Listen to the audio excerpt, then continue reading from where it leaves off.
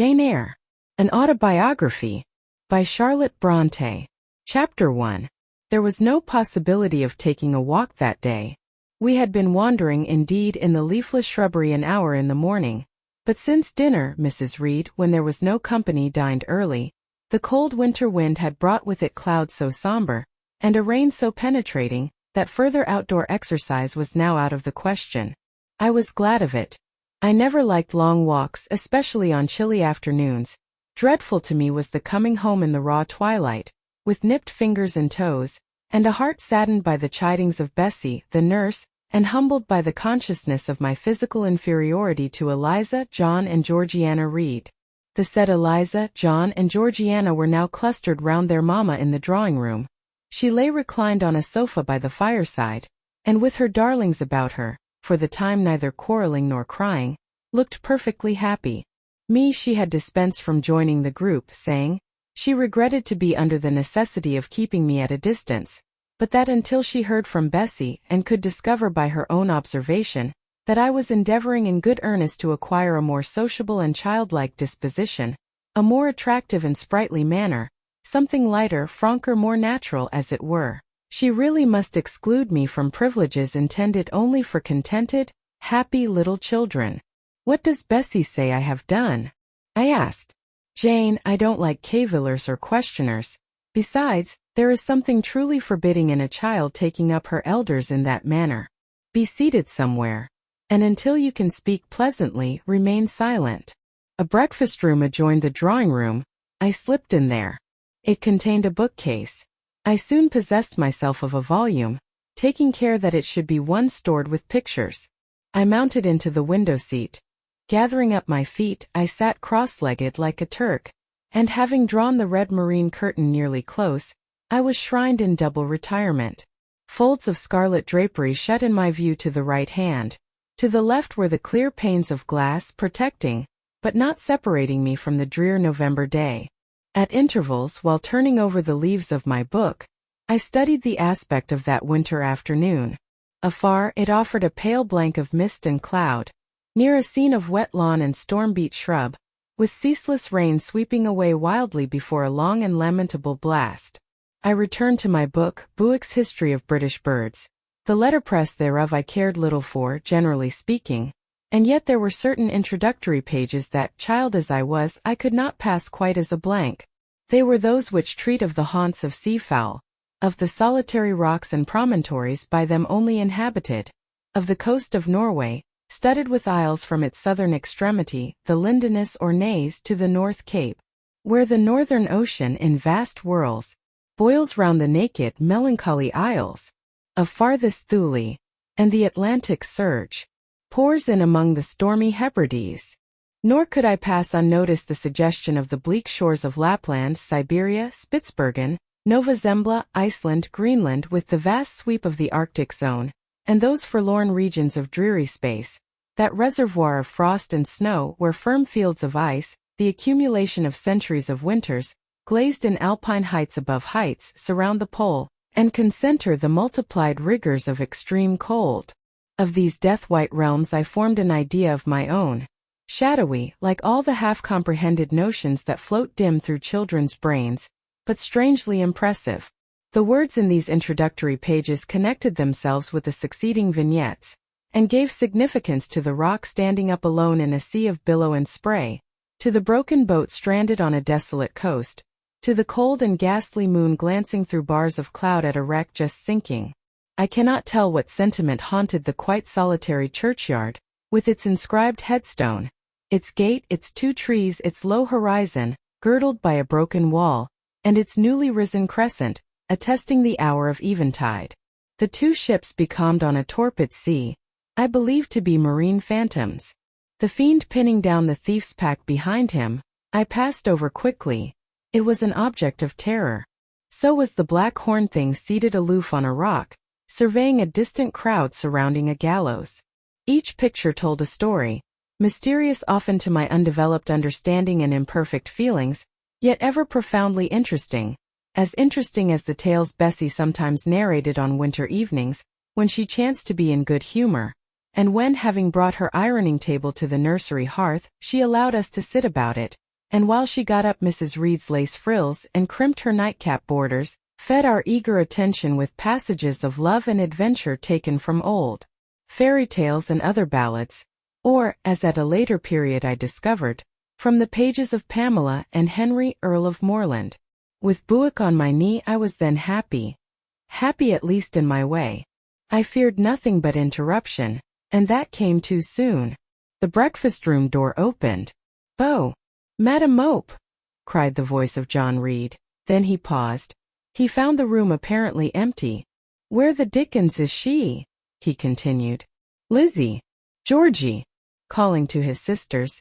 "Joan is not here. Tell Mamma she has run out into the rain, bad animal." It is well I drew the curtain, thought I, and I wished fervently he might not discover my hiding place, nor would John Reed have found it out himself. He was not quick either of vision or conception, but Eliza just put her head in at the door and said at once, "She is in the window seat, to be sure, Jack." And I came out immediately, for I trembled at the idea of being dragged forth by the said Jack. "What do you want?" I asked with awkward diffidence. "Say, what do you want, Master Reed?" was the answer. "I want you to come here." And seating himself in an armchair, he intimated by a gesture that I was to approach and stand before him. John Reed was a schoolboy of 14 years old, 4 years older than I, for I was but 10, large and stout for his age, with a dingy and unwholesome skin, thick lineaments in a spacious visage, heavy limbs and large extremities. He gorged himself habitually at table, which made him bilious, and gave him a dim and bleared eye and flabby cheeks. He ought now to have been at school, but his mamma had taken him home for a month or two, on account of his delicate health.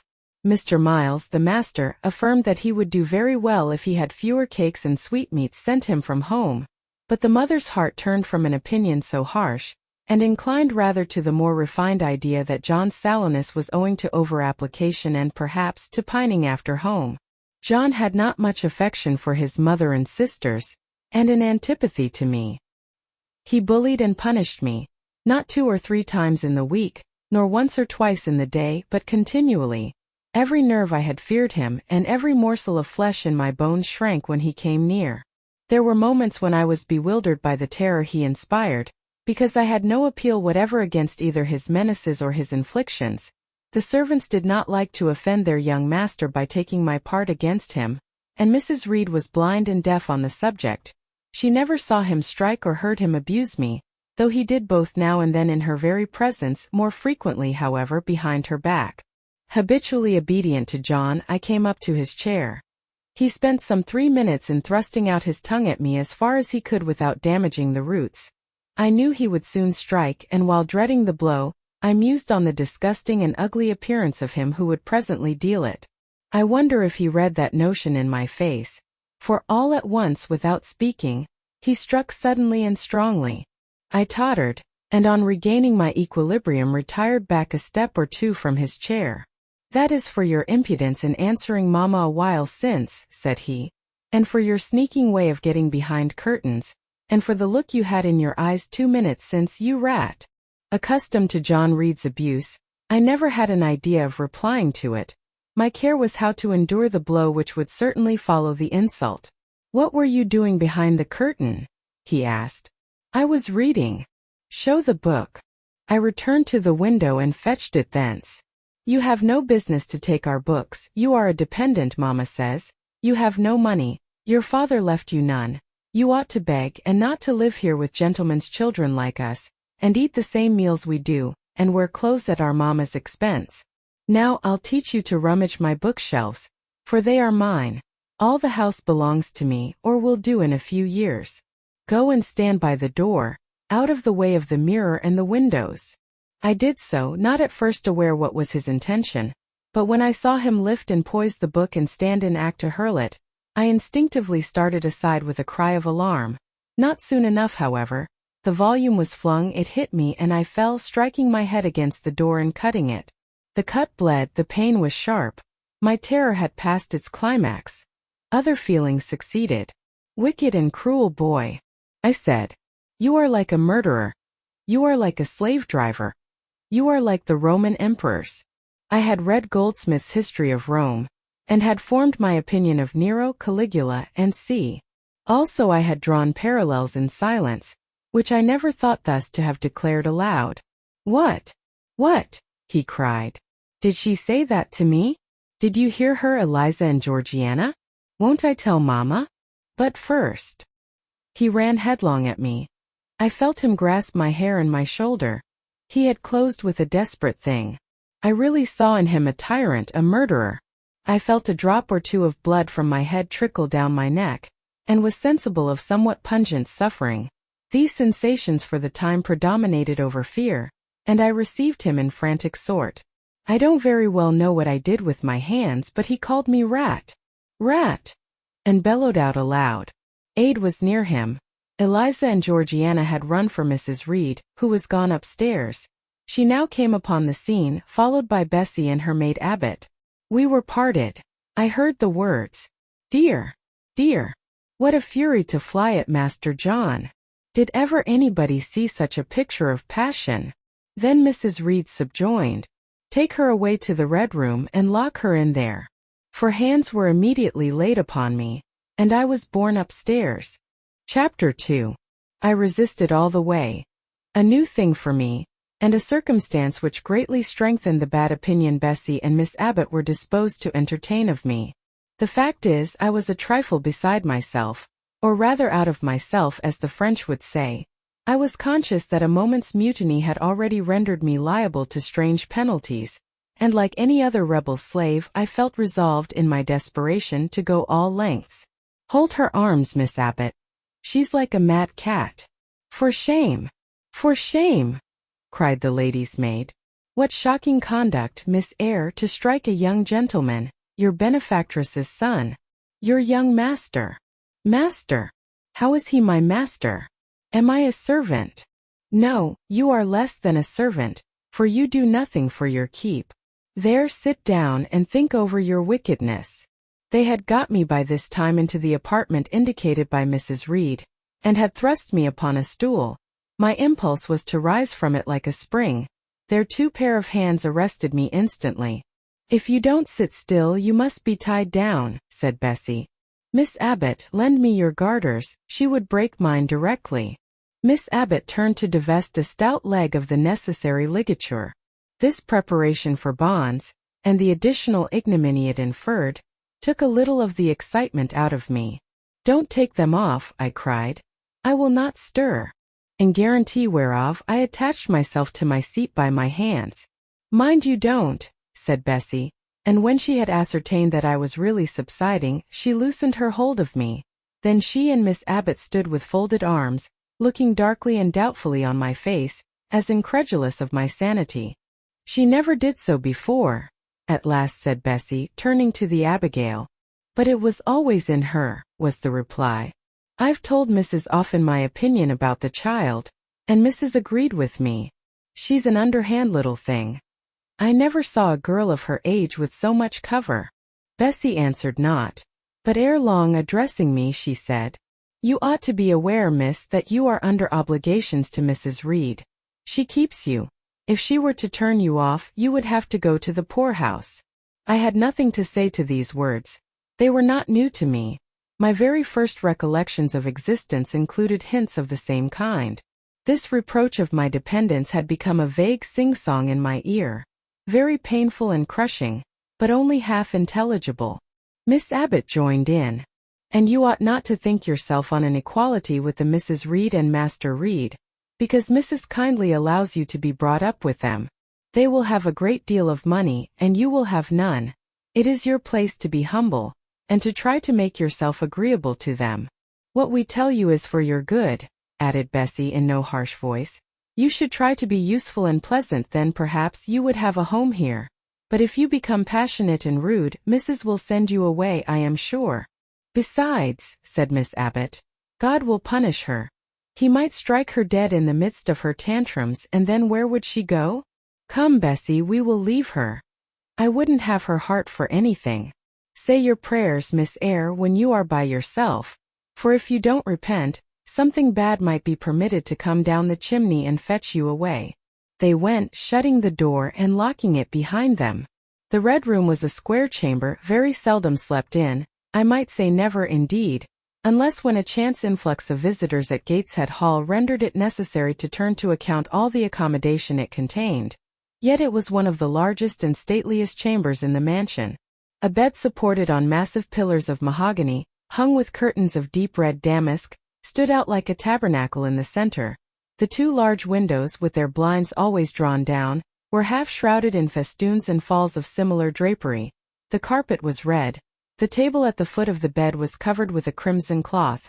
The walls were a soft fawn color with a blush of pink in it. The wardrobe, the toilet table, the chairs were of darkly polished old mahogany. Out of these deep surrounding shades rose high, and glared white, the piled-up mattresses and pillows of the bed, spread with a snowy Marseilles counterpane.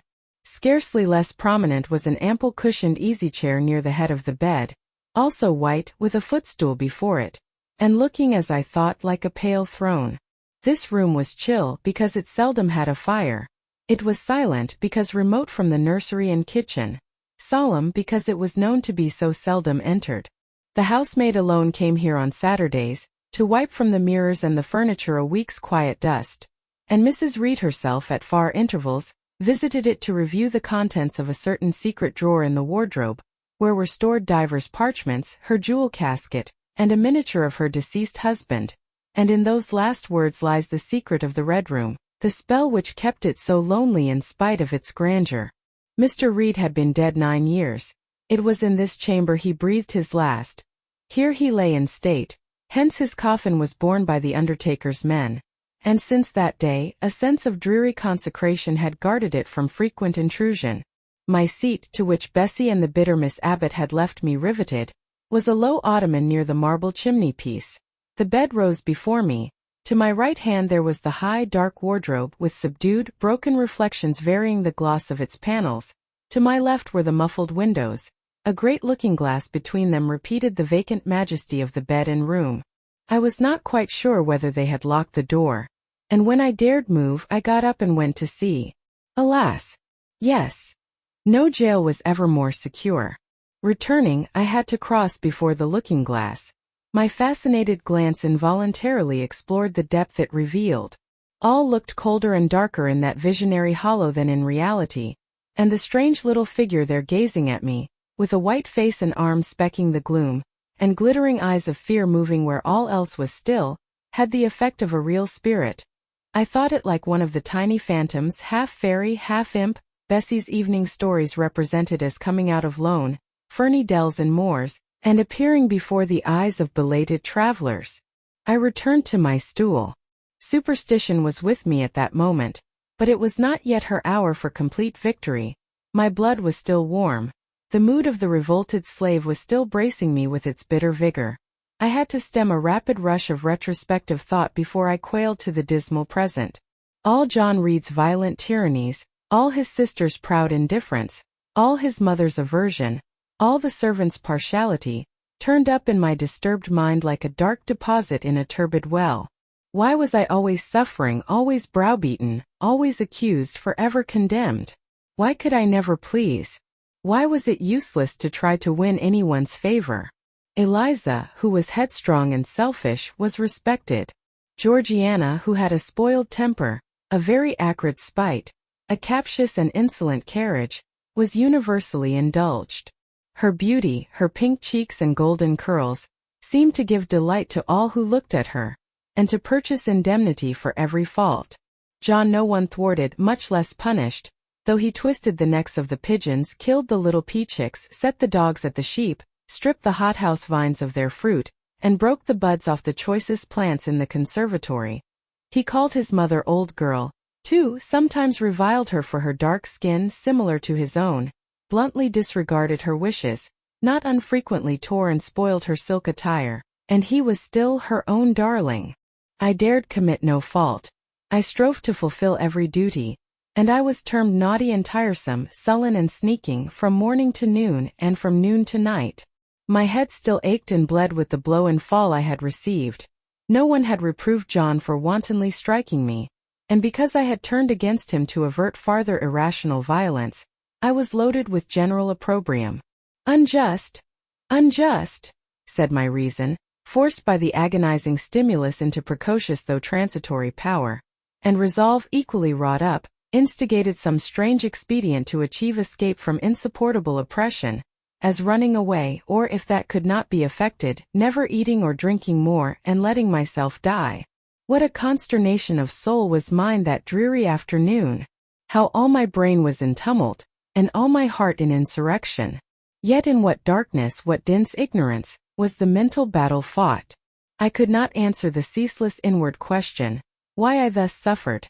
Now at the distance of, I will not say how many years, I see it clearly. I was a discord in Gateshead Hall. I was like nobody there. I had nothing in harmony with Mrs. Reed or her children, or her chosen vassalage. If they did not love me, in fact, as little did I love them.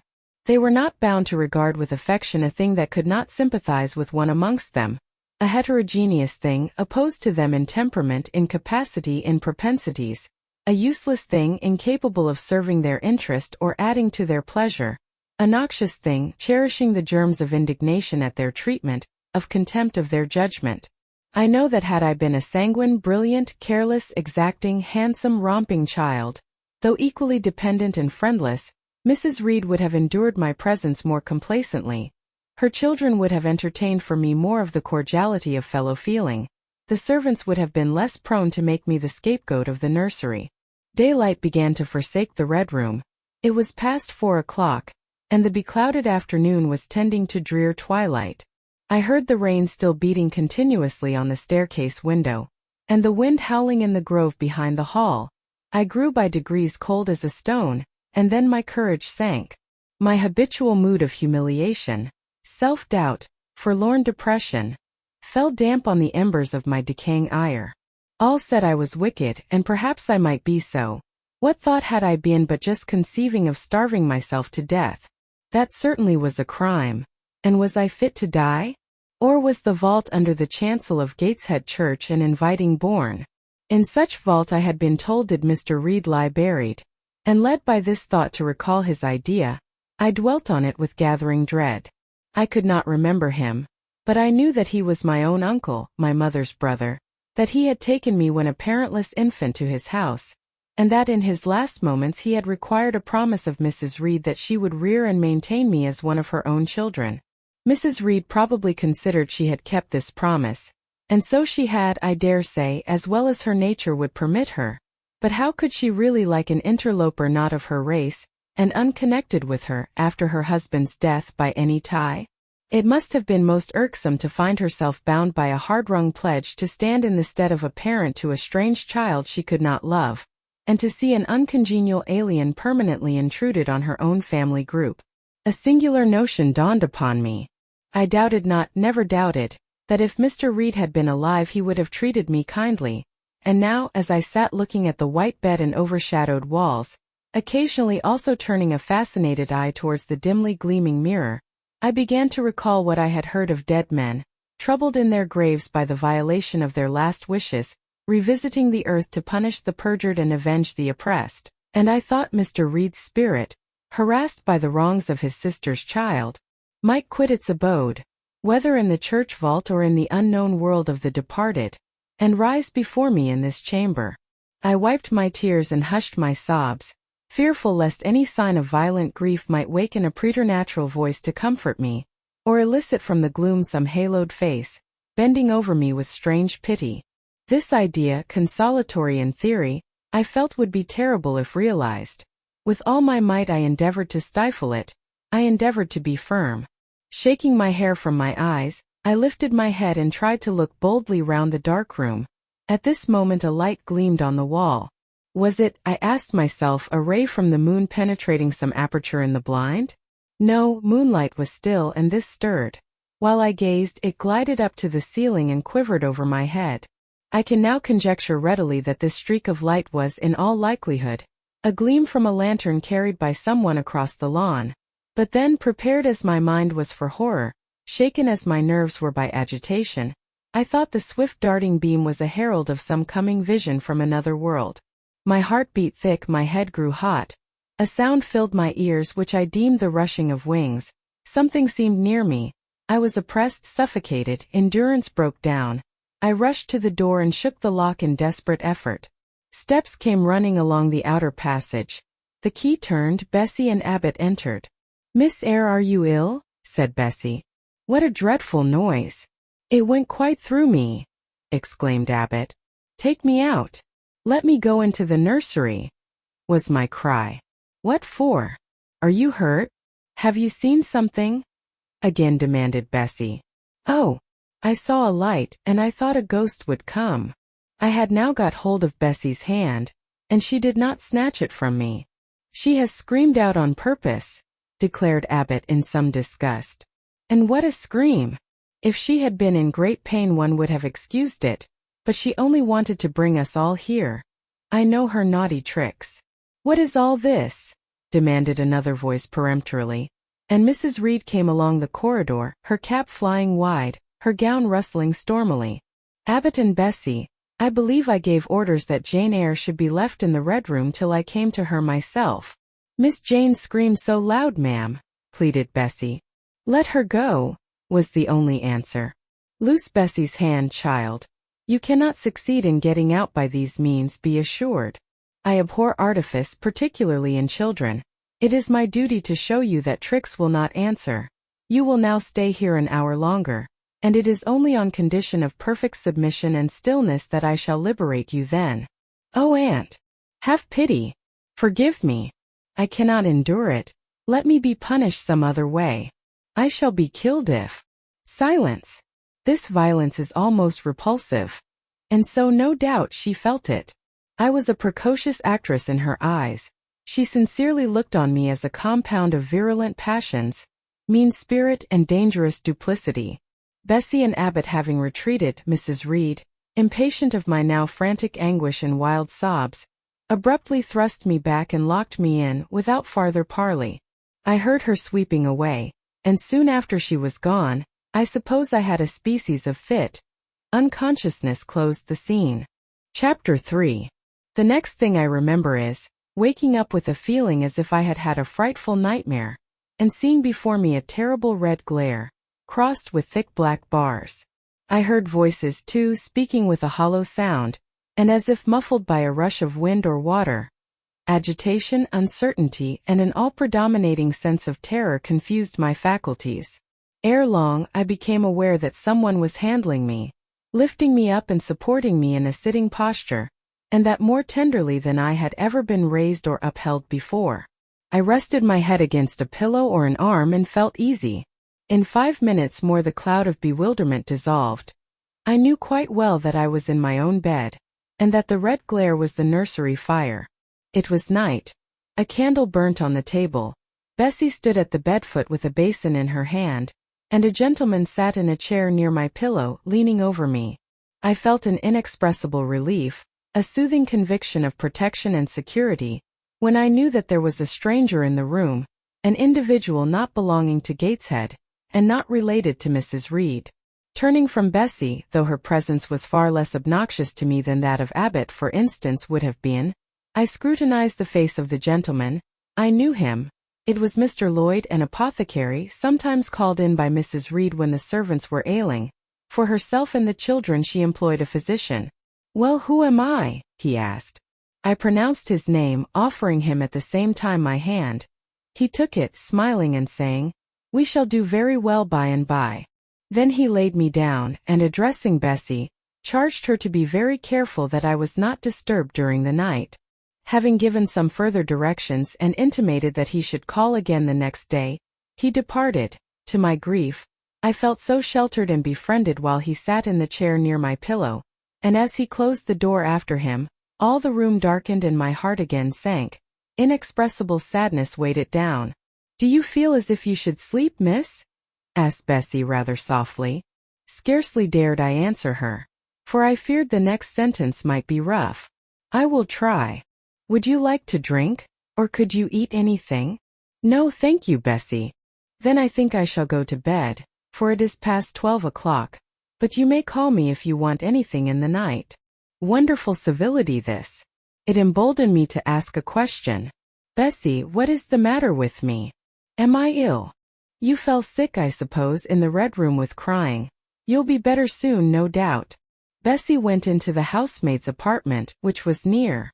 I heard her say, "Sarah, come and sleep with me in the nursery. I daren't for my life be alone with that poor child tonight. She might die. It's such a strange thing she should have that fit. I wonder if she saw anything." Mrs. was rather too hard. Sarah came back with her. They both went to bed. They were whispering together for half an hour before they fell asleep. I caught scraps of their conversation, from which I was able only too distinctly to infer the main subject discussed. Something passed her, all dressed in white, and vanished. A great black dog behind him. 3 loud raps on the chamber door. A light in the churchyard just over his grave, and see. At last both slept. The fire and the candle went out. For me, the watches of that long night passed in ghastly wakefulness. Ear, eye, and mind were alike strained by dread. Such dread as children only can feel. No severe or prolonged bodily illness followed this incident of the Red Room. It only gave my nerves a shock of which I feel the reverberation to this day. Yes, Mrs. Reed, to you I owe some fearful pangs of mental suffering, but I ought to forgive you, for you knew not what you did. While rending my heartstrings, you thought you were only uprooting my bad propensities. Next day by noon I was up and dressed, and sat wrapped in a shawl by the nursery hearth. I felt physically weak and broken down, but my worst ailment was an unutterable wretchedness of mind, a wretchedness which kept drawing from me silent tears. No sooner had I wiped one salt drop from my cheek than another followed. Yet, I thought, I ought to have been happy, for none of the Reeds were there. They were all gone out in the carriage with their mamma.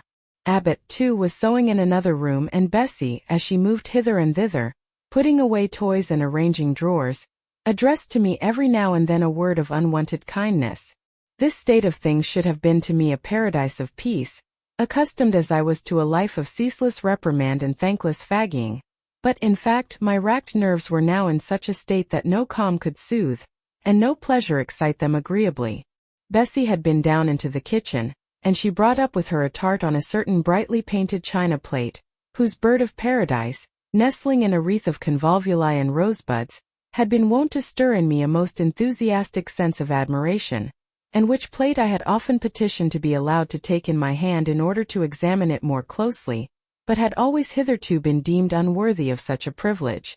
This precious vessel was now placed on my knee, and I was cordially invited to eat the circlet of delicate pastry upon it. Vain favor! Coming, like most other favors long deferred and often wished for, too late. I could not eat the tart, and the plumage of the bird, the tints of the flowers seemed strangely faded. I put both plate and tart away. Bessie asked if I would have a book. The word book acted as a transient stimulus, and I begged her to fetch Gulliver's Travels from the library. This book I had again and again perused with delight. I considered it a narrative of facts, and discovered in it a vein of interest deeper than what I found in fairy tales.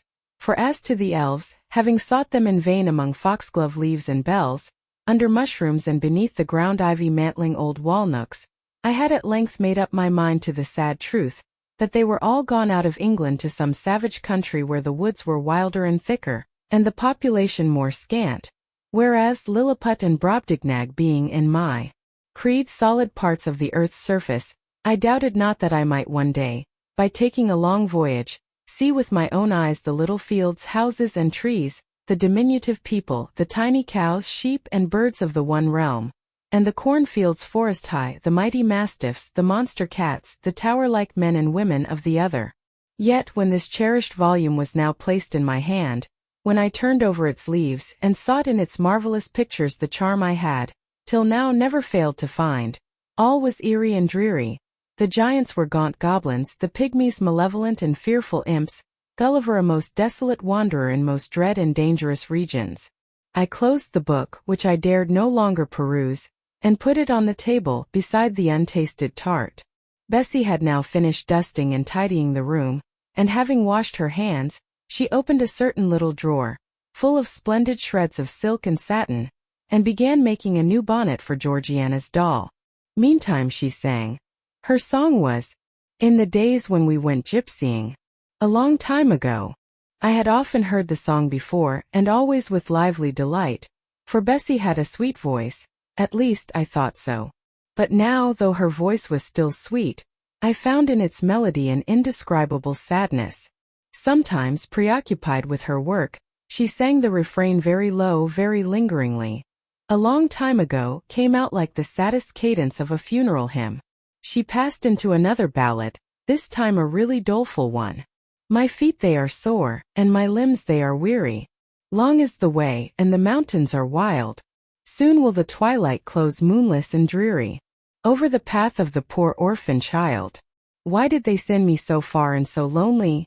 Up where the moor spread and grey rocks are piled.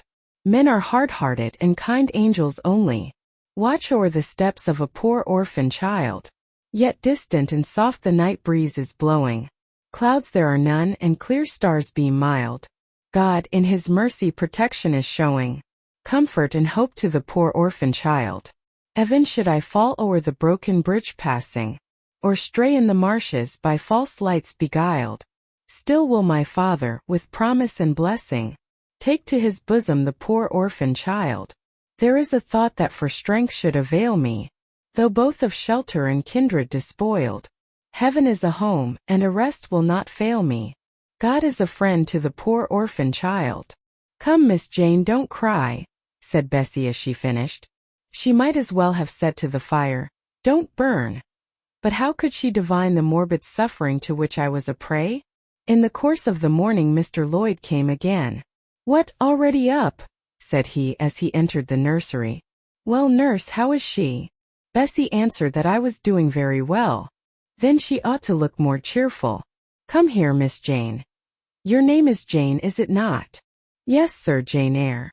Well, you have been crying, Miss Jane Eyre. Can you tell me what about? Have you any pain? No, sir. Oh, I dare say she is crying because she could not go out with Mrs. in the carriage, interposed Bessie. Surely not. Why, she is too old for such pettishness. I thought so too, and my self-esteem being wounded by the false charge, I answered promptly, I never cried for such a thing in my life. I hate going out in the carriage. I cry because I am miserable. Oh, fie, miss, said Bessie. The good apothecary appeared a little puzzled. I was standing before him. He fixed his eyes on me very steadily. His eyes were small and grey, not very bright, but I dare say I should think them shrewd now. He had a hard-featured yet good-natured looking face. Having considered me at leisure, he said, What made you ill yesterday? She had a fall, said Bessie, again putting in her word. Fall? Why, that is like a baby again. Can't she manage to walk at her age? She must be 8 or 9 years old. I was knocked down, was the blunt explanation, jerked out of me by another pang of mortified pride. But that did not make me ill, I added, while Mr. Lloyd helped himself to a pinch of snuff. As he was returning the box to his waistcoat pocket, a loud bell rang for the servants' dinner. He knew what it was. That's for you, nurse, said he. You can go down. I'll give Miss Jane a lecture till you come back. Bessie would rather have stayed, but she was obliged to go, because punctuality at meals was rigidly enforced at Gateshead Hall. The fall did not make you ill, what did then? Pursued Mr. Lloyd when Bessie was gone. I was shut up in a room where there is a ghost till after dark. I saw Mr. Lloyd smile and frown at the same time. Ghost? What, you are a baby after all. You are afraid of ghosts. Of Mr. Reed's ghost I am. He died in that room and was laid out there. Neither Bessie nor anyone else will go into it at night, if they can help it. And it was cruel to shut me up alone without a candle. So cruel that I think I shall never forget it. Nonsense. And is it that makes you so miserable? Are you afraid now in daylight? No, but night will come again before long. And besides, I am unhappy, very unhappy for other things. What other things? Can you tell me some of them? How much I wish to reply fully to this question. How difficult it was to frame any answer. Children can feel, but they cannot analyze their feelings. And if the analysis is partially effected in thought, they know not how to express the result of the process in words. Fearful, however, of losing this first and only opportunity of relieving my grief by imparting it, I, after a disturbed pause, contrived to frame a meager, though as far as it went true response. For one thing, I have no father or mother, brothers or sisters. You have a kind aunt and cousins. Again I paused, then bunglingly announced. But John Reed knocked me down, and my aunt shut me up in the Red Room. Mr. Lloyd a second time produced his snuff-box. Don't you think Gateshead Hall a very beautiful house? Asked he. Are you not very thankful to have such a fine place to live at? It is not my house, sir. And Abbot says I have less right to be here than a servant. Pooh! You can't be silly enough to wish to leave such a splendid place. If I had anywhere else to go, I should be glad to leave it, but I can never get away from Gateshead till I am a woman. Perhaps you may, who knows? Have you any relations besides Mrs. Reed? I think not, sir. None belonging to your father? I don't know. I asked Aunt Reed once, and she said possibly I might have some poor, low relations called Eyre, but she knew nothing about them. If you had such, would you like to go to them? I reflected. Poverty looks grim to grown people, still more so to children. They have not much idea of industrious, working, respectable poverty. They think of the word only as connected with ragged clothes, scanty food, fireless grates, rude manners and debasing vices. Poverty for me was synonymous with degradation. No, I should not like to belong to poor people, was my reply. Not even if they were kind to you? I shook my head. I could not see how poor people had the means of being kind, and then to learn to speak like them, to adopt their manners, to be uneducated, to grow up like one of the poor women I saw sometimes nursing their children or washing their clothes at the cottage doors of the village of Gateshead. No, I was not heroic enough to purchase liberty at the price of caste. But are your relatives so very poor? Are they working people? I cannot tell. Aunt Reed says if I have any, they must be a beggarly set. I should not like to go a-begging. Would you like to go to school? Again I reflected. I scarcely knew what school was. Bessie sometimes spoke of it as a place where young ladies sat in the stocks, wore backboards, and were expected to be exceedingly genteel and precise. John Reed hated his school and abused his master, but John Reed's tastes were no rule for mine, and if Bessie's accounts of school discipline, gathered from the young ladies of a family where she had lived before coming to Gateshead, were somewhat appalling, her details of certain accomplishments attained by these same young ladies were, I thought, equally attractive. She boasted of beautiful paintings of landscapes and flowers by them executed, of songs they could sing and pieces they could play, of purses they could net, of French books they could translate, till my spirit was moved to emulation as I listened. Besides, school would be a complete change. It implied a long journey, an entire separation from Gateshead, an entrance into a new life. I should indeed like to go to school, was the audible conclusion of my musings. Well, well, who knows what may happen, said Mr. Lloyd as he got up. The child ought to have change of air and scene, he added, speaking to himself. Nerves not in a good state. Bessie now returned. At the same moment the carriage was heard rolling up the gravel walk. Is that your mistress, nurse? asked Mr. Lloyd. I should like to speak to her before I go. Bessie invited him to walk into the breakfast room, and led the way out.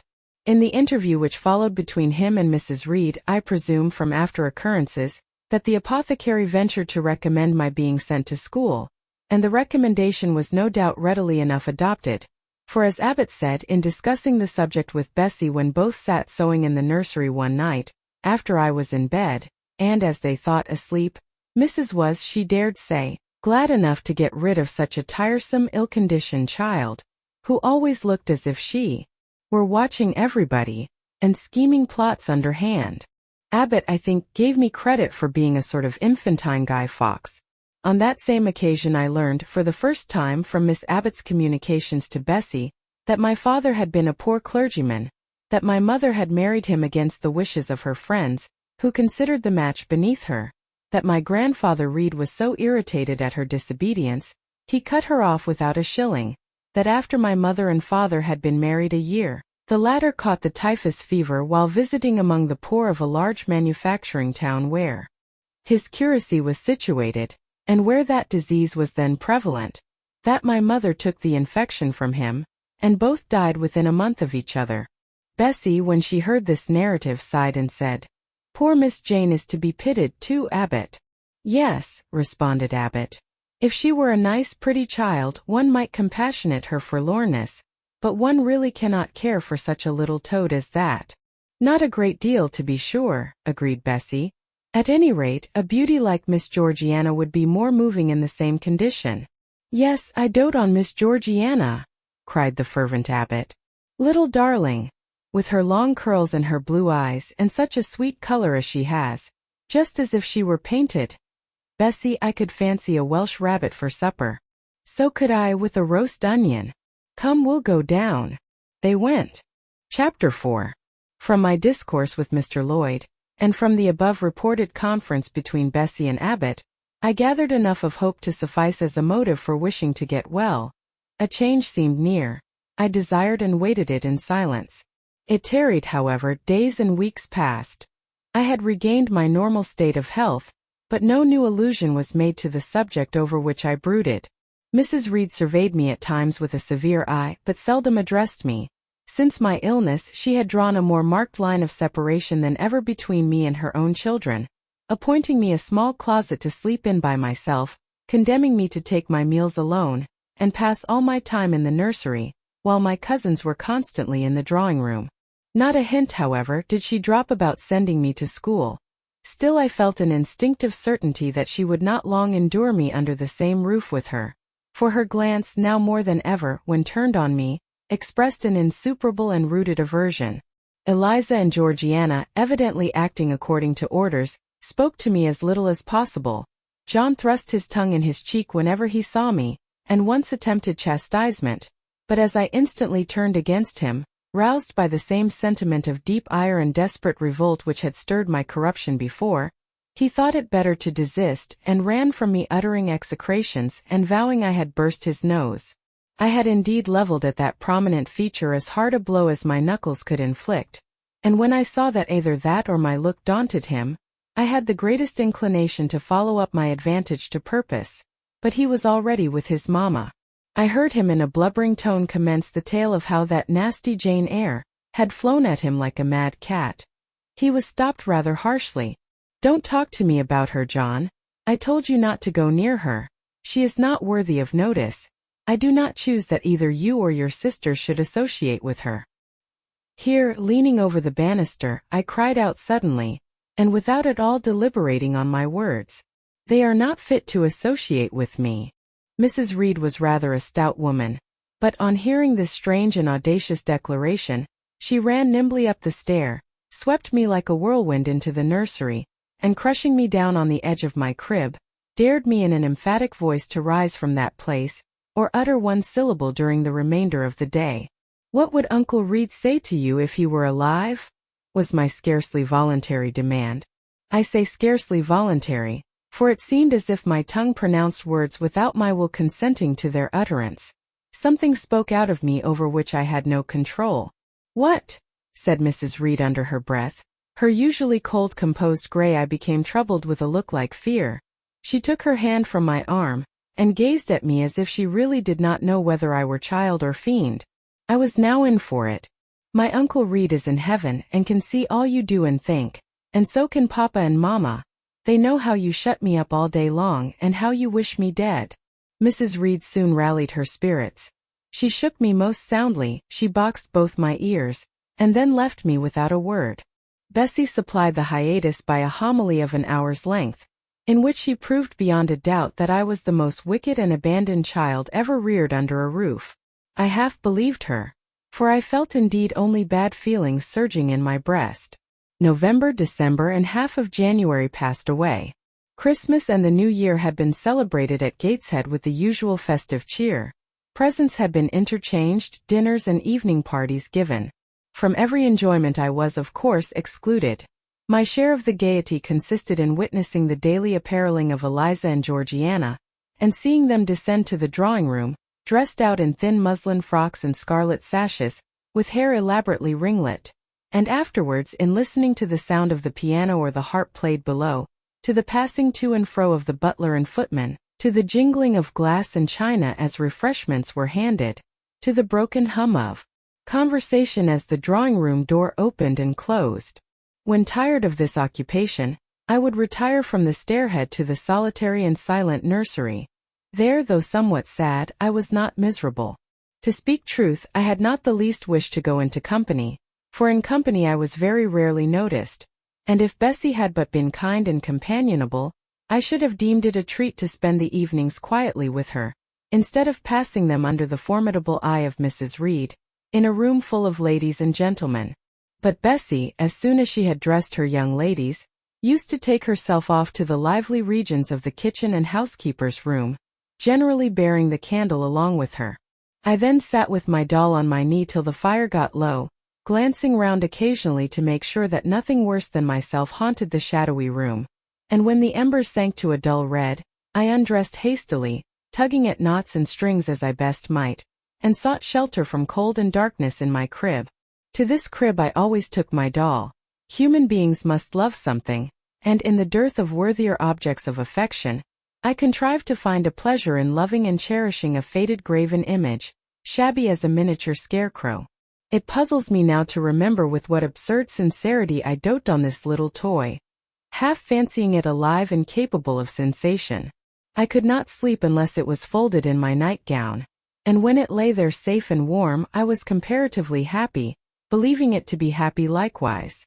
Long did the hour seem while I waited the departure of the company, and listened for the sound of Bessie's step on the stairs. Sometimes she would come up in the interval to seek her thimble or her scissors, or perhaps to bring me something by way of supper, a bun or a cheesecake. Then she would sit on the bed while I ate it, and when I had finished she would tuck the clothes round me, and twice she kissed me and said, "Good night, Miss Jane." When thus gentle, Bessie seemed to me the best, prettiest, kindest being in the world, and I wished most intensely that she would always be so pleasant and amiable, and never push me about or scold or task me unreasonably, as she was too often wont to do. Bessie Lee must, I think, have been a girl of good natural capacity, for she was smart in all she did, and had a remarkable knack of narrative. So at least I judge from the impression made on me by her nursery tales. She was pretty too, if my recollections of her face and person are correct. I remember her as a slim young woman with black hair, dark eyes, very nice features and good, clear complexion, but she had a capricious and hasty temper, and indifferent ideas of principle or justice. Still, such as she was, I preferred her to anyone else at Gateshead Hall. It was the 15th of January, about 9 o'clock in the morning. Bessie was gone down to breakfast. My cousins had not yet been summoned to their mamma. Eliza was putting on her bonnet and warm garden coat to go and feed her poultry, an occupation of which she was fond, and not less so of selling the eggs to the housekeeper and hoarding up the money she thus obtained.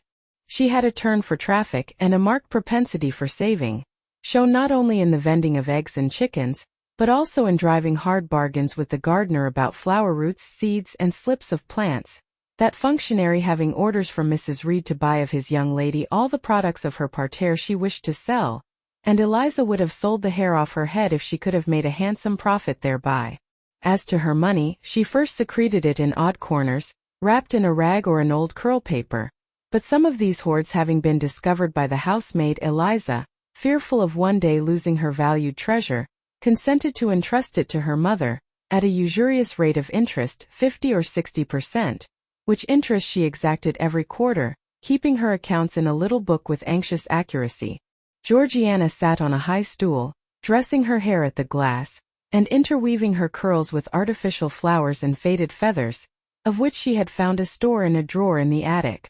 I was making my bed, having received strict orders from Bessie to get it arranged before she returned, for Bessie now frequently employed me as a sort of under-nursery maid, to tidy the room, dust the chairs, and see. Having spread the quilt and folded my nightdress, I went to the window seat to put in order some picture books and doll's house furniture scattered there. An abrupt command from Georgiana to let her playthings alone, for the tiny chairs and mirrors, the fairy plates and cups were her property, stopped my proceedings, and then, for lack of other occupation, I fell to breathing on the frost flowers with which the window was fretted, and thus clearing a space in the glass through which I might look out on the grounds, where all was still and petrified under the influence of a hard frost. From this window were visible the porter's lodge and the carriage road, and just as I had dissolved so much of the silver-white foliage veiling the panes as left room to look out, I saw the gates thrown open and a carriage roll through. I watched it ascending the drive with indifference. Carriages often came to Gateshead, but none ever brought visitors in whom I was interested. It stopped in front of the house, the doorbell rang loudly, the newcomer was admitted. All this being nothing to me, my vacant attention soon found livelier attraction in the spectacle of a little hungry robin, which came and chirruped on the twigs of the leafless cherry tree nailed against the wall near the casement. The remains of my breakfast of bread and milk stood on the table, and having crumbled a morsel of roll, I was tugging at the sash to put out the crumbs on the windowsill, when Bessie came running upstairs into the nursery. "Miss Jane, take off your pinafore. What are you doing there? Have you washed your hands and face this morning?" I gave another tug before I answered, for I wanted the bird to be secure of its bread. The sash yielded. I scattered the crumbs, some on the stone sill, some on the cherry tree bough, then closing the window I replied, "No, Bessie. I have only just finished dusting." "Troublesome, careless child. And what are you doing now? You look quite red, as if you had been about some mischief. What were you opening the window for?" I was spared the trouble of answering, for Bessie seemed in too great a hurry to listen to explanations. She hauled me to the washstand, inflicted a merciless, but happily brief scrub on my face and hands with soap, water, and a coarse towel, disciplined my head with a bristly brush, denuded me of my pinafore, and then hurrying me to the top of the stairs, bid me go down directly, as I was wanted in the breakfast room. I would have asked who wanted me. I would have demanded if Mrs. Reed was there. But Bessie was already gone, and had closed the nursery door upon me. I slowly descended. For nearly 3 months, I had never been called to Mrs. Reed's presence. Restricted so long to the nursery, the breakfast, dining, and drawing rooms were become for me awful regions, on which it dismayed me to intrude. I now stood in the empty hall. Before me was the breakfast-room door, and I stopped, intimidated and trembling. What a miserable little poltroon had fear, engendered of unjust punishment, made of me in those days. I feared to return to the nursery, and feared to go forward to the parlor. 10 minutes I stood in agitated hesitation. The vehement ringing of the breakfast-room bell decided me. I must enter. Who could want me? I asked inwardly, as with both hands I turned the stiff door handle, which for a second or two resisted my efforts. What should I see besides Aunt Reed in the apartment? A man or a woman? The handle turned, the door unclosed, and passing through and curtsying low, I looked up at a black pillar. Such at least appeared to me at first sight the straight, narrow, sable-clad shape standing erect on the rug. The grim face at the top was like a carved mask, placed above the shaft by way of capital. Mrs. Reed occupied her usual seat by the fireside. She made a signal to me to approach. I did so, and she introduced me to the stony stranger with the words, "This is the little girl respecting whom I applied to you." He, for it was a man, turned his head slowly towards where I stood, and having examined me with the 2 inquisitive-looking gray eyes which twinkled under a pair of bushy brows, said solemnly, and in a bass voice, "Her size is small. What is her age?" 10 years. "So much," was the doubtful answer, and he prolonged his scrutiny for some minutes. Presently he addressed me. "Your name, little girl?" "Jane Eyre, sir." In uttering these words I looked up. He seemed to me a tall gentleman, but then I was very little. His features were large, and they and all the lines of his frame were equally harsh and prim. "Well, Jane Eyre, and are you a good child?" Impossible to reply to this in the affirmative. My little world held a contrary opinion. I was silent. Mrs. Reed answered for me by an expressive shake of the head, adding soon, "Perhaps the less said on that subject the better, Mr. Brocklehurst. Sorry indeed to hear it. She and I must have some talk." And bending from the perpendicular, he installed his person in the armchair opposite Mrs. Reed's. "Come here," he said. I stepped across the rug. He placed me square and straight before him. What a face he had, now that it was almost on a level with mine. What a great nose! And what a mouth! And what large prominent teeth! "No sight so sad as that of a naughty child," he began, "especially a naughty little girl. Do you know where the wicked go after death?" "They go to hell," was my ready and orthodox answer. "And what is hell? Can you tell me that?" "A pit full of fire. And should you like to fall into that pit, And to be burning there forever? No, sir. What must you do to avoid it? I deliberated a moment. My answer when it did come was objectionable. I must keep in good health and not die. How can you keep in good health? Children younger than you die daily. I buried a little child of 5 years old only a day or two since. A good little child, whose soul is now in heaven. It is to be feared the same could not be said of you were you to be called hence. Not being in a condition to remove his doubt, I only cast my eyes down on the 2 large feet planted on the rug, and sighed, wishing myself far enough away. I hope that sigh is from the heart, and that you repent of ever having been the occasion of discomfort to your excellent benefactress. Benefactress, said I inwardly. They all call Mrs. Reed my benefactress. If so, a benefactress is a disagreeable thing. Do you say your prayers night and morning? Continued my interrogator. Yes, sir. Do you read your Bible? Sometimes. With pleasure? Are you fond of it? I like Revelations and the book of Daniel and Genesis and Samuel, and a little bit of Exodus and some parts of Kings and Chronicles and Job and Jonah. And the Psalms? I hope you like them. No, sir. No? Oh, shocking. I have a little boy, younger than you, who knows 6 Psalms by heart, and when you ask him which he would rather have, a gingerbread nut to eat or a verse of a psalm to learn, he says, "Oh, the verse of a psalm. Angels sing psalms," says he. I wish to be a little angel here below. He then gets 2 nuts in recompense for his infant piety. Psalms are not interesting, I remarked. That proves you have a wicked heart, and you must pray to God to change it, to give you a new and clean one, to take away your heart of stone and give you a heart of flesh. I was about to propound a question, touching the manner in which that operation of changing my heart was to be performed, when Mrs. Reed interposed, telling me to sit down. She then proceeded to carry on the conversation herself.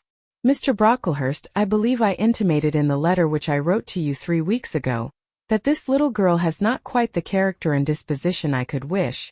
Should you admit her into Lowood School, I should be glad if the superintendent and teachers were requested to keep a strict eye on her, and above all to guard against her worst fault, a tendency to deceit.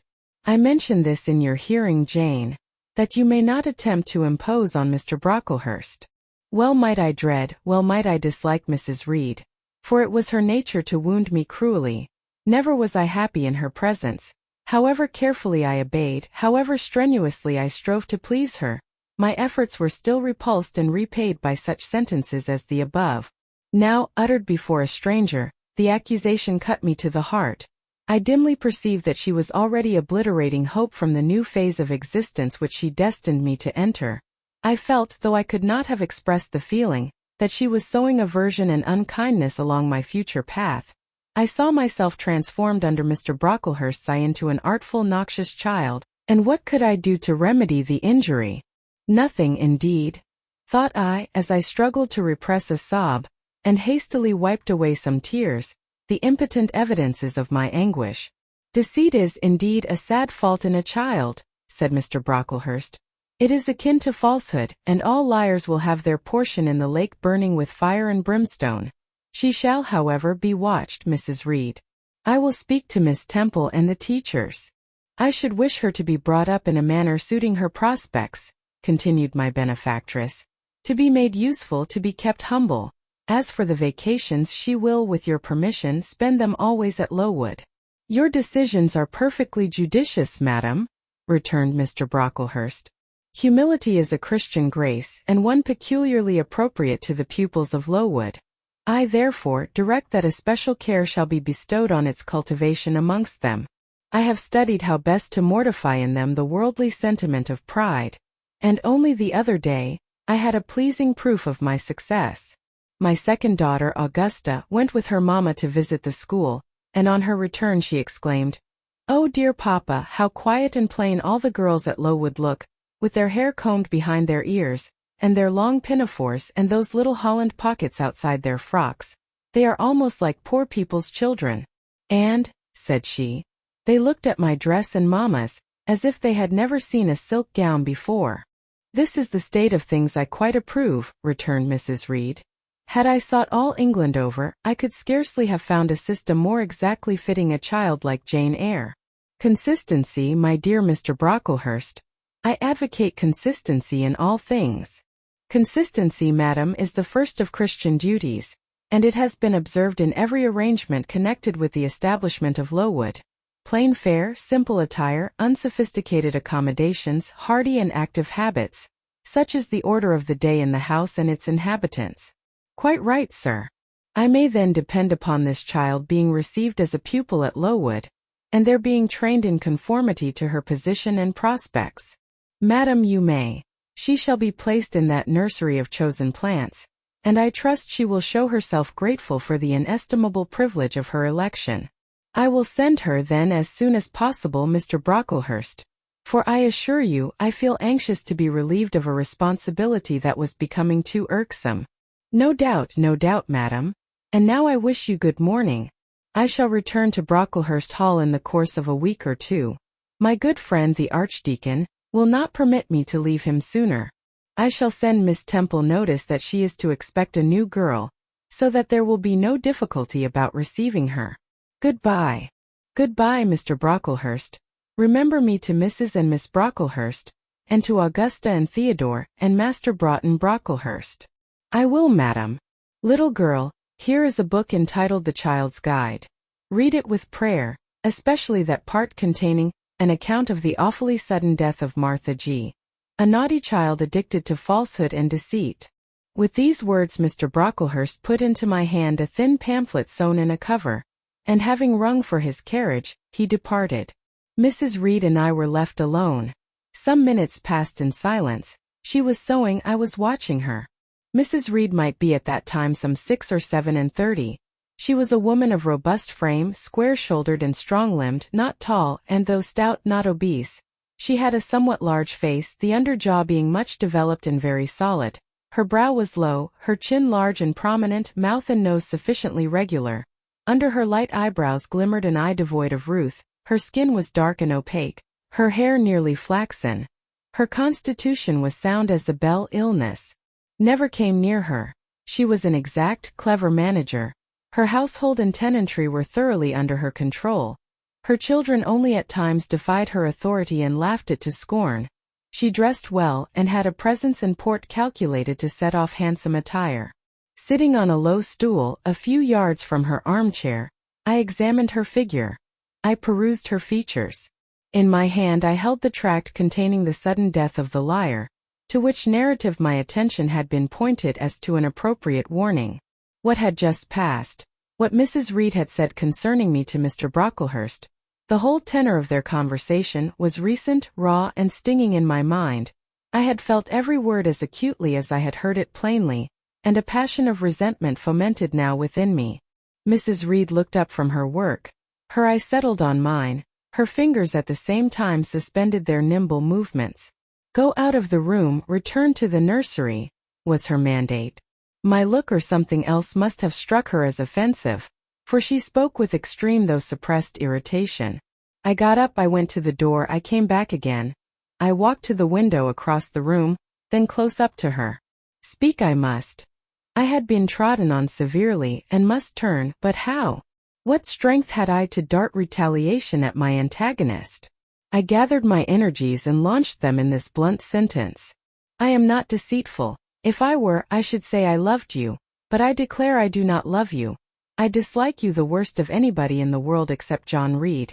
And this book about the liar you may give to your girl Georgiana, for it is she who tells lies and not I. Mrs. Reed's hand still lay on her work inactive. Her eye of ice continued to dwell freezingly on mine. What more have you to say? She asked, rather in the tone in which a person might address an opponent of adult age than such as is ordinarily used to a child. That eye of hers, that voice stirred every antipathy I had. Shaking from head to foot, thrilled with ungovernable excitement, I continued, I am glad you are no relation of mine. I will never call you aunt again as long as I live. I will never come to see you when I am grown up. And if anyone asks me how I liked you, and how you treated me, I will say the very thought of you makes me sick, and that you treated me with miserable cruelty. How dare you affirm that, Jane Eyre? How dare I, Mrs. Reed? How dare I? Because it is the truth. You think I have no feelings, and that I can do without one bit of love or kindness, but I cannot live so, and you have no pity. I shall remember how you thrust me back, roughly and violently thrust me back, into the Red Room and locked me up there to my dying day, though I was in agony, though I cried out while suffocating with distress, "Have mercy! Have mercy, Aunt Reed!" And that punishment you made me suffer because your wicked boy struck me, knocked me down for nothing. I will tell anybody who asks me questions this exact tale. People think you a good woman, but you are bad, hard-hearted. You are deceitful. How dare I, Mrs. Reed? How dare I? Because it is the truth. Ere I had finished this reply, my soul began to expand, to exult, with the strangest sense of freedom, of triumph I ever felt. It seemed as if an invisible bond had burst, and that I had struggled out into unhoped-for liberty. Not without cause was this sentiment. Mrs. Reed looked frightened. Her work had slipped from her knee. She was lifting up her hands, rocking herself to and fro, and even twisting her face as if she would cry. "Jane, you are under a mistake. What is the matter with you? Why do you tremble so violently? Would you like to drink some water?" "No, Mrs. Reed." "Is there anything else you wish for, Jane? I assure you I desire to be your friend." "Not you. You told Mr. Brocklehurst I had a bad character, a deceitful disposition, and I'll let everybody at Lowood know what you are, and what you have done. Jane, you don't understand these things. Children must be corrected for their faults. Deceit is not my fault." I cried out in a savage, high voice. "But you are passionate, Jane, that you must allow. And now return to the nursery, there's a dear, and lie down a little." "I am not your dear, I cannot lie down. Send me to school soon, Mrs. Reed, for I hate to live here."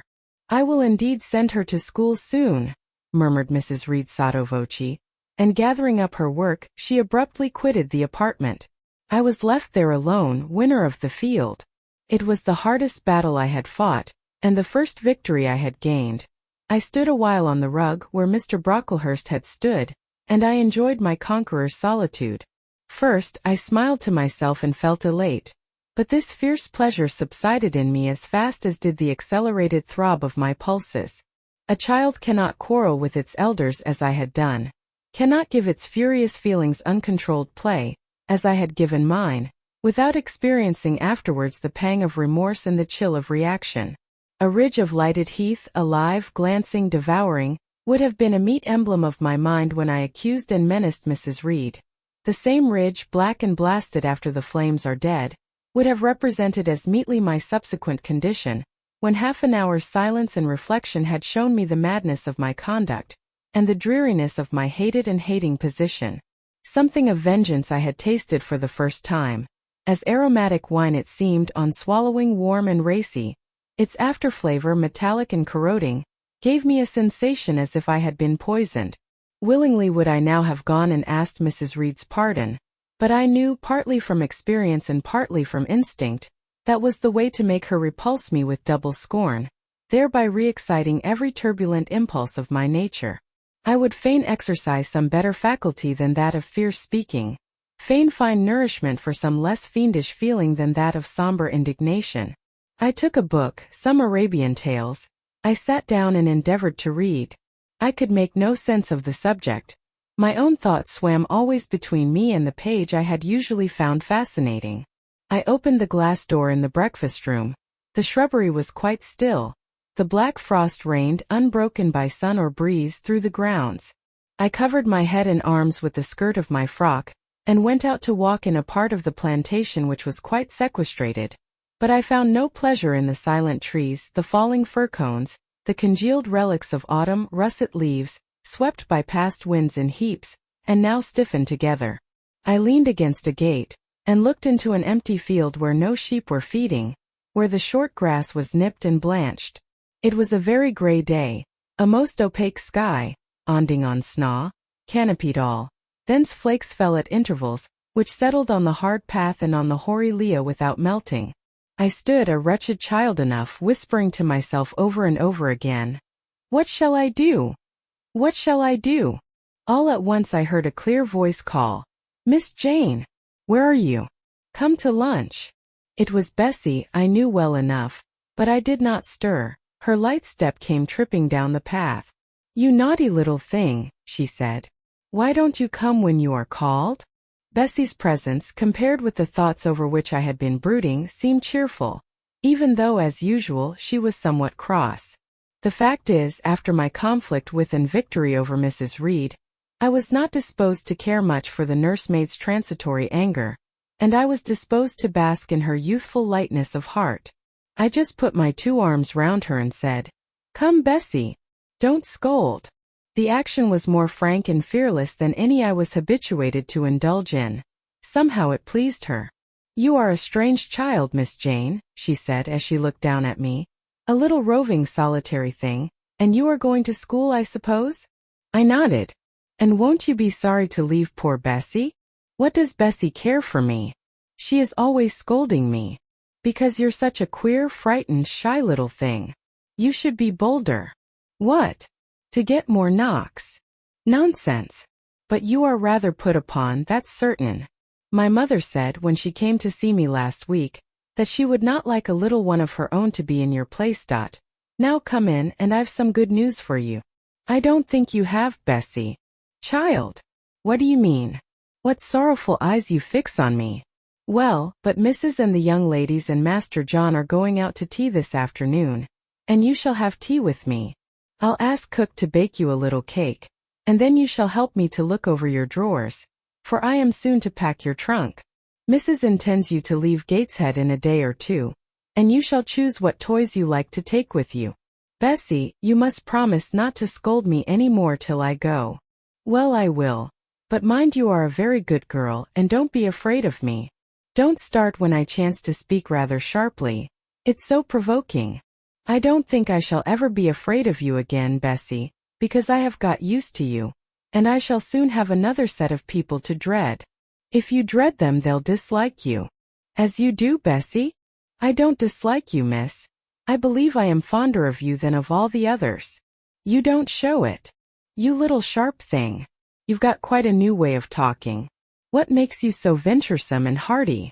"Why, I shall soon be away from you, and besides, I was going to say something about what had passed between me and Mrs. Reed, but on second thoughts I considered it better to remain silent on that head."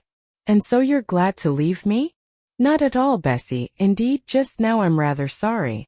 "Just now? And rather? How coolly my little lady says it. I dare say now if I were to ask you for a kiss you wouldn't give it me. You'd say you'd rather not." "I'll kiss you and welcome. Bend your head down." Bessie stooped. We mutually embraced, and I followed her into the house quite comforted. That afternoon lapsed in peace and harmony, and in the evening Bessie told me some of her most enchanting stories, and sang me some of her sweetest songs. Even for me life had its gleams of sunshine. Chapter 5. 5 o'clock had hardly struck on the morning of the 19th of January, when Bessie brought a candle into my closet and found me already up and nearly dressed. I had risen half an hour before her entrance, and had washed my face, and put on my clothes by the light of a half-moon just setting, whose rays streamed through the narrow window near my crib. I was to leave Gateshead that day by a coach which passed the lodge gates at 6 a.m. Bessie was the only person yet risen. She had lit a fire in the nursery, where she now proceeded to make my breakfast. Few children can eat when excited with the thoughts of a journey, nor could I. Bessie, having pressed me in vain to take a few spoonfuls of the boiled milk and bread she had prepared for me, wrapped up some biscuits in a paper and put them into my bag. Then she helped me on with my pelisse and bonnet, and wrapping herself in a shawl, she and I left the nursery. As we passed Mrs. Reed's bedroom, she said, "Will you go in and bid Mrs. goodbye?" "No, Bessie. She came to my crib last night when you were gone down to supper, and said I need not disturb her in the morning, or my cousins either. And she told me to remember that she had always been my best friend, and to speak of her and be grateful to her accordingly." "What did you say, miss?" "Nothing. I covered my face with the bedclothes and turned from her to the wall." "That was wrong, Miss Jane." "It was quite right, Bessie. Your missus has not been my friend. She has been my foe." "Oh, Miss Jane, don't say so. Goodbye to Gateshead." cried I, as we passed through the hall and went out at the front door. The moon was set and it was very dark. Bessie carried a lantern, whose light glanced on wet steps and gravel road sodden by a recent thaw. Raw and chill was the winter morning. My teeth chattered as I hastened down the drive. There was a light in the porter's lodge. When we reached it, we found the porter's wife just kindling her fire. My trunk, which had been carried down the evening before, stood corded at the door. It wanted but a few minutes of 6, and shortly after that hour had struck, the distant roll of wheels announced the coming coach. I went to the door and watched its lamps approach rapidly through the gloom. "Is she going by herself?" asked the porter's wife. "Yes." "And how far is it?" 50 miles. What a long way. I wonder Mrs. Reed is not afraid to trust her so far alone. The coach drew up. There it was at the gates with its 4 horses and its top laden with passengers. The guard and coachman loudly urged haste. My trunk was hoisted up. I was taken from Bessie's neck, to which I clung with kisses. "Be sure and take good care of her," cried she to the guard, as he lifted me into the inside. "Aye, aye," was the answer. The door was slapped to, a voice exclaimed, "All right," and on we drove. Thus was I severed from Bessie and Gateshead.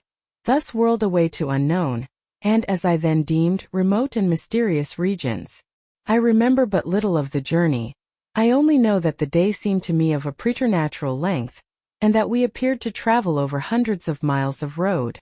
We passed through several towns, and in one, a very large one, the coach stopped. The horses were taken out, and the passengers alighted to dine. I was carried into an inn, where the guard wanted me to have some dinner, but as I had no appetite, he left me in an immense room with a fireplace at each end, a chandelier pendant from the ceiling, and a little red gallery high up against the wall filled with musical instruments.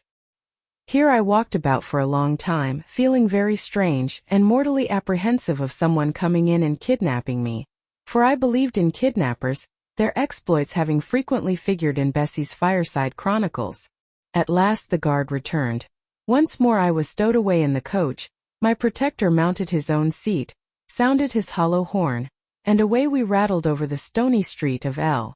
The afternoon came on wet and somewhat misty. As it waned into dusk, I began to feel that we were getting very far indeed from Gateshead. We ceased to pass through towns, the country changed, great grey hills heaved up round the horizon. As twilight deepened, we descended a valley dark with wood, and long after night had overclouded the prospect, I heard a wild wind rushing amongst trees. Lulled by the sound, I at last dropped asleep. I had not long slumbered when the sudden cessation of motion awoke me. The coach door was open, and a person like a servant was standing at it. I saw her face and dress by the light of the lamps. "Is there a little girl called Jane Eyre here?" she asked. I answered yes, and was then lifted out. My trunk was handed down, and the coach instantly drove away. I was stiff with long sitting, and bewildered with the noise and motion of the coach. Gathering my faculties, I looked about me. Rain, wind, and darkness filled the air. Nevertheless, I dimly discerned a wall before me and a door open in it. Through this door I passed with my new guide. She shut and locked it behind her. There was now visible a house or houses, for the building spread far, with many windows and lights burning in some. We went up a broad pebbly path, splashing wet, and were admitted at a door. Then the servant led me through a passage into a room with a fire, where she left me alone. I stood and warmed my numbed fingers over the blaze. Then I looked round. There was no candle, but the uncertain light from the hearth showed, by intervals, papered walls, carpet, curtains, shining mahogany furniture. It was a parlor, not so spacious or splendid as the drawing-room at Gateshead, but comfortable enough.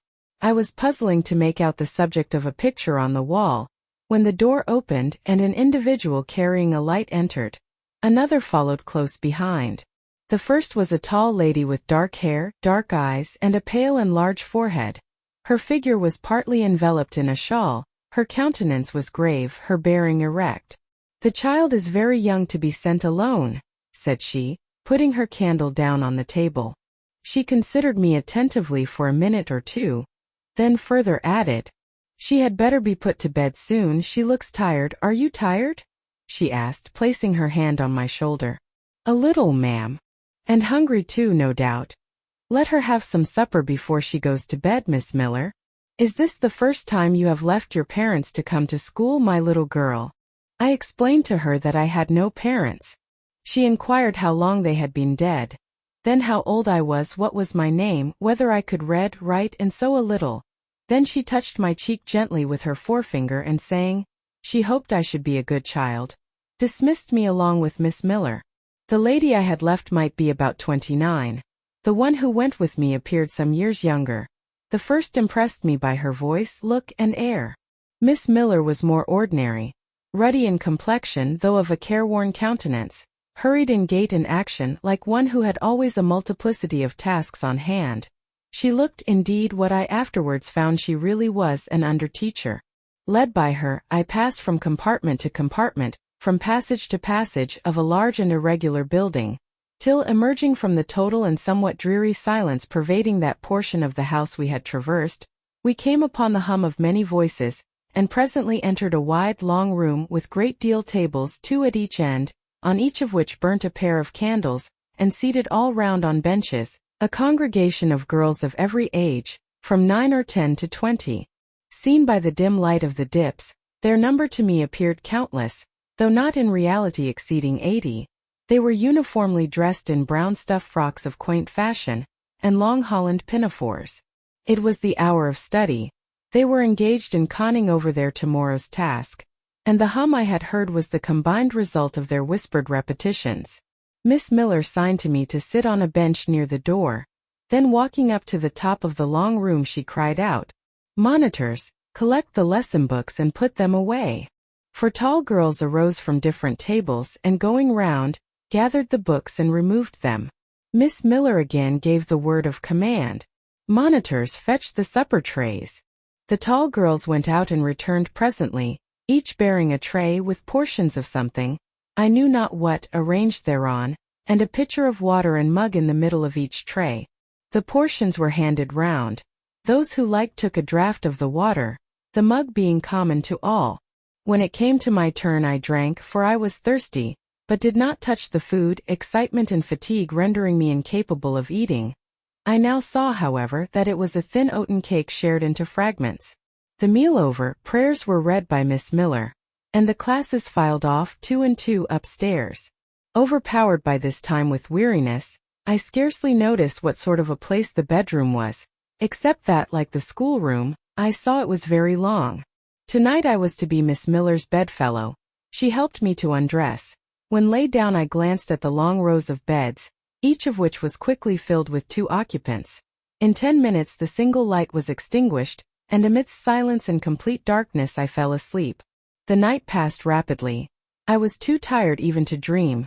I only once awoke to hear the wind rave in furious gusts, and the rain fall in torrents, and to be sensible that Miss Miller had taken her place by my side. When I again unclosed my eyes a loud bell was ringing. The girls were up and dressing. Day had not yet begun to dawn, and a rushlight or 2 burned in the room. I too rose reluctantly. It was bitter cold, and I dressed as well as I could for shivering, and washed when there was a basin at liberty, which did not occur soon, as there was but 1 basin to 6 girls, on the stands down the middle of the room. Again the bell rang. All formed in file 2 and 2, and in that order descended the stairs and entered the cold and dimly lit schoolroom. Here prayers were read by Miss Miller. Afterwards she called out, "Form classes." A great tumult succeeded for some minutes, during which Miss Miller repeatedly exclaimed, "Silence!" and "Order!" When it subsided, I saw them all drawn up in 4 semicircles before 4 chairs, placed at the 4 tables.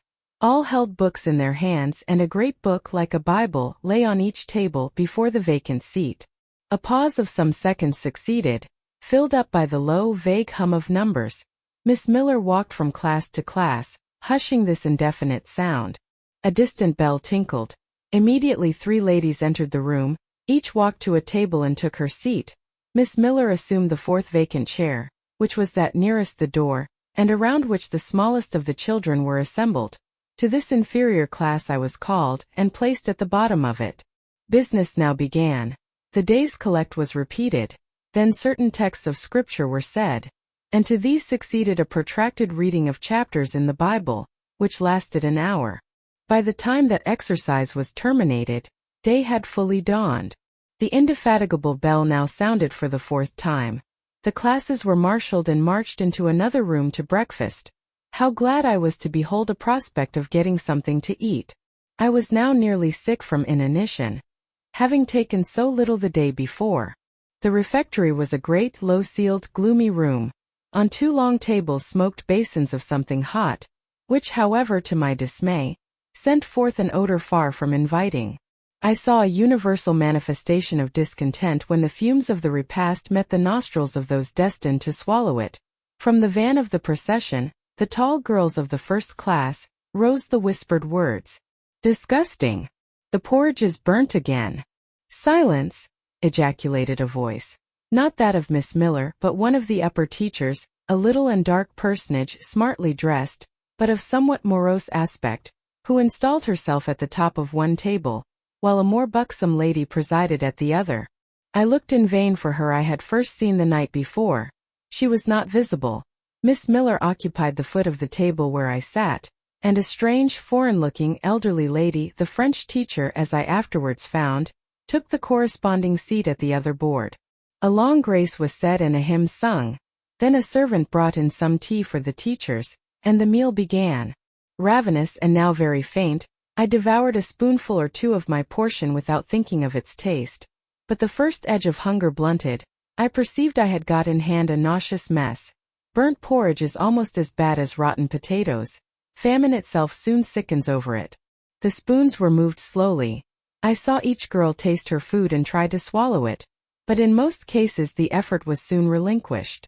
Breakfast was over, and none had breakfasted. Thanks being returned for what we had not got, and a second hymn chanted, the refectory was evacuated for the schoolroom. I was one of the last to go out, and in passing the tables I saw one teacher take a basin of the porridge and taste it. She looked at the others. All their countenances expressed displeasure, and one of them, the stout one, whispered, "Abominable stuff! How shameful!" A quarter of an hour passed before lessons again began, during which the schoolroom was in a glorious tumult. For that space of time it seemed to be permitted to talk loud and more freely, and they used their privilege. The whole conversation ran on the breakfast, which one and all abused roundly. Poor things! It was the sole consolation they had. Miss Miller was now the only teacher in the room. A group of great girls standing about her spoke with serious and sullen gestures. I heard the name of Mr. Brocklehurst pronounced by some lips, at which Miss Miller shook her head disapprovingly, but she made no great effort to check the general wrath. Doubtless she shared in it. A clock in the schoolroom struck 9. Miss Miller left her circle, and standing in the middle of the room cried, "Silence! To your seats!" Discipline prevailed. In 5 minutes the confused throng was resolved into order, and comparative silence quelled the babel clamor of tongues. The upper teachers now punctually resumed their posts, but still all seemed to wait. Ranged on benches down the sides of the room, the 80 girls sat motionless and erect. A quaint assemblage they appeared, all with plain locks combed from their faces, not a curl visible, in brown dresses made high and surrounded by a narrow tucker about the throat, with little pockets of holland, shaped something like a Highlander's purse, tied in front of their frocks and destined to serve the purpose of a work-bag.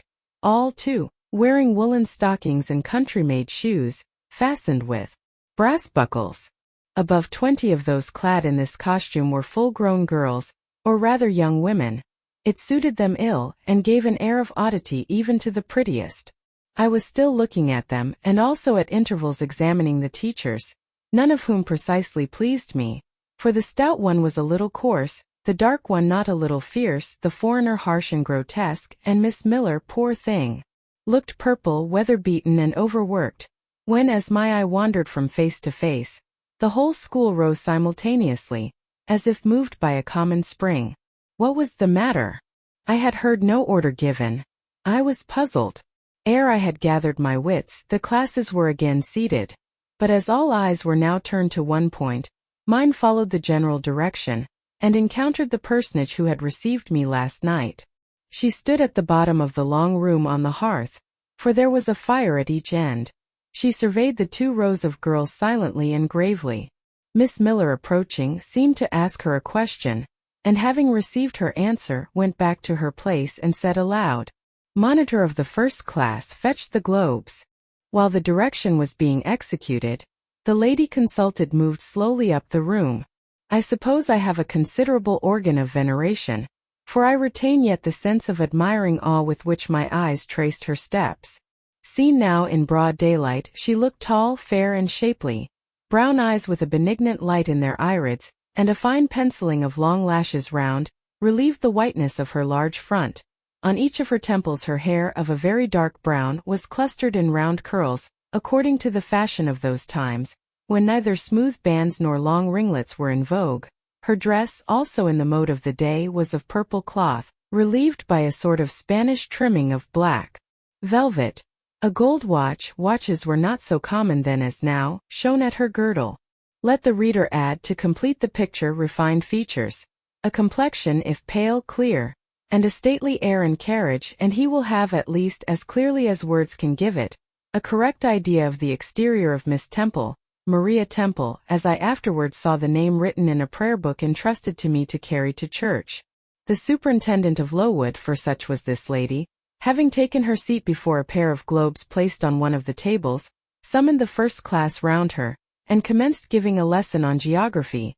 The lower classes were called by the teachers, repetitions in history, grammar and went on for an hour, writing and arithmetic succeeded, and music lessons were given by Miss Temple to some of the elder girls.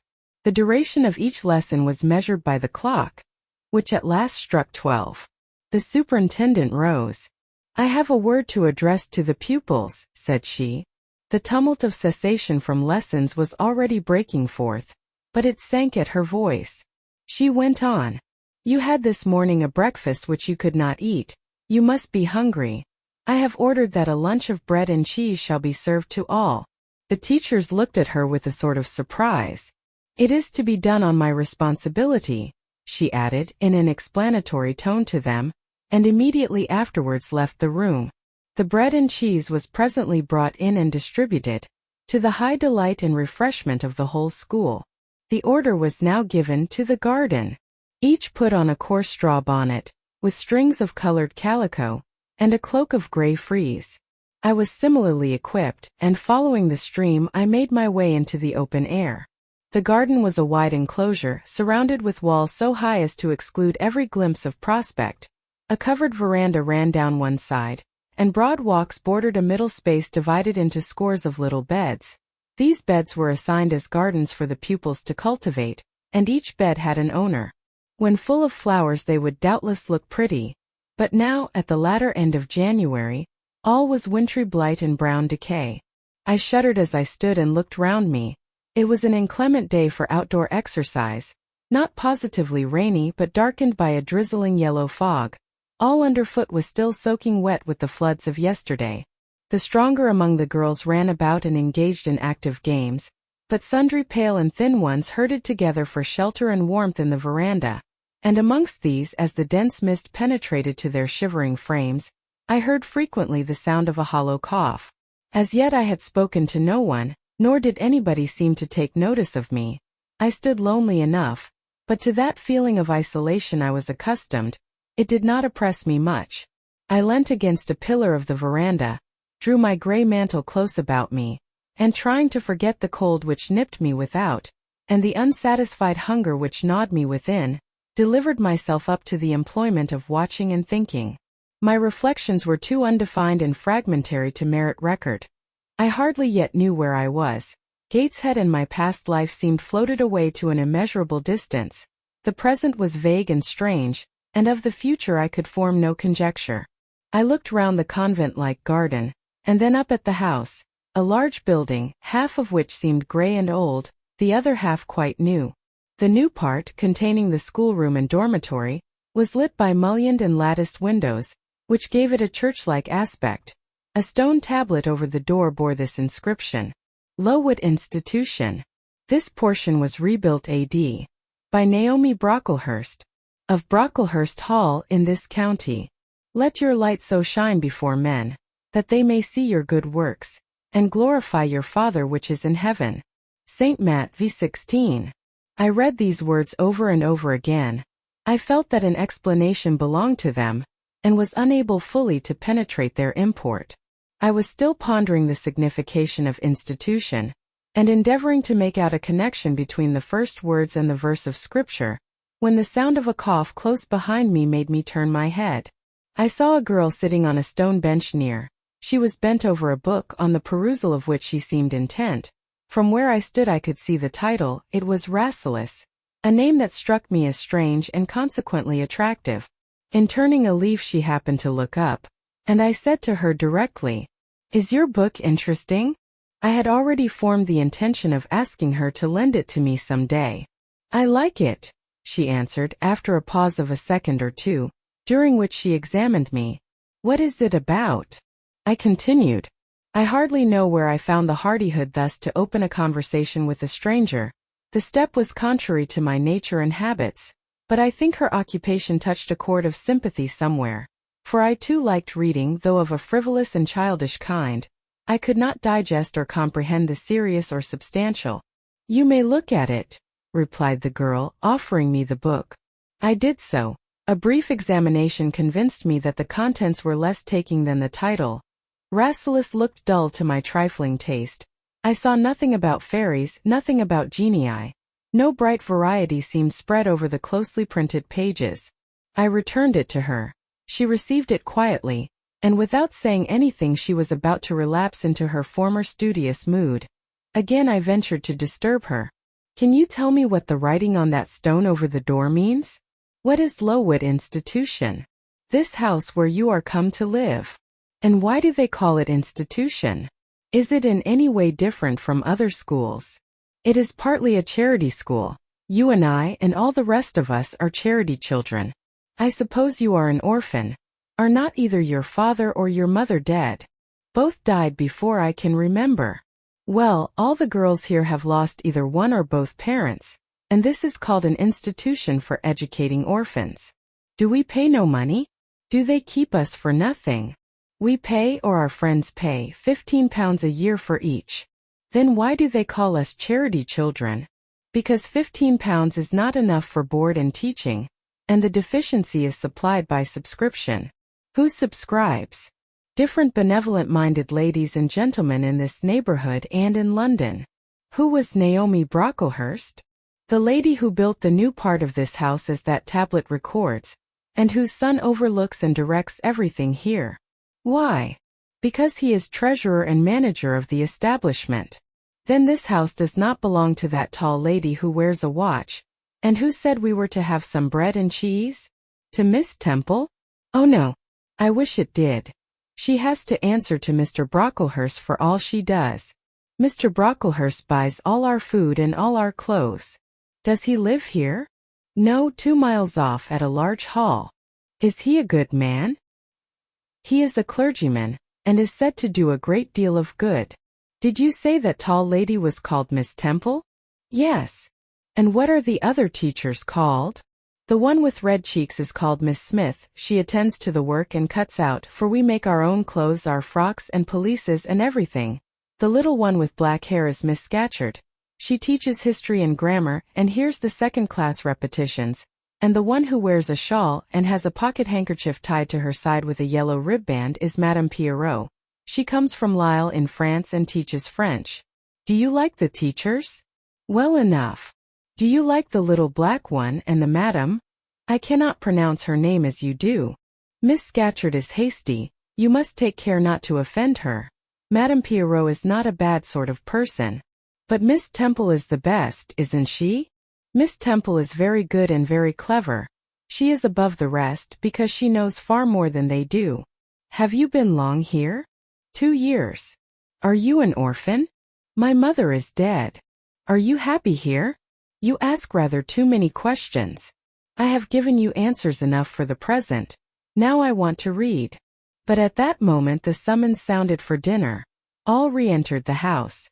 The odor which now filled the refectory was scarcely more appetizing than that which had regaled our nostrils at breakfast. The dinner was served in 2 huge tin-plated vessels, whence rose a strong steam redolent of rancid fat.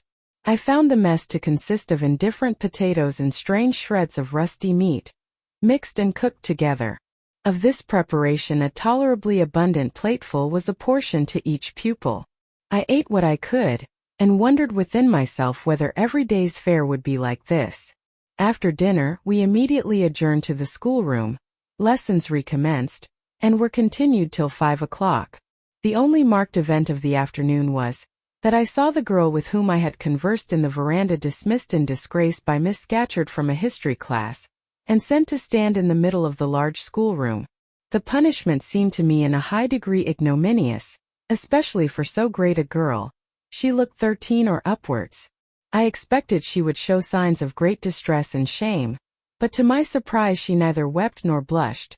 Composed though grave she stood, the central mark of all eyes. How can she bear it so quietly, so firmly? I asked of myself.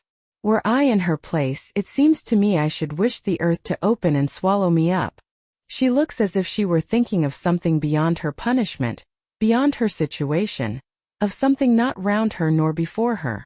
I have heard of daydreams. Is she in a daydream now? Her eyes are fixed on the floor, but I am sure they do not see it. Her sight seems turned in, gone down into her heart. She is looking at what she can remember, I believe, not at what is really present. I wonder what sort of a girl she is, whether good or naughty. Soon after 5 p.m. we had another meal, consisting of a small mug of coffee, and half a slice of brown bread. I devoured my bread and drank my coffee with relish, but I should have been glad of as much more. I was still hungry. Half an hour's recreation succeeded, then study, then the glass of water and the piece of oatcake, prayers and bed. Such was my first day at Lowood. Chapter 6. The next day commenced as before, getting up and dressing by rushlight, but this morning we were obliged to dispense with the ceremony of washing. The water in the pitchers was frozen. A change had taken place in the weather the preceding evening, and a keen northeast wind, whistling through the crevices of our bedroom windows all night long, had made us shiver in our beds, and turned the contents of the ewers to ice. Before the long hour and a half of prayers and Bible reading was over, I felt ready to perish with cold. Breakfast time came at last, and this morning the porridge was not burnt. The quality was eatable, the quantity small. How small my portion seemed! I wished it had been doubled. In the course of the day I was enrolled a member of the 4th class, and regular tasks and occupations were assigned me. Hitherto, I had only been a spectator of the proceedings at Lowood. I was now to become an actor therein. At first, being little accustomed to learn by heart, the lessons appeared to me both long and difficult. The frequent change from task to task, too, bewildered me, and I was glad when, about 3 o'clock in the afternoon, Miss Smith put into my hands a border of muslin 2 yards long, together with needle, thimble, and and sent me to sit in a quiet corner of the schoolroom, with directions to hem the same. At that hour most of the others were sewing likewise, but one class still stood round Miss Scatcherd's chair reading, and as all was quiet, the subject of their lessons could be heard, together with the manner in which each girl acquitted herself, and the animadversions or commendations of Miss Scatcherd on the performance. It was English history. Among the readers I observed my acquaintance of the veranda. At the commencement of the lesson, her place had been at the top of the class, but for some error of pronunciation or some inattention to stops, she was suddenly sent to the very bottom. Even in that obscure position, Miss Scatcherd continued to make her an object of constant notice. She was continually addressing to her such phrases as the following. Burns, such it seems was her name. The girls here were all called by their surnames as boys are elsewhere. Burns, you are standing on the side of your shoe. Turn your toes out immediately. Burns, you poke your chin most unpleasantly. Draw it in. Burns, I insist on your holding your head up. I will not have you before me in that attitude. And see. A chapter having been read through twice, the books were closed and the girls examined. The lesson had comprised part of the reign of Charles I, and there were sundry questions about tonnage and poundage and ship money, which most of them appeared unable to answer. Still, every little difficulty was solved instantly when it reached Burns. Her memory seemed to have retained the substance of the whole lesson, and she was ready with answers on every point. I kept expecting that Miss Scatcherd would praise her attention, but instead of that, she suddenly cried out, "You dirty, disagreeable girl! You have never cleaned your nails this morning." Burns made no answer. I wondered at her silence. Why, thought I, does she not explain that she could neither clean her nails nor wash her face as the water was frozen? My attention was now called off by Miss Smith desiring me to hold a skein of thread. While she was winding it, she talked to me from time to time, asking whether I had ever been at school before, whether I could mark, stitch, knit and see. Till she dismissed me, I could not pursue my observations on Miss Scatcherd's movements. When I returned to my seat, that lady was just delivering an order of which I did not catch the import. But Burns immediately left the class, and going into the small inner room where the books were kept, returned in half a minute, carrying in her hand a bundle of twigs tied together at one end. This ominous tool she presented to Miss Scatcherd with a respectful courtesy. Then she quietly, and without being told, unloosed her pinafore, and the teacher instantly and sharply inflicted on her neck a dozen strokes with the bunch of twigs. Not a tear rose to Burns' eye, and while I paused from my sewing, because my fingers quivered at this spectacle with a sentiment of unavailing and impotent anger, not a feature of her pensive face altered its ordinary expression. "Hardened girl!" exclaimed Miss Scatcherd. "Nothing can correct you of your slatternly habits. Carry the rod away." Burns obeyed. I looked at her narrowly as she emerged from the book closet. She was just putting back her handkerchief into her pocket, and the trace of a tear glistened on her thin cheek. The play hour in the evening I thought the pleasantest fraction of the day at Lowood. The bit of bread, the draught of coffee swallowed at 5 o'clock had revived vitality, if it had not satisfied hunger. The long restraint of the day was slackened. The schoolroom felt warmer than in the morning, its fires being allowed to burn a little more brightly to supply in some measure the place of candles not yet introduced. The ruddy gloaming, the licensed uproar, the confusion of many voices gave one a welcome sense of liberty. On the evening of the day on which I had seen Miss Scatcherd flog her pupil, Burns, I wandered as usual among the forms and tables and laughing groups without a companion, yet not feeling lonely. When I passed the windows, I now and then lifted a blind and looked out. It snowed fast, a drift was already forming against the lower panes. Putting my ear close to the window, I could distinguish from the gleeful tumult within, the disconsolate moan of the wind outside. Probably, if I had lately left a good home and kind parents, this would have been the hour when I should most keenly have regretted the separation. That wind would then have saddened my heart. This obscure chaos would have disturbed my peace. As it was, I derived from both a strange excitement, and reckless and feverish, I wished the wind to howl more wildly, the gloom to deepen to darkness, and the confusion to rise to clamor. Jumping over forms and creeping under tables, I made my way to one of the fireplaces. There, kneeling by the high wire fender, I found Burns absorbed, silent, abstracted from all round her by the companionship of a book, which she read by the dim glare of the embers. "Is it still Rasselas?" I asked, coming behind her. "Yes," she said, "and I have just finished it." And in 5 minutes more she shut it up. I was glad of this. Now, thought I can perhaps get her to talk. I sat down by her on the floor. "What is your name besides Burns?" "Helen." "Do you come a long way from here?" "I come from a place farther north, quite on the borders of Scotland." "Will you ever go back?"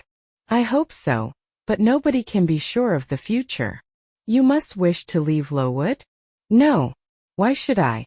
I was sent to Lowood to get an education, and it would be of no use going away until I have attained that object." "But that teacher, Miss Scatcherd, is so cruel to you?" "Cruel? Not at all. She is severe. She dislikes my faults. And if I were in your place I should dislike her. I should resist her. If she struck me with that rod, I should get it from her hand. I should break it under her nose. Probably you would do nothing of the sort, but if you did, Mr. Brocklehurst would expel you from the school. That would be a great grief to your relations. It is far better to endure patiently a smart which nobody feels but yourself, than to commit a hasty action whose evil consequences will extend to all connected with you. And besides, the Bible bids us return good for evil. But then it seems disgraceful to be flogged, and to be sent to stand in the middle of a room full of people. And you are such a great girl. I am far younger than you and I could not bear it. Yet it would be your duty to bear it if you could not avoid it. It is weak and silly to say you cannot bear what it is your fate to be required to bear. I heard her with wonder. I could not comprehend this doctrine of endurance, and still less could I understand or sympathize with the forbearance she expressed for her chastiser. Still I felt that Helen Burns considered things by a light invisible to my eyes. I suspected she might be right and I wrong, but I would not ponder the matter deeply. Like Felix, I put it off to a more convenient season. You say you have faults, Helen. What are they? To me you seem very good. Then learn from me not to judge by appearances. I am, as Miss Scatcherd said slatternly. I seldom put and never keep things in order. I am careless, I forget rules, I read when I should learn my lessons, I have no method, and sometimes I say like you I cannot bear to be subjected to systematic arrangements. This is all very provoking to Miss Scatcherd, who is naturally neat, punctual, and particular. And cross and cruel, I added. But Helen Burns would not admit my addition, she kept silence. Is Miss Temple as severe to you as Miss Scatcherd? At the utterance of Miss Temple's name, a soft smile flitted over her grave face. Miss Temple is full of goodness, it pains her to be severe to anyone, even the worst in the school. She sees my errors and tells me of them gently, and if I do anything worthy of praise she gives me my meed liberally. One strong proof of my wretchedly defective nature is, that even her expostulations, so mild, so rational, have not influence to cure me of my faults, and even her praise, though I value it most highly, cannot stimulate me to continued care and foresight. That is curious, said I. It is so easy to be careful. For you I have no doubt it is. I observed you in your class this morning, and saw you were closely attentive. Your thoughts never seemed to wander while Miss Miller explained the lesson and questioned you. Now mine continually rove away, when I should be listening to Miss Scatcherd, and collecting all she says with assiduity. Often I lose the very sound of her voice. I fall into a sort of dream. Sometimes I think I am in Northumberland, and that the noises I hear round me are the bubbling of a little brook which runs through Deepden near our house. Then when it comes to my turn to reply, I have to be awakened, and having heard nothing of what was read for listening to the visionary brook, I have no answer ready. Yet how well you replied this afternoon. It was mere chance. The subject on which we had been reading had interested me. This afternoon, instead of dreaming of Deepden, I was wondering how a man who wished to do right could act so unjustly and unwisely as Charles I sometimes did, and I thought what a pity it was that, with his integrity and conscientiousness, he could see no farther than the prerogatives of the crown. If he had but been able to look to a distance, and see how what they call the spirit of the age was tending. Still I like Charles, I respect him. I pity him, poor murdered king. Yes, his enemies were the worst. They shed blood they had no right to shed. How dared they kill him? Helen was talking to herself now. She had forgotten I could not very well understand her, that I was ignorant or nearly so of the subject she discussed. I recalled her to my level. And when Miss Temple teaches you, do your thoughts wander then? No, certainly not often, because Miss Temple has generally something to say which is newer than my own reflections. Her language is singularly agreeable to me, and the information she communicates is often just what I wish to gain. Well then, with Miss Temple you are good? Yes, in a passive way. I make no effort. I follow as inclination guides me. There is no merit in such goodness. A great deal. You are good to those who are good to you. It is all I ever desire to be. If people were always kind and obedient to those who are cruel and unjust, the wicked people would have it all their own way. They would never feel afraid, and so they would never alter, but would grow worse and worse. When we are struck at without a reason, we should strike back again very hard. I am sure we should. So hard as to teach the person who struck us never to do it again. You will change your mind, I hope, when you grow older. As yet you are but a little untaught girl. But I feel this, Helen. I must dislike those who, whatever I do to please them, persist in disliking me. I must resist those who punish me unjustly. It is as natural as that I should love those who show me affection, or submit to punishment when I feel it is deserved. Heathens and savage tribes hold that doctrine, but Christians and civilized nations disown it. How? I don't understand. It is not violence that best overcomes hate, nor vengeance that most certainly heals injury. What then? Read the New Testament and observe what Christ says and how he acts. Make his word your rule, and his conduct your example. What does he say? Love your enemies, bless them that curse you, do good to them that hate you and despitefully use you.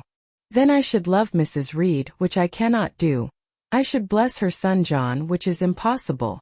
In her turn, Helen Burns asked me to explain, and I proceeded forthwith to pour out, in my own way, the tale of my sufferings and resentments. Bitter and truculent when excited, I spoke as I felt, without reserve or softening. Helen heard me patiently to the end. I expected she would then make a remark, but she said nothing. Well, I asked impatiently, is not Mrs. Reed a hard-hearted, bad woman? She has been unkind to you, no doubt, because you see she dislikes your cast of character, as Miss Scatcherd does mine. But how minutely you remember all she has done and said to you. What a singularly deep impression her injustice seems to have made on your heart. No ill usage so brands its record on my feelings. Would you not be happier if you tried to forget her severity, together with the passionate emotions it excited? Life appears to me too short to be spent in nursing animosity or registering wrongs. We are, and must be, one and all burdened with faults in this world, but the time will soon come when I trust we shall put them off in putting off our corruptible bodies, when debasement and sin will fall from us with this cumbrous frame of flesh, and only the spark of the Spirit will remain, the impalpable principle of light and thought, pure as when it left the Creator to inspire the creature. Whence it came it will return, perhaps again to be communicated to some being higher than man, perhaps to pass through gradations of glory, from the pale human soul to brighten to the seraph. Surely it will never, on the contrary, be suffered to degenerate from man to fiend? No, I cannot believe that. I hold another creed, which no one ever taught me and which I seldom mention, but in which I delight and to which I cling, for it extends hope to all. It makes eternity a rest, a mighty home, not a terror and an abyss. Besides, with this creed, I can so clearly distinguish between the criminal and his crime. I can so sincerely forgive the first while I abhor the last. With this creed, revenge never worries my heart, degradation never too deeply disgusts me, injustice never crushes me too low. I live in calm, looking to the end. Helen's head, always drooping, sank a little lower as she finished this sentence. I saw by her look she wished no longer to talk to me, but rather to converse with her own thoughts. She was not allowed much time for meditation. A monitor, a great rough girl, presently came up, exclaiming in a strong Cumberland accent, "Helen Burns, if you don't go and put your drawer in order, and fold up your work this minute, I'll tell Miss Scatcherd to come and look at it." Helen sighed as her reverie fled, and getting up, obeyed the monitor without reply as without delay. Chapter 7. My first quarter at Lowood seemed an age, and not the golden age either. It comprised an irksome struggle with difficulties in habituating myself to new rules and unwanted tasks. The fear of failure in these points harassed me worse than the physical hardships of my lot, though these were no trifles. During January, February, and part of March, the deep snows, and after their melting the almost impassable roads, prevented our stirring beyond the garden walls, except to go to church, but within these limits we had to pass an hour every day in the open air. Our clothing was insufficient to protect us from the severe cold. We had no boots, the snow got into our shoes and melted there. Our ungloved hands became numbed and covered with chilblains, as were our feet. I remember well the distracting irritation I endured from this cause every evening, when my feet inflamed, and the torture of thrusting the swelled, raw, and stiff toes into my shoes in the morning. Then the scanty supply of food was distressing. With the keen appetites of growing children, we had scarcely sufficient to keep alive a delicate invalid. From this deficiency of nourishment resulted an abuse, which pressed hardly on the younger pupils. Whenever the famished great girls had an opportunity, they would coax or menace the little ones out of their portion. Many a time I have shared between two claimants the precious morsel of brown bread distributed at tea time, and after relinquishing to a third half the contents of my mug of coffee, I have swallowed the remainder with an accompaniment of secret tears, forced from me by the exigency of hunger. Sundays were dreary days in that wintry season. We had to walk 2 miles to Brocklebridge Church, where our patron officiated. We set out cold, we arrived at church colder. During the morning service we became almost paralyzed. It was too far to return to dinner, and an allowance of cold meat and bread, in the same penurious proportion observed in our ordinary meals, was served round between the services. At the close of the afternoon service we returned by an exposed and hilly road, where the bitter winter wind, blowing over a range of snowy summits to the north, almost flayed the skin from our faces. I can remember Miss Temple walking lightly and rapidly along our drooping line, her plaid cloak, which the frosty wind fluttered, gathered close about her, and encouraging us by precept and example to keep up our spirits and march forward, as she said, like stalwart soldiers. The other teachers, poor things, were generally themselves too much dejected to attempt the task of cheering others. How we longed for the light and heat of a blazing fire when we got back! But, to the little ones at least, this was denied. Each hearth in the schoolroom was immediately surrounded by a double row of great girls, and behind them the younger children crouched in groups, wrapping their starved arms in their pinafores. A little solace came at tea time in the shape of a double ration of bread, a whole instead of a half slice, with the delicious addition of a thin scrape of butter. It was the hebdomadal treat to which we all looked forward from Sabbath to Sabbath. I generally contrived to reserve a moiety of this bounteous repast for myself, but the remainder I was invariably obliged to part with. The Sunday evening was spent in repeating by heart the Church Catechism and the 5th, 6th and 7th chapters of St. Matthew, and in listening to a long sermon, read by Miss Miller, whose irrepressible yawns attested her weariness. A frequent interlude of these performances was the enactment of the part of Eutychus by some half-dozen of little girls, who, overpowered with sleep, would fall down, if not out of the 3rd loft, yet off the 4th form, and be taken up half dead. The remedy was to thrust them forward into the center of the schoolroom, and oblige them to stand there till the sermon was finished. Sometimes their feet failed them, and they sank together in a heap. They were then propped up with the monitor's high stools. I have not yet alluded to the visits of Mr. Brocklehurst, and indeed that gentleman was from home during the greater part of the first month after my arrival, perhaps prolonging his stay with his friend the Archdeacon. His absence was a relief to me. I need not say that I had my own reasons for dreading his coming, but come he did at last. One afternoon I had then been 3 weeks at Lowood. As I was sitting with a slate in my hand, puzzling over a sum in long division, my eyes, raised in abstraction to the window, caught sight of a figure just passing. I recognized almost instinctively that gaunt outline, and when 2 minutes after, all the school, teachers included, rose en masse, it was not necessary for me to look up in order to ascertain whose entrance they thus greeted. A long stride measured the schoolroom, and presently beside Miss Temple, who herself had risen, stood the same black column which had frowned on me so ominously from the hearthrug of Gateshead. I now glanced sideways at this piece of architecture. Yes, I was right. It was Mr. Brocklehurst, buttoned up in a surtout, and looking longer, narrower, and more rigid than ever. I had my own reasons for being dismayed at this apparition. Too well I remembered the perfidious hints given by Mrs. Reed about my disposition, and the promise pledged by Mr. Brocklehurst to apprise Miss Temple and the teachers of my vicious nature. All along I had been dreading the fulfillment of this promise.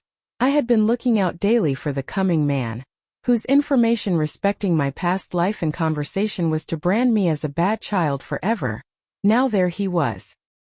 He stood at Miss Temple's side. He was speaking low in her ear.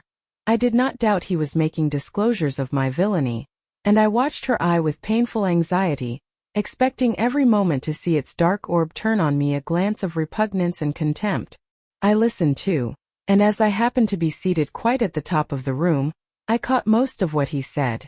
Its import relieved me from immediate apprehension. I suppose, Miss Temple, the thread I bought at Lowton will do. It struck me that it would be just of the quality for the calico chemises, and I sorted the needles to match. You may tell Miss Smith that I forgot to make a memorandum of the darning needles, but she shall have some papers sent in next week, and she is not, on any account, to give out more than one at a time to each pupil. If they have more, they are apt to be careless and lose them. And oh, ma'am, I wish the woolen stockings were better looked to. When I was here last, I went into the kitchen garden and examined the clothes drying on the line. There was a quantity of black hose in a very bad state of repair. From the size of the holes in them I was sure they had not been well mended from time to time. He paused. "Your directions shall be attended to, sir," said Miss Temple. "And ma'am," he continued, "the laundress tells me some of the girls have 2 clean tuckers in the week. It is too much. The rules limit them to 1. I think I can explain that circumstance, sir. Agnes and Catherine Johnstone were invited to take tea with some friends at Lowton last Thursday, and I gave them leave to put on clean tuckers for the occasion." Mr. Brocklehurst nodded. "Well, for once it may pass.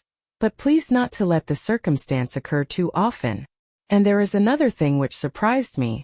I find in settling accounts with the housekeeper, that a lunch consisting of bread and cheese has twice been served out to the girls during the past fortnight.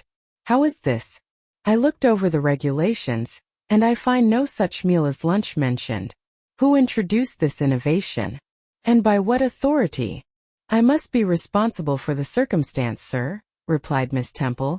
"The breakfast was so ill prepared that the pupils could not possibly eat it, and I dared not allow them to remain fasting till dinner time." "Madam, allow me an instant. You are aware that my plan in bringing up these girls is, not to accustom them to habits of luxury and indulgence, but to render them hardy, patient, self-denying. Should any little accidental disappointment of the appetite occur, such as the spoiling of a meal, the under or the overdressing of a dish, the incident ought not to be neutralized by replacing with something more delicate the comfort lost, thus pampering the body and obviating the aim of this institution.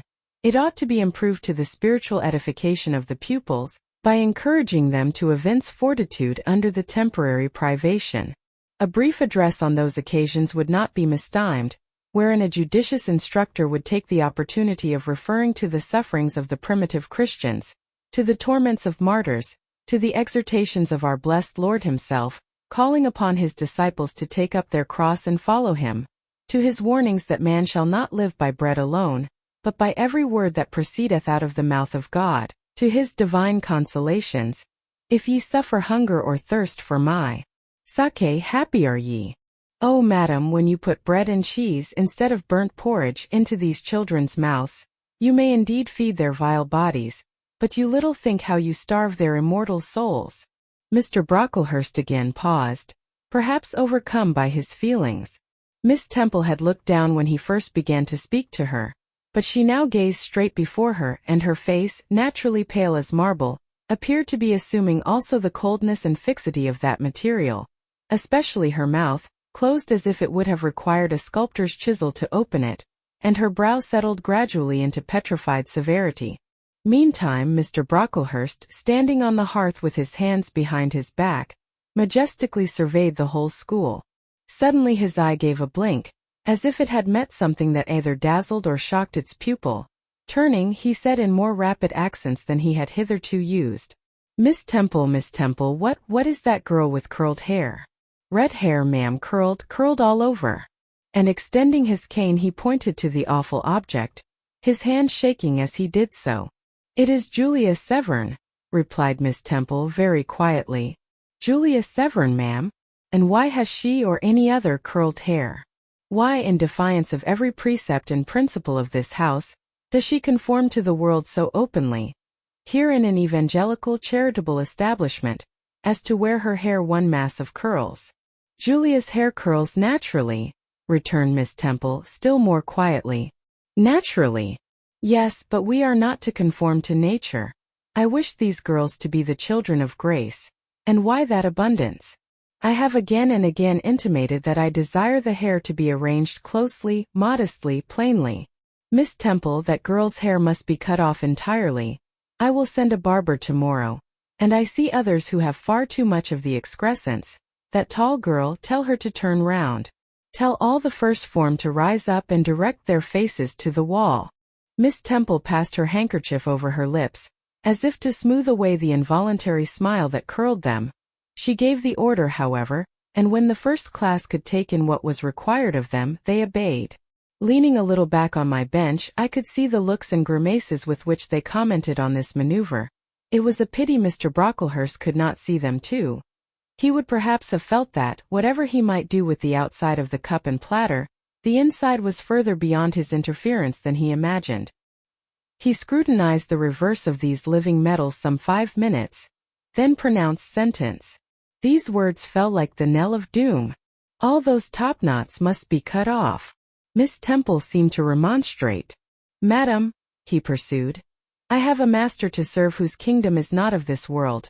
My mission is to mortify in these girls the lusts of the flesh, to teach them to clothe themselves with shamefacedness and sobriety, not with braided hair and costly apparel, and each of the young persons before us has a string of hair twisted in plaits which vanity itself might have woven. These, I repeat, must be cut off. Think of the time wasted of— Mr. Brocklehurst was here interrupted. 3 other visitors, ladies, now entered the room. They ought to have come a little sooner to have heard his lecture on dress, for they were splendidly attired in velvet, silk, and furs. The 2 younger of the trio, fine girls of 16 and 17, had gray beaver hats, then in fashion, shaded with ostrich plumes, and from under the brim of this graceful headdress fell a profusion of light tresses, elaborately curled. The elder lady was enveloped in a costly velvet shawl, trimmed with ermine, and she wore a false front of French curls. These ladies were deferentially received by Miss Temple, as Mrs. and the Misses Brocklehurst, and conducted to seats of honor at the top of the room. It seems they had come in the carriage with their reverend relative, and had been conducting a rummaging scrutiny of the room upstairs, while he transacted business with the housekeeper, questioned the laundress, and lectured the superintendent. They now proceeded to address diverse remarks and reproofs to Miss Smith, who was charged with the care of the linen and the inspection of the dormitories, but I had no time to listen to what they said. Other matters called off and enchanted my attention. Hitherto, while gathering up the discourse of Mr. Brocklehurst and Miss Temple, I had not, at the same time, neglected precautions to secure my personal safety, which I thought would be effected if I could only elude observation. To this end I had sat well back on the form, and while seeming to be busy with my sum, had held my slate in such a manner as to conceal my face. I might have escaped notice, had not my treacherous slate somehow happened to slip from my hand, and falling with an obtrusive crash directly drawn every eye upon me. I knew it was all over now, and as I stooped to pick up the 2 fragments of slate, I rallied my forces for the worst. It came. A careless girl, said Mr. Brocklehurst, and immediately after, it is the new pupil, I perceive. And before I could draw breath, I must not forget I have a word to say respecting her. Then aloud, how loud it seemed to me, let the child who broke her slate come forward. Of my own accord I could not have stirred. I was paralyzed, but the 2 great girls who sat on each side of me, set me on my legs and pushed me towards the dread judge, and then Miss Temple gently assisted me to his very feet, and I caught her whispered counsel. Don't be afraid, Jane, I saw it was an accident. You shall not be punished. The kind whisper went to my heart like a dagger. Another minute and she will despise me for a hypocrite, thought I, and an impulse of fury against Reed, Brocklehurst, and company bounded in my pulses at the conviction. I was no Helen Burns. Fetch that stool, said Mr. Brocklehurst, pointing to a very high one from which a monitor had just risen. It was brought. Place the child upon it. And I was placed there, by whom I don't know. I was in no condition to note particulars. I was only aware that they had hoisted me up to the height of Mr. Brocklehurst's nose, that he was within a yard of me, and that a spread of shot orange and purple silk pelisses and a cloud of silvery plumage extended and waved below me. Mr. Brocklehurst hemmed. Ladies, said he, turning to his family, Miss Temple, teachers and children, you all see this girl? Of course they did, for I felt their eyes directed like burning glasses against my scorched skin. You see she is yet young. You observe she possesses the ordinary form of childhood. God has graciously given her the shape that he has given to all of us. No signal deformity points her out as a marked character. Who would think that the evil one had already found a servant and agent in her? Yet such, I grieve to say, is the case. A pause, in which I began to steady the palsy of my nerves, and to feel that the Rubicon was passed, and that the trial no longer to be shirked, must be firmly sustained. My dear children, pursued the black marble clergyman with pathos, this is a sad, a melancholy occasion, For it becomes my duty to warn you that this girl, who might be one of God's own lambs, is a little castaway, not a member of the true flock, but evidently an interloper and an alien. You must be on your guard against her. You must shun her example. If necessary, avoid her company, exclude her from your sports, and shut her out from your converse. Teachers, you must watch her. Keep your eyes on her movements, weigh well her words, scrutinize her actions, punish her body to save her soul. If indeed such salvation be possible, for my tongue falters while I tell it, this girl, this child, the native of a Christian land, worse than many a little heathen who says its prayers to Brahma and kneels before Juggernaut, this girl is a liar. Now came a pause of 10 minutes, during which I, by this time in perfect possession of my wits, observed all the female Brocklehursts produce their pocket handkerchiefs and apply them to their optics, while the elderly lady swayed herself to and fro, and the two younger ones whispered, "How shocking!" Mr. Brocklehurst resumed. This I learned from her benefactress, from the pious and charitable lady who adopted her in her orphan state, reared her as her own daughter, and whose kindness, whose generosity the unhappy girl repaid by an ingratitude so bad, so dreadful, that at last her excellent patroness was obliged to separate her from her own young ones, fearful lest her vicious example should contaminate their purity. She has sent her here to be healed, even as the Jews of old sent their diseased to the troubled pool of Bethesda. And teachers, superintendent, I beg of you not to allow the waters to stagnate round her. With this sublime conclusion, Mr. Brocklehurst adjusted the top button of his surtout, muttered something to his family, who rose, bowed to Miss Temple, and then all the great people sailed in state from the room. Turning at the door, my judge said, "Let her stand half an hour longer on that stool, and let no one speak to her during the remainder of the day." There was I then mounted aloft, I who had said I could not bear the shame of standing on my natural feet in the middle of the room, was now exposed to general view on a pedestal of infamy. What my sensations were, no language can describe, but just as they all rose, stifling my breath and constricting my throat, a girl came up and passed me. In passing, she lifted her eyes. What a strange light inspired them! What an extraordinary sensation that ray sent through me! How the new feeling bore me up! It was as if a martyr, a hero, had passed a slave or victim, and imparted strength in the transit. I mastered the rising hysteria, lifted up my head, and took a firm stand on the stool. Helen Burns asked some slight question about her work of Miss Smith, was chidden for the triviality of the inquiry, returned to her place, and smiled at me as she again went by. What a smile! I remember it now, and I know that it was the effluence of fine intellect, of true courage. It lit up her marked lineaments, her thin face, her sunken gray eye, like a reflection from the aspect of an angel. Yet at that moment Helen Burns wore on her arm the untidy badge. Scarcely an hour ago I had heard her condemned by Miss Scatcherd to a dinner of bread and water on the morrow because she had blotted an exercise in copying it out. Such is the imperfect nature of man. Such spots are there on the disk of the clearest planet, and eyes like Miss Scatcherd's can only see those minute defects, and are blind to the full brightness of the orb. Chapter 8. Ere the half-hour ended, 5 o'clock struck. School was dismissed, and all were gone into the refectory to tea. I now ventured to descend. It was deep dusk. I retired into a corner and sat down on the floor. The spell by which I had been so far supported began to dissolve. Reaction took place, and soon, so overwhelming was the grief that seized me, I sank prostrate with my face to the ground. Now I wept. Helen Burns was not here. Nothing sustained me. Left to myself I abandoned myself, and my tears watered the boards. I had meant to be so good, and to do so much at Lowood, to make so many friends, to earn respect and win affection. Already I had made visible progress. That very morning I had reached the head of my class. Miss Miller had praised me warmly. Miss Temple had smiled approbation. She had promised to teach me drawing and to let me learn French if I continued to make similar improvement 2 months longer. And then I was well received by my fellow pupils, treated as an equal by those of my own age, and not molested by any. Now, here I lay again crushed and trodden on, and could I ever rise more? Never, I thought, and ardently I wished to die. While sobbing out this wish in broken accents, someone approached. I started up, again Helen Burns was near me. The fading fires just showed her coming up the long vacant room. She brought my coffee and bread. "Come, eat something," she said. But I put both away from me, feeling as if a drop or a crumb would have choked me in my present condition. Helen regarded me, probably with surprise.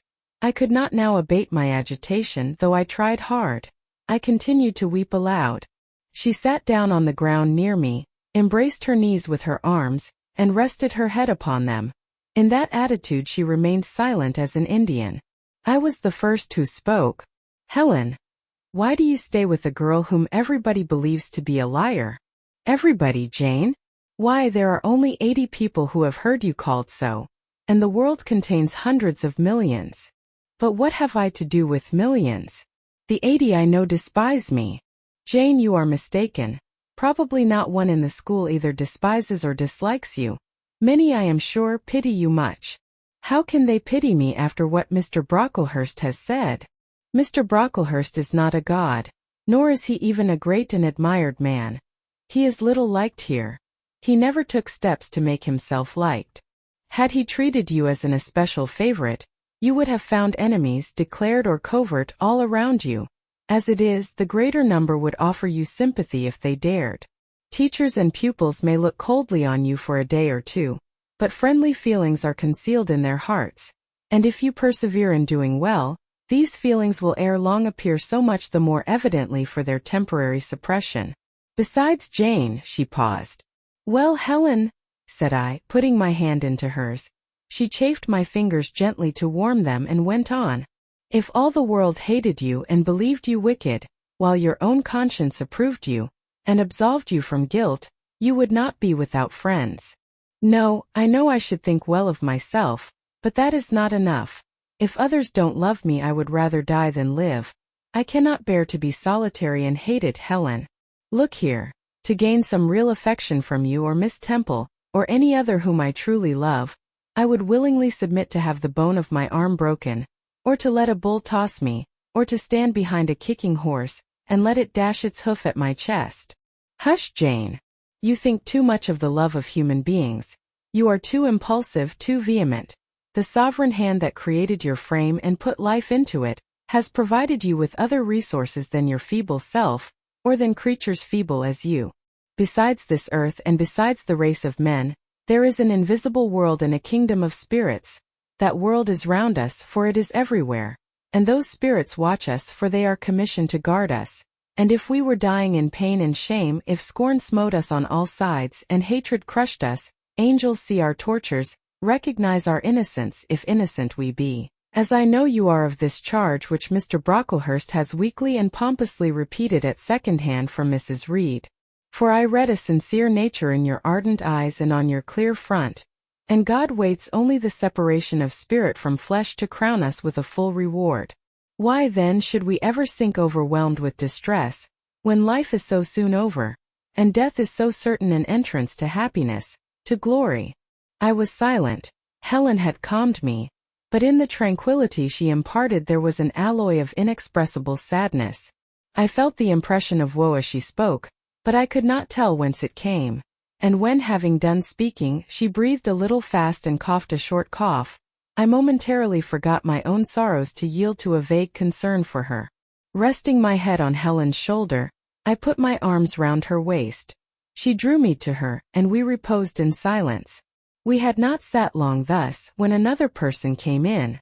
Some heavy clouds, swept from the sky by a rising wind, had left the moon bare, and her light, streaming in through a window near, shone full both on us and on the approaching figure, which we at once recognized as Miss Temple. "I came on purpose to find you, Jane Eyre," said she.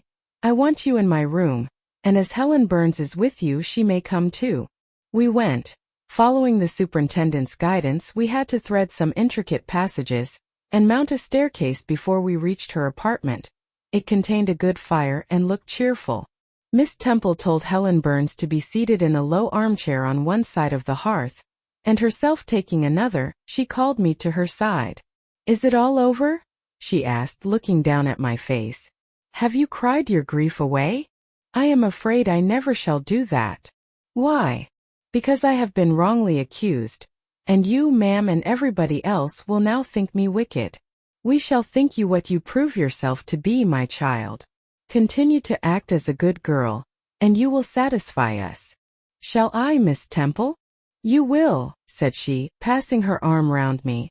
And now tell me, who is the lady whom Mr. Brocklehurst called your benefactress? Mrs. Reed, my uncle's wife. My uncle is dead, and he left me to her care. Did she not, then, adopt you of her own accord? No, ma'am, she was sorry to have to do it, but my uncle, as I have often heard the servants say, got her to promise before he died that she would always keep me. Well now, Jane, you know, or at least I will tell you, that when a criminal is accused, he is always allowed to speak in his own defense. You have been charged with falsehood. Defend yourself to me as well as you can. Say whatever your memory suggests is true, but add nothing and exaggerate nothing. I resolved in the depth of my heart that I would be most moderate, most correct, and having reflected a few minutes in order to arrange coherently what I had to say, I told her all the story of my sad childhood. Exhausted by emotion, my language was more subdued than it generally was when it developed that sad theme, and mindful of Helen's warnings against the indulgence of resentment, I infused into the narrative far less of gall and wormwood than ordinary. Thus restrained and simplified, it sounded more credible. I felt as I went on that Miss Temple fully believed me. In the course of the tale I had mentioned Mr. Lloyd as having come to see me after the fit, for I never forgot the to me frightful episode of the Red Room, in detailing which my excitement was sure in some degree to break bounds, for nothing could soften in my recollection the spasm of agony which clutched my heart when Mrs. Reed spurned my wild supplication for pardon, and locked me a second time in the dark and haunted chamber. I had finished. Miss Temple regarded me a few minutes in silence. She then said, I know something of Mr. Lloyd. I shall write to him. If his reply agrees with your statement, you shall be publicly cleared from every imputation. To me, Jane, you are clear now. She kissed me, and still keeping me at her side, where I was well contented to stand, for I derived a child's pleasure from the contemplation of her face, her dress, her one or two ornaments, her white forehead, her clustered and shining curls and beaming dark eyes. She proceeded to address Helen Burns. How are you tonight, Helen? Have you coughed much today? Not quite so much, I think, ma'am. And the pain in your chest? It is a little better. Miss Temple got up, took her hand and examined her pulse. Then she returned to her own seat. As she resumed it, I heard her sigh low. She was pensive a few minutes, then rousing herself, she said cheerfully, But you two are my visitors tonight. I must treat you as such. She rang her bell. Barbara, she said to the servant who answered it, I have not yet had tea. Bring the tray and place cups for these two young ladies. And a tray was soon brought. How pretty to my eyes did the china cups and bright teapot look, placed on the little round table near the fire. How fragrant was the steam of the beverage, and the scent of the toast, of which, however, I, to my dismay, for I was beginning to be hungry, discerned only a very small portion. Miss Temple discerned it too. Barbara, said she, can you not bring a little more bread and butter? There is not enough for 3. Barbara went out. She returned soon. Madam, Mrs. Harden says she has sent up the usual quantity. Mrs. Harden, be it observed, was the housekeeper, a woman after Mr. Brocklehurst's own heart, made up of equal parts of whalebone and iron. Oh, very well, returned Miss Temple. We must make it do, Barbara, I suppose. And as the girl withdrew she added, smiling, Fortunately, I have it in my power to supply deficiencies for this once. Having invited Helen and me to approach the table, and placed before each of us a cup of tea with one delicious but thin morsel of toast, she got up, unlocked a drawer, and taking from it a parcel wrapped in paper, disclosed presently to our eyes a good-sized seed cake. I meant to give each of you some of this to take with you, said she, but as there is so little toast, you must have it now, and she proceeded to cut slices with a generous hand. We feasted that evening as on nectar and ambrosia, and not the least delight of the entertainment was the smile of gratification with which our hostess regarded us, as we satisfied our famished appetites on the delicate fare she liberally supplied. Tea over and the tray removed, she again summoned us to the fire. We sat one on each side of her, And now a conversation followed between her and Helen, which it was indeed a privilege to be admitted to hear. Miss Temple had always something of serenity in her air, of state in her mien, of refined propriety in her language, which precluded deviation into the ardent, the excited, the eager, something which chastened the pleasure of those who looked on her and listened to her, by a controlling sense of awe, and such was my feeling now. But as to Helen Burns, I was struck with wonder. The refreshing meal, the brilliant fire, the presence and kindness of her beloved instructress, or perhaps more than all these, something in her own unique mind, had roused her powers within her. They woke, they kindled. First, they glowed in the bright tint of her cheek, which till this hour I had never seen but pale and bloodless. Then they shone in the liquid luster of her eyes, which had suddenly acquired a beauty more singular than that of Miss Temple's, a beauty neither of fine color nor long eyelash, nor penciled brow, but of meaning, of movement, of radiance. Then her soul sat on her lips, and language flowed, from what source I cannot tell.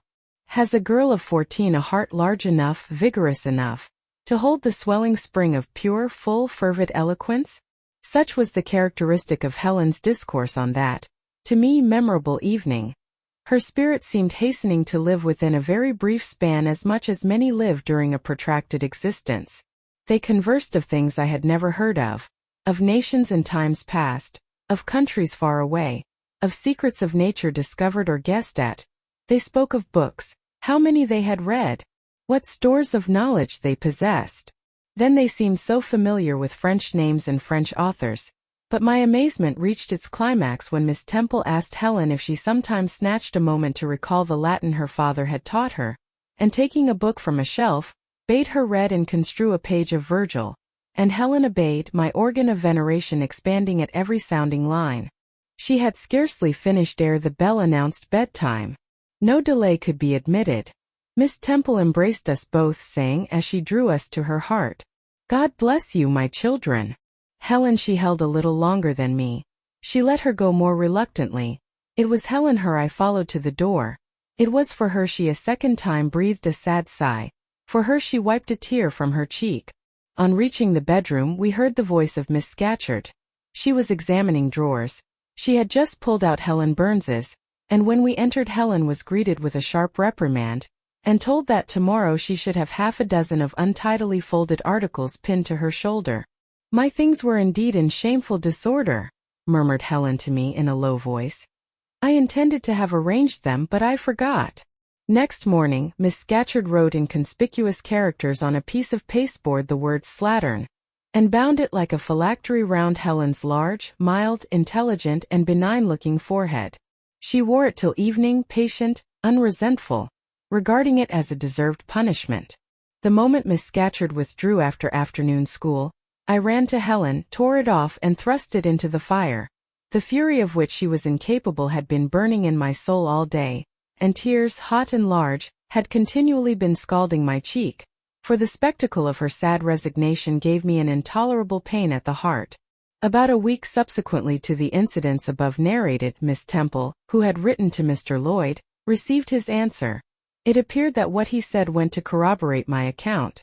Miss Temple, having assembled the whole school, announced that inquiry had been made into the charges alleged against Jane Eyre, and that she was most happy to be able to pronounce her completely cleared from every imputation.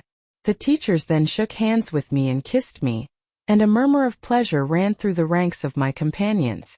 Thus relieved of a grievous load, I from that hour set to work afresh, resolved to pioneer my way through every difficulty. I toiled hard, and my success was proportionate to my efforts. My memory, not naturally tenacious, improved with practice. Exercise sharpened my wits. In a few weeks I was promoted to a higher class. In less than 2 months I was allowed to commence French and drawing. I learned the first 2 tenses of the verb être, and sketched my first cottage, whose walls, by the by, outrivaled in slope those of the Leaning Tower of Pisa, on the same day. That night, on going to bed, I forgot to prepare in imagination the Barmecide supper of hot roast potatoes, or white bread and new milk, with which I was wont to amuse my inward cravings. I feasted instead on the spectacle of ideal drawings which I saw in the dark, all the work of my own hands, freely penciled houses and trees, picturesque rocks and ruins, quip-like groups of cattle, Sweet paintings of butterflies hovering over unblown roses, of birds picking at ripe cherries, of wrens' nests, enclosing pearl-like eggs, wreathed about with young ivy sprays. I examined, too, in thought, the possibility of my ever being able to translate currently a certain little French story which Madame Pierrot had that day shown me. Nor was that problem solved to my satisfaction ere I fell sweetly asleep. Well has Solomon said, "Better is a dinner of herbs where love is, than a stalled ox and hatred therewith."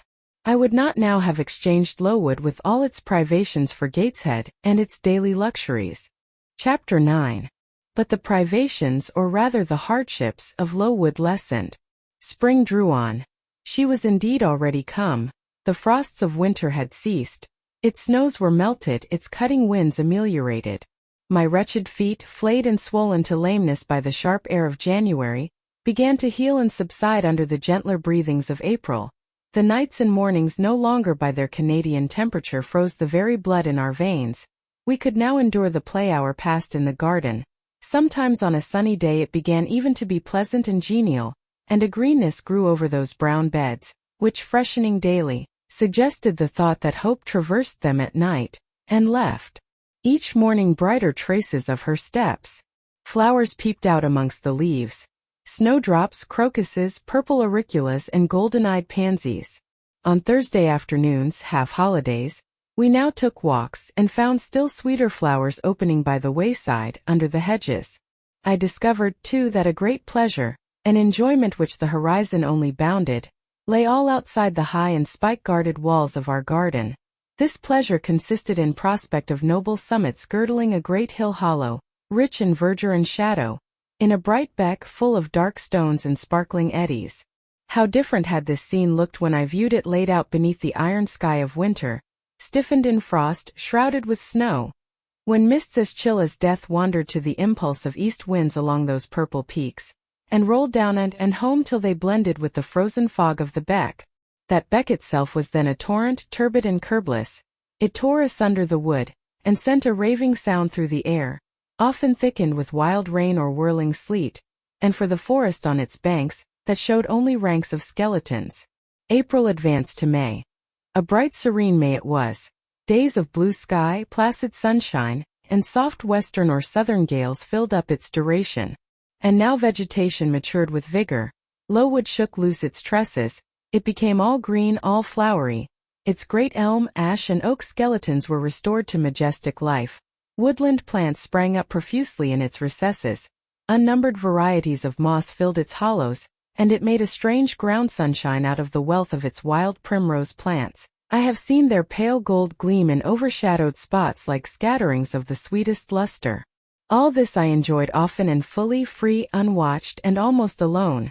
For this unwanted liberty and pleasure there was a cause, to which it now becomes my task to advert.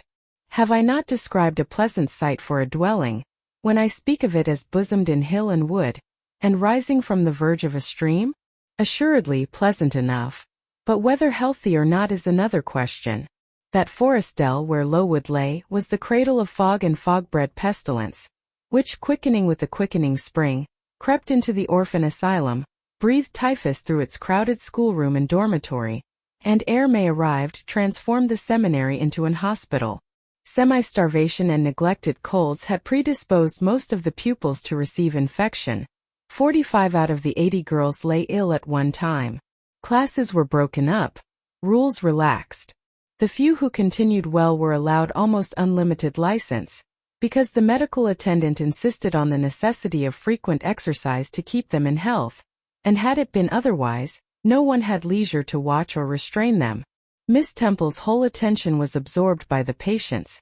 She lived in the sick room, never quitting it except to snatch a few hours' rest at night.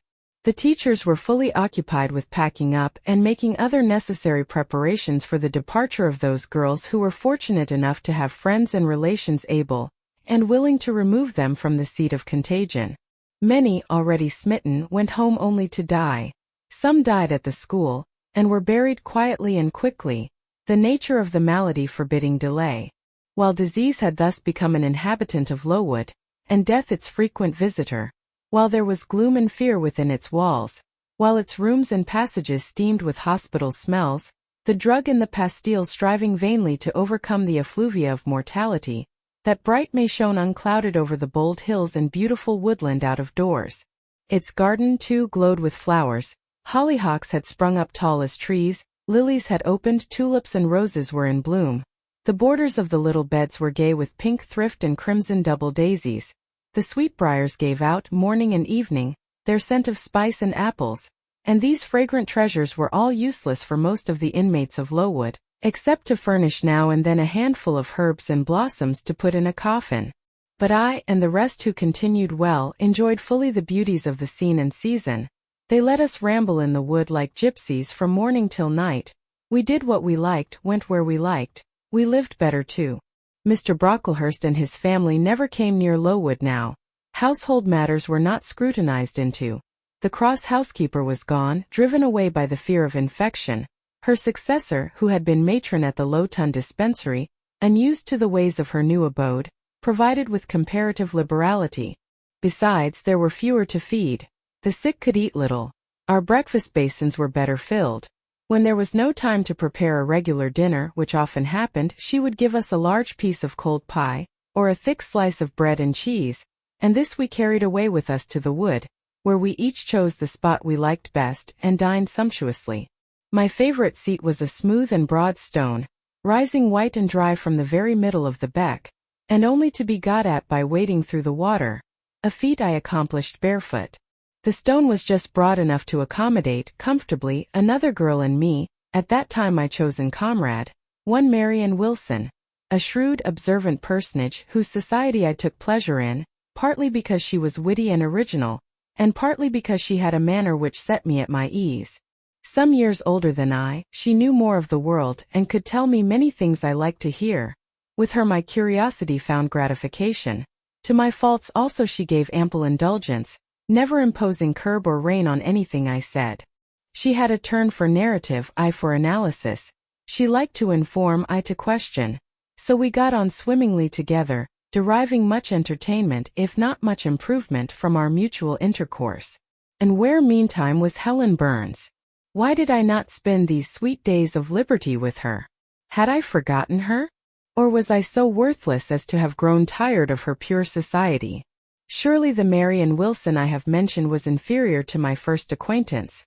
She could only tell me amusing stories, and reciprocate any racy and pungent gossip I chose to indulge in, while if I have spoken truth of Helen, she was qualified to give those who enjoyed the privilege of her converse a taste of far higher things. True, reader, and I knew and felt this, and though I am a defective being with many faults and few redeeming points, yet I never tired of Helen Burns, nor ever ceased to cherish for her a sentiment of attachment, as strong, tender, and respectful as any that ever animated my heart. How could it be otherwise when Helen, at all times and under all circumstances, evinced for me a quiet and faithful friendship, which ill humor never soured nor irritation never troubled? But Helen was ill at present. For some weeks she had been removed from my sight to I knew not what room upstairs. She was not, I was told, in the hospital portion of the house with the fever patients, for her complaint was consumption, not typhus, and by consumption I, in my ignorance, understood something mild, which time and care would be sure to alleviate. I was confirmed in this idea by the fact of her once or twice coming downstairs on very warm sunny afternoons, and being taken by Miss Temple into the garden, but on these occasions I was not allowed to go and speak to her. I only saw her from the schoolroom window, and then not distinctly, for she was much wrapped up and sat at a distance under the veranda. One evening in the beginning of June, I had stayed out very late with Marian in the wood. We had, as usual, separated ourselves from the others and had wandered far, so far that we lost our way, and had to ask it at a lonely cottage, where a man and woman lived, who looked after a herd of half-wild swine that fed on the mast in the wood. When we got back, it was after moonrise. A pony, which we knew to be the surgeon's, was standing at the garden door. Marian remarked that she supposed someone must be very ill, as Mr. Bates had been sent for at that time of the evening. She went into the house. I stayed behind a few minutes to plant in my garden a handful of roots I had dug up in the forest, and which I feared would wither if I left them till the morning. This done, I lingered yet a little longer. The flowers smelt so sweet as the dew fell. It was such a pleasant evening, so serene, so warm. The still glowing west promised so fairly another fine day on the morrow. The moon rose with such majesty in the grave east. I was noting these things and enjoying them as a child might, when it entered my mind as it had never done before. How sad to be lying now on a sick bed, and to be in danger of dying. This world is pleasant. It would be dreary to be called from it, and to have to go who knows where. And then my mind made its first earnest effort to comprehend what had been infused into it concerning heaven and hell, and for the first time it recoiled baffled, and for the first time glancing behind on each side and before it, it saw all round an unfathomed gulf.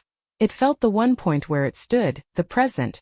All the rest was formless cloud and vacant depth, and it shuddered at the thought of tottering, and plunging amid that chaos. While pondering this new idea, I heard the front door open. Mr. Bates came out, and with him was a nurse. After she had seen him mount his horse and depart, she was about to close the door, but I ran up to her. "How is Helen Burns?" "Very poorly," was the answer. "Is it her Mr. Bates has been to see?" "Yes." "And what does he say about her?" "He says she'll not be here long."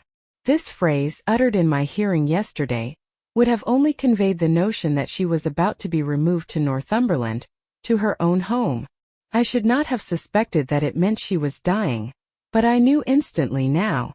It opened clear on my comprehension that Helen Burns was numbering her last days in this world, and that she was going to be taken to the region of spirits, if such region there were. I experienced a shock of horror, then a strong thrill of grief, then a desire, a necessity to see her, and I asked in what room she lay. "She is in Miss Temple's room," said the nurse. "May I go up and speak to her?" "Oh no, child. It is not likely, and now it is time for you to come in. You'll catch the fever if you stop out when the dew is falling." The nurse closed the front door. I went in by the side entrance which led to the schoolroom. I was just in time. It was 9 o'clock and Miss Miller was calling the pupils to go to bed. It might be 2 hours later, probably near 11, when I, not having been able to fall asleep and deeming from the perfect silence of the dormitory, that my companions were all wrapped in profound repose, rose softly, put on my frock over my nightdress, and without shoes crept from the apartment and set off in quest of Miss Temple's room. It was quite at the other end of the house, but I knew my way, and the light of the unclouded summer moon, entering here and there at passage windows, enabled me to find it without difficulty. An odor of camphor and burnt vinegar warned me when I came near the fever room, and I passed its door quickly, fearful lest the nurse who sat up all night should hear me. I dreaded being discovered and sent back, for I must see Helen. I must embrace her before she died. I must give her one last kiss, exchange with her one last word. Having descended a staircase, traversed a portion of the house below, and succeeded in opening and shutting without noise 2 doors, I reached another flight of steps. These I mounted, and then just opposite to me was Miss Temple's room.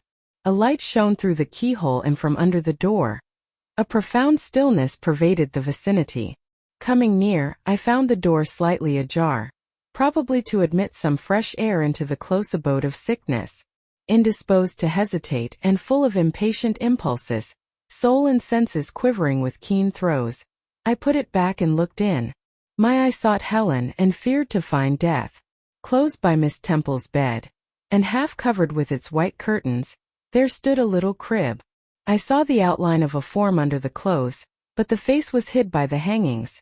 The nurse I had spoken to in the garden sat in an easy chair asleep. An unsnuffed candle burnt dimly on the table. Miss Temple was not to be seen. I knew afterwards that she had been called to a delirious patient in the fever room. I advanced, then paused by the crib side. My hand was on the curtain, but I preferred speaking before I withdrew it. I still recoiled at the dread of seeing a corpse. "Helen," I whispered softly, "are you awake?" She stirred herself, put back the curtain, and I saw her face, pale, wasted but quite composed. She looked so little changed that my fear was instantly dissipated. "Can it be you, Jane?" she asked in her own gentle voice. "Oh," I thought, "she is not going to die, they are mistaken." She could not speak and look so calmly if she were. I got on to her crib and kissed her. Her forehead was cold, and her cheek both cold and thin, and so were her hand and wrist, but she smiled as of old. "Why are you come here, Jane? It is past 11 o'clock. I heard it strike some minutes since. I came to see you, Helen. I heard you were very ill, and I could not sleep till I had spoken to you. You came to bid me good-bye, then? You are just in time, probably. Are you going somewhere, Helen? Are you going home?" "Yes, to my long home, my last home." "No, no, Helen." I stopped distressed. While I tried to devour my tears, a fit of coughing seized Helen. It did not, however, wake the nurse. When it was over, she lay some minutes exhausted. Then she whispered, "Jane, your little feet are bare. Lie down and cover yourself with my quilt." I did so. She put her arm over me and I nestled close to her. After a long silence she resumed, still whispering, "I am very happy, Jane, and when you hear that I am dead, you must be sure and not grieve. There is nothing to grieve about. We all must die one day, and the illness which is removing me is not painful. It is gentle and gradual. My mind is at rest. I leave no one to regret me much. I have only a father, and he is lately married and will not miss me. By dying young I shall escape great sufferings. I had not qualities or talents to make my way very well in the world. I should have been continually at fault. But where are you going to, Helen? Can you see? Do you know? I believe, I have faith. I am going to God." "Where is God? What is God?" "My Maker and yours, who will never destroy what He created. I rely implicitly on His power, and confide wholly in His goodness. I count the hours till that eventful one arrives which shall restore me to Him, reveal Him to me." "You are sure then, Helen, that there is such a place as heaven, and that our souls can get to it when we die?" "I am sure there is a future state. I believe God is good. I can resign my immortal part to Him without any misgiving. God is my Father. God is my friend. I love Him. I believe He loves me. And shall I see you again, Helen, when I die? You will come to the same region of happiness, be received by the same mighty universal parent, no doubt, dear Jane." Again I questioned, but this time only in thought. Where is that region? Does it exist? And I clasped my arms closer round Helen. She seemed dearer to me than ever. I felt as if I could not let her go. I lay with my face hidden on her neck. Presently she said, in the sweetest tone, "How comfortable I am. That last fit of coughing has tired me a little. I feel as if I could sleep. But don't leave me, Jane. I like to have you near me. I'll stay with you, dear Helen. No one shall take me away. Are you warm, darling?" "Yes." "Good night, Jane." "Good night, Helen." She kissed me and I her, and we both soon slumbered. When I awoke it was day. An unusual movement roused me. I looked up. I was in somebody's arms. The nurse held me. She was carrying me through the passage back to the dormitory. I was not reprimanded for leaving my bed. People had something else to think about. No explanation was afforded then to my many questions. But a day or two afterwards I learned that Miss Temple, on returning to her own room at dawn, had found me laid in the little crib, my face against Helen Burns's shoulder, my arms round her neck. I was asleep and Helen was dead. Her grave is in Brocklebridge churchyard. For 15 years after her death it was only covered by a grassy mound, but now a grey marble tablet marks the spot, inscribed with her name and the word Resurgam. Chapter 10. Hitherto I have recorded in detail the events of my insignificant existence. To the first 10 years of my life I have given almost as many chapters. But this is not to be a regular autobiography. I am only bound to invoke memory where I know her responses will possess some degree of interest. Therefore I now pass a space of 8 years almost in silence. A few lines only are necessary to keep up the links of connection. When the typhus fever had fulfilled its mission of devastation at Lowood, it gradually disappeared from thence, but not till its virulence and the number of its victims had drawn public attention on the school. Inquiry was made into the origin of the scourge, and by degrees various facts came out which excited public indignation in a high degree. The unhealthy nature of the site, the quantity and quality of the children's food, the brackish fetid water used in its preparation, the pupils' wretched clothing and accommodations, all these things were discovered, and the discovery produced a result mortifying to Mr. Brocklehurst, but beneficial to the institution. Several wealthy and benevolent individuals in the county subscribed largely for the erection of a more convenient building in a better situation. New regulations were made, improvements in diet and clothing introduced. The funds of the school were entrusted to the management of a committee. Mr. Brocklehurst, who from his wealth and family connections could not be overlooked, still retained the post of treasurer, but he was aided in the discharge of his duties by gentlemen of rather more enlarged and sympathizing minds. His office of inspector, too, was shared by those who knew how to combine reason with strictness, comfort with economy, compassion with uprightness. The school, thus improved, became in time a truly useful and noble institution. I remained an inmate of its walls after its regeneration for 8 years, 6 as pupil and 2 as teacher, and in both capacities I bear my testimony to its value and importance. During these 8 years my life was uniform, but not unhappy because it was not inactive. I had the means of an excellent education placed within my reach, a fondness for some of my studies, and a desire to excel in all, together with a great delight in pleasing my teachers, especially such as I loved, urged me on. I availed myself fully of the advantages offered me. In time I rose to be the first girl of the first class. Then I was invested with the office of teacher, which I discharged with zeal for 2 years, but at the end of that time I altered. Miss Temple, through all changes, had thus far continued superintendent of the seminary.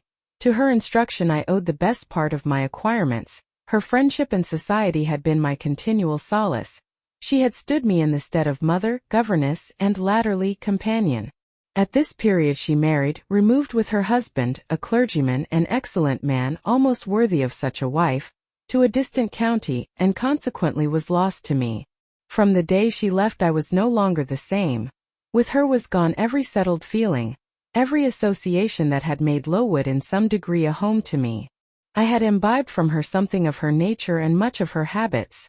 More harmonious thoughts, what seemed better regulated feelings had become the inmates of my mind. I had given an allegiance to duty and order.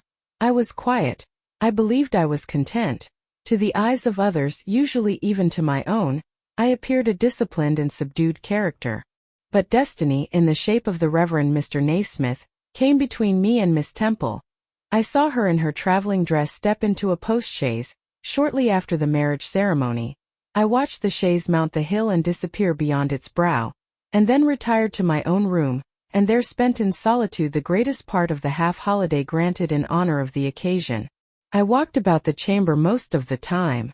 I imagined myself only to be regretting my loss and thinking how to repair it, but when my reflections were concluded, and I looked up and found that the afternoon was gone, and evening far advanced, another discovery dawned on me, namely, that in the interval I had undergone a transforming process, that my mind had put off all it had borrowed of Miss Temple, or rather that she had taken with her the serene atmosphere I had been breathing in her vicinity, and that now I was left in my natural element, and beginning to feel the stirring of old emotions. It did not seem as if a prop were withdrawn, but rather as if a motive were gone. It was not the power to be tranquil which had failed me, but the reason for tranquility was no more. My world had for some years been in Lowood. My experience had been of its rules and systems. Now I remembered that the real world was wide, and that a varied field of hopes and fears, of sensations and excitements, awaited those who had courage to go forth into its expanse, to seek real knowledge of life amidst its perils. I went to my window, opened it and looked out. There were the 2 wings of the building, there was the garden, there were the skirts of Lowood, there was the hilly horizon. My eye passed all other objects to rest on those most remote, the blue peaks. It was those I longed to surmount. All within their boundary of rock and heath seemed prison ground, exile limits. I traced the white road winding round the base of one mountain, and vanishing in a gorge between 2. How I longed to follow it farther. I recalled the time when I had traveled that very road in a coach. I remembered descending that hill at twilight. An age seemed to have elapsed since the day which brought me first to Lowood, and I had never quitted it since. My vacations had all been spent at school. Mrs. Reed had never sent for me to Gateshead. Neither she nor any of her family had ever been to visit me. I had had no communication by letter or message with the outer world. School rules, school duties, school habits and notions and voices and faces and phrases and costumes and preferences and antipathies. Such was what I knew of existence. And now I felt that it was not enough. I tired of the routine of 8 years in one afternoon. I desired liberty. For liberty I gasped. For liberty I uttered a prayer. It seemed scattered on the wind then faintly blowing. I abandoned it and framed a humbler supplication. For change, stimulus. That petition too seemed swept off into vague space. Then, I cried half desperate. Grant me at least a new servitude. Here a bell, ringing the hour of supper, called me downstairs. I was not free to resume the interrupted chain of my reflections till bedtime. Even then a teacher who occupied the same room with me kept me from the subject to which I longed to recur, by a prolonged effusion of small talk. How I wished sleep would silence her. It seemed as if, could I but go back to the idea which had last entered my mind as I stood at the window, some inventive suggestion would rise for my relief. Miss Gryce snored at last. She was a heavy Welshwoman. Until now her habitual nasal strains had never been regarded by me in any other light than as a nuisance. Tonight I hailed the first deep notes with satisfaction. I was debarrassed of interruption. My half-effaced thought instantly revived. A new servitude. There is something in that, I soliloquized mentally, be it understood. I did not talk aloud. I know there is because it does not sound too sweet. It is not like such words as liberty, excitement, enjoyment, delightful sounds truly, but no more than sounds for me, and so hollow and fleeting that it is mere waste of time to listen to them. But servitude, that must be matter of fact. Anyone may serve. I have served here 8 years. Now all I want is to serve elsewhere. Can I not get so much of my own will? Is not the thing feasible? Yes, the end is not so difficult. If I had only a brain active enough to ferret out the means of attaining it. I sat up in bed by way of arousing this said brain. It was a chilly night. I covered my shoulders with a shawl, and then I proceeded to think again with all my might. What do I want? A new place in a new house amongst new faces under new circumstances. I want this because it is of no use wanting anything better. How do people do to get a new place? They apply to friends, I suppose. I have no friends. There are many others who have no friends, who must look about for themselves and be their own helpers. And what is their resource? I could not tell.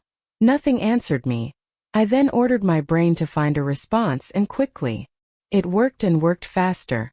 I felt the pulses throb in my head and temples, but for nearly an hour it worked in chaos, and no result came of its efforts. Feverish with vain labor, I got up and took a turn in the room, undrew the curtain, noted a star or two, shivered with cold, and again crept to bed. A kind fairy in my absence had surely dropped the required suggestion on my pillow, for as I lay down it came quietly and naturally to my mind. Those who want situations advertise. You must advertise in the Shire Herald. How? I know nothing about advertising. Replies rose smooth and prompt now. You must enclose the advertisement and the money to pay for it under a cover directed to the editor of the Herald. You must put it, the first opportunity you have, into the post at Lowton. Answers must be addressed to J.E. at the post office there. You can go and inquire in about a week after you send your letter, if any are come, and act accordingly. This scheme I went over twice, thrice. It was then digested in my mind. I had it in a clear practical form. I felt satisfied and fell asleep. With earliest day I was up. I had my advertisement written, enclosed, and directed before the bell rang to rouse the school. It ran thus. A young lady accustomed to tuition, had I not been a teacher 2 years, is desirous of meeting with a situation in a private family where the children are under 14. I thought that as I was barely 18, it would not do to undertake the guidance of pupils nearer my own age. She is qualified to teach the usual branches of a good English education, together with French, drawing, and music. In those days, reader, this now narrow catalogue of accomplishments would have been held tolerably comprehensive. Address J.E. Post Office, Lowton, Shire. This document remained locked in my drawer all day. After tea, I asked leave of the new superintendent to go to Lowton. In order to perform some small commissions for myself and one or two of my fellow teachers, permission was readily granted. I went. It was a walk of 2 miles and the evening was wet, but the days were still long. I visited a shop or two, slipped the letter into the post office, and came back through heavy rain with streaming garments but with a relieved heart. The succeeding week seemed long. It came to an end at last, however, like all sublunary things, and once more, towards the close of a pleasant autumn day, I found myself afoot on the road to Lowton. A picturesque track it was, by the way, lying along the side of the beck and through the sweetest curves of the dale, but that day I thought more of the letters that might or might not be awaiting me at the little burg whither I was bound, than of the charms of Leah and water.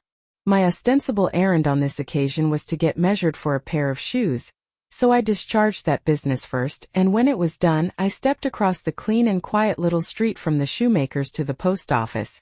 It was kept by an old dame, who wore horn spectacles on her nose and black mittens on her hands. "Are there any letters for J.E.?" I asked. She peered at me over her spectacles, and then she opened a drawer and fumbled among its contents for a long time, so long that my hopes began to falter.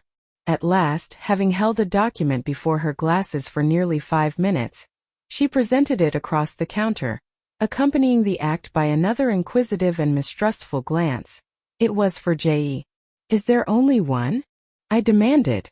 "There are no more," said she, and I put it in my pocket and turned my face homeward. I could not open it then. Rules obliged me to be back by 8, and it was already 7:30. Various duties awaited me on my arrival. I had to sit with the girls during their hour of study, then it was my turn to read prayers, to see them to bed. Afterwards I supped with the other teachers. Even when we finally retired for the night, the inevitable Miss Gryce was still my companion. We had only a short end of candle in our candlestick, and I dreaded lest she should talk till it was all burnt out. Fortunately, however, the heavy supper she had eaten produced a soporific effect. She was already snoring before I had finished undressing. There still remained an inch of candle. I now took out my letter. The seal was an initial F. I broke it. The contents were brief. "If J.E., who advertised in the Shire Herald of last Thursday, possesses the acquirements mentioned, and if she is in a position to give satisfactory references as to character and competency, a situation can be offered her where there is but one pupil, a little girl under 10 years of age, and where the salary is £30 per annum.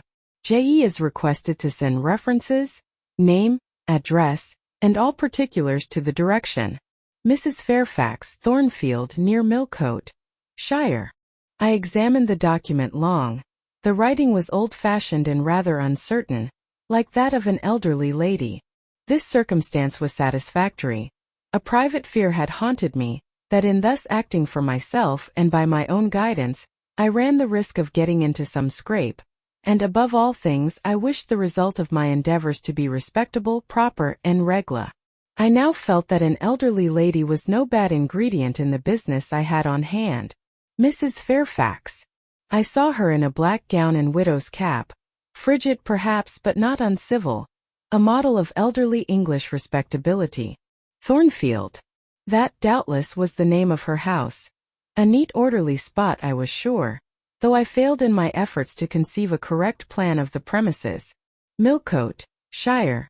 I brushed up my recollections of the map of England. Yes, I saw it, both the Shire and the town. Shire was 70 miles nearer London than the remote county where I now resided. That was a recommendation to me. I longed to go where there was life and movement. Millcote was a large manufacturing town on the banks of the A. A busy place enough, doubtless, so much the better. It would be a complete change at least. Not that my fancy was much captivated by the idea of long chimneys and clouds of smoke, but, I argued, Thornfield will probably be a good way from the town. Here the socket of the candle dropped, and the wick went out. Next day new steps were to be taken. My plans could no longer be confined to my own breast. I must impart them in order to achieve their success. Having sought and obtained an audience of the superintendent during the noontide recreation, I told her I had a prospect of getting a new situation where the salary would be double what I now received, for at Lowood I only got £15 per annum, and requested she would break the matter for me to Mr. Brocklehurst or some of the committee, and ascertain whether they would permit me to mention them as references. She obligingly consented to act as mediatrix in the matter. The next day she laid the affair before Mr. Brocklehurst, who said that Mrs. Reed must be written to, as she was my natural guardian. A note was accordingly addressed to that lady, who returned for answer that I might do as I pleased. She had long relinquished all interference in my affairs. This note went the round of the committee, and at last, after what appeared to me most tedious delay, formal leave was given me to better my condition if I could, and an assurance added that as I had always conducted myself well, both as teacher and pupil at Lowood, a testimonial of character and capacity, signed by the inspectors of that institution, should forthwith be furnished me. This testimonial I accordingly received in about a month, forwarded a copy of it to Mrs. Fairfax, and got that lady's reply, stating that she was satisfied, and fixing that day fortnight as the period for my assuming the post of governess in her house.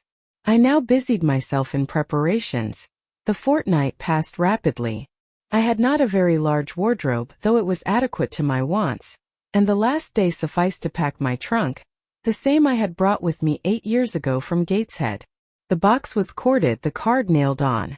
In half an hour the carrier was to call for it to take it to Lowton, whither I myself was to repair at an early hour the next morning to meet the coach. I had brushed my black stuff traveling dress, prepared my bonnet, gloves and muff, sought in all my drawers to see that no article was left behind, and now having nothing more to do, I sat down and tried to rest. I could not. Though I had been on foot all day, I could not now repose an instant. I was too much excited. A phase of my life was closing tonight, a new one opening tomorrow. Impossible to slumber in the interval. I must watch feverishly while the change was being accomplished. "Miss," said a servant who met me in the lobby, where I was wandering like a troubled spirit, "a person below wishes to see you." The carrier, no doubt, I thought, and ran downstairs without inquiry. I was passing the back parlor or teacher's sitting room, the door of which was half open, to go to the kitchen, when someone ran out. "It's her, I am sure. I could have told her anywhere," cried the individual who stopped my progress and took my hand. I looked. I saw a woman attired like a well-dressed servant, matronly, yet still young, very good-looking, with black hair and eyes and lively complexion. "Well, who is it?" she asked, in a voice and with a smile I half recognized. "You've not quite forgotten me, I think, Miss Jane?" In another second I was embracing and kissing her rapturously. "Bessie! Bessie! Bessie!" That was all I said. Whereat she half laughed, half cried, and we both went into the parlor. By the fire stood a little fellow of 3 years old, in plaid frock and trousers. "That is my little boy," said Bessie directly. "Then you are married, Bessie?" "Yes, nearly 5 years since, to Robert Levin, the coachman, and I've a little girl besides Bobby there, that I've christened Jane." "And you don't live at Gateshead?" "I live at the lodge. The old porter has left." "Well, and how do they all get on? Tell me everything about them, Bessie, but sit down first, and Bobby, come and sit on my knee, will you?" But Bobby preferred sidling over to his mother. "You're not grown so very tall, Miss Jane, nor so very stout," continued Mrs. Levin. "I dare say they've not kept you too well at school. Miss Reed is the head and shoulders taller than you are, and Miss Georgiana would make 2 of you in breadth. Georgiana is handsome, I suppose, Bessie?" "Very. She went up to London last winter with her mamma, and there everybody admired her, and a young lord fell in love with her, but his relations were against the match, and what do you think? He and Miss Georgiana made it up to run away, but they were found out and stopped. It was Miss Reed that found them out. I believe she was envious, and now she and her sister lead a cat and dog life together. They are always quarreling." "Well, and what of John Reed?" "Oh, he is not doing so well as his mamma could wish. He went to college and he got plucked, I think they call it, and then his uncles wanted him to be a barrister and study the law, but he is such a dissipated young man they will never make much of him, I think." "What does he look like?" "He is very tall. Some people call him a fine-looking young man, but he has such thick lips." "And Mrs. Reed?" "Mrs. looks stout and well enough in the face, but I think she's not quite easy in her mind. Mr. John's conduct does not please her. He spends a deal of money. Did she send you here, Bessie? No indeed, but I have long wanted to see you, and when I heard that there had been a letter from you, and that you were going to another part of the country, I thought I'd just set off, and get a look at you before you were quite out of my reach. I am afraid you are disappointed in me, Bessie. I said this laughing. I perceived that Bessie's glance, though it expressed regard, did in no shape denote admiration. No, Miss Jane, not exactly. You are genteel enough. You look like a lady, and it is as much as ever I expected of you. You were no beauty as a child. I smiled at Bessie's frank answer. I felt that it was correct, but I confess I was not quite indifferent to its import. At 18 most people wish to please, and the conviction that they have not an exterior likely to second that desire brings anything but gratification. I dare say you are clever though, continued Bessie by way of solace. What can you do? Can you play on the piano? A little. There was one in the room. Bessie went and opened it, and then asked me to sit down and give her a tune. I played a waltz or two and she was charmed. The Miss Reeds could not play as well, said she exultingly. I always said you would surpass them in learning. And can you draw? That is one of my paintings over the chimney-piece. It was a landscape in watercolors, of which I had made a present to the superintendent, in acknowledgment of her obliging mediation with the committee on my behalf, and which she had framed and glazed. Well, that is beautiful, Miss Jane. It is as fine a picture as any Miss Reed's drawing master could paint, let alone the young ladies themselves, who could not come near it. And have you learnt French? Yes, Bessie, I can both read it and speak it. And you can work on muslin and canvas? I can. Oh, you are quite a lady, Miss Jane. I knew you would be.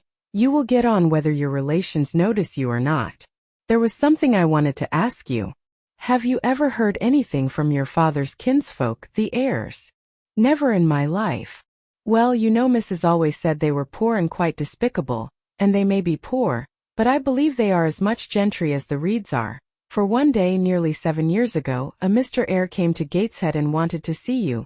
Mrs. said you were at school 50 miles off. He seemed so much disappointed for he could not stay. He was going on a voyage to a foreign country, and the ship was to sail from London in a day or two. He looked quite a gentleman, and I believe he was your father's brother. What foreign country was he going to, Bessie? An island thousands of miles off where they make wine, the butler did tell me. Madeira. I suggested. Yes, that is it. That is the very word. So he went. Yes. He did not stay many minutes in the house. Mrs. was very high with him. She called him afterwards a sneaking tradesman. My Robert believes he was a wine merchant. Very likely, I returned. Or perhaps clerk or agent to a wine merchant. Bessie and I conversed about old times an hour longer, and then she was obliged to leave me. I saw her again for a few minutes the next morning at Lowton, while I was waiting for the coach. We parted finally at the door of the Brocklehurst Arms there. Each went her separate way. She set off for the brow of Lowood Fell to meet the conveyance which was to take her back to Gateshead. I mounted the vehicle which was to bear me to new duties and a new life in the unknown environs of Millcote. Chapter 11. A new chapter in a novel is something like a new scene in a play, and when I draw up the curtain this time, reader, you must fancy you see a room in the George Inn at Millcote, with such large figured papering on the walls as in rooms have, such a carpet, such furniture, such ornaments on the mantelpiece, such prints, including a portrait of George III, and another of the Prince of Wales, and a representation of the death of Wolfe. All this is visible to you by the light of an oil lamp hanging from the ceiling, and by that of an excellent fire, near which I sit in my cloak and bonnet. My muff and umbrella lie on the table, and I am warming away the numbness and chill contracted by 16 hours' exposure to the rawness of an October day. I left Lowton at 4 o'clock a.m., and the Millcote town clock is now just striking 8. Reader, though I look comfortably accommodated, I am not very tranquil in my mind. I thought when the coach stopped here there would be someone to meet me. I looked anxiously round as I descended the wooden steps, the boots placed for my convenience, expecting to hear my name pronounced, and to see some description of carriage waiting to convey me to Thornfield. Nothing of the sort was visible, and when I asked a waiter if anyone had been to inquire after a Miss Eyre, I was answered in the negative. So I had no resource but to request to be shown into a private room, and here I am waiting while all sorts of doubts and fears are troubling my thoughts.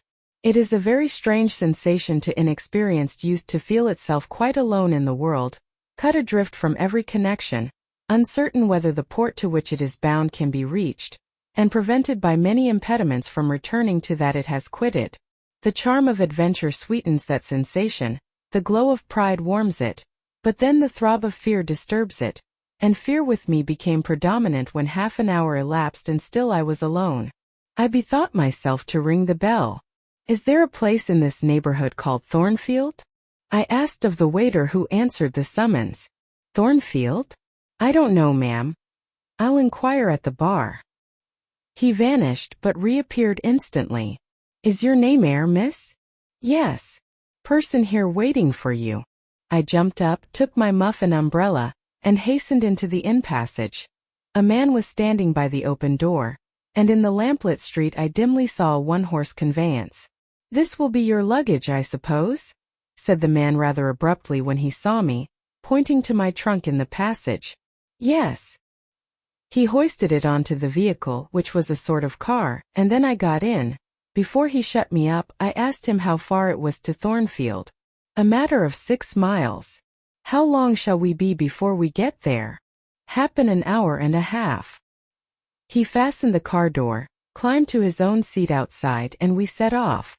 Our progress was leisurely, and gave me ample time to reflect. I was content to be at length so near the end of my journey, and as I leaned back in the comfortable though not elegant conveyance, I meditated much at my ease.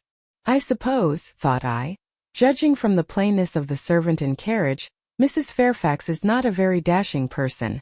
So much the better. I never lived amongst fine people but once, and I was very miserable with them. I wonder if she lives alone except this little girl. If so, and if she is in any degree amiable, I shall surely be able to get on with her. I will do my best. It is a pity that doing one's best does not always answer. At Lowood, indeed, I took that resolution, kept it, and succeeded in pleasing. But with Mrs. Reed, I remember my best was always spurned with scorn. I pray God Mrs. Fairfax may not turn out a second Mrs. Reed. But if she does, I am not bound to stay with her. Let the worst come to the worst, I can advertise again. How far are we on our road now, I wonder? I let down the window and looked out. Millcote was behind us. Judging by the number of its lights, it seemed a place of considerable magnitude, much larger than Lowton. We were now, as far as I could see, on a sort of common, but there were houses scattered all over the district. I felt we were in a different region to Lowood, more populous, less picturesque, more stirring, less romantic. The roads were heavy, the night misty. My conductor let his horse walk all the way, and the hour and a half extended, I verily believe, to 2 hours. At last he turned in his seat and said, "You're known so far fro Thornfield now." Again I looked out. We were passing a church. I saw its low broad tower against the sky, and its bell was tolling a quarter. I saw a narrow galaxy of lights too on a hillside, marking a village or hamlet. About 10 minutes after, the driver got down and opened a pair of gates. We passed through and they clashed to behind us. We now slowly ascended a drive and came upon the long front of a house. Candlelight gleamed from one curtained bow window. All the rest were dark. The car stopped at the front door. It was opened by a maidservant. I alighted and went in. "Will you walk this way, ma'am?" said the girl, and I followed her across a square hall with high doors all round. She ushered me into a room whose double illumination of fire and candle at first dazzled me, contrasting as it did with the darkness to which my eyes had been for 2 hours inured. When I could see, however, a cozy and agreeable picture presented itself to my view. A snug small room, a round table by a cheerful fire, an armchair high-backed and old-fashioned, wherein sat the neatest imaginable little elderly lady, in widow's cap, black silk gown, and snowy muslin apron, exactly like what I had fancied Mrs. Fairfax, only less stately and milder looking. She was occupied in knitting. A large cat sat demurely at her feet. Nothing, in short, was wanting to complete the beau ideal of domestic comfort. A more reassuring introduction for a new governess could scarcely be conceived. There was no grandeur to overwhelm, no stateliness to embarrass. And then as I entered, the old lady got up and promptly and kindly came forward to meet me. "How do you do, my dear? I am afraid you have had a tedious ride. John drives so slowly. You must be cold, come to the fire." "Mrs. Fairfax, I suppose?" said I. "Yes, you are right, do sit down." She conducted me to her own chair, and then began to remove my shawl and untie my bonnet strings. I begged she would not give herself so much trouble. "Oh, it is no trouble. I dare say your own hands are almost numbed with cold. Leah, make a little hot negus and cut a sandwich or two. Here are the keys of the storeroom." And she produced from her pocket a most housewifely bunch of keys, and delivered them to the servant. "Now then, draw nearer to the fire," she continued. "You've brought your luggage with you, haven't you, my dear?" "Yes, ma'am." "I'll see it carried into your room," she said, and bustled out. She treats me like a visitor, thought I. I little expected such a reception. I anticipated only coldness and stiffness. This is not like what I have heard of the treatment of governesses, but I must not exult too soon. She returned, with her own hands cleared her knitting apparatus and a book or two from the table, to make room for the tray which Leah now brought, and then herself handed me the refreshments. I felt rather confused at being the object of more attention than I had ever before received, and that too shown by my employer and superior. But as she did not herself seem to consider she was doing anything out of her place, I thought it better to take her civilities quietly. "Shall I have the pleasure of seeing Miss Fairfax tonight?" I asked when I had partaken of what she offered me. "What did you say, my dear?" "I am a little deaf," returned the good lady, approaching her ear to my mouth. I repeated the question more distinctly. "Miss Fairfax? Oh, you mean Miss Varens. Varens is the name of your future pupil." "Indeed? Then she is not your daughter?" "No, I have no family." I should have followed up my first inquiry by asking in what way Miss Varens was connected with her, but I recollected it was not polite to ask too many questions. Besides, I was sure to hear in time. "I am so glad," she continued as she sat down opposite to me and took the cat on her knee. "I am so glad you are come. It will be quite pleasant living here now with a companion."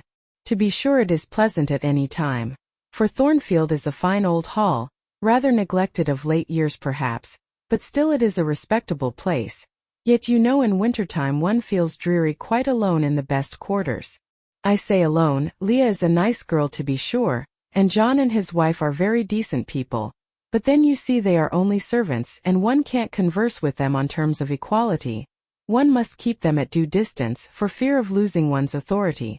I'm sure last winter it was a very severe one if you recollect, and when it did not snow it rained and blew. Not a creature but the butcher and postman came to the house from November till February, and I really got quite melancholy with sitting night after night alone. I had Leah in to read to me sometimes, but I don't think the poor girl liked the task much, she felt it confining. In spring and summer one got on better. Sunshine and long days make such a difference. And then just at the commencement of this autumn, little Adela Varens came and her nurse. A child makes a house alive all at once, and now you are here I shall be quite gay. My heart really warmed to the worthy lady as I heard her talk, and I drew my chair a little nearer to her, and expressed my sincere wish that she might find my company as agreeable as she anticipated. "But I'll not keep you sitting up late tonight," said she. "It is on the stroke of 12 now, and you have been traveling all day, you must feel tired. If you have got your feet well warmed, I'll show you your bedroom. I've had the room next to mine prepared for you. It is only a small apartment, but I thought you would like it better than one of the large front chambers. To be sure they have finer furniture, but they are so dreary and solitary, I never sleep in them myself." I thanked her for her considerate choice, and as I really felt fatigued with my long journey, expressed my readiness to retire. She took her candle, and I followed her from the room. First she went to see if the hall door was fastened. Having taken the key from the lock, she led the way upstairs. The steps and banisters were of oak. The staircase window was high and latticed. Both it and the long gallery into which the bedroom doors opened looked as if they belonged to a church rather than a house. A very chill and vault-like air pervaded the stairs and gallery, suggesting cheerless ideas of space and solitude, and I was glad, when finally ushered into my chamber, to find it of small dimensions, and furnished in ordinary modern style. When Mrs. Fairfax had bidden me a kind good night, and I had fastened my door, gazed leisurely round, and in some measure effaced the eerie impression made by that wide hall, that dark and spacious staircase, and that long cold gallery by the livelier aspect of my little room, I remembered that, after a day of bodily fatigue and mental anxiety, I was now at last in safe haven. The impulse of gratitude swelled my heart, and I knelt down at the bedside, and offered up thanks where thanks were due, not forgetting ere I rose to implore aid on my further path, and the power of meriting the kindness which seemed so frankly offered me before it was earned. My couch had no thorns in it that night, my solitary room no fears. At once weary and content, I slept soon and soundly. When I awoke it was broad day. The chamber looked such a bright little place to me as the sun shone in between the gay blue chintz window curtains, showing papered walls and a carpeted floor, so unlike the bare planks and stained plaster of Lowood, that my spirits rose at the view. Externals have a great effect on the young.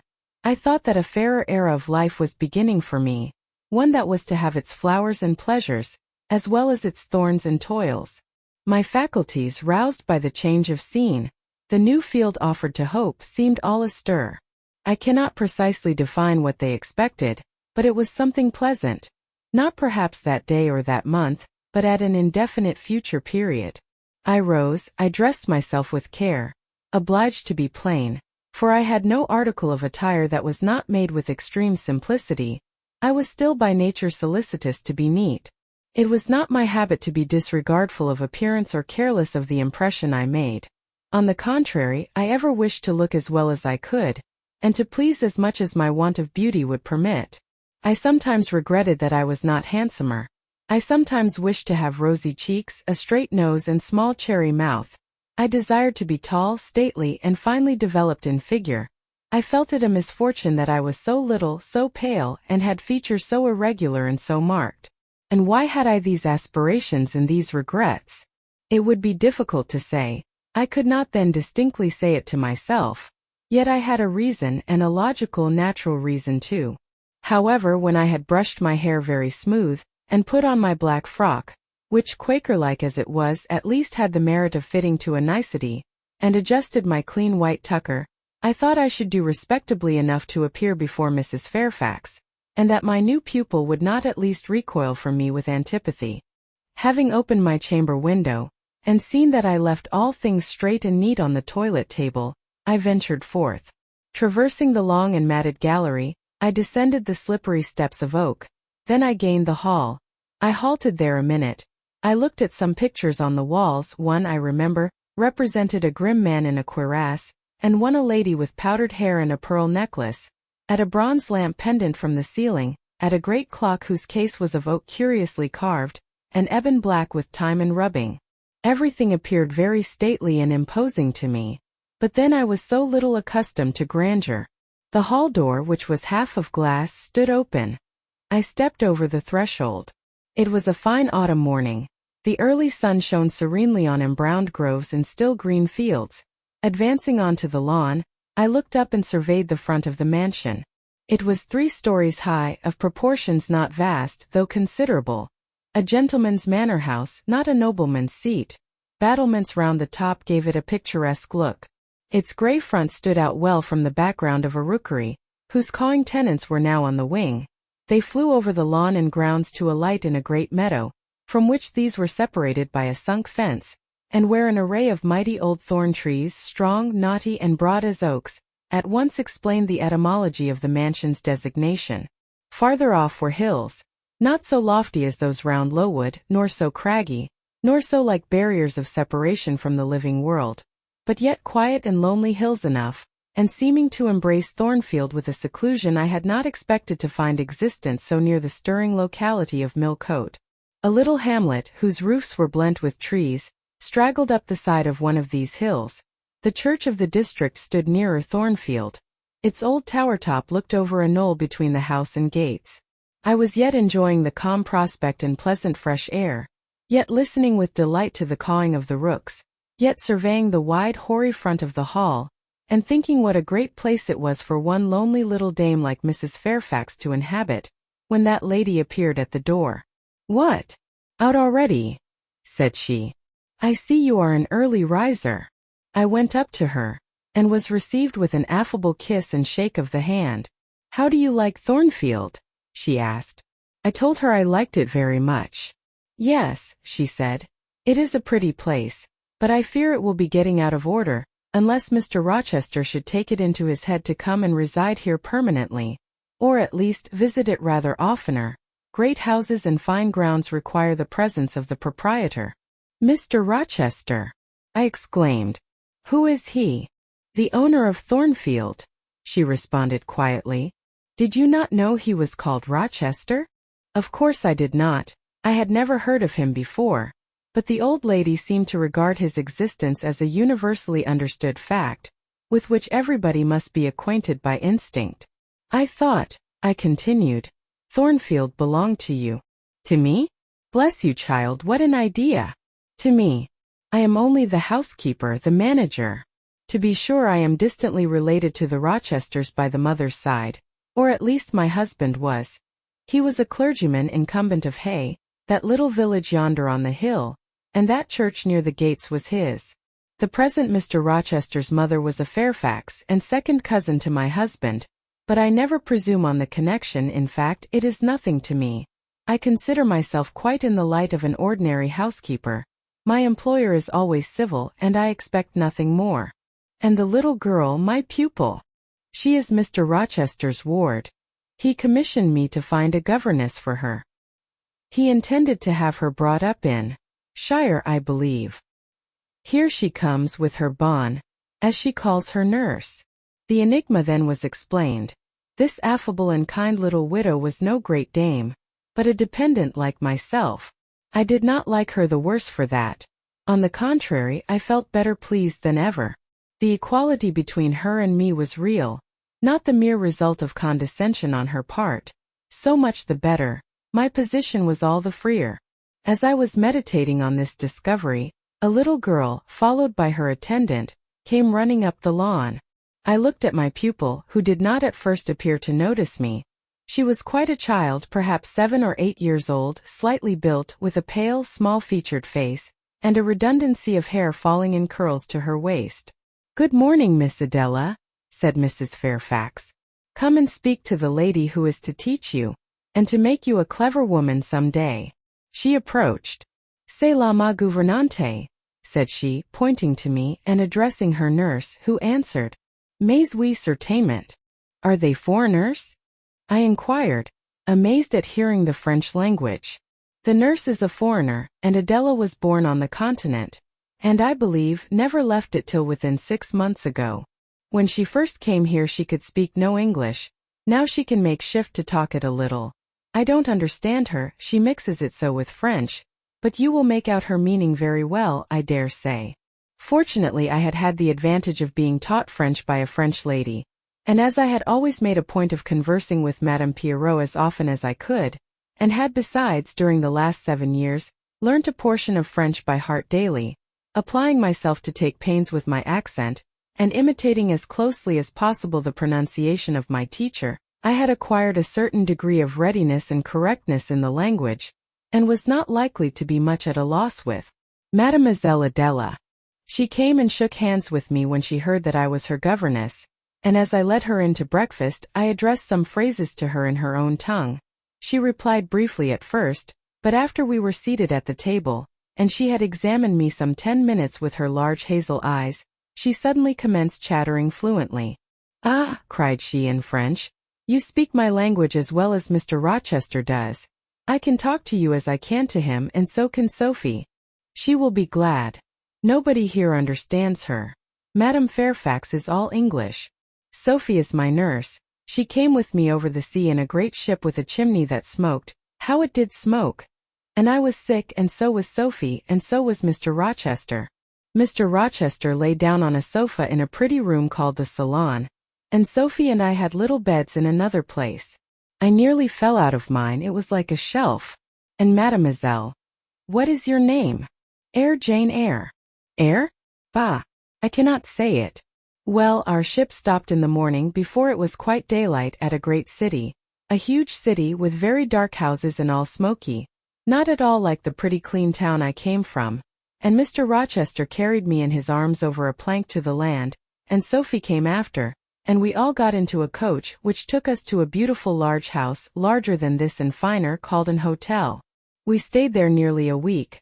I and Sophie used to walk every day in a great green place full of trees, called the park, and there were many children there besides me, and a pond with beautiful birds in it that I fed with crumbs. Can you understand her when she runs on so fast? Asked Mrs. Fairfax. I understood her very well, for I had been accustomed to the fluent tongue of Madame Pierrot. I wish, continued the good lady, you would ask her a question or two about her parents. I wonder if she remembers them? Adele, I inquired, with whom did you live when you were in that pretty clean town you spoke of? I lived long ago with Mamma, but she is gone to the Holy Virgin. Mamma used to teach me to dance and sing and to say verses. A great many gentlemen and ladies came to see Mamma, and I used to dance before them, or to sit on their knees and sing to them. I liked it. Shall I let you hear me sing now? She had finished her breakfast, so I permitted her to give a specimen of her accomplishments. Descending from her chair, she came and placed herself on my knee, then folding her little hands demurely before her, shaking back her curls and lifting her eyes to the ceiling, she commenced singing a song from some opera.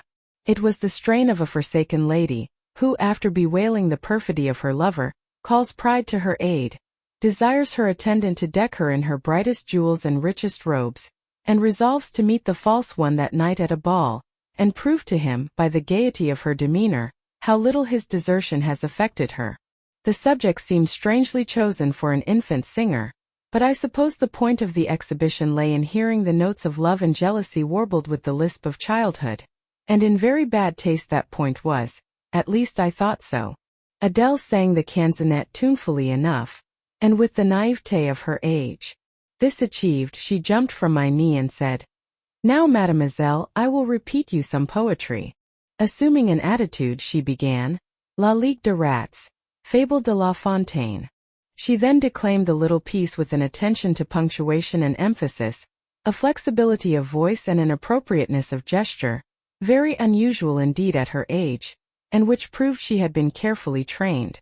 "Was it your mamma who taught you that piece?" I asked. "Yes, and she just used to say it in this way. Que vous donc? Louis did unto this rats, parlez." She made me lift my hand so to remind me to raise my voice at the question. "Now shall I dance for you?" "No, that will do. But after your mamma went to the Holy Virgin, as you say, with whom did you live then?" "With Madame Frederick and her husband. She took care of me, but she is nothing related to me. I think she is poor, for she had not so fine a house as mamma. I was not long there. Mr. Rochester asked me if I would like to go and live with him in England, and I said yes, for I knew Mr. Rochester before I knew Madame Frederick, and he was always kind to me and gave me pretty dresses and toys, but you see he has not kept his word, for he has brought me to England, and now he has gone back again himself and I never see him." After breakfast, Adele and I withdrew to the library, which room, it appears, Mr. Rochester had directed should be used as the schoolroom. Most of the books were locked up behind glass doors, but there was one bookcase left open containing everything that could be needed in the way of elementary works, and several volumes of light literature, poetry, biography, travels, a few romances, and I suppose he had considered that these were all the governess would require for her private perusal, and indeed they contented me amply for the present. Compared with the scanty pickings I had now and then been able to glean at Lowood, they seemed to offer an abundant harvest of entertainment and information.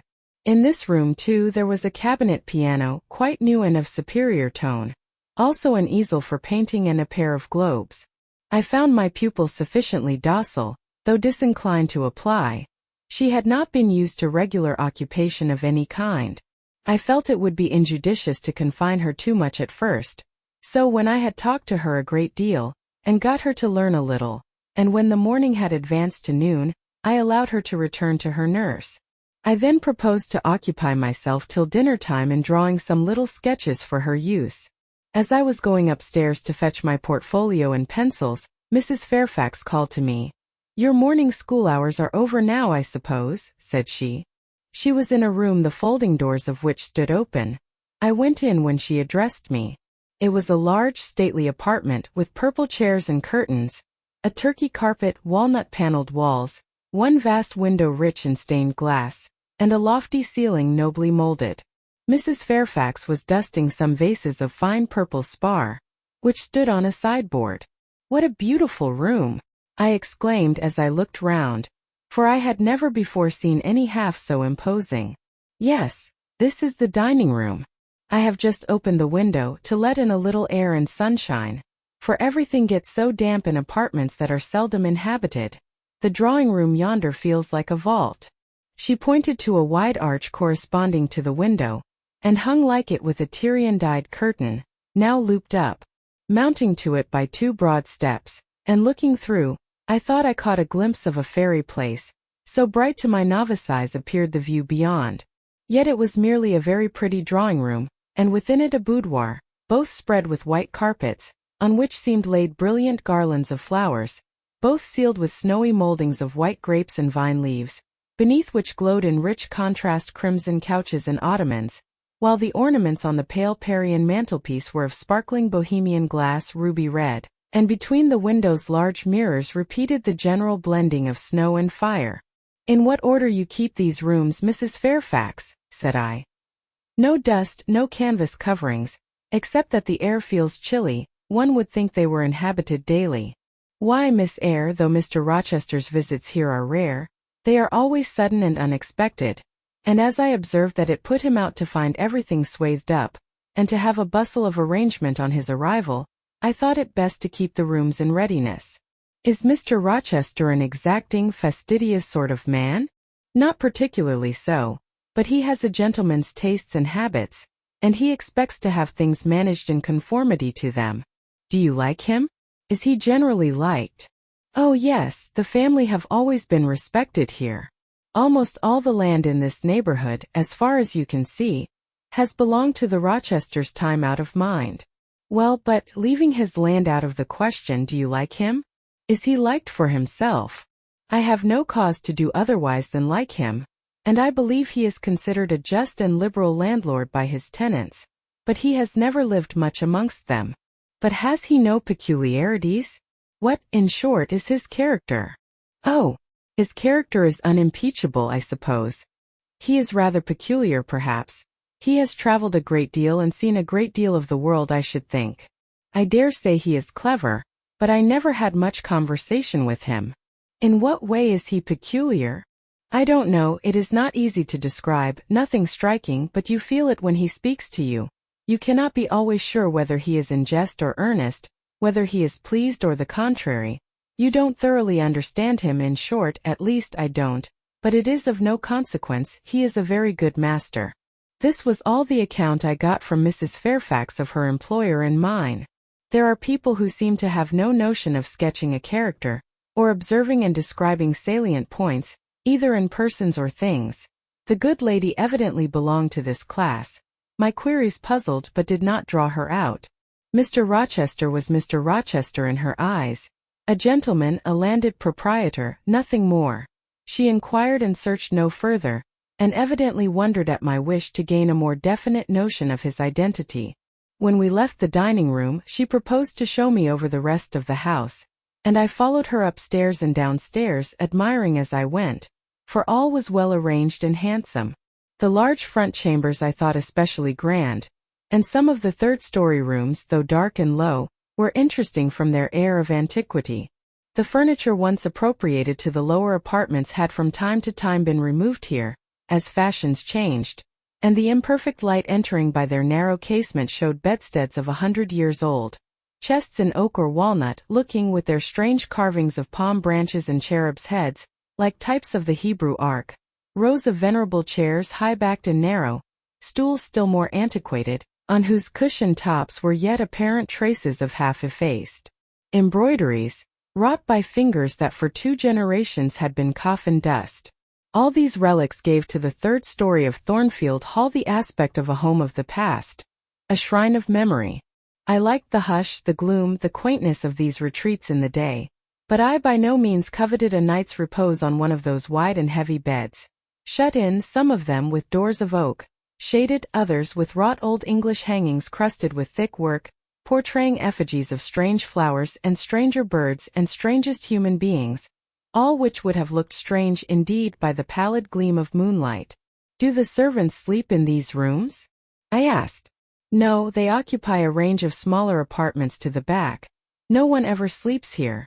One would almost say that, if there were a ghost at Thornfield Hall, this would be its haunt." "So I think you have no ghosts, then?"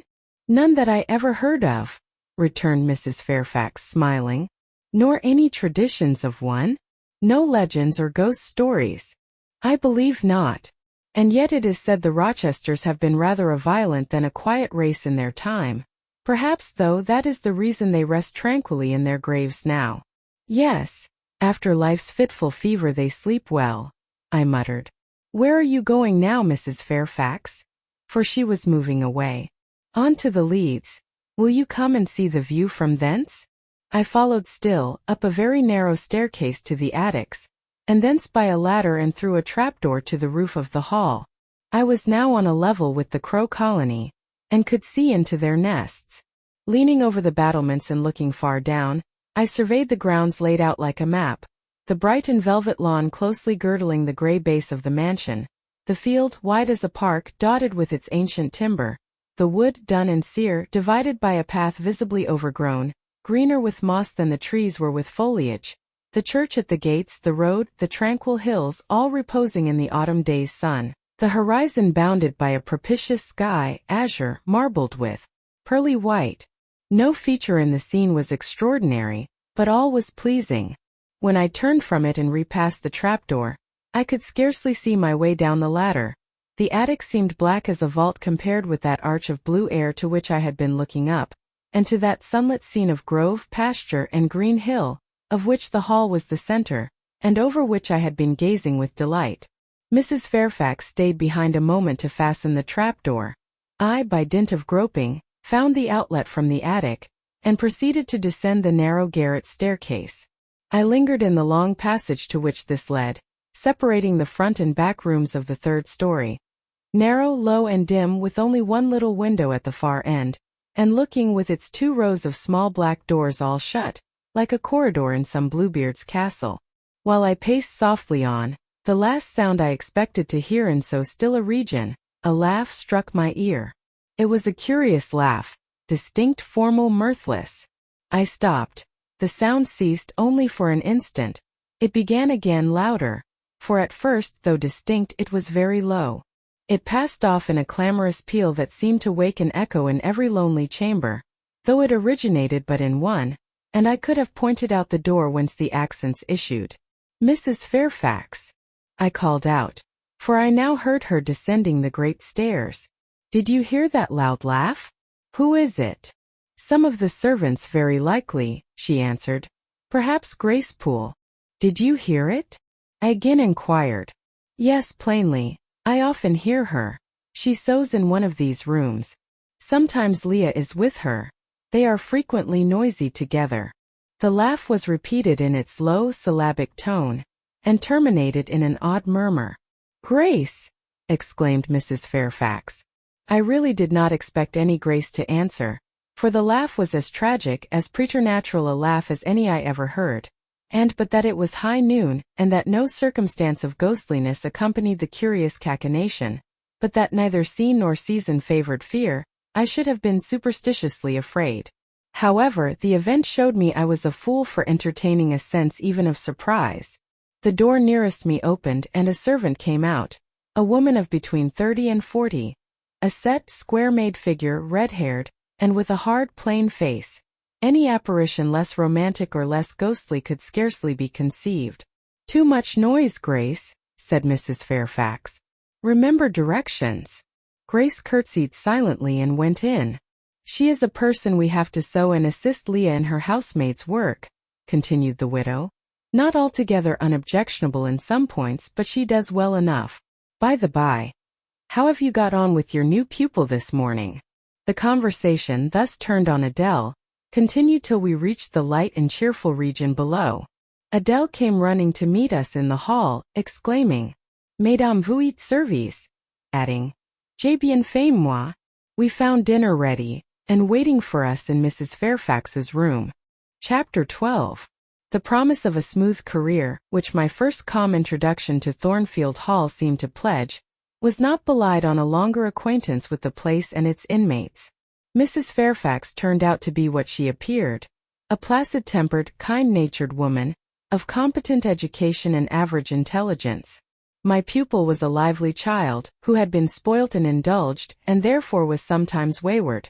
But as she was committed entirely to my care, and no injudicious interference from any quarter ever thwarted my plans for her improvement, she soon forgot her little freaks and became obedient and teachable.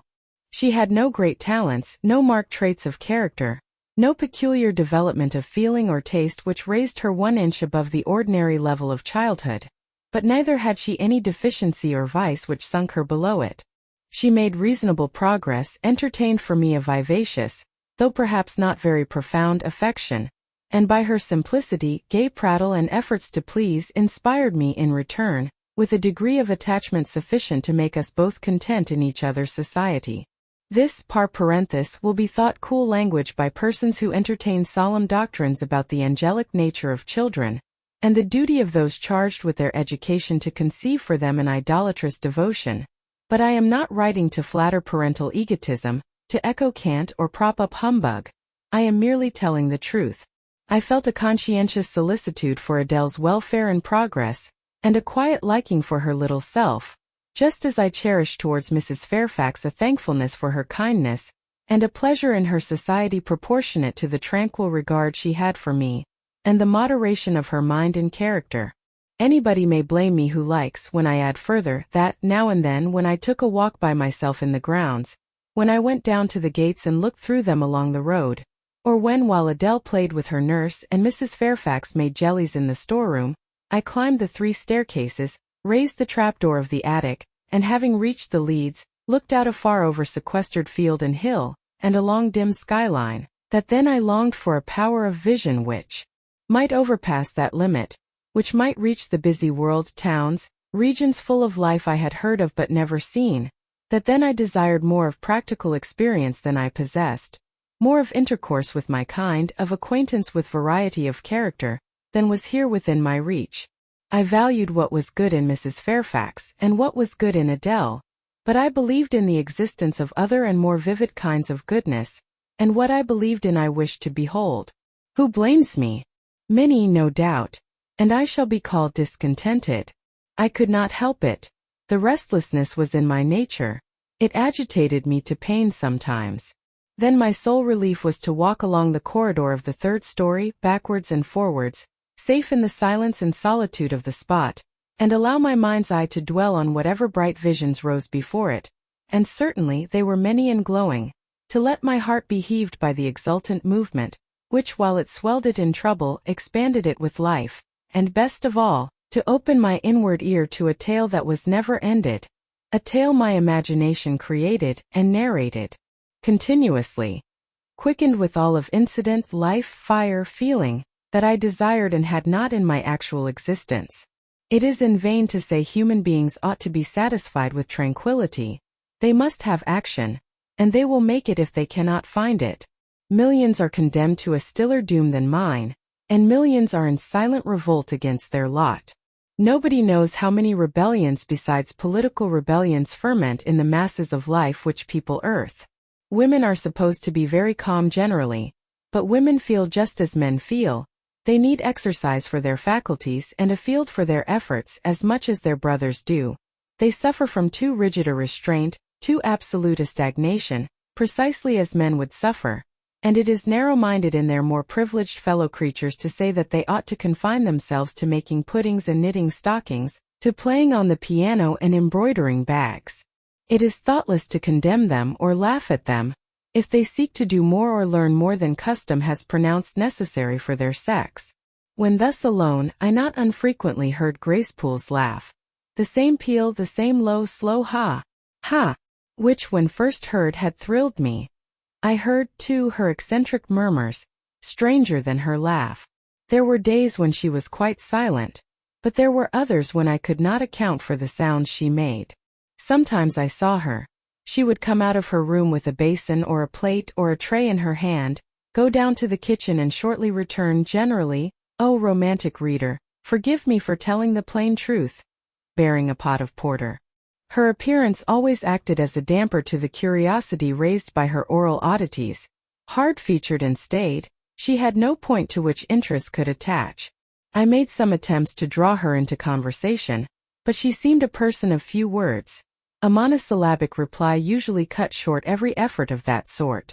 The other members of the household, viz., John and his wife, Leah the housemaid, and Sophie the French nurse, were decent people, but in no respect remarkable. With Sophie I used to talk French, and sometimes I asked her questions about her native country, but she was not of a descriptive or narrative turn, and generally gave such vapid and confused answers as were calculated rather to check than encourage inquiry. October, November, December passed away. One afternoon in January, Mrs. Fairfax had begged a holiday for Adele, because she had a cold.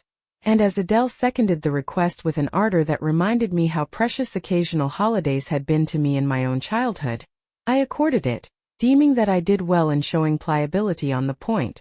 It was a fine, calm day, though very cold. I was tired of sitting still in the library through a whole long morning. Mrs. Fairfax had just written a letter which was waiting to be posted, so I put on my bonnet and cloak and volunteered to carry it to Hay. The distance, 2 miles, would be a pleasant winter afternoon walk.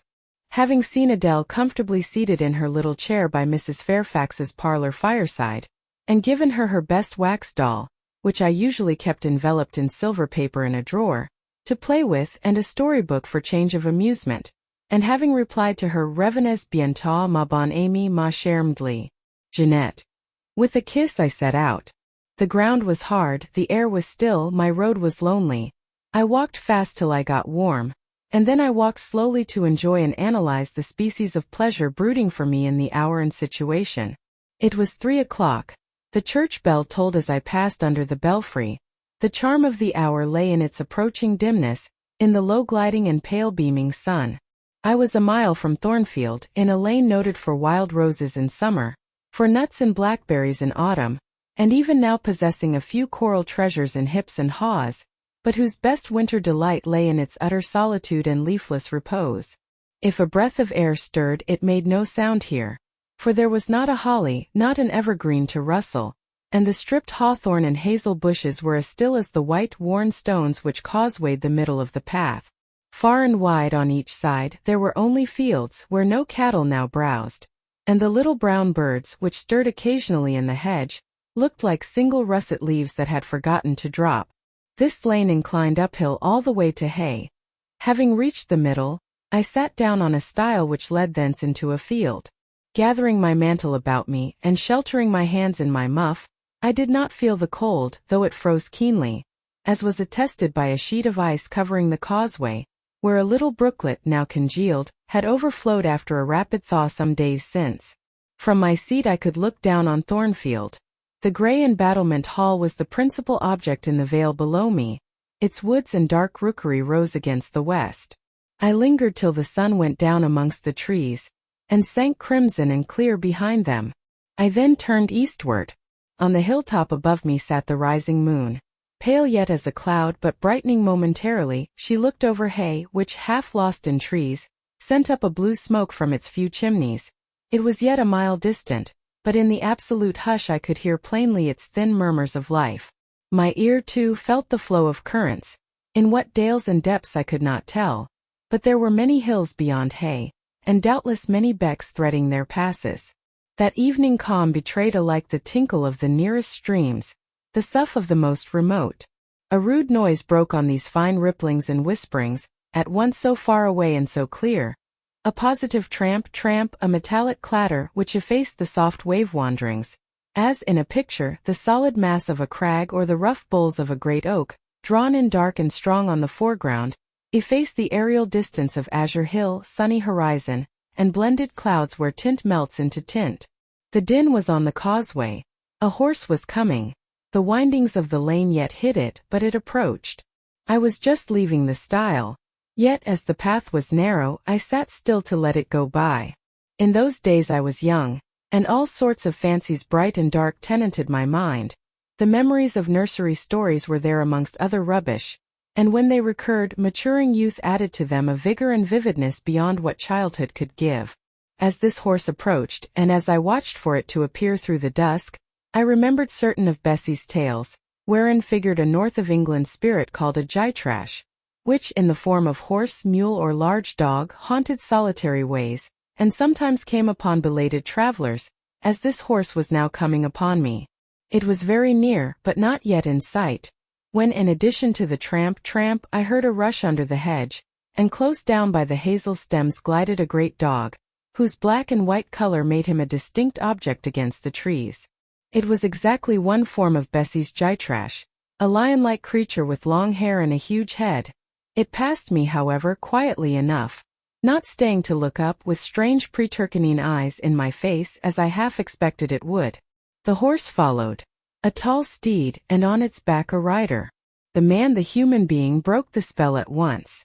Nothing ever rode the gytrash. It was always alone, and goblins, to my notions, though they might tenant the dumb carcasses of beasts, could scarce covet shelter in the commonplace human form. No gytrash was this, only a traveler taking the short cut to Millcote. He passed and I went on. A few steps and I turned. A sliding sound and an exclamation of "What the deuce is to do now?" and a clattering tumble arrested my attention. Man and horse were down. They had slipped on the sheet of ice which glazed the causeway. The dog came bounding back, and seeing his master in a predicament, and hearing the horse groan, barked till the evening hills echoed the sound, which was deep in proportion to his magnitude. He snuffed round the prostrate group and then he ran up to me. It was all he could do.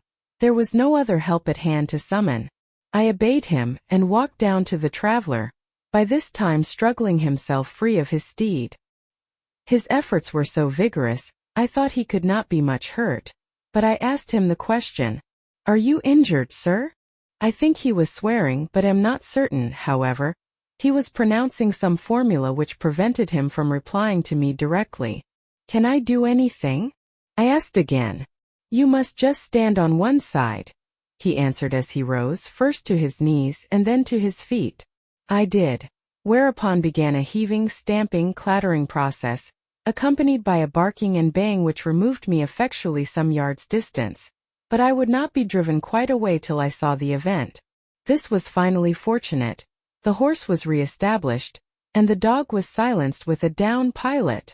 The traveler now, stooping, felt his foot and leg, as if trying whether they were sound. Apparently something ailed them, for he halted to the stile whence I had just risen, and sat down. I was in the mood for being useful, or at least officious, I think, for I now drew near him again. "If you are hurt, and want help, sir, I can fetch someone either from Thornfield Hall or from Hay." "Thank you, I shall do. I have no broken bones, only a sprain." And again he stood up and tried his foot, but the result extorted an involuntary ugh. Something of daylight still lingered, and the moon was waxing bright. I could see him plainly. His figure was enveloped in a riding cloak, fur-collared and steel-clasped. Its details were not apparent, but I traced the general points of middle height and considerable breadth of chest. He had a dark face with stern features and a heavy brow. His eyes and gathered eyebrows looked ireful and thwarted just now. He was past youth but had not reached middle age. Perhaps he might be 35. I felt no fear of him, and but little shyness. Had he been a handsome, heroic-looking young gentleman, I should not have dared to stand thus questioning him against his will, and offering my services unasked. I had hardly ever seen a handsome youth, never in my life spoken to one. I had a theoretical reverence and homage for beauty, elegance, gallantry, fascination, but had I met those qualities incarnate in masculine shape, I should have known instinctively that they neither had nor could have sympathy with anything in me, and should have shunned them as one would fire, lightning, or anything else that is bright but antipathetic. If even this stranger had smiled and been good-humored to me when I addressed him, if he had put off my offer of assistance gaily and with thanks, I should have gone on my way and not felt any vocation to renew inquiries. But the frown, the roughness of the traveler set me at my ease. I retained my station when he waved to me to go, and announced, "I cannot think of leaving you, sir, at so late an hour in this solitary lane. till I see you are fit to mount your horse." He looked at me when I said this. He had hardly turned his eyes in my direction before. "I should think you ought to be at home yourself," said he. "If you have a home in this neighborhood, where do you come from?" "From just below, and I am not at all afraid of being out late when it is moonlight. I will run over to Hay for you with pleasure if you wish it. Indeed, I am going there to post a letter." "You live just below, do you mean at that house with the battlements?" Pointing to Thornfield Hall, on which the moon cast a hoary gleam, bringing it out distinct and pale from the woods that, by contrast with the western sky, now seemed one mass of shadow. "Yes, sir." "Whose house is it?" "Mr. Rochester's." "Do you know Mr. Rochester?" "No, I have never seen him." "He is not resident, then?" "No." "Can you tell me where he is?" "I cannot." "You are not a servant at the hall, of course." "You are." He stopped, ran his eye over my dress, which, as usual, was quite simple. A black merino cloak, a black beaver bonnet, neither of them half fine enough for a lady's maid. He seemed puzzled to decide what I was. I helped him. "I am the governess." "Ah, the governess," he repeated. "Deuce take me if I had not forgotten. The governess." And again my raiment underwent scrutiny. In 2 minutes he rose from the stile. His face expressed pain when he tried to move. "I cannot commission you to fetch help," he said. "But you may help me a little yourself if you will be so kind." "Yes, sir." "You have not an umbrella that I can use as a stick?" "No." "Try to get hold of my horse's bridle and lead him to me. You are not afraid?" I should have been afraid to touch a horse when alone, but when told to do it, I was disposed to obey. I put down my muff on the stile and went up to the tall steed. I endeavored to catch the bridle, but it was a spirited thing, and would not let me come near its head. I made effort on effort, though in vain. Meantime I was mortally afraid of its trampling 4 feet. The traveler waited and watched for some time, and at last he laughed. "I was mortally afraid of its trampling 4 feet. I see," he said. "The mountain will never be brought to Mahomet, so all you can do is to aid Mahomet to go to the mountain. I must beg of you to come here." I came. "Excuse me," he continued. "Necessity compels me to make you useful." He laid a heavy hand on my shoulder, and leaning on me with some stress, limped to his horse. Having once caught the bridle, he mastered it directly and sprang to his saddle, grimacing grimly as he made the effort, for it wrenched his sprain. "Now," said he, releasing his under lip from a hard bite, "just hand me my whip. It lies there under the hedge." I sought it and found it. "Thank you. Now make haste with the letter to Hay, and return as fast as you can." A touch of a spurred heel made his horse first start and rear, and then bound away. The dog rushed in his traces, all 3 vanished. Like heath that, in the wilderness, the wild wind whirls away. I took up my muff and walked on.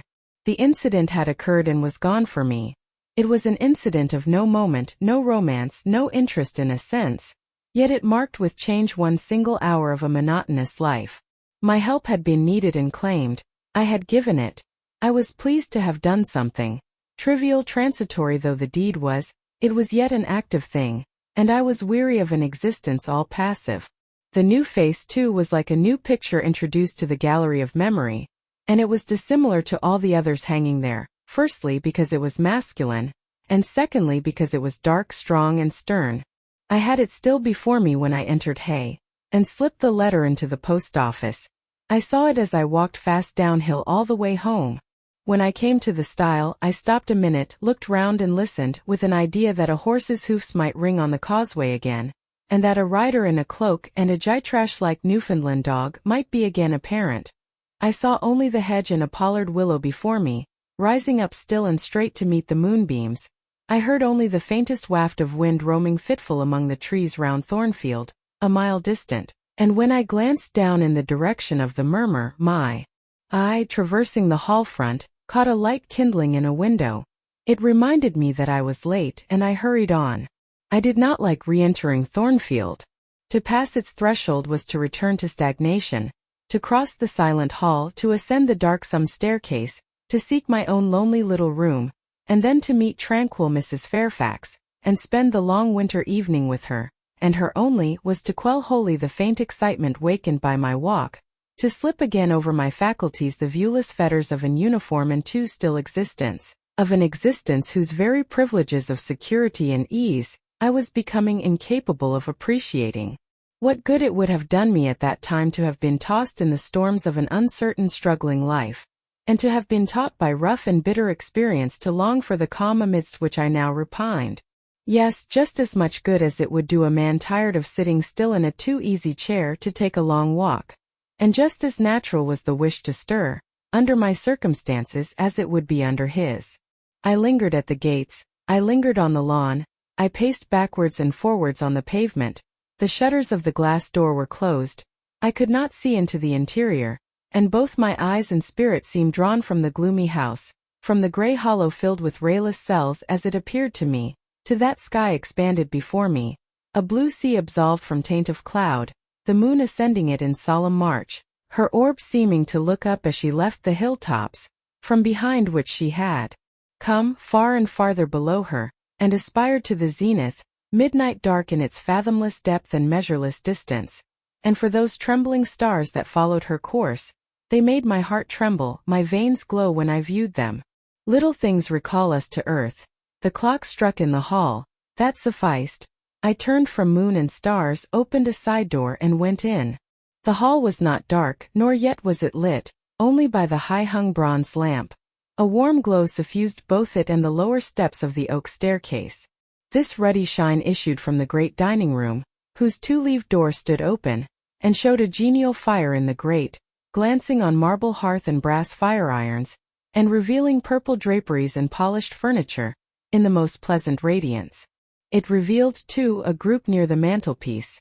I had scarcely caught it, and scarcely become aware of a cheerful mingling of voices, amongst which I seemed to distinguish the tones of Adele, when the door closed. I hastened to Mrs. Fairfax's room. There was a fire there too, but no candle, and no Mrs. Fairfax. Instead, all alone, sitting upright on the rug, and gazing with gravity at the blaze, I beheld a great black and white long-haired dog, just like the Gytrash of the lane. It was so like it that I went forward and said, "Pilot," and the thing got up and came to me and snuffed me. I caressed him, and he wagged his great tail, but he looked an eerie creature to be alone with, and I could not tell whence he had come. I rang the bell, for I wanted a candle, and I wanted, too, to get an account of this visitant. Leah entered. "What dog is this?" "He came with master." "With whom?" "With master, Mr. Rochester. He is just arrived." "Indeed. And is Mrs. Fairfax with him?" "Yes, and Miss Adele. They are in the dining room, and John is gone for a surgeon, for master has had an accident. His horse fell and his ankle is sprained." "Did the horse fall in Hay Lane?" "Yes, coming downhill. It slipped on some ice." "Ah, bring me a candle, will you, Leah?" Leah brought it. She entered, followed by Mrs. Fairfax, who repeated the news, adding that Mr. Carter the surgeon was come, and was now with Mr. Rochester. Then she hurried out to give orders about tea, and I went upstairs to take off my things. Chapter 13.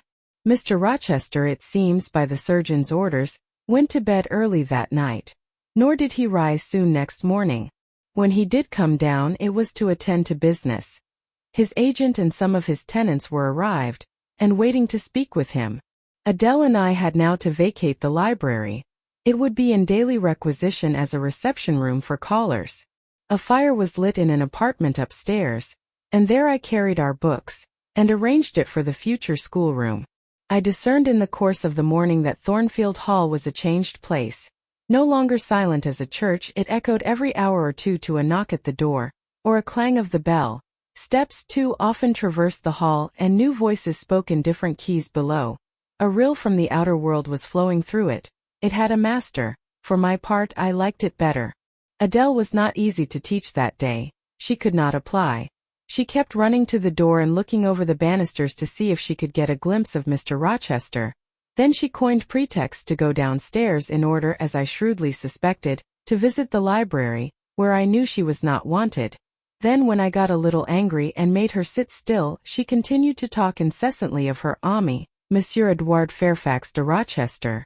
as she dubbed him. I had not before heard his praenomens, and to conjecture what presents he had brought her, for it appears he had intimated the night before, that when his luggage came from Millcote, there would be found amongst it a little box in whose contents she had an interest. "Iti c'est la doit signifier," said she. "Chuael y aura la dedans un cadeau pour moi, évidetry pour vous aussi, mademoiselle. Monsieur parle de vous. Il me demande le nom de ma gouvernante, et il n'était pas une petite personne. Assessments étaient un peu pale. J'ai dit chui. Car c'est vrai ainsi pas, mademoiselle." I and my pupil dined as usual in Mrs. Fairfax's parlor. The afternoon was wild and snowy, and we passed it in the schoolroom. At dark I allowed Adele to put away books and work, and to run downstairs, for from the comparative silence below, and from the cessation of appeals to the doorbell, I conjectured that Mr. Rochester was now at liberty. Left alone, I walked to the window, but nothing was to be seen thence. Twilight and snowflakes together thickened the air, and hid the very shrubs on the lawn. I let down the curtain and went back to the fireside. In the clear embers I was tracing a view, not unlike a picture I remembered to have seen of the castle of Heidelberg on the Rhine, when Mrs. Fairfax came in, breaking up by her entrance the fiery mosaic I had been piercing together, and scattering too some heavy unwelcome thoughts that were beginning to throng on my solitude. "Mr. Rochester would be glad if you and your pupil would take tea with him in the drawing-room this evening," said she. "He has been so much engaged all day that he could not ask to see you before." "When is his tea time?" I inquired. "Oh, at 6 o'clock. He keeps early hours in the country. You had better change your frock now. I will go with you and fasten it." "Here is a candle. Is it necessary to change my frock?" "Yes, you had better. I always dress for the evening when Mr. Rochester is here." This additional ceremony seemed somewhat stately. However, I repaired to my room, and with Mrs. Fairfax's aid replaced my black stuff dress by one of black silk, the best and the only additional one I had except one of light grey, which in my Lowood notions of the toilette, I thought too fine to be worn except on first-rate occasions. "You want a brooch," said Mrs. Fairfax. "I had a single little pearl ornament which Miss Temple gave me as a parting keepsake. I put it on, and then we went downstairs. Unused as I was to strangers, it was rather a trial to appear thus formally summoned in Mr. Rochester's presence. I let Mrs. Fairfax precede me into the dining-room, and kept in her shade as we crossed that apartment, and passing the arch whose curtain was now dropped, entered the elegant recess beyond. 2 wax candles stood lighted on the table, and 2 on the mantelpiece. Basking in the light and heat of a superb fire lay Pilot. Adele knelt near him. Half reclined on a couch appeared Mr. Rochester, his foot supported by the cushion. He was looking at Adele and the dog. The fire shone full on his face. I knew my traveller with his broad and jetty eyebrows, his square forehead made squarer by the horizontal sweep of his black hair. I recognized his decisive nose, more remarkable for character than beauty, his full nostrils denoting, I thought, choler, his grim mouth, chin and jaw, yes, all 3 were very grim and no mistake. His shape, now divested of cloak, I perceived harmonized in squareness with his physiognomy. I suppose it was a good figure in the athletic sense of the term, broad-chested and thin-flanked, though neither tall nor graceful. Mr. Rochester must have been aware of the entrance of Mrs. Fairfax and myself, but it appeared he was not in the mood to notice us, for he never lifted his head as we approached. "Here is Miss Eyre, sir," said Mrs. Fairfax in her quiet way. He bowed, still not taking his eyes from the group of the dog and child. "Let Miss Eyre be seated," said he, and there was something in the forced stiff bow, in the impatient yet formal tone which seemed further to express, "What the deuce is it to me whether Miss Eyre be there or not? At this moment I am not disposed to accost her." I sat down quite disembarrassed. A reception of Finnish politeness would probably have confused me. I could not have returned or repaid it by answering grace and elegance on my part, but harsh caprice laid me under no obligation. On the contrary, a decent quiescence under the freak of manner gave me the advantage. Besides, the eccentricity of the proceeding was piquant. I felt interested to see how he would go on. He went on as a statue would, that is, he neither spoke nor moved. Mrs. Fairfax seemed to think it necessary that someone should be amiable, and she began to talk. Kindly, as usual, and as usual rather trite, she condoled with him on the pressure of business he had had all day, on the annoyance it must have been to him with that painful sprain. Then she commended his patience and perseverance in going through with it. "Madam, I should like some tea," was the sole rejoinder she got. She hastened to ring the bell, and when the tray came she proceeded to arrange the cups, spoons and with assiduous celerity. I and Adele went to the table, but the master did not leave his couch. "Will you hand Mr. Rochester's cup?" said Mrs. Fairfax to me. "Adele might perhaps spill it." I did as requested. As he took the cup from my hand, Adele, thinking the moment propitious for making a request in my favor, cried out, "N'est-ce pas, monsieur? Choyez un cadeau pour Mademoiselle Eyre dans votre petit coffre?" "Who talks of cadeaux?" said he gruffly. "Did you expect a present, Miss Eyre?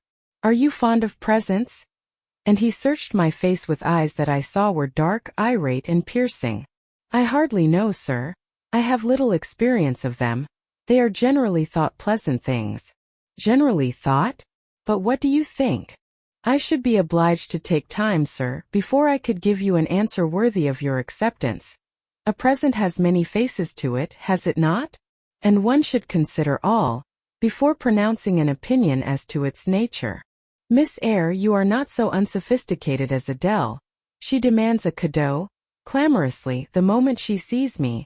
You beat about the bush. Because I have less confidence in my deserts than Adele has, she can prefer the claim of old acquaintance and the right too of custom, for she says you have always been in the habit of giving her playthings, but if I had to make out a case I should be puzzled, since I am a stranger, and have done nothing to entitle me to an acknowledgment." "Oh, don't fall back on over-modesty.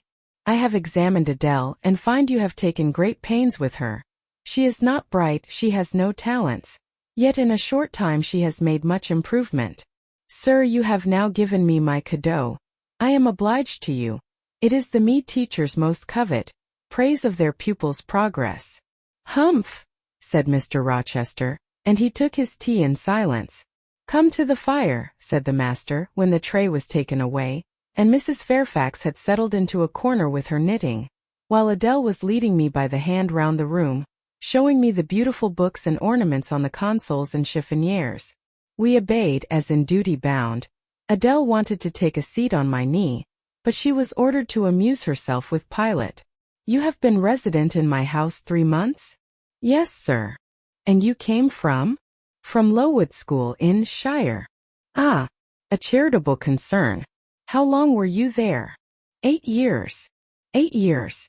You must be tenacious of life. I thought half the time in such a place would have done up any constitution. No wonder you have rather the look of another world. I marveled where you had got that sort of face.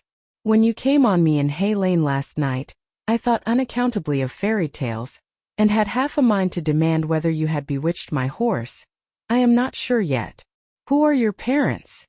"I have none. Nor ever had, I suppose. Do you remember them?" "No. I thought not. And so you were waiting for your people when you sat on that stile." "For whom, sir?" "For the men in green. It was a proper moonlight evening for them.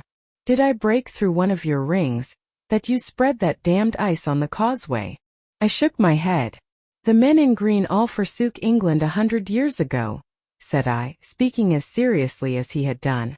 "And not even in Hay Lane or the fields about it, could you find a trace of them. I don't think either summer or harvest or winter moon will ever shine on their revels more." Mrs. Fairfax had dropped her knitting, and with raised eyebrows seemed wondering what sort of talk this was. "Well," resumed Mr. Rochester, "if you disown parents, you must have some sort of kinsfolk, uncles and aunts?" "No, none that I ever saw." "And your home?" "I have none." "Where do your brothers and sisters live?" "I have no brothers or sisters." "Who recommended you to come here?" "I advertised, and Mrs. Fairfax answered my advertisement."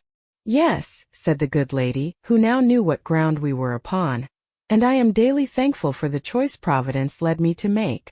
Miss Eyre has been an invaluable companion to me, and a kind and careful teacher to Adele. Don't trouble yourself to give her a character, returned Mr. Rochester. Eulogiums will not bias me, I shall judge for myself. She began by felling my horse.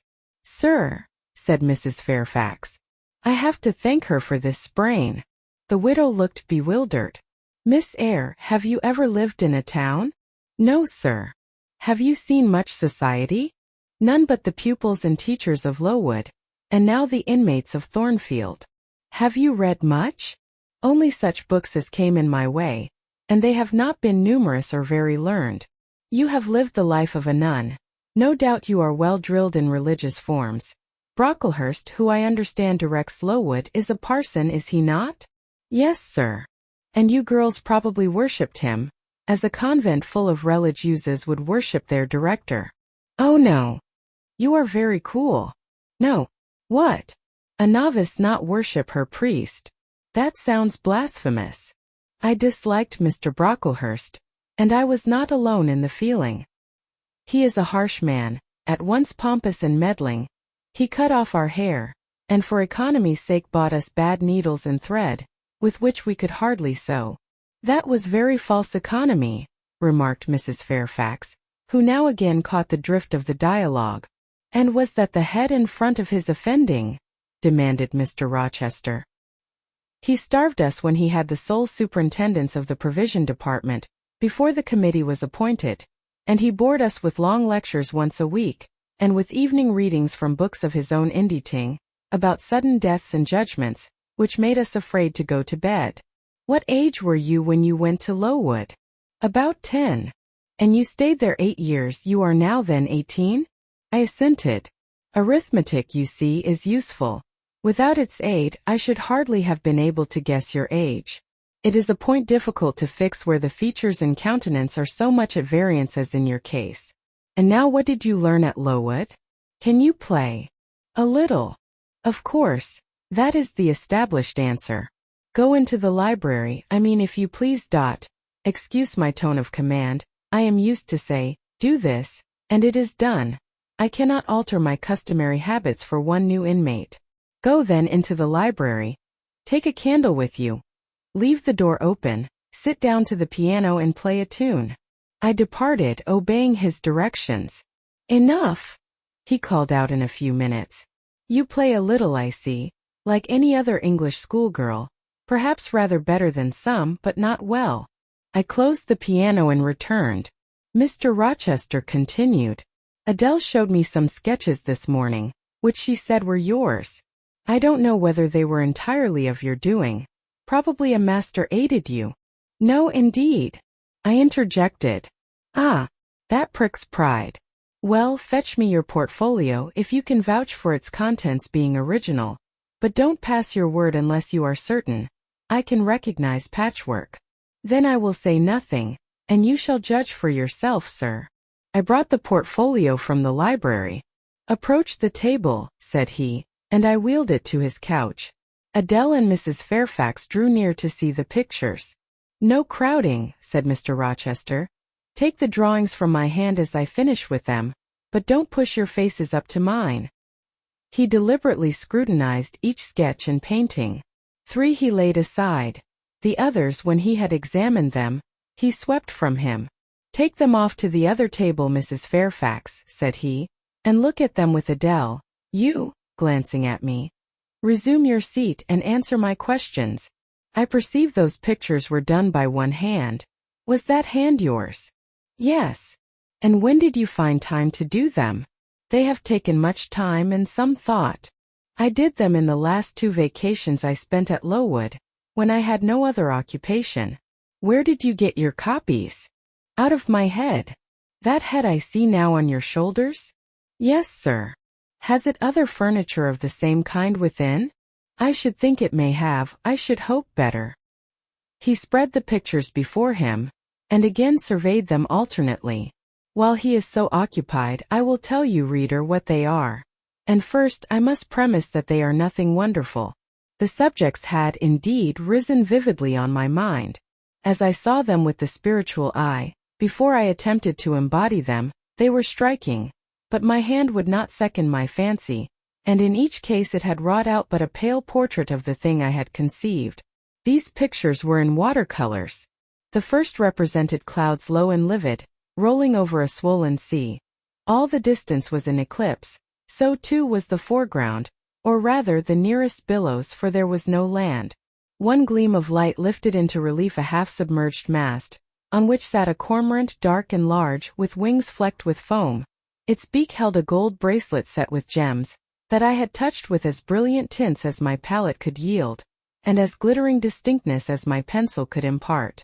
Sinking below the bird and mast, a drowned corpse glanced through the green water. A fair arm was the only limb clearly visible, whence the bracelet had been washed or torn.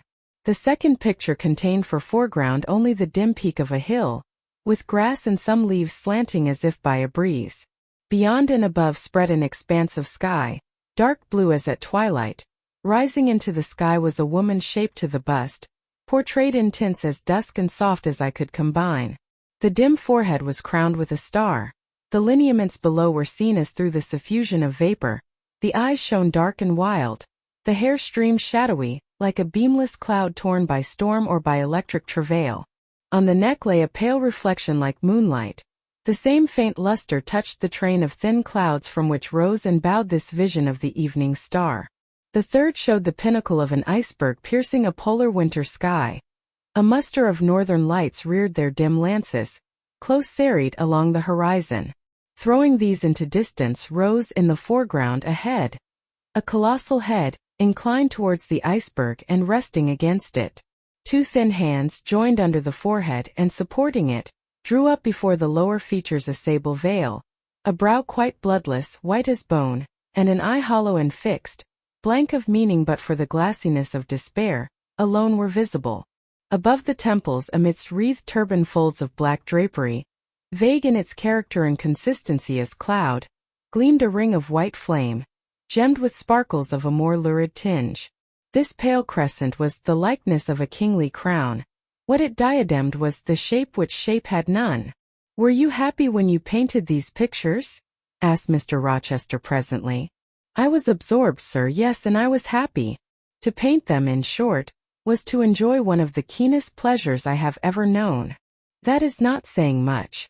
Your pleasures, by your own account, have been few, but I dare say you did exist in a kind of artist's dreamland while you blent and arranged these strange tints.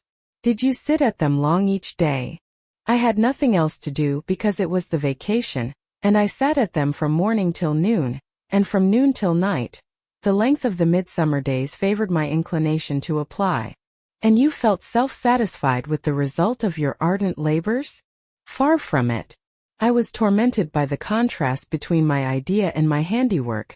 In each case I had imagined something which I was quite powerless to realize." "Not quite. You have secured the shadow of your thought, but no more, probably. You had not enough of the artist's skill and science to give it full being. Yet the drawings are, for a schoolgirl, peculiar. As to the thoughts, they are elfish. These eyes in the evening star you must have seen in a dream. How could you make them look so clear, and yet not at all brilliant? For the planet above quells their rays. And what meaning is that in their solemn depth? And who taught you to paint wind? There is a high gale in that sky and on this hilltop. Where did you see Latmos? For that is Latmos. There. Put the drawings away." I had scarce tied the strings of the portfolio, when, looking at his watch, he said abruptly, "It is 9 o'clock. What are you about, Miss Eyre, to let Adele sit up so long? Take her to bed." Adele went to kiss him before quitting the room. He endured the caress, but scarcely seemed to relish it more than Pilate would have done, nor so much. "I wish you all good night now," said he, making a movement of the hand towards the door, in token that he was tired of our company, and wished to dismiss us. Mrs. Fairfax folded up her knitting. I took my portfolio. We curtsied to him, received a frigid bow in return, and so withdrew. "You said Mr. Rochester was not strikingly peculiar, Mrs. Fairfax," I observed, when I rejoined her in her room, after putting Adele to bed. "Well, is he?" "I think so. He is very changeful and abrupt." "True, no doubt he may appear so to a stranger, but I am so accustomed to his manner, I never think of it. and then if he has peculiarities of temper, allowance should be made. Why? Partly because it is his nature, and we can none of us help our nature, and partly because he has painful thoughts no doubt to harass him and make his spirits unequal. What about family troubles for one thing? But he has no family. Not now, but he has had, or at least relatives. He lost his elder brother a few years since. His elder brother? Yes.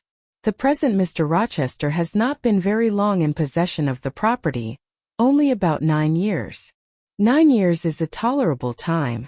Was he so very fond of his brother as to be still inconsolable for his loss? Why, no, perhaps not. I believe there were some misunderstandings between them.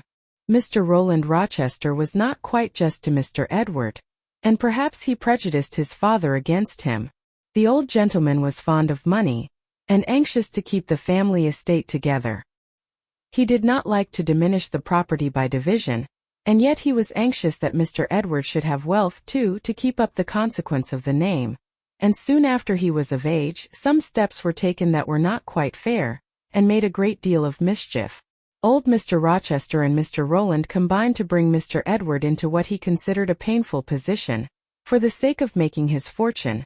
What the precise nature of that position was I never clearly knew, but his spirit could not brook what he had to suffer in it. He is not very forgiving.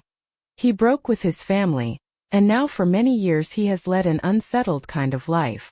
I don't think he has ever been resident at Thornfield for a fortnight together, since the death of his brother without a will left him master of the estate, and indeed, no wonder he shuns the old place. Why should he shun it? Perhaps he thinks it gloomy. The answer was evasive. I should have liked something clearer, but Mrs. Fairfax either could not or would not give me more explicit information of the origin and nature of Mr. Rochester's trials. She averred they were a mystery to herself, and that what she knew was chiefly from conjecture. It was evident, indeed, that she wished me to drop the subject, which I did accordingly. Chapter 14. For several subsequent days I saw little of Mr. Rochester. In the mornings he seemed much engaged with business, and in the afternoon gentlemen from Millcote or the neighborhood called, and sometimes stayed to dine with him. When his sprain was well enough to admit of horse exercise, he rode out a good deal, probably to return these visits, as he generally did not come back till late at night. During this interval even Adele was seldom sent for to his presence, and all my acquaintance with him was confined to an occasional rencontre in the hall, on the stairs, or in the gallery, when he would sometimes pass me haughtily and coldly, just acknowledging my presence by a distant nod or a cool glance, and sometimes bow and smile with gentlemanlike affability. His changes of mood did not offend me, because I saw that I had nothing to do with their alternation. The ebb and flow depended on causes quite disconnected with me. One day he had had company to dinner, and had sent for my portfolio, in order doubtless to exhibit its contents. The gentleman went away early to attend a public meeting at Millcote, as Mrs. Fairfax informed me, but the night being wet and inclement, Mr. Rochester did not accompany them. Soon after they were gone he rang the bell. A message came that I and Adele were to go downstairs. I brushed Adele's hair and made her neat, and having ascertained that I was myself in my usual Quaker trim, where there was nothing to retouch, all being too close and plain, braided locks included, to admit of disarrangement, we descended, Adele wondering whether the petit coffre was at length come, for owing to some mistake its arrival had hitherto been delayed. She was gratified.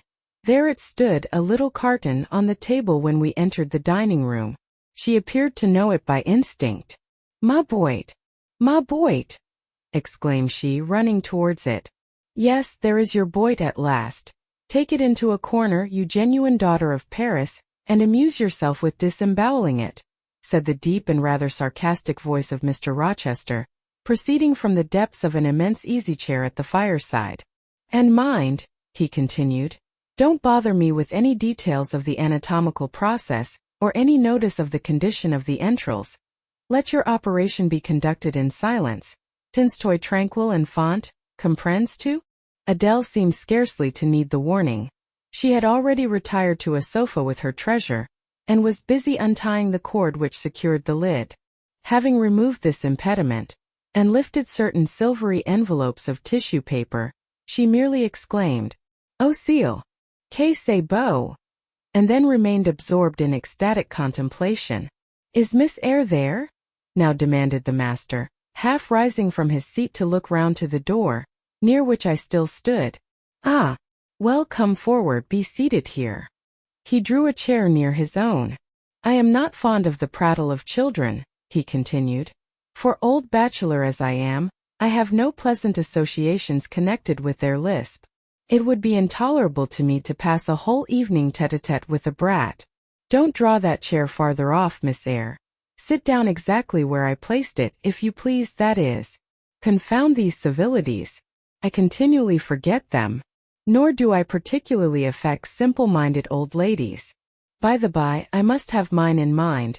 It won't do to neglect her. She is a Fairfax or wed to one, and blood is said to be thicker than water." He rang and dispatched an invitation to Mrs. Fairfax, who soon arrived, knitting basket in hand. "Good evening, madam. I sent to you for a charitable purpose. I have forbidden Adele to talk to me about her presents, and she is bursting with repletion. Have the goodness to serve her as auditress and interlocutress. It will be one of the most benevolent acts you ever performed." Adele indeed no sooner saw Mrs. Fairfax than she summoned her to her sofa, and there quickly filled her lap with the porcelain, the ivory, the waxen contents of her boit, pouring out meantime explanations and raptures in such broken English as she was mistress of. "Now I have performed the part of a good host," pursued Mr. Rochester, "put my guests into the way of amusing each other, I ought to be at liberty to attend to my own pleasure. Miss Eyre, draw your chair still a little farther forward. You are yet too far back. I cannot see you without disturbing my position in this comfortable chair, which I have no mind to do." I did as I was bid, though I would much rather have remained somewhat in the shade. But Mr. Rochester had such a direct way of giving orders, it seemed a matter of course to obey him promptly. We were, as I have said, in the dining room. The lustre which had been lit for dinner filled the room with a festal breadth of light. The large fire was all red and clear. The purple curtains hung rich and ample before the lofty window and loftier arch. Everything was still, save the subdued chat of Adele, she dared not speak loud, and filling up each pause the beating of winter rain against the panes. Mr. Rochester, as he sat in his damask-covered chair, looked different to what I had seen him look before. Not quite so stern, much less gloomy. There was a smile on his lips, and his eyes sparkled, whether with wine or not, I am not sure, but I think it very probable. He was, in short, in his after-dinner mood, more expanded and genial, and also more self-indulgent than the frigid and rigid temper of the morning. Still he looked preciously grim, cushioning his massive head against the swelling back of his chair, and receiving the light of the fire on his granite-hewn features, and in his great dark eyes. For he had great dark eyes and very fine eyes too, not without a certain change in their depths sometimes, which, if it was not softness, reminded you, at least, of that feeling. He had been looking 2 minutes at the fire, and I had been looking the same length of time at him, when, turning suddenly, he caught my gaze fastened on his physiognomy. "You examine me, Miss Eyre," said he. "Do you think me handsome?" I should, if I had deliberated, have replied to this question by something conventionally vague and polite, but the answer somehow slipped from my tongue before I was aware. "No, sir." "Ah, by my word! There is something singular about you," said he. "You have the air of a little nonnette, quaint, quiet, grave and simple as you sit with your hands before you, and your eyes generally bent on the carpet, except, by the by, when they are directed piercingly to my face, as just now for instance, and when one asks you a question or makes a remark to which you are obliged to reply, you rap out a round rejoinder which, if not blunt, is at least brusque. What do you mean by it?" "Sir, I was too plain, I beg your pardon. I ought to have replied that it was not easy to give an impromptu answer to a question about appearances, that tastes mostly differ, and that beauty is of little consequence or something of that sort. You ought to have replied no such thing. Beauty of little consequence indeed. And so, under pretense of softening the previous outrage, of stroking and soothing me into placidity, you stick a sly penknife under my ear. Go on. What fault do you find with me, pray?" I suppose I have all my limbs and all my features like any other man. Mr. Rochester, allow me to disown my first answer. I intended no pointed repartee. It was only a blunder. Just so, I think so, and you shall be answerable for it. Criticize me. Does my forehead not please you? He lifted up the sable waves of hair which lay horizontally over his brow, and showed a solid enough mass of intellectual organs, but an abrupt deficiency where the suave sign of benevolence should have risen. Now, ma'am, am I a fool? Far from it, sir. You would, perhaps, think me rude if I inquired in return whether you are a philanthropist. There again. Another stick of the penknife when she pretended to pat my head. And that is because I said I did not like the society of children and old women, low be it spoken. No, young lady, I am not a general philanthropist, but I bear a conscience. And he pointed to the prominences which are said to indicate that faculty, and which, fortunately for him, were sufficiently conspicuous, giving indeed a marked breadth to the upper part of his head.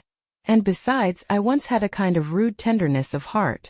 When I was as old as you, I was a feeling fellow enough, partial to the unfledged, unfostered and unlucky, but fortune has knocked me about since. She has even kneaded me with her knuckles, and now I flatter myself I am hard and tough as an india-rubber ball, pervious though through a chink or two still, and with one sentient point in the middle of the lump.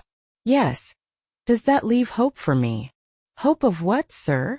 Of my final retransformation from india-rubber back to flesh?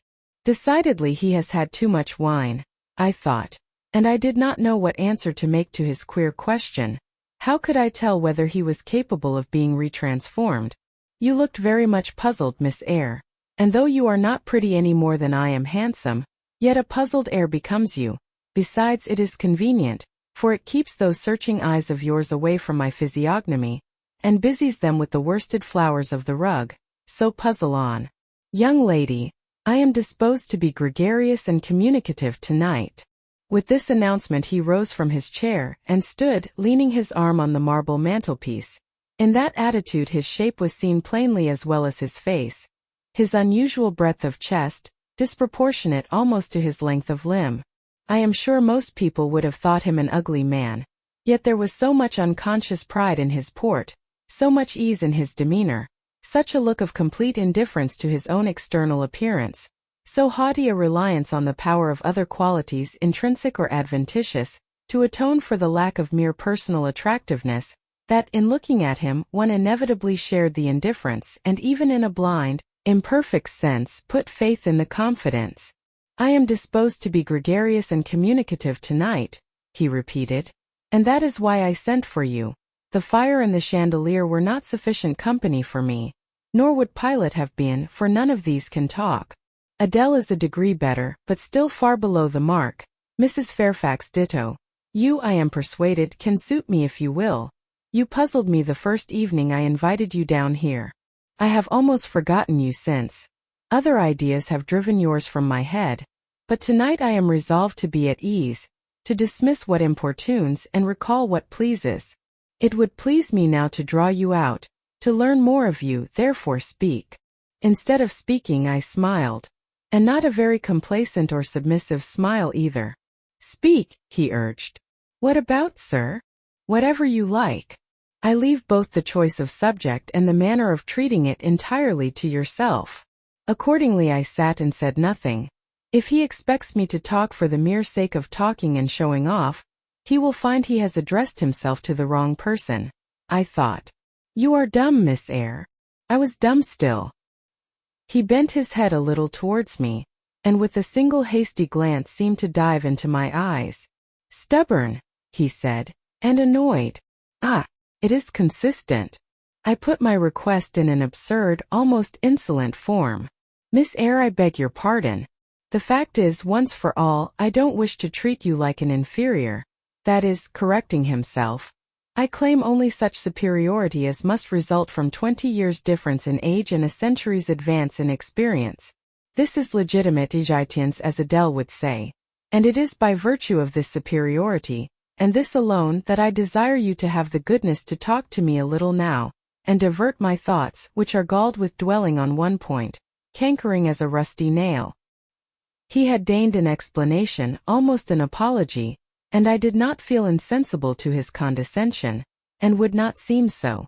I am willing to amuse you if I can, sir, quite willing, but I cannot introduce a topic because how do I know what will interest you? Ask me questions, and I will do my best to answer them.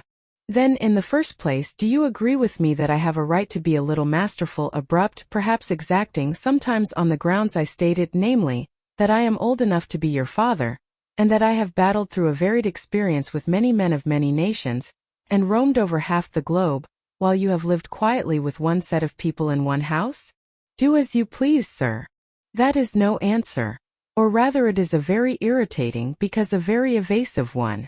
Reply clearly. I don't think, sir, you have a right to command me, merely because you are older than I, or because you have seen more of the world than I have.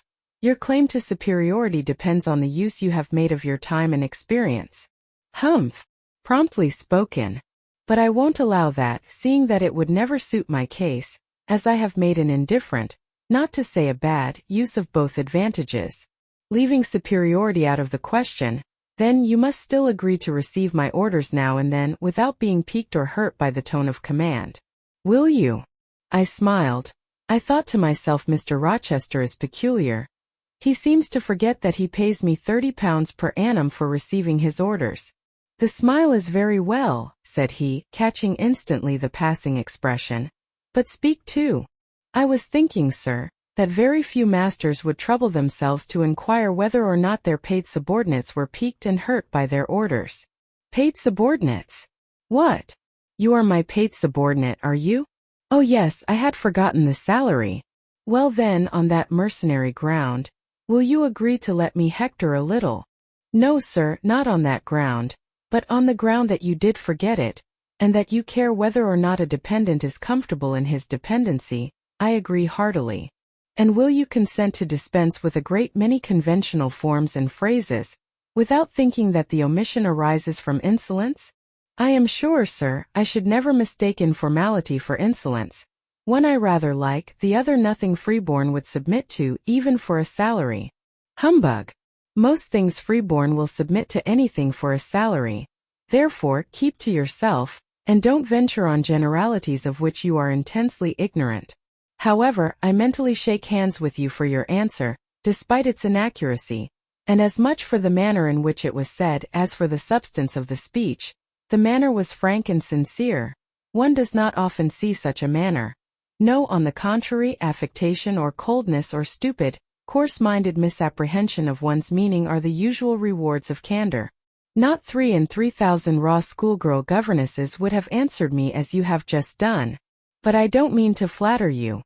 If you are cast in a different mold to the majority, it is no merit of yours. Nature did it. And then, after all, I go too fast in my conclusions. For what I yet know, you may be no better than the rest. You may have intolerable defects to counterbalance your few good points. And so may you, I thought. My eye met his as the idea crossed my mind.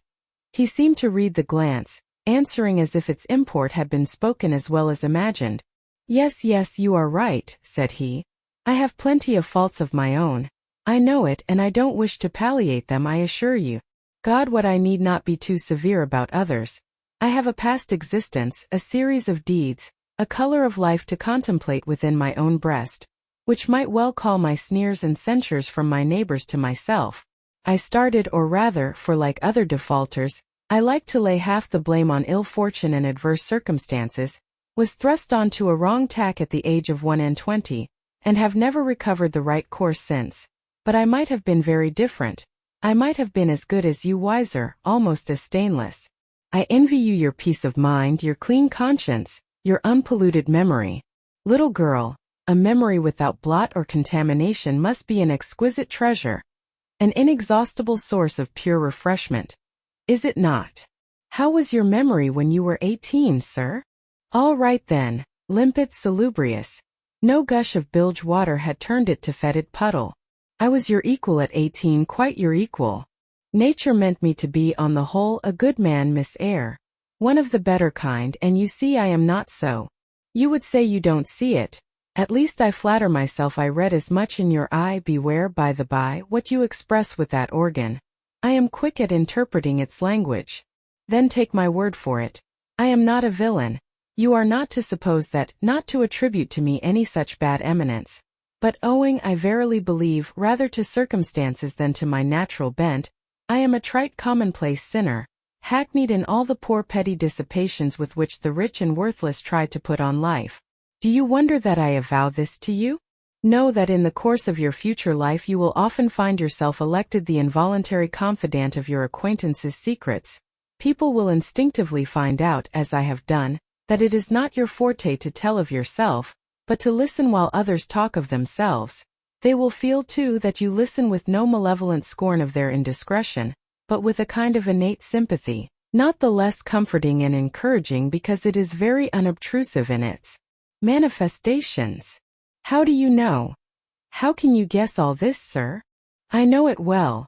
Therefore I proceed almost as freely as if I were writing my thoughts in a diary. You would say, I should have been superior to circumstances, so I should, but you see I was not. When fate wronged me, I had not the wisdom to remain cool. I turned desperate, then I degenerated. Now when any vicious simpleton excites my disgust by his paltry ribaldry, I cannot flatter myself that I am better than he. I am forced to confess that he and I are on a level.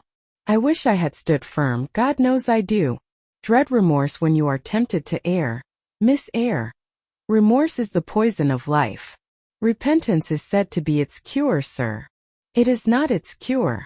Reformation may be its cure, and I could reform. I have strength yet for that.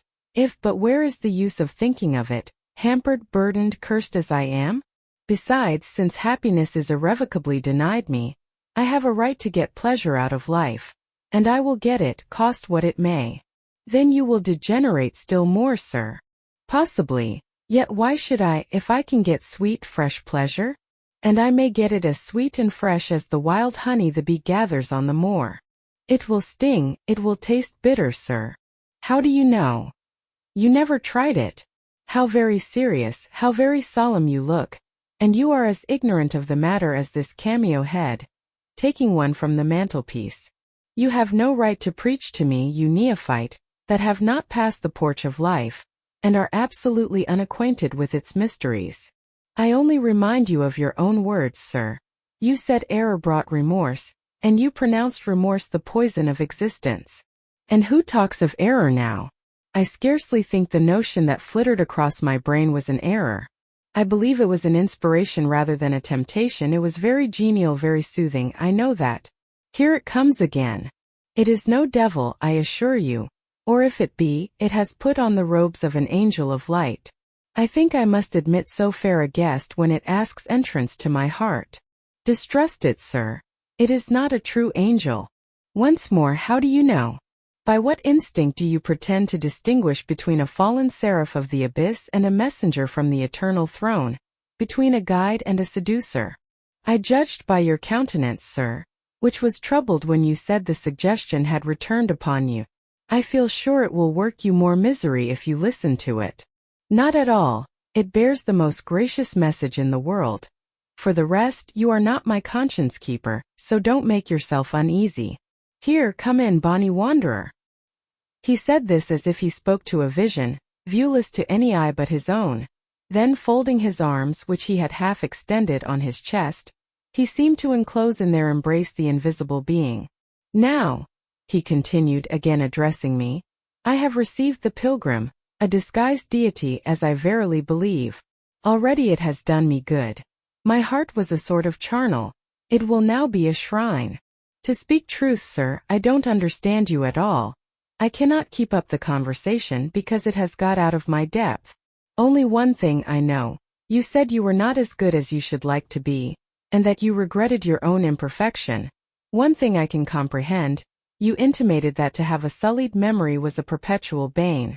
It seems to me that if you tried hard, you would in time find it possible to become what you yourself would approve, and that if from this day you began with resolution to correct your thoughts and actions, you would in a few years have laid up a new and stainless store of recollections, to which you might revert with pleasure. Justly thought. Rightly said, Miss Eyre. And at this moment I am paving hell with energy.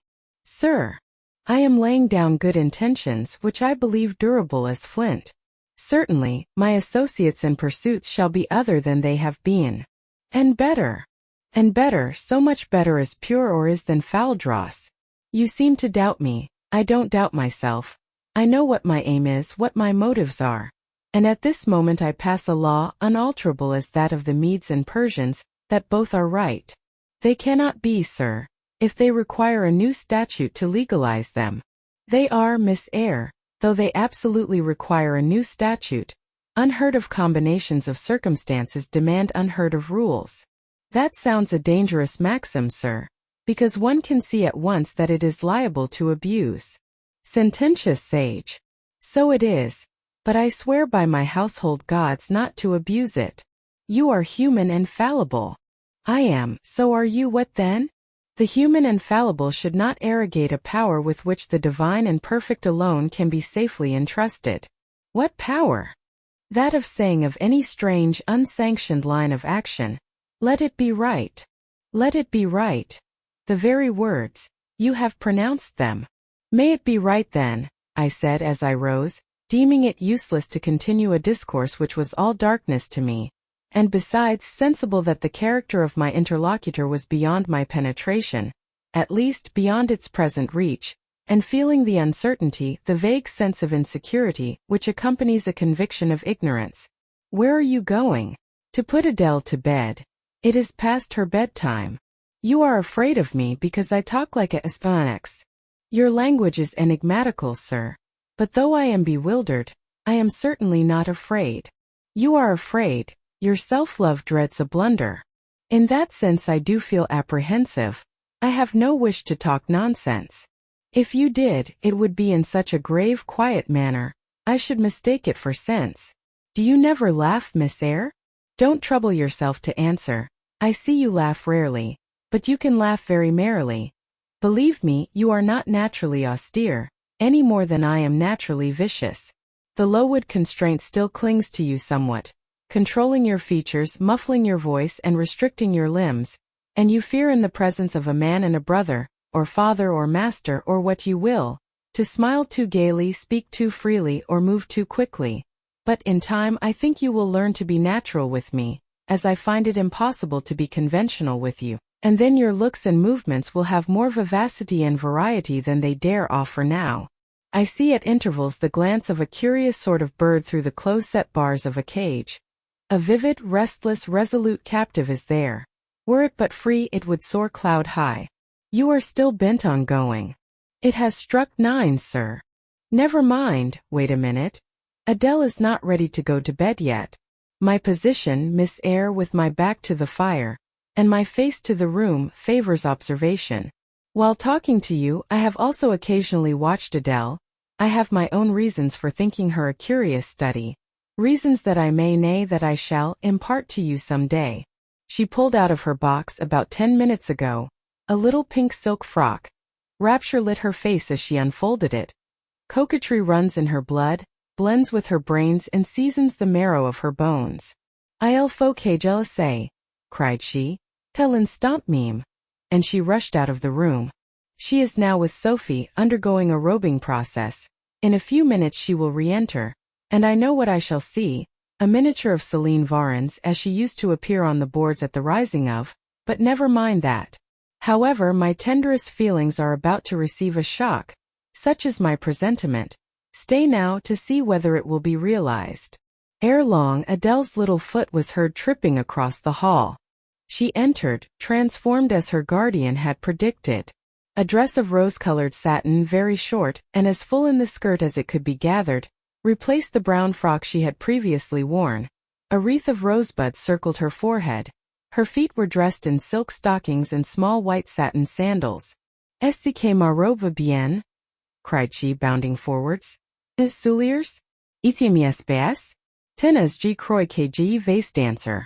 And spreading out her dress, she chassed across the room till, having reached Mr. Rochester, she wheeled lightly round before him on tiptoe, then dropped on one knee at his feet, exclaiming, Monsieur vous remercie mille fois de votre bonté.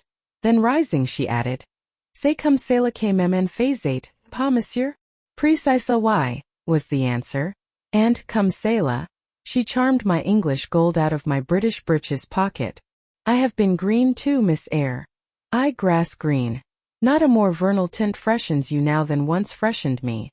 My spring is gone, however, but it has left me that French floweret on my hands, which in some moods I would fain be rid of, not valuing now the root whence it sprang. Having found that it was of a sort which nothing but gold dust could manure, I have but half a liking to the blossom, especially when it looks so artificial as just now. I keep it and rear it rather on the Roman Catholic principle of expiating numerous sins, great or small, by one good work. I'll explain all this some day. Good night. Chapter 15. Mr. Rochester did, on a future occasion, explain it. It was one afternoon, when he chanced to meet me and Adele in the grounds, and while she played with Pilot and her shuttlecock, he asked me to walk up and down a long beech avenue within sight of her.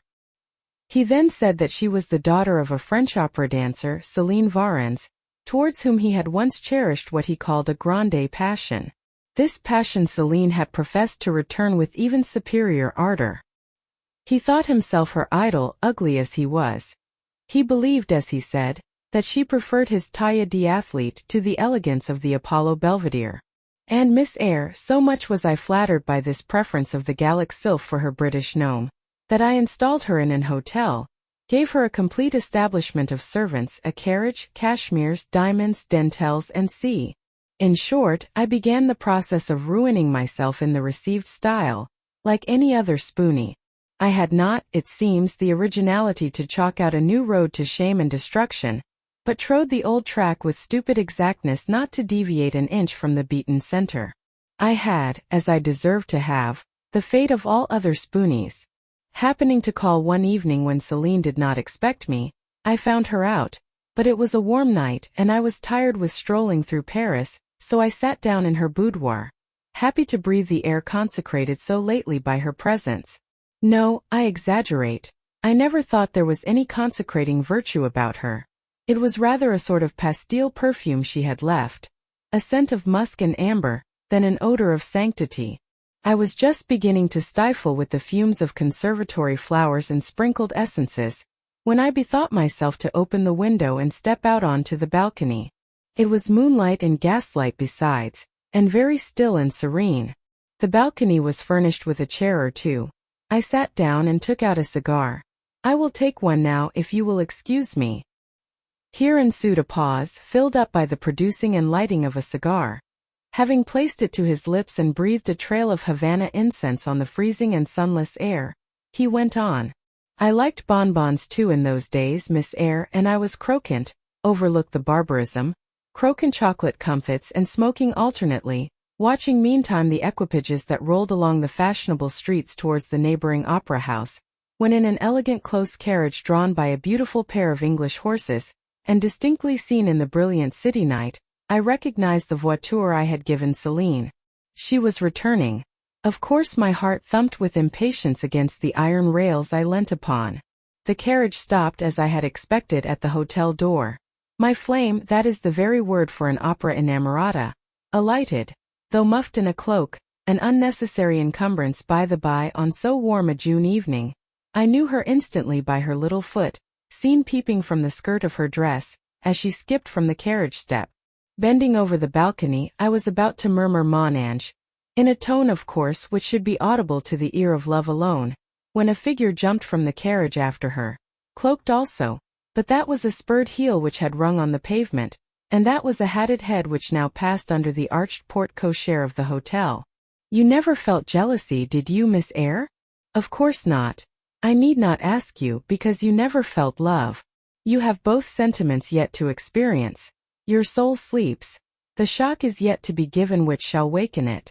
You think all existence lapses in as quiet a flow as that in which your youth has hitherto slid away. Floating on with closed eyes and muffled ears, you neither see the rocks bristling not far off in the bed of the flood, nor hear the breakers boil at their base.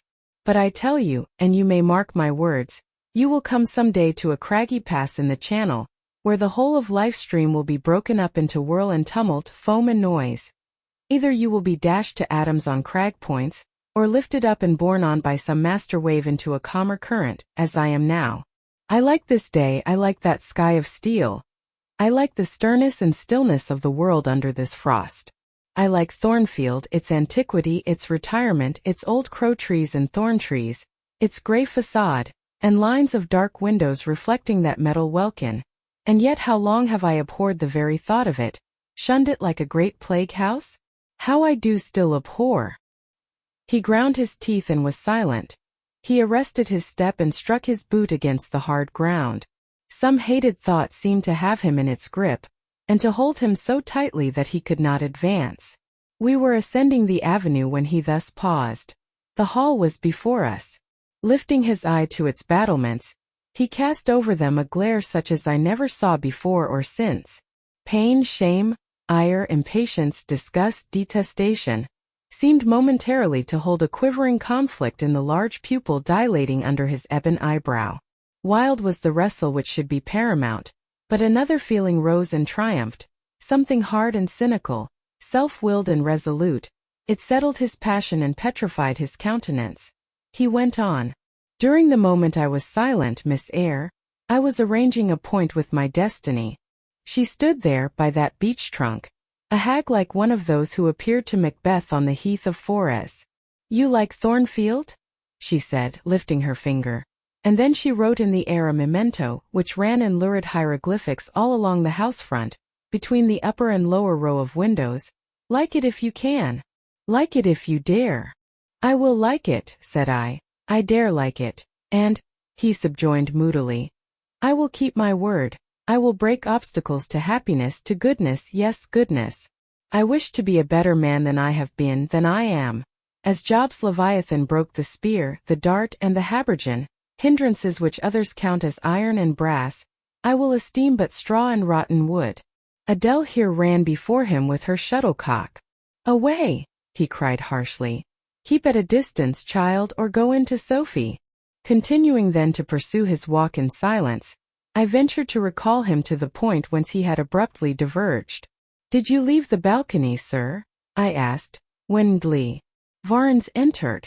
I almost expected a rebuff for this hardly well-timed question, but on the contrary, waking out of his scowling abstraction, he turned his eyes towards me, and the shade seemed to clear off his brow. Oh, I had forgotten Celine. Well, to resume. When I saw my charmer thus come in accompanied by a cavalier, I seemed to hear a hiss, and the green snake of jealousy, rising on undulating coils from the moonlit balcony, glided within my waistcoat, and ate its way in 2 minutes to my heart's core. Strange!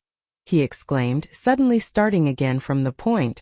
Strange that I should choose you for the confidant of all this, young lady. Passing strange that you should listen to me quietly, as if it were the most usual thing in the world for a man like me to tell stories of his opera mistresses to a quaint, inexperienced girl like you. But the last singularity explains the first, as I intimated once before. You, with your gravity, considerateness, and caution, were made to be the recipient of secrets. Besides, I know what sort of a mind I have placed in communication with my own. I know it is one not liable to take infection. It is a peculiar mind, it is a unique one. Happily I do not mean to harm it, but if I did, it would not take harm from me. The more you and I converse, the better, for while I cannot blight you, you may refresh me. After this digression he proceeded. I remained in the balcony. They will come to her boudoir, no doubt, thought I. Let me prepare an ambush. So putting my hand in through the open window, I drew the curtain over it, leaving only an opening through which I could take observations. Then I closed the casement, all but a chink just wide enough to furnish an outlet to lovers' whispered vows. Then I stole back to my chair, and as I resumed it the pair came in. My eye was quickly at the aperture. Celine's chambermaid entered, lit a lamp, left it on the table and withdrew. The couple were thus revealed to me clearly. Both removed their cloaks, and there was the Varens, shining in satin and jewels, my gifts of course, and there was her companion in an officer's uniform, and I knew him for a young roué of a vicomte, a brainless and vicious youth whom I had sometimes met in society, and had never thought of hating because I despised him so absolutely. On recognizing him, The thong of the snake jealousy was instantly broken, because at the same moment my love for Celine sank under an extinguisher. A woman who could betray me for such a rival was not worth contending for. She deserved only scorn, less however than I who had been her dupe. They began to talk. Their conversation eased me completely. Frivolous, mercenary, heartless and senseless, it was rather calculated to weary than enrage a listener. A card of mine lay on the table. This being perceived, brought my name under discussion. Neither of them possessed energy or wit to belabor me soundly, but they insulted me as coarsely as they could in their little way. Especially Celine, who even waxed rather brilliant on my personal defects. Deformities she termed them. Now it had been her custom to launch out into fervent admiration of what she called my beaut male, wherein she differed diametrically from you, who told me point-blank at the second interview, that you did not think me handsome. The contrast struck me at the time and... Adele here came running up again. Monsieur John has just been to say that your agent has called and wishes to see you. Ah, in that case I must abridge. Opening the window, I walked in upon them, liberated Celine from my protection, gave her notice to vacate her hotel, offered her a purse for immediate exigencies, disregarded screams, hysterics, prayers, protestations, convulsions, made an appointment with the Vicomte for a meeting at the Bois de Boulogne. Next morning I had the pleasure of encountering him, left a bullet in one of his poor etiolated arms, feeble as the wing of a chicken in the pip, and then thought I had done with the whole crew.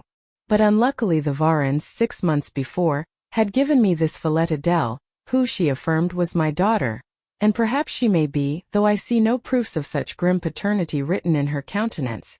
Pilot is more like me than she.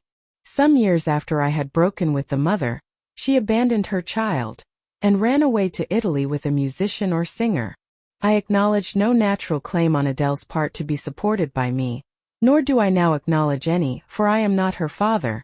But hearing that she was quite destitute, I e'en took the poor thing out of the slime and mud of Paris, and transplanted it here, to grow up clean in the wholesome soil of an English country garden. Mrs. Fairfax found you to train it, but now you know that it is the illegitimate offspring of a French opera girl, you will perhaps think differently of your post and protégé.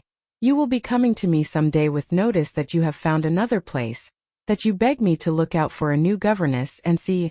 No, Adele is not answerable for either her mother's faults or yours. I have a regard for her, and now that I know she is in a sense parentless, forsaken by her mother and disowned by you, sir, I shall cling closer to her than before. How could I possibly prefer the spoilt pet of a wealthy family, who would hate her governess as a nuisance, to a lonely little orphan, who leans towards her as a friend? Oh, that is the light in which you view it. Well, I must go in now, and you too, it darkens. But I stayed out a few minutes longer with Adele and Pilot, ran a race with her, and played a game of battledore and shuttlecock.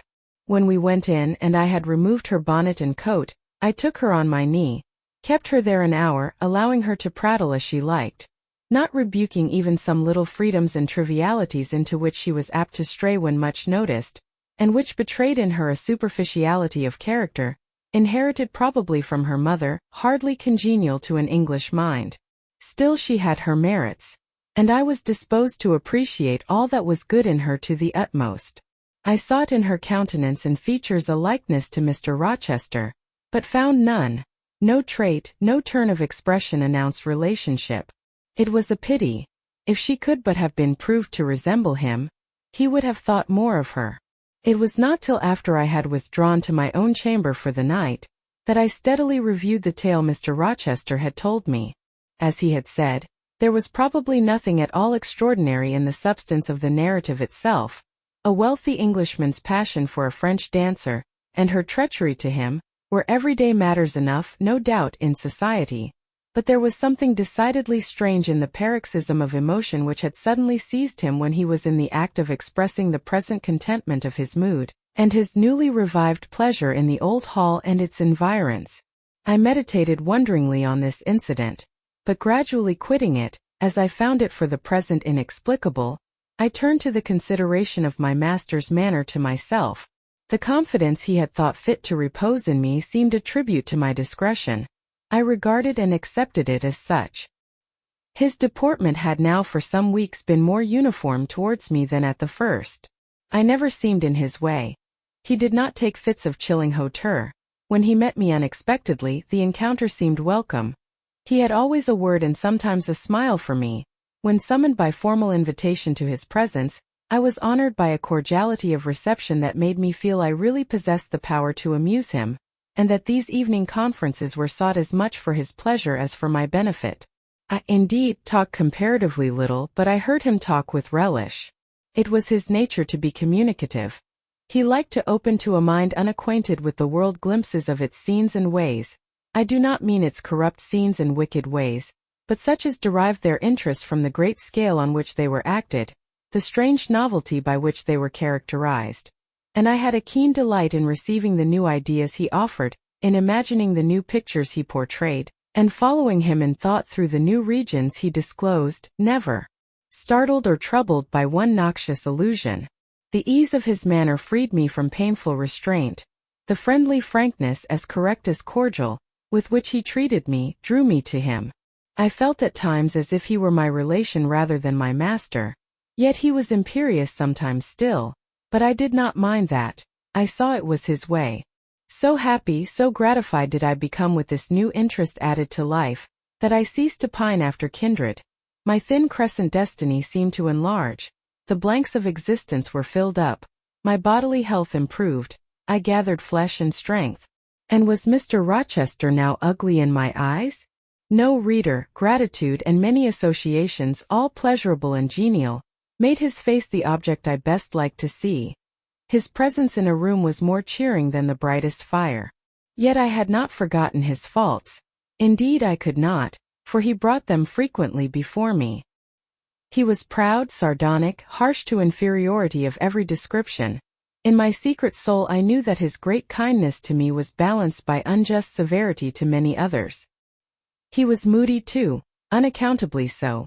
I more than once, when sent for to read to him, found him sitting in his library alone, with his head bent on his folded arms, and when he looked up a morose, almost a malignant scowl blackened his features. But I believe that his moodiness, his harshness and his former faults of morality, I say former, for now he seemed corrected of them, had their source in some cruel cross of fate. I believed he was naturally a man of better tendencies, higher principles, and purer tastes than such as circumstances had developed, education instilled, or destiny encouraged. I thought there were excellent materials in him, though for the present they hung together somewhat spoiled and tangled. I cannot deny that I grieved for his grief, whatever that was, and would have given much to assuage it. Though I had now extinguished my candle and was laid down in bed, I could not sleep for thinking of his look when he paused in the avenue, and told how his destiny had risen up before him, and dared him to be happy at Thornfield. Why not? I asked myself. What alienates him from the house? Will he leave it again soon? Mrs. Fairfax said he seldom stayed here longer than a fortnight at a time, and he has now been resident 8 weeks. If he does go, the change will be doleful. Suppose he should be absent spring, summer, and autumn. How joyless sunshine and fine days will seem. I hardly know whether I had slept or not after this musing. At any rate, I started wide awake on hearing a vague murmur, peculiar and lugubrious, which sounded, I thought, just above me. I wished I had kept my candle burning. The night was drearily dark. My spirits were depressed. I rose and sat up in bed listening. The sound was hushed. I tried again to sleep, but my heart beat anxiously. My inward tranquillity was broken. The clock, far down in the hall, struck 2. Just then it seemed my chamber door was touched, as if fingers had swept the panels and groping away along the dark gallery outside. I said, "Who is there?" Nothing answered. I was chilled with fear. All at once I remembered that it might be Pilot, who, when the kitchen door chanced to be left open, not unfrequently found his way up to the threshold of Mr. Rochester's chamber. I had seen him lying there myself in the mornings. The idea calmed me somewhat. I lay down. Silence composes the nerves, and as an unbroken hush now reigned again through the whole house, I began to feel the return of slumber. But it was not fated that I should sleep that night. A dream had scarcely approached my ear, when it fled affrighted, scared by a marrow-freezing incident enough. This was a demoniac laugh, low, suppressed, and deep, uttered, as it seemed, at the very keyhole of my chamber door. The head of my bed was near the door, and I thought at first the goblin laugher stood at my bedside, or rather crouched by my pillow, but I rose, looked round, and could see nothing, while as I still gazed the unnatural sound was reiterated, and I knew it came from behind the panels.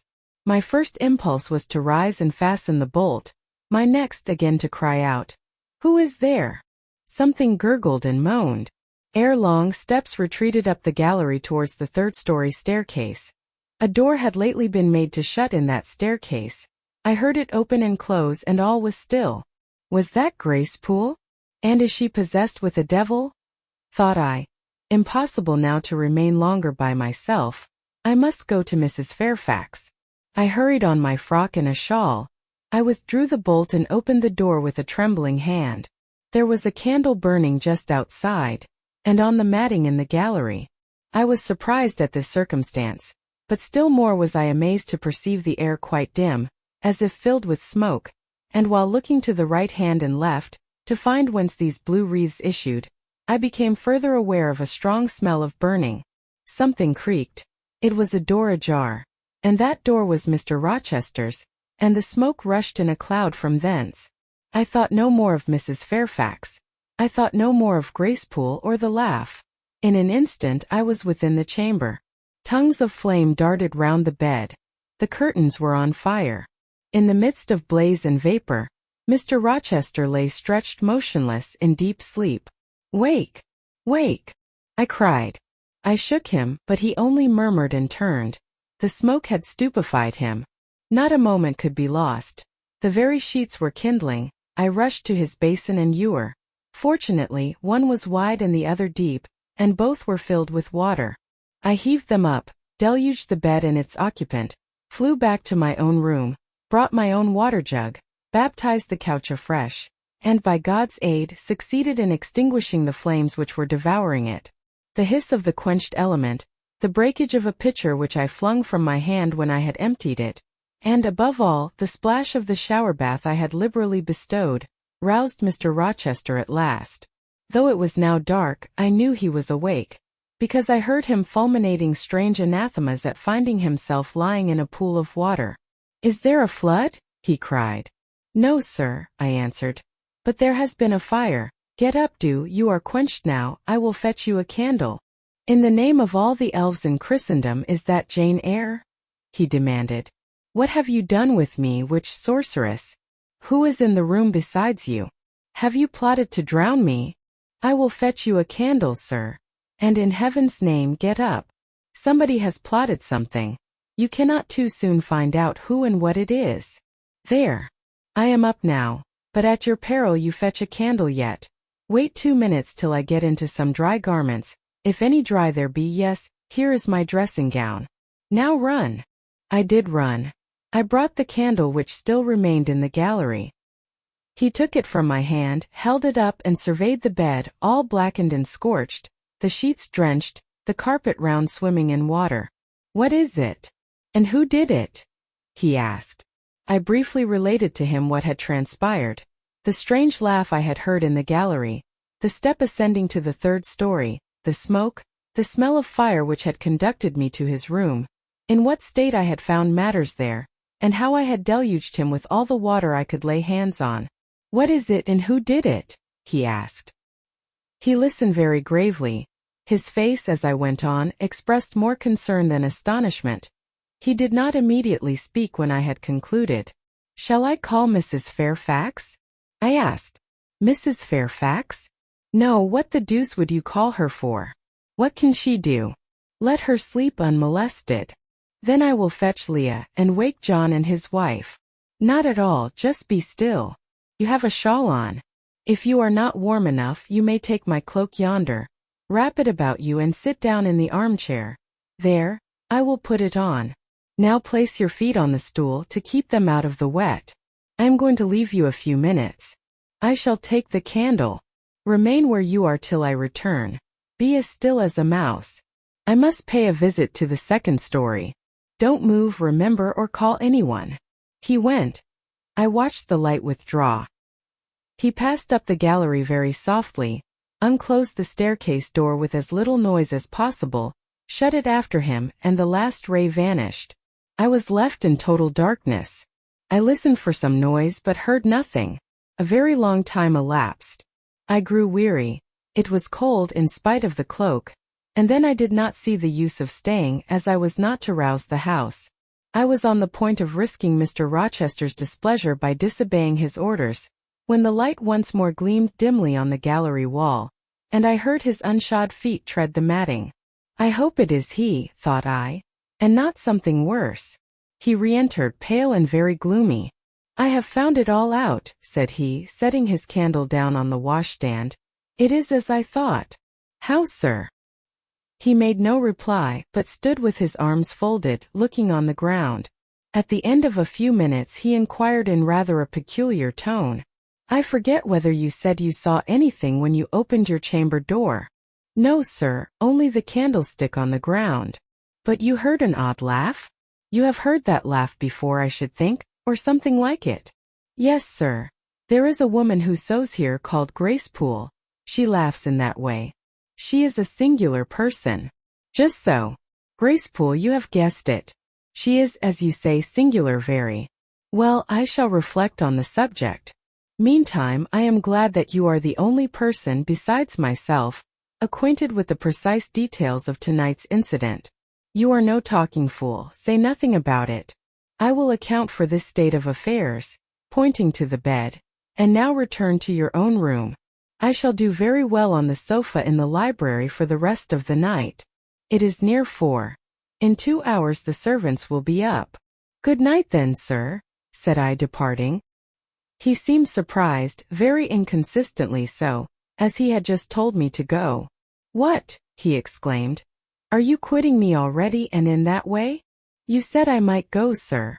But not without taking leave, not without a word or two of acknowledgment and goodwill, not, in short, in that brief, dry fashion.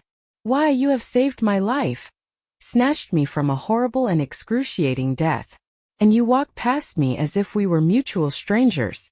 At least shake hands. He held out his hand, I gave him mine. He took it first in one, then in both his own. You have saved my life. I have a pleasure in owing you so immense a debt. I cannot say more. Nothing else that has being would have been tolerable to me in the character of creditor for such an obligation. But you, it is different. I feel your benefits no burden, Jane. He paused, gazed at me. Words almost visible trembled on his lips, but his voice was checked. Good night again, sir. There is no debt, benefit, burden, obligation in the case. I knew, he continued, you would do me good in some way at some time.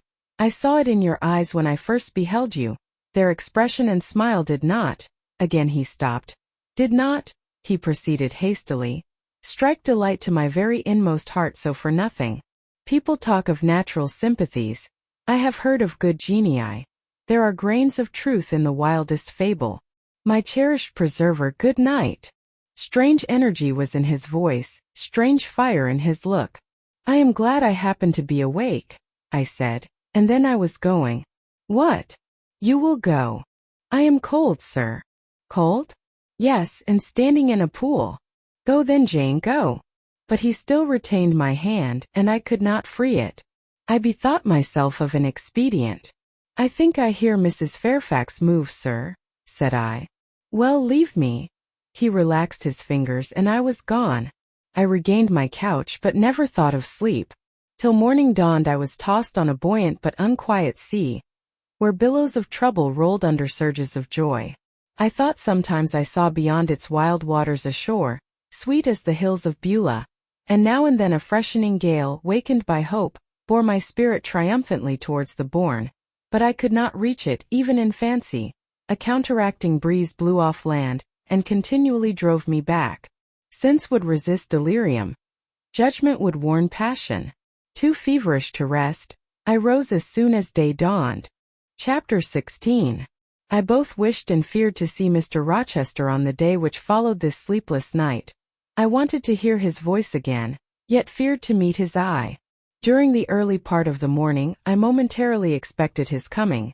He was not in the frequent habit of entering the schoolroom, but he did step in for a few minutes sometimes, and I had the impression that he was sure to visit it that day. But the morning passed just as usual. Nothing happened to interrupt the quiet course of Adele's studies.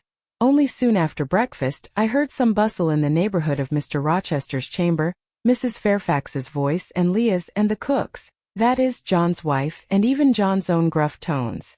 There were exclamations of, "What a mercy master was not burnt in his bed! It is always dangerous to keep a candle lit at night. How providential that he had presence of mind to think of the water jug! I wonder he waked nobody. It is to be hoped he will not take cold with sleeping on the library sofa, and see." To much confabulation succeeded a sound of scrubbing and setting to rights, and when I passed the room in going downstairs to dinner, I saw through the open door that all was again restored to complete order, only the bed was stripped of its hangings. Leah stood up in the window seat, rubbing the panes of glass dimmed with smoke. I was about to address her, for I wished to know what account had been given of the affair, but on advancing I saw a second person in the chamber, a woman sitting on a chair by the bedside, and sewing rings to new curtains. That woman was no other than Grace Poole. There she sat, staid and taciturn-looking as usual in her brown stuff gown, her check apron, white handkerchief and cap. She was intent on her work, in which her whole thought seemed absorbed. On her hard forehead and in her commonplace features was nothing either of the paleness or desperation one would have expected to see marking the countenance of a woman who had attempted murder, and whose intended victim had followed her last night to her lair, and, as I believed, charged her with the crime she wished to perpetrate. I was amazed, confounded. She looked up while I still gazed at her. No start, no increase or failure of color betrayed emotion, consciousness of guilt or fear of detection. She said, "Good morning, miss," in her usual phlegmatic and brief manner, and taking up another ring and more tape, went on with her sewing. I will put her to some test, thought I. Such absolute impenetrability is past comprehension. "Good morning, Grace," I said. "Has anything happened here? I thought I heard the servants all talking together a while ago." Only master had been reading in his bed last night. He fell asleep with his candle lit, and the curtains got on fire, but fortunately, he awoke before the bedclothes or the woodwork caught, and contrived to quench the flames with the water in the ewer. "A strange affair," I said in a low voice. Then looking at her fixedly, "Did Mr. Rochester wake nobody? Did no one hear him move?" She again raised her eyes to me, and this time there was something of consciousness in their expression. She seemed to examine me warily. Then she answered, "The servants sleep so far off, you know, miss, they would not be likely to hear. Mrs. Fairfax's room and yours are the nearest to master's, but Mrs. Fairfax said she heard nothing. When people get elderly, they often sleep heavy." She paused and then added with a sort of assumed indifference, but still in a marked and significant tone, "But you are young, miss, and I should say a light sleeper. Perhaps you may have heard a noise?" "I did," said I, dropping my voice so that Leah, who was still polishing the panes, could not hear me, "and at first I thought it was Pilot, but Pilot cannot laugh, and I am certain I heard a laugh and a strange one." She took a new needleful of thread, waxed it carefully, threaded her needle with a steady hand, and then observed with perfect composure, "It is hardly likely master would laugh, I should think, miss, when he was in such danger. You must have been dreaming." "I was not dreaming," I said with some warmth, for her brazen coolness provoked me. Again she looked at me, and with the same scrutinizing and conscious eye. "Have you told master that you heard a laugh?" she inquired. "I have not had the opportunity of speaking to him this morning." "You did not think of opening your door and looking out into the gallery?" she further asked. She appeared to be cross-questioning me, attempting to draw from me information unawares. The idea struck me that if she discovered I knew or suspected her guilt, she would be playing of some of her malignant pranks on me. I thought it advisable to be on my guard. "On the contrary," said I bolted my door." "Then you are not in the habit of bolting your door every night before you get into bed? Fiend! She wants to know my habits, that she may lay her plans accordingly." Indignation again prevailed over prudence. I replied sharply. Hitherto I have often omitted to fasten the bolt. I did not think it necessary. I was not aware any danger or annoyance was to be dreaded at Thornfield Hall, but in future, and I laid marked stress on the words, I shall take good care to make all secure before I venture to lie down. It will be wise so to do, was her answer. This neighborhood is as quiet as any I know, and I never heard of the hall being attempted by robbers since it was a house, though there are hundreds of pounds worth of plate in the plate closet, as is well known. And you see, for such a large house there are very few servants because master has never lived here much, and when he does come, being a bachelor, he needs little waiting on. But I always think it best to err on the safe side. A door is soon fastened, and it is as well to have a drawn bolt between one and any mischief that may be about. A deal of people, miss, are for trusting all to Providence. But I say Providence will not dispense with the means, though he often blesses them when they are used discreetly.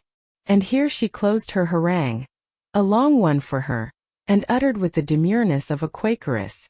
I still stood absolutely dumbfounded at what appeared to me her miraculous self-possession and most inscrutable hypocrisy, when the cook entered. Mrs. Poole, said she, addressing Grace, the servants' dinner will soon be ready. Will you come down? No, just put my pint of porter and bit of pudding on a tray, and I'll carry it upstairs. You'll have some meat? Just a morsel and a taste of cheese, that's all. And the sago? Never mind it at present. I shall be coming down before tea time. I'll make it myself. The cook here turned to me, saying that Mrs. Fairfax was waiting for me, so I departed. I hardly heard Mrs. Fairfax's account of the curtain conflagration during dinner, so much was I occupied in puzzling my brains over the enigmatical character of Grace Poole, and still more in pondering the problem of her position at Thornfield and questioning why she had not been given into custody that morning, or at the very least dismissed from her master's service. He had almost as much as declared his conviction of her criminality last night. What mysterious cause withheld him from accusing her? Why had he enjoined me, too, to secrecy? It was strange.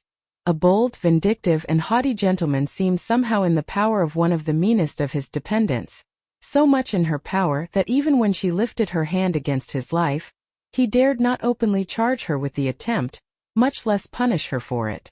Had Grace been young and handsome, I should have been tempted to think that tenderer feelings than prudence or fear influenced Mr. Rochester in her behalf, but hard-favored and matronly as she was, the idea could not be admitted. Yet, I reflected, she has been young once, her youth would be contemporary with her master's. Mrs. Fairfax told me once she had lived here many years. I don't think she can ever have been pretty, but for aught I know she may possess originality and strength of character to compensate for the want of personal advantages. Mr. Rochester is an amateur of the decided and eccentric. Grace is eccentric at least.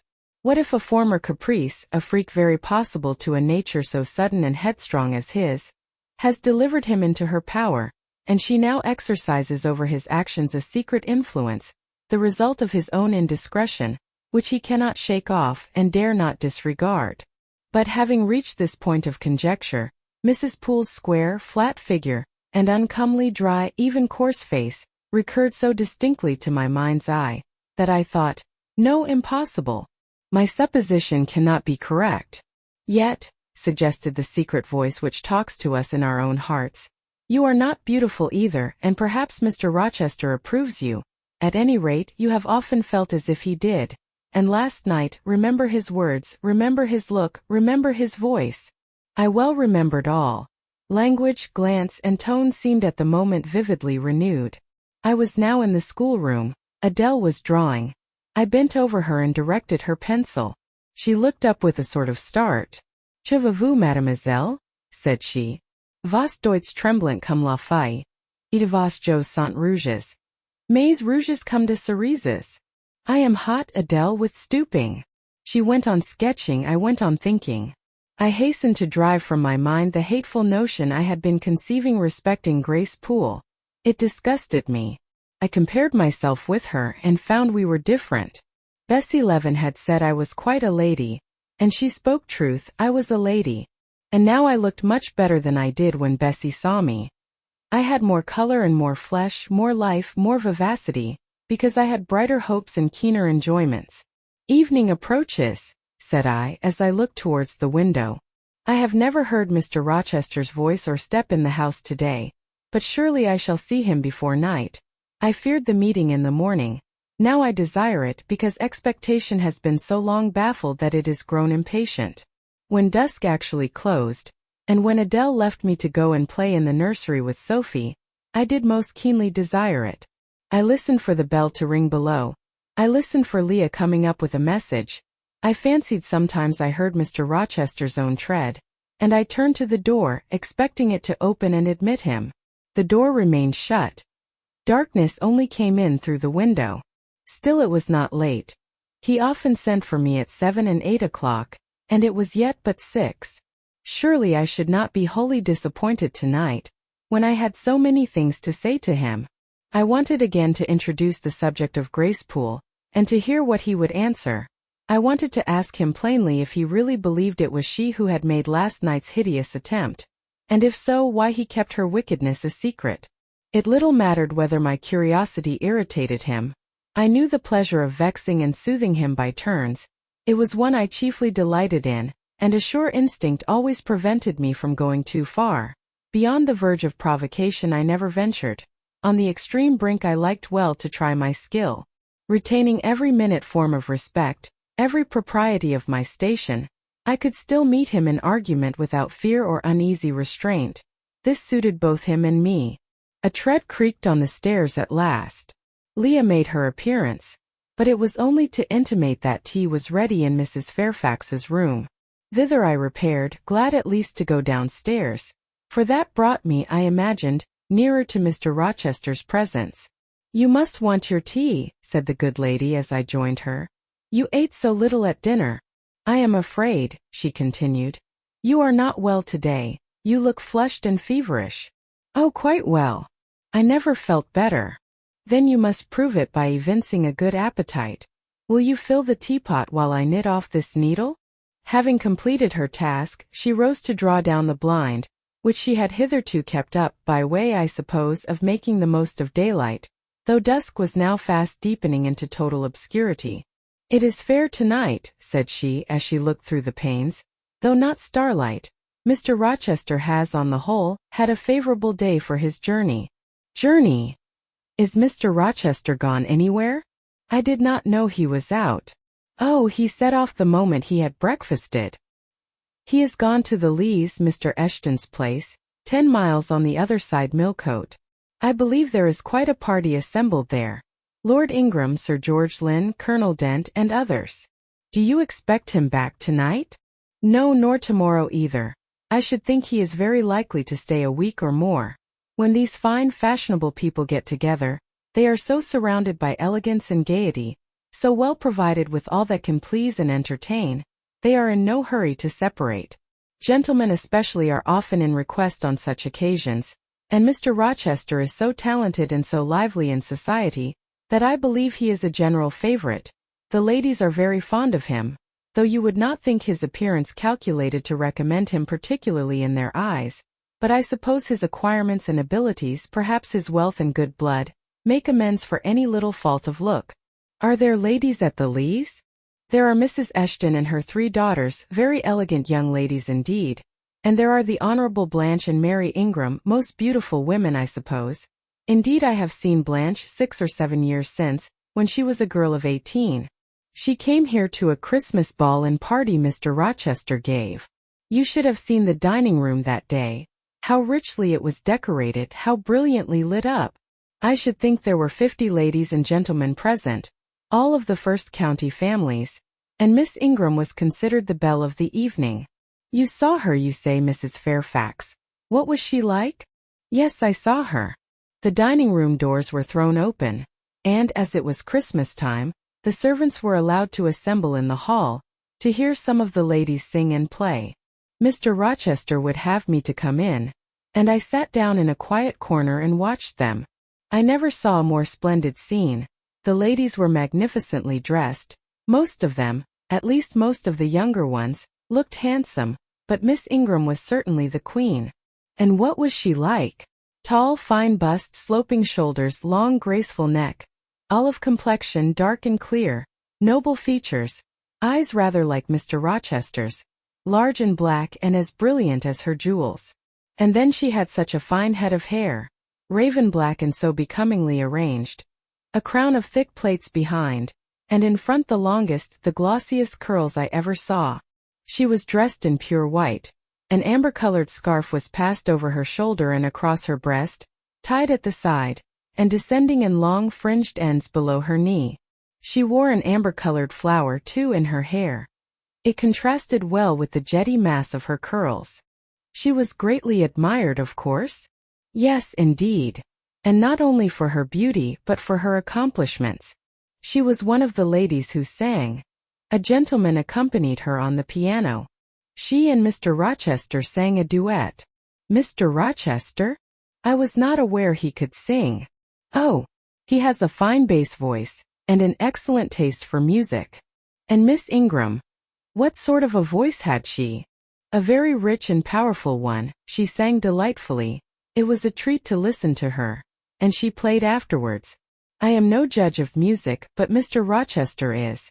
And I heard him say her execution was remarkably good. And this beautiful and accomplished lady, she is not yet married? It appears not. I fancy neither she nor her sister have very large fortunes. Old Lord Ingram's estates were chiefly entailed.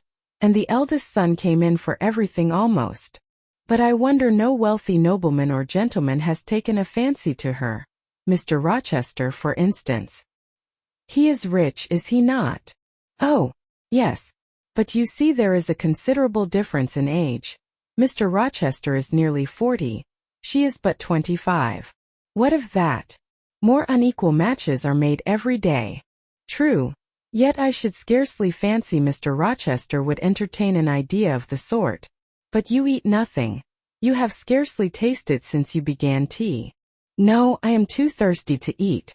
Will you let me have another cup? I was about again to revert to the probability of a union between Mr. Rochester and the beautiful Blanche, but Adele came in, and the conversation was turned into another channel.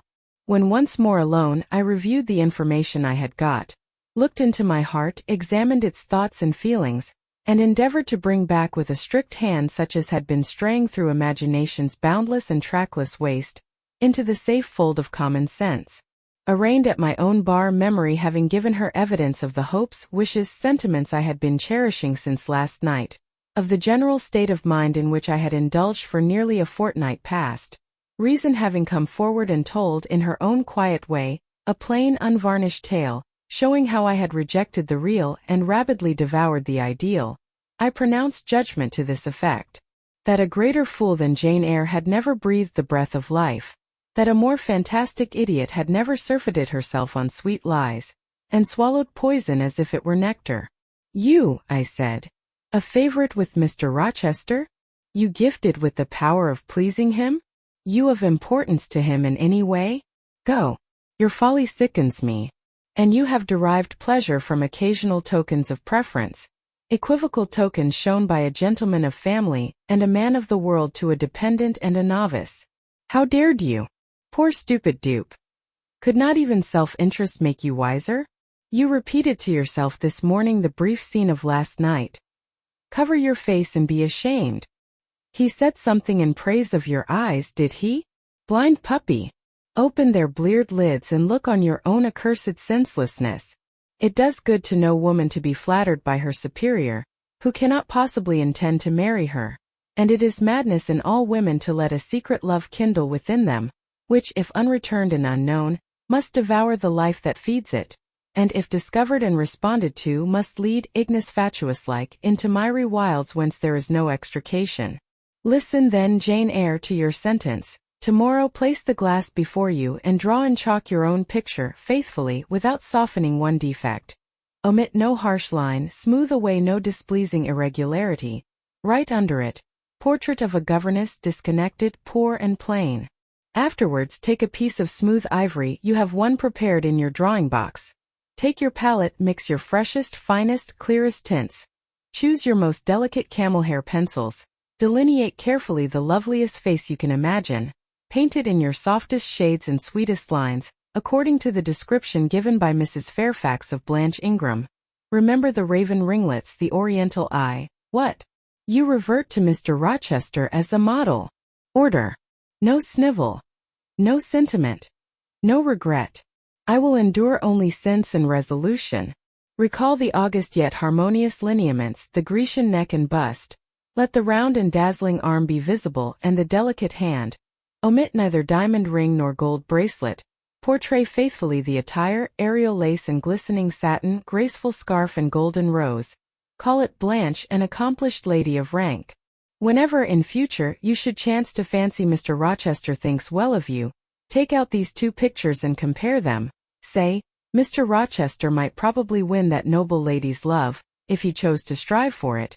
Is it likely he would waste a serious thought on this indigent and insignificant plebeian? I'll do it, I resolved. And having framed this determination, I grew calm and fell asleep. I kept my word. An hour or two sufficed to sketch my own portrait in crayons. And in less than a fortnight I had completed an ivory miniature of an imaginary Blanche Ingram. It looked a lovely face enough, and when compared with the real head in chalk, the contrast was as great as self-control could desire. I derived benefit from the task. It had kept my head and hands employed, and had given force and fixedness to the new impressions I wished to stamp indelibly on my heart. Ere long, I had reason to congratulate myself on the course of wholesome discipline to which I had thus forced my feelings to submit. Thanks to it, I was able to meet subsequent occurrences with a decent calm, which, had they found me unprepared, I should probably have been unequal to maintain, even externally.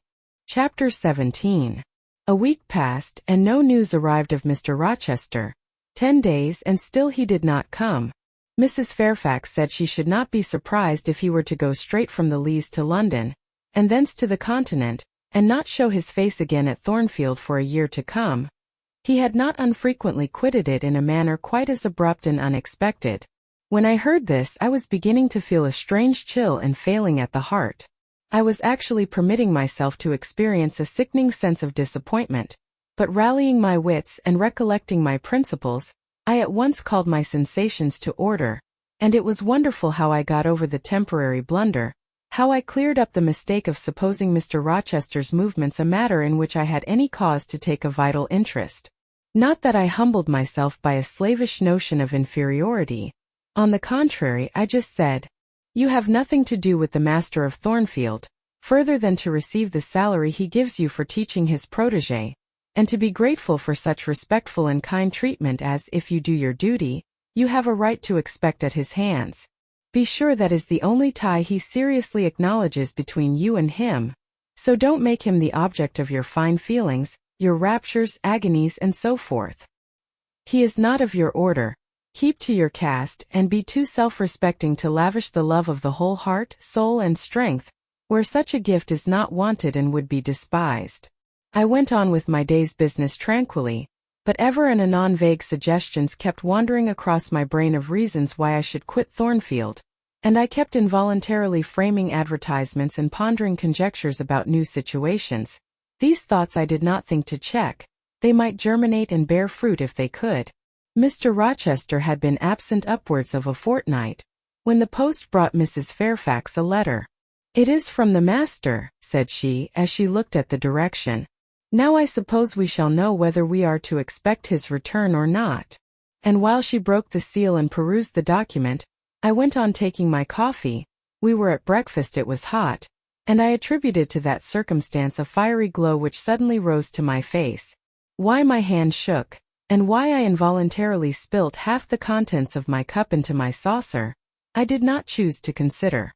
"Well, I sometimes think we are too quiet, but we run a chance of being busy enough now, for a little while at least," said Mrs. Fairfax, still holding the note before her spectacles. Ere I permitted myself to request an explanation, I tied the string of Adele's pinafore, which happened to be loose.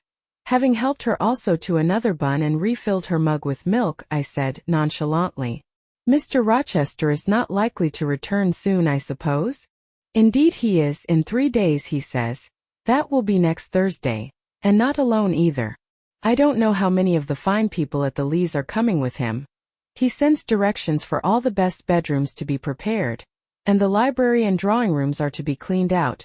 I am to get more kitchen hands from the George Inn at Millcote and from wherever else I can, and the ladies will bring their maids and the gentlemen their valets, so we shall have a full house of it. And Mrs. Fairfax swallowed her breakfast and hastened away to commence operations. The 3 days were, as she had foretold, busy enough. I had thought all the rooms at Thornfield beautifully clean and well arranged, but it appears I was mistaken. 3 women were got to help, and such scrubbing, such brushing, such washing of paint and beating of carpets, such taking down and putting up of pictures, such polishing of mirrors and lustres, such lighting of fires in bedrooms, such airing of sheets and featherbeds on hearths, I never beheld either before or since. Adele ran quite wild in the midst of it. The preparations for company and the prospect of their arrival seemed to throw her into ecstasies. She would have Sophie to look over all her toilettes, as she called frocks, to furbish up any that were passés, and to air and arrange the new. For herself, she did nothing but caper about in the front chambers, jump on and off the bedsteads, and lie on the mattresses and piled up bolsters and pillows before the enormous fires roaring in the chimneys. From school duty she was exonerated. Mrs. Fairfax had pressed me into her service, and I was all day in the storeroom, helping or hindering her and the cook, learning to make custards and cheesecakes and French pastry, to truss game and garnish dessert dishes. The party were expected to arrive on Thursday afternoon, in time for dinner at 6. During the intervening period I had no time to nurse chimeras, and I believe I was as active and gay as anybody, Adele excepted. Still, now and then I received a damping check to my cheerfulness, and was, in spite of myself, thrown back on the region of doubts and portents, and dark conjectures.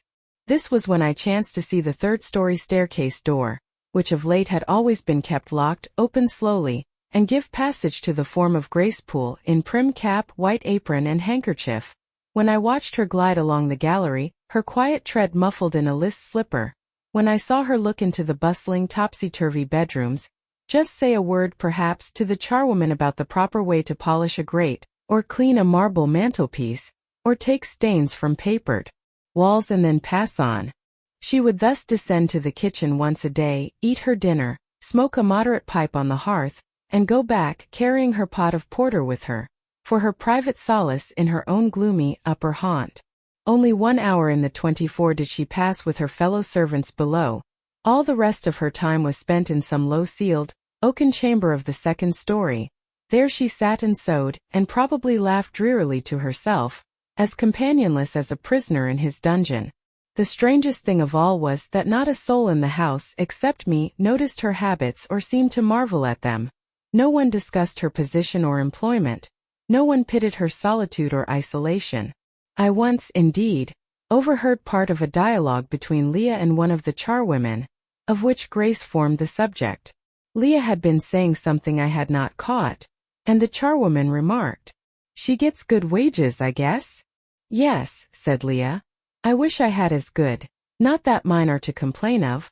There's no stinginess at Thornfield, but they're not 1/5 of the sum Mrs. Poole receives.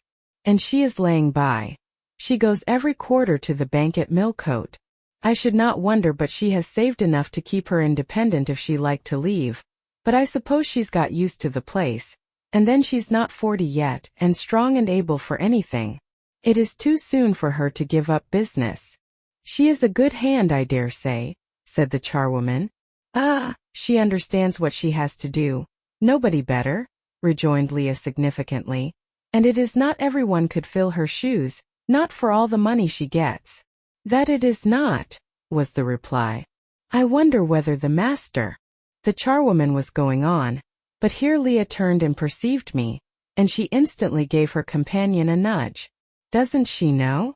I heard the woman whisper. Leah shook her head, and the conversation was of course dropped.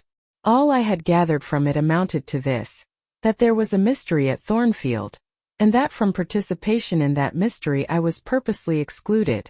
Thursday came. All work had been completed the previous evening. Carpets were laid down, bed hangings festooned, radiant white counterpanes spread, toilet tables arranged, furniture rubbed, flowers piled in vases. Both chambers and saloons looked as fresh and bright as hands could make them.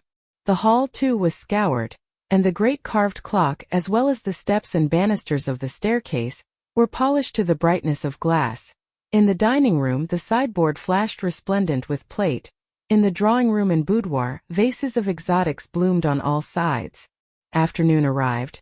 Mrs. Fairfax assumed her best black satin gown, her gloves, and her gold watch, for it was her part to receive the company, to conduct the ladies to their rooms, and see Adele too would be dressed, though I thought she had little chance of being introduced to the party that day at least.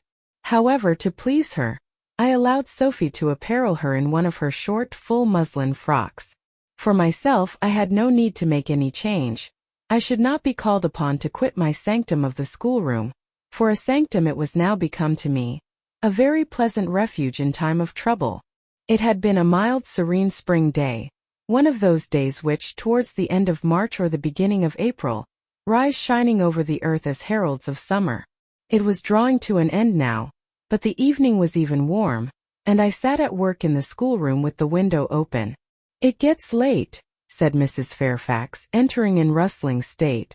"I am glad I ordered dinner an hour after the time Mr. Rochester mentioned, for it is past 6 now. I have sent John down to the gates to see if there is anything on the road.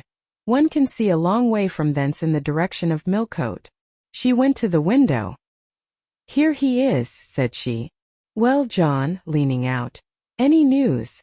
"They're coming, ma'am," was the answer. "They'll be here in 10 minutes." Adele flew to the window. I followed, taking care to stand on one side so that, screened by the curtain, I could see without being seen. The 10 minutes John had given seemed very long, but at last wheels were heard. 4 equestrians galloped up the drive, and after them came 2 open carriages. Fluttering veils and waving plumes filled the vehicles. 2 of the cavaliers were young, dashing-looking gentlemen. The third was Mr. Rochester on his black horse, Messer, pilot bounding before him. At his side rode a lady, and he and she were the first of the party. Her purple riding habit almost swept the ground. Her veil streamed long on the breeze. Mingling with its transparent folds and gleaming through them shone rich raven ringlets. "Miss Ingram!" exclaimed Mrs. Fairfax, and away she hurried to her post below. The cavalcade, following the sweep of the drive, quickly turned the angle of the house, and I lost sight of it. Adele now petitioned to go down, but I took her on my knee and gave her to understand that she must not on any account think of venturing in sight of the ladies, either now or at any other time, unless expressly sent for, that Mr. Rochester would be very angry and see. Some natural tears she shed on being told this, but as I began to look very grave, she consented at last to wipe them. A joyous stir was now audible in the hall. Gentlemen's deep tones and ladies' silvery accents blent harmoniously together, and distinguishable above all, though not loud, was the sonorous voice of the master of Thornfield Hall, welcoming his fair and gallant guests under its roof. Then light steps ascended the stairs, and there was a tripping through the gallery, and soft cheerful laughs, and opening and closing doors, and for a time a hush. "Elles changent de toilettes," said Adele, who, listening attentively, had followed every movement, and she sighed. "Chez maman," said she, "quand il y avait du monde je le souvais partout, au salon et à leurs chambers, souvent je regarde les femmes de chambre coiffées habiller les dames. Amusant. Comme cela on apprend. Don't you feel hungry, Adele?" "Mais oui, mademoiselle. Voilà 5 ou 6 heures que nous n'avons pas mange." "Well now, while the ladies are in their rooms, I will venture down and get you something to eat." And issuing from my asylum with precaution, I sought a back stairs which conducted directly to the kitchen. All in that region was fire and commotion. The soup and fish were in the last stage of projection, and the cook hung over her crucibles in a frame of mind and body threatening spontaneous combustion. In the servants' hall 2 coachmen and 3 gentlemen stood or sat round the fire. The Abigails, I suppose, were upstairs with their mistresses. The new servants that had been hired from Millcote were bustling about everywhere. Threading this chaos, I at last reached the larder. There I took possession of a cold chicken, a roll of bread, some tarts, a plate or 2 and a knife and fork.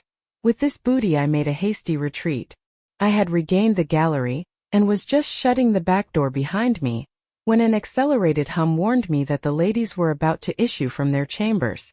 I could not proceed to the schoolroom without passing some of their doors, and running the risk of being surprised with my cargo of victuallage, so I stood still at this end, which, being windowless, was dark. Quite dark now, for the sun was set and twilight gathering. Presently the chambers gave up their fair tenants one after another. Each came out gaily and airily, with dress that gleamed lustrous through the dusk. For a moment they stood grouped together at the other extremity of the gallery, conversing in a key of sweet subdued vivacity. They then descended the staircase almost as noiselessly as a bright mist rolls down a hill. Their collective appearance had left on me an impression of high-born elegance, such as I had never before received. I found Adele peeping through the schoolroom door, which she held ajar. "What beautiful ladies!" cried she in English. "Oh, I wish I might go to them. Do you think Mr. Rochester will send for us by and by, after dinner?" "No, indeed I don't. Mr. Rochester has something else to think about. Never mind the ladies tonight. Perhaps you will see them tomorrow. Here is your dinner." She was really hungry, so the chicken and tarts served to divert her attention for a time. It was well I secured this forage, or both she, I, and Sophie, to whom I conveyed a share of our repast, would have run a chance of getting no dinner at all. Everyone downstairs was too much engaged to think of us. The dessert was not carried out till after 9, and at 10 footmen were still running to and fro with trays and coffee cups. I allowed Adele to sit up much later than usual, for she declared she could not possibly go to sleep while the doors kept opening and shutting below, and people bustling about. Besides, she added, a message might possibly come from Mr. Rochester when she was undressed. "Talor quel damage." I told her stories as long as she would listen to them, and then for a change I took her out into the gallery.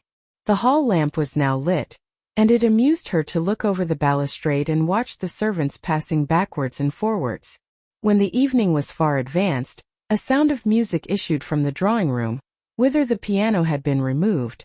Adele and I sat down on the top step of the stairs to listen. Presently a voice blent with the rich tones of the instrument. It was a lady who sang, and very sweet her notes were. The solo over, a duet followed, and then a glee. A joyous conversational murmur filled up the intervals. I listened long. Suddenly I discovered that my ear was wholly intent on analyzing the mingled sounds, and trying to discriminate amidst the confusion of accents those of Mr. Rochester, and when it caught them, which it soon did, it found a further task in framing the tones, rendered by distance inarticulate, into words. The clock struck 11. I looked at Adele, whose head leant against my shoulder. Her eyes were waxing heavy, so I took her up in my arms and carried her off to bed. It was near 1 before the gentlemen and ladies sought their chambers. The next day was as fine as its predecessor. It was devoted by the party to an excursion to some site in the neighborhood. They set out early in the forenoon, some on horseback, the rest in carriages. I witnessed both the departure and the return. Miss Ingram, as before, was the only lady equestrian, and as before, Mr. Rochester galloped at her side. The two rode a little apart from the rest. I pointed out this circumstance to Mrs. Fairfax, who was standing at the window with me. "You said it was not likely they should think of being married," said I. "But you see Mr. Rochester evidently prefers her to any of the other ladies." "Yes, I dare say. No doubt he admires her." "And she him," I added. "Look how she leans her head towards him as if she were conversing confidentially. I wish I could see her face. I have never had a glimpse of it yet." "You will see her this evening," answered Mrs. Fairfax. I happened to remark to Mr. Rochester how much Adele wished to be introduced to the ladies, and he said, "Oh, let her come into the drawing-room after dinner, and request Miss Eyre to accompany her." "Yes, he said that from mere politeness. I need not go, I am sure," I answered. "Well, I observed to him that as you were unused to company, I did not think you would like appearing before so gay a party, all strangers, and he replied in his quick way, 'Nonsense.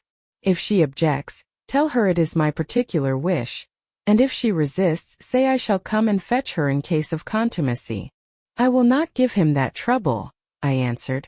'I will go, if no better may be, but I don't like it. Shall you be there, Mrs. Fairfax?' 'No,' I pleaded off, and he admitted my plea.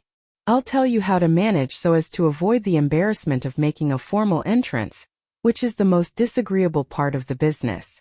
You must go into the drawing room while it is empty before the ladies leave the dinner table.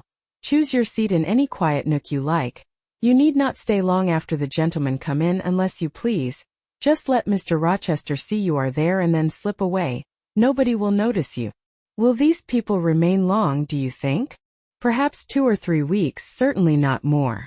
After the Easter recess, Sir George Lynn, who was lately elected member for Millcote, will have to go up to town and take his seat. I dare say Mr. Rochester will accompany him. It surprises me that he has already made so protracted a stay at Thornfield. It was with some trepidation that I perceived the hour approach when I was to repair with my charge to the drawing-room.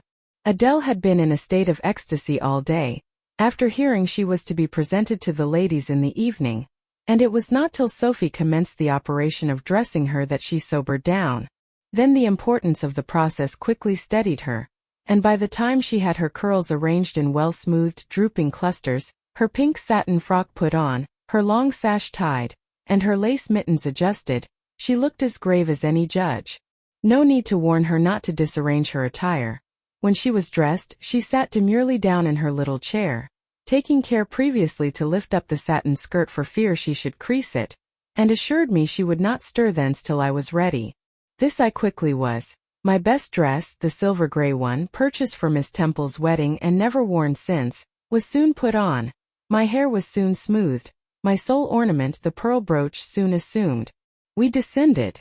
Fortunately there was another entrance to the drawing-room than that through the saloon where they were all seated at dinner. We found the apartment vacant, a large fire burning silently on the marble hearth, and wax candles shining in bright solitude, amid the exquisite flowers with which the tables were adorned. The crimson curtain hung before the arch. Slight as was the separation this drapery formed from the party in the adjoining saloon, they spoke in so low a key that nothing of their conversation could be distinguished beyond a soothing murmur. Adele, who appeared to be still under the influence of a most solemnizing impression, sat down without a word on the footstool I pointed out to her. I retired to a window seat, and taking a book from a table near, endeavored to read. Adele brought her stool to my feet. Ere long she touched my knee. "What is it, Adele?" "Est-ce que je ne peux pas prendre un seul de ces fleurs magnifiques, mademoiselle? Seulement pour compléter ma toilette." "You think too much of your toilette, Adele, but you may have a flower." And I took a rose from a vase and fastened it in her sash. She sighed a sigh of ineffable satisfaction, as if her cup of happiness were now full. I turned my face away to conceal a smile I could not suppress. There was something ludicrous as well as painful in the little Parisienne's earnest and innate devotion to matters of dress. A soft sound of rising now became audible. The curtain was swept back from the arch. Through it appeared the dining room, with its lit luster pouring down light on the silver and glass of a magnificent dessert service covering a long table. A band of ladies stood in the opening. They entered and the curtain fell behind them. There were but 8. Yet somehow as they flocked in, they gave the impression of a much larger number. Some of them were very tall. Many were dressed in white, and all had a sweeping amplitude of array that seemed to magnify their persons as a mist magnifies the moon. I rose and curtsied to them. 1 or 2 bent their heads in return, the others only stared at me. They dispersed about the room, reminding me, by the lightness and buoyancy of their movements, of a flock of white plumy birds. Some of them threw themselves in half-reclining positions on the sofas and ottomans, some bent over the tables and examined the flowers and books, the rest gathered in a group round the fire. All talked in a low but clear tone which seemed habitual to them. I knew their names afterwards and may as well mention them now. First, there was Mrs. Eshton and 2 of her daughters. She had evidently been a handsome woman, and was well preserved still. Of her daughters the eldest, Amy, was rather little, naive and childlike in face and manner, and piquant in form. Her white muslin dress and blue sash became her well. The second, Louisa, was taller and more elegant in figure, with a very pretty face, of that order the French term minois chiffon. Both sisters were fair as lilies. Lady Lynn was a large and stout personage of about 40, very erect, very haughty-looking, richly dressed in a satin robe of changeful sheen. Her dark hair shone glossily under the shade of an azure plume, and within the circlet of a band of gems. Mrs. Colonel Dent was less showy, but I thought more ladylike. She had a slight figure, a pale, gentle face and fair hair. Her black satin dress, her scarf of rich foreign lace, and her pearl ornaments, pleased me better than the rainbow radiance of the titled dame. But the three most distinguished, partly perhaps because the tallest figures of the band, were the Dowager Lady Ingram and her daughters Blanche and Mary. They were all three of the loftiest stature of women. The dowager might be between 40 and 50, her shape was still fine, her hair, by candlelight at least, still black, her teeth too were still apparently perfect. Most people would have termed her a splendid woman of her age, and so she was, no doubt, physically speaking. But then there was an expression of almost insupportable haughtiness in her bearing and countenance. She had Roman features and a double chin, disappearing into a throat like a pillar. These features appeared to me not only inflated and darkened, but even furrowed with pride, and the chin was sustained by the same principle, in a position of almost preternatural erectness. She had, likewise, a fierce and a hard eye. It reminded me of Mrs. Reed's. She mouthed her words in speaking. Her voice was deep, its inflections very pompous, very dogmatical, very intolerable, in short. A crimson velvet robe, and a shawl turban of some gold-wrought Indian fabric, invested her, I suppose she thought, with a truly imperial dignity. Blanche and Mary were of equal stature, straight and tall as poplars. Mary was too slim for her height, but Blanche was molded like a Diane. I regarded her, of course, with special interest. First, I wished to see whether her appearance accorded with Mrs. Fairfax's description. Secondly, whether it at all resembled the fancy miniature I had painted of her. And thirdly, it will out, whether it were such as I should fancy likely to suit Mr. Rochester's taste. As far as person went, she answered point for point, both to my picture and Mrs. Fairfax's description. The noble bust, the sloping shoulders, the graceful neck, the dark eyes and black ringlets were all there. But her face? Her face was like her mother's. A youthful unfurrowed likeness. The same low brow, the same high features, the same pride. It was not, however, so saturnine a pride. She laughed continually. Her laugh was satirical, and so was the habitual expression of her arched and haughty lip. Genius is said to be self-conscious. I cannot tell whether Miss Ingram was a genius, but she was self-conscious, remarkably self-conscious indeed. She entered into a discourse on botany with the gentle Mrs. Dent. It seemed Mrs. Dent had not studied that science, though, as she said, she liked flowers, especially wild ones. Miss Ingram had, and she ran over its vocabulary with an air.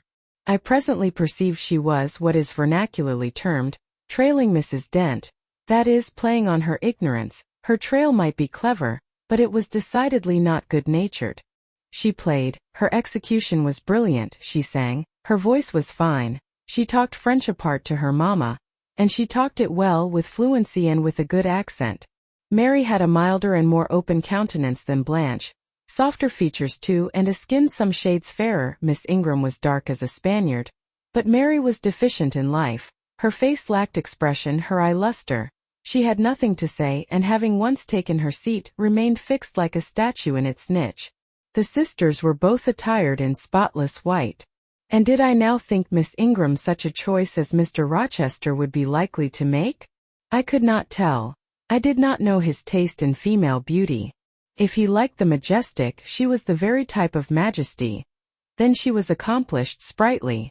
Most gentlemen would admire her, I thought. And that he did admire her, I already seemed to have obtained proof. To remove the last shade of doubt, it remained but to see them together. You are not to suppose, reader, that Adele has all this time been sitting motionless on the stool at my feet. No, when the ladies entered she rose, advanced to meet them, made a stately reverence, and said with gravity, "Bonjour, mesdames." And Miss Ingram had looked down at her with a mocking air, and exclaimed, "Oh, what a little puppet!" Lady Lynn had remarked, "It is Mr. Rochester's ward, I suppose, the little French girl he was speaking of." Mrs. Dent had kindly taken her hand, and given her a kiss. Amy and Louisa Eshton had cried out simultaneously, "What a love of a child!" And then they had called her to a sofa, where she now sat, ensconced between them, chattering alternately in French and broken English, absorbing not only the young lady's attention, but that of Mrs. Eshton and Lady Lynn, and getting spoilt to her heart's content. At last coffee is brought in, and the gentlemen are summoned. I sit in the shade, if any shade there be in this brilliantly lit apartment. The window curtain half hides me. Again the arch yawns, they come. The collective appearance of the gentlemen, like that of the ladies, is very imposing. They are all costumed in black. Most of them are tall, some young. Henry and Frederick Lynn are very dashing sparks indeed, and Colonel Dent is a fine soldierly man. Mr. Eshton, the magistrate of the district, is gentlemanlike. His hair is quite white, his eyebrows and whiskers still dark, which gives him something of the appearance of a père noble de theatre. Lord Ingram, like his sisters, is very tall. Like them also he is handsome, but he shares Mary's apathetic and listless look.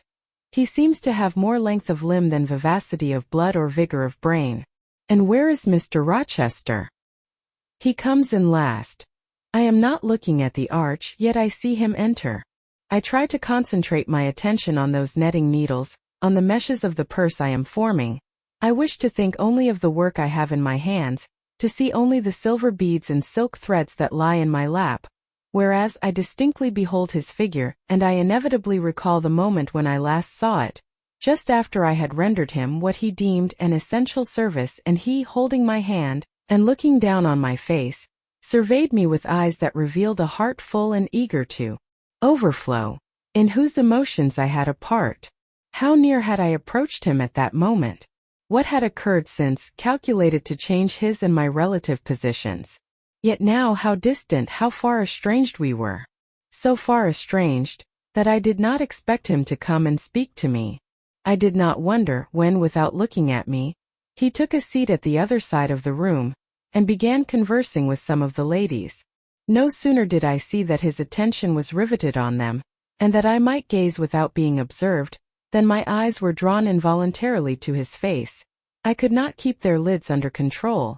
They would rise and the irids would fix on him. I looked and had an acute pleasure in looking, a precious yet poignant pleasure, pure gold with a steely point of agony, a pleasure like what the thirst-perishing man might feel who knows the well to which he has crept is poisoned, yet stoops and drinks divine draughts nevertheless. Most true is it that beauty is in the eye of the gazer. My master's colorless olive face, square, massive brow, broad and jetty eyebrows, deep eyes, strong features, firm, grim mouth, all energy, decision, will, were not beautiful according to rule, but they were more than beautiful to me. They were full of an interest and influence that quite mastered me, that took my feelings from my own power and fettered them in his. I had not intended to love him. The reader knows I had wrought hard to extirpate from my soul the germs of love there detected, and now, at the first renewed view of him, they spontaneously arrived, green and strong. He made me love him without looking at me. I compared him with his guests. What was the gallant grace of the Lynns, the languid elegance of Lord Ingram, even the military distinction of Colonel Dent, contrasted with his look of native pith and genuine power? I had no sympathy in their appearance, their expression, yet I could imagine that most observers would call them attractive, handsome, imposing, while they would pronounce Mr. Rochester at once harsh-featured and melancholy-looking. I saw them smile, laugh, it was nothing. The light of the candles had as much soul in it as their smile, the tinkle of the bell as much significance as their laugh. I saw Mr. Rochester smile. His stern features softened. His eye grew both brilliant and gentle, its ray both searching and sweet. He was talking at the moment to Louisa and Amy Eshton. I wondered to see them receive with calm that look which seemed to me so penetrating. I expected their eyes to fall, their color to rise under it, yet I was glad when I found they were in no sense moved. He is not to them what he is to me, I thought. He is not of their kind. I believe he is of mine. I am sure he is. I feel akin to him. I understand the language of his countenance and movements. Though rank and wealth sever us widely, I have something in my brain and heart, in my blood and nerves, that assimilates me mentally to him. Did I say a few days since that I had nothing to do with him but to receive my salary at his hands? Did I forbid myself to think of him in any other light than as a paymaster? Blasphemy against nature. Every good, true, vigorous feeling I have gathers impulsively round him. I know I must conceal my sentiments. I must smother hope. I must remember that he cannot care much for me. For when I say that I am of his kind, I do not mean that I have his force to influence, and his spell to attract. I mean only that I have certain tastes and feelings in common with him. I must then repeat continually that we are forever sundered. And yet, while I breathe and think, I must love him. Coffee is handed. The ladies, since the gentlemen entered, have become lively as larks. Conversation waxes brisk and merry. Colonel Dent and Mr. Eshton argue on politics. Their wives listen. The two proud dowagers, Lady Lynn and Lady Ingram, confabulate together. Sir George, whom by the by I have forgotten to describe, a very big and very fresh-looking country gentleman, stands before their sofa, coffee cup in hand, and occasionally puts in a word. Mr. Frederick Lynn has taken a seat beside Mary Ingram, and is showing her the engravings of a splendid volume. She looks, smiles now and then, but apparently says little. The tall and phlegmatic Lord Ingram leans with folded arms on the chair back of the little and lively Amy Eshton. She glances up at him and chatters like a wren. She likes him better than she does Mr. Rochester. Henry Lynn has taken possession of an ottoman at the feet of Louisa. Adele shares it with him. He is trying to talk French with her, and Louisa laughs at his blunders. With whom will Blanche Ingram pair? She is standing alone at the table, bending gracefully over an album. She seems waiting to be sought, but she will not wait too long. She herself selects a mate. Mr. Rochester, having quitted the Eshtons, stands on the hearth as solitary as she stands by the table. She confronts him, taking her station on the opposite side of the mantelpiece. Mr. Rochester, I thought you were not fond of children? Nor am I. Then what induced you to take charge of such a little doll as that? Pointing to Adele. Where did you pick her up? I did not pick her up, she was left on my hands. You should have sent her to school. I could not afford it, schools are so dear. Why, I suppose you have a governess for her. I saw a person with her just now, is she gone? Oh no. There she is still, behind the window curtain. You pay her, of course. I should think it quite as expensive, more so, for you have them both to keep in addition. I feared, or should I say hoped? The allusion to me would make Mr. Rochester glance my way, and I involuntarily shrank farther into the shade, but he never turned his eyes. I have not considered the subject, said he indifferently, looking straight before him. No, you men never do consider economy and common sense. You should hear Mamma on the chapter of governesses. Mary and I have had, I should think, a dozen at least in our day, half of them detestable and the rest ridiculous, and all incubi, were they not, Mamma? Did you speak, my own? The young lady thus claimed as the dowager's special property, reiterated her question with an explanation. My dearest, don't mention governesses. The word makes me nervous. I have suffered a martyrdom from their incompetency and caprice. I thank heaven I have now done with them. Mrs. Dent here bent over to the pious lady and whispered something in her ear. I suppose from the answer elicited, it was a reminder that one of the anathematized race was present. Tant peace, said her ladyship. I hope it may do her good. Then in a lower tone but still loud enough for me to hear. I noticed her. I am a judge of physiognomy, and in hers I see all the faults of her class. What are they, madam? Inquired Mr. Rochester aloud. I will tell you in your private ear, replied she, wagging her turban 3 times with portentous significancy. But my curiosity will be past its appetite. It craves food now. Ask Blanche, she is nearer you than I. Oh, don't refer him to me, Mamma. I have just one word to say of the whole tribe. They are a nuisance. Not that I ever suffered much from them. I took care to turn the tables. What tricks Theodore and I used to play on our Miss Wilsons, and Mrs. Grays and Madame Joubert's. Mary was always too sleepy to join in a plot with spirit. The best fun was with Madame Joubert. Miss Wilson was a poor sickly thing, lachrymose and low-spirited, not worth the trouble of vanquishing, in short, and Mrs. Gray was coarse and insensible. No blow took effect on her. But poor Madame Joubert! I see her yet in her raging passions when we had driven her to extremities. spilt our tea, crumbled our bread and butter, tossed our books up to the ceiling, and played a chivalry with the ruler and desk, the fender and fire irons. Theodore, do you remember those merry days? Yes, to be sure I do, drawled Lord Ingram. And the poor old stick used to cry out, "Oh, you villain's childs!" And then we sermonized her on the presumption of attempting to teach such clever blades as we were, when she was herself so ignorant. We did, and Tito, you know, I helped you in prosecuting or persecuting your tutor, way-faced Mr. Vining, the parson in the pip as we used to call him. He and Miss Wilson took the liberty of falling in love with each other, at least Tito and I thought so. We surprised sundry tender glances and sighs which we interpreted as tokens of la belle passion, and I promise you the public soon had the benefit of our discovery.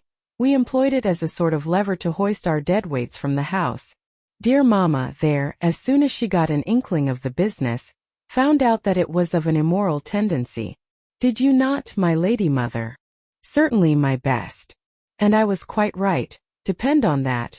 There are 1,000 reasons why liaisons between governesses and tutors should never be tolerated a moment in any well-regulated house. Firstly, oh gracious, Mamma! Spare us the enumeration. Oh rest, we all know them. Danger of bad example to innocence of childhood, distractions and consequent neglect of duty on the part of the attached, mutual alliance and reliance, confidence thence resulting, insolence accompanying, mutiny and general blow-up. Am I right, Baroness Ingram of Ingram Park? My lily flower, you are right now as always. Then no more need be said. Change the subject. Amy Eshton, not hearing or not heeding this dictum, joined in with her soft infantine tone. Louisa and I used to quiz our governess too, but she was such a good creature, she would bear anything, nothing put her out. She was never cross with us. Was she, Louisa? No, never, we might do what we pleased. Ransack her desk and her workbox and turn her drawers inside out, and she was so good-natured she would give us anything we asked for. I suppose now, said Miss Ingram, curling her lip sarcastically, we shall have an abstract of the memoirs of all the governesses extant. In order to avert such a visitation, I again move the introduction of a new topic. Mr. Rochester, do you second my motion? Madam, I support you on this point as on every other. Then on me be the onus of bringing it forward. Signor Eduardo, are you invoiced tonight? Donna Bianca, if you command it, I will be. Then, signor, I lay on you my sovereign behest to furbish up your lungs and other vocal organs, as they will be wanted on my royal service. Who would not be the Rizzio of so divine a Mary? A fig for Rizzio, cried she, tossing her head with all its curls as she moved to the piano. It is my opinion the fiddler David must have been an insipid sort of fellow. I like Black Bothwell better. To my mind a man is nothing without a spice of the devil in him. And history may say what it will of James Hepburn, but I have a notion. He was just the sort of wild, fierce bandit hero whom I could have consented to gift with my hand. Gentlemen, you hear? Now which of you most resembles Bothwell? Cried Mr. Rochester.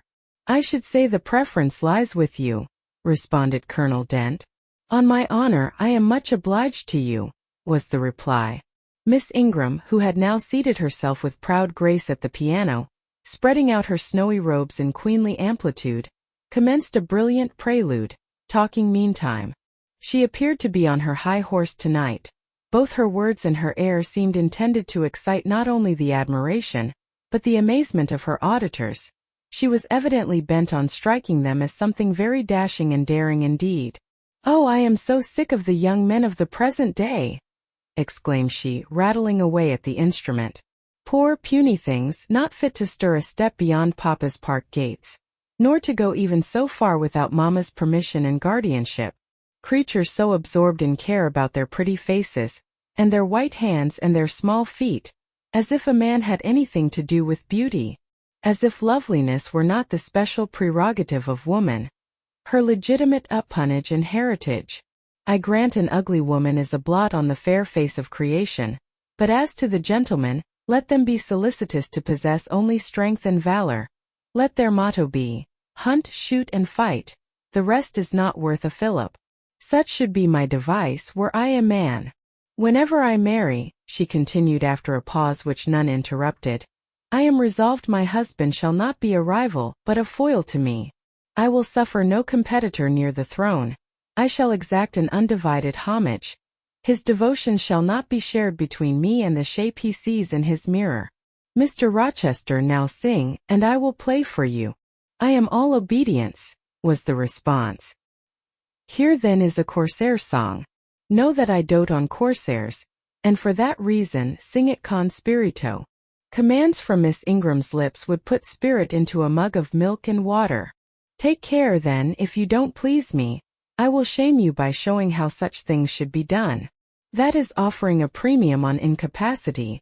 I shall now endeavor to fail. Gardez-vous en bien. If you err wilfully, I shall devise a proportionate punishment. Miss Ingram ought to be clement, for she has it in her power to inflict a chastisement beyond mortal endurance. Ha! Explain, commanded the lady. Pardon me, madam. No need of explanation. Your own fine sense must inform you that one of your frowns would be a sufficient substitute for capital punishment. Sing, said she, and again touching the piano, she commenced an accompaniment in spirited style. Now is my time to slip away, thought I, but the tones that then severed the air arrested me. Mrs. Fairfax had said Mr. Rochester possessed a fine voice. He did, a mellow, powerful bass into which he threw his own feeling, his own force, finding a way through the ear to the heart, and their waking sensation strangely. I waited till the last deep and full vibration had expired, till the tide of talk, checked an instant, had resumed its flow. I then quitted my sheltered corner and made my exit by the side door, which was fortunately near. Thence a narrow passage led into the hall. In crossing it, I perceived my sandal was loose. I stopped to tie it, kneeling down for that purpose on the mat at the foot of the staircase. I heard the dining-room door unclose. A gentleman came out. Rising hastily, I stood face to face with him. It was Mr. Rochester. "How do you do?" he asked. "I am very well, sir. Why did you not come and speak to me in the room?" I thought I might have retorted the question on him who put it, but I would not take that freedom. I answered, "I did not wish to disturb you as you seemed engaged, sir. What have you been doing during my absence?" "Nothing particular. Teaching Adele as usual. And getting a good deal paler than you were, as I saw at first sight. What is the matter?" "Nothing at all, sir. Did you take any cold that night you half drowned me?" "Not the least. Return to the drawing-room. You are deserting too early." "I am tired, sir." He looked at me for a minute. "And a little depressed," he said. "What about? Tell me." Nothing, sir. I am not depressed. But I affirm that you are. So much depressed that a few more words would bring tears to your eyes. Indeed, they are there now, shining and swimming, and a bead has slipped from the lash and fallen onto the flag. If I had time, and was not in mortal dread of some prating prig of a servant passing, I would know what all this means. Well, tonight I excuse you, but understand that so long as my visitors stay, I expect you to appear in the drawing-room every evening. It is my wish, don't neglect it. Now go and send Sophie for Adele. Good night, my... He stopped, bit his lip, and abruptly left me. Chapter 18. Merry days were these at Thornfield Hall. And busy days too. How different from the first 3 months of stillness, monotony, and solitude I had passed beneath its roof. All sad feelings seemed now driven from the house, all gloomy associations forgotten. There was life everywhere, movement all day long. You could not now traverse the gallery, once so hushed, nor enter the front chambers, once so tenantless, without encountering a smart lady's maid or a dandy valet. The kitchen, the butler's pantry, the servants' hall, the entrance hall were equally alive, and the saloons were only left void and still when the blue sky and halcyon sunshine of the genial spring weather called their occupants out into the grounds. Even when that weather was broken and continuous rain set in for some days, no damp seemed cast over enjoyment. Indoor amusements only became more lively and varied, in consequence of the stop put to outdoor gaiety. I wondered what they were going to do the first evening a change of entertainment was proposed. They spoke of playing charades, but in my ignorance I did not understand the term. The servants were called in, the dining-room tables wheeled away, the lights otherwise disposed, the chairs placed in a semicircle opposite the arch. While Mr. Rochester and the other gentlemen directed these alterations, the ladies were running up and down stairs ringing for their maids. Mrs. Fairfax was summoned to give information respecting the resources of the house in shawls, dresses, draperies of any kind, and certain wardrobes of the third story were ransacked, and their contents, in the shape of brocaded and hooped petticoats, satin sacks, black modes, lace lappets and were brought down in armfuls by the Abigails. Then a selection was made, and such things as were chosen were carried to the boudoir within the drawing-room. Meantime, Mr. Rochester had again summoned the ladies round him, and was selecting certain of their number to be of his party. "Miss Ingram is mine, of course," said he. Afterwards he named the two Mrs. Eshton and Mrs. Dent. He looked at me. I happened to be near him, as I had been fastening the clasp of Mrs. Dent's bracelet, which had got loose. "Will you play?" he asked. I shook my head. He did not insist, which I rather feared he would have done. He allowed me to return quietly to my usual seat. He and his aides now withdrew behind the curtain. The other party, which was headed by Colonel Dent, sat down on the crescent of chairs. One of the gentlemen, Mr. Eshton, observing me, seemed to propose that I should be asked to join them, but Lady Ingram instantly negatived the notion. "No," I heard her say. "She looks too stupid for any game of the sort." Ere long a bell tinkled and the curtain drew up. Within the arch the bulky figure of Sir George Lynn, whom Mr. Rochester had likewise chosen, was seen enveloped in a white sheet. Before him on a table lay open a large book, and at his side stood Amy Eshton, draped in Mr. Rochester's cloak and holding a book in her hand. Somebody, unseen, rang the bell merrily. Then Adele, who had insisted on being one of her guardian's party, bounded forward, scattering round her the contents of a basket of flowers she carried on her arm. Then appeared the magnificent figure of Miss Ingram, clad in white, a long veil on her head, and a wreath of roses round her brow. By her side walked Mr. Rochester, and together they drew near the table. They knelt, while Mrs. Dent and Louisa Eshton, dressed also in white, took up their stations behind them. A ceremony followed in dumb show, in which it was easy to recognize the pantomime of a marriage. At its termination, Colonel Dent and his party consulted in whispers for 2 minutes. Then the colonel called out, "Bride!" Mr. Rochester bowed, and the curtain fell. A considerable interval elapsed before it again rose. Its second rising displayed a more elaborately prepared scene than the last. The drawing-room, as I have before observed, was raised 2 steps above the dining-room, and on the top of the upper step, placed a yard or 2 back within the room, appeared a large marble basin, which I recognized as an ornament of the conservatory, where it usually stood, surrounded by exotics and tenanted by goldfish, and whence it must have been transported with some trouble on account of its size and weight. Seated on the carpet by the side of this basin, was seen Mr. Rochester, costumed in shawls with a turban on his head. His dark eyes and swarthy skin and Paynim features suited the costume exactly. He looked the very model of an Eastern emir, an agent or a victim of the bowstring. Presently advanced into view Miss Ingram. She, too, was attired in Oriental fashion, a crimson scarf tied sash-like round the waist, an embroidered handkerchief knotted about her temples, her beautifully molded arms bare, one of them upraised in the act of supporting a pitcher, poised gracefully on her head. Both her cast of form and feature, her complexion and her general air, suggested the idea of some Israelitish princess of the patriarchal days, and such was doubtless the character she intended to represent. She approached the basin and bent over it as if to fill her pitcher. She again lifted it to her head. The personage on the well-brink now seemed to accost her, to make some request. She hasted, let down her pitcher on her hand, and gave him to drink.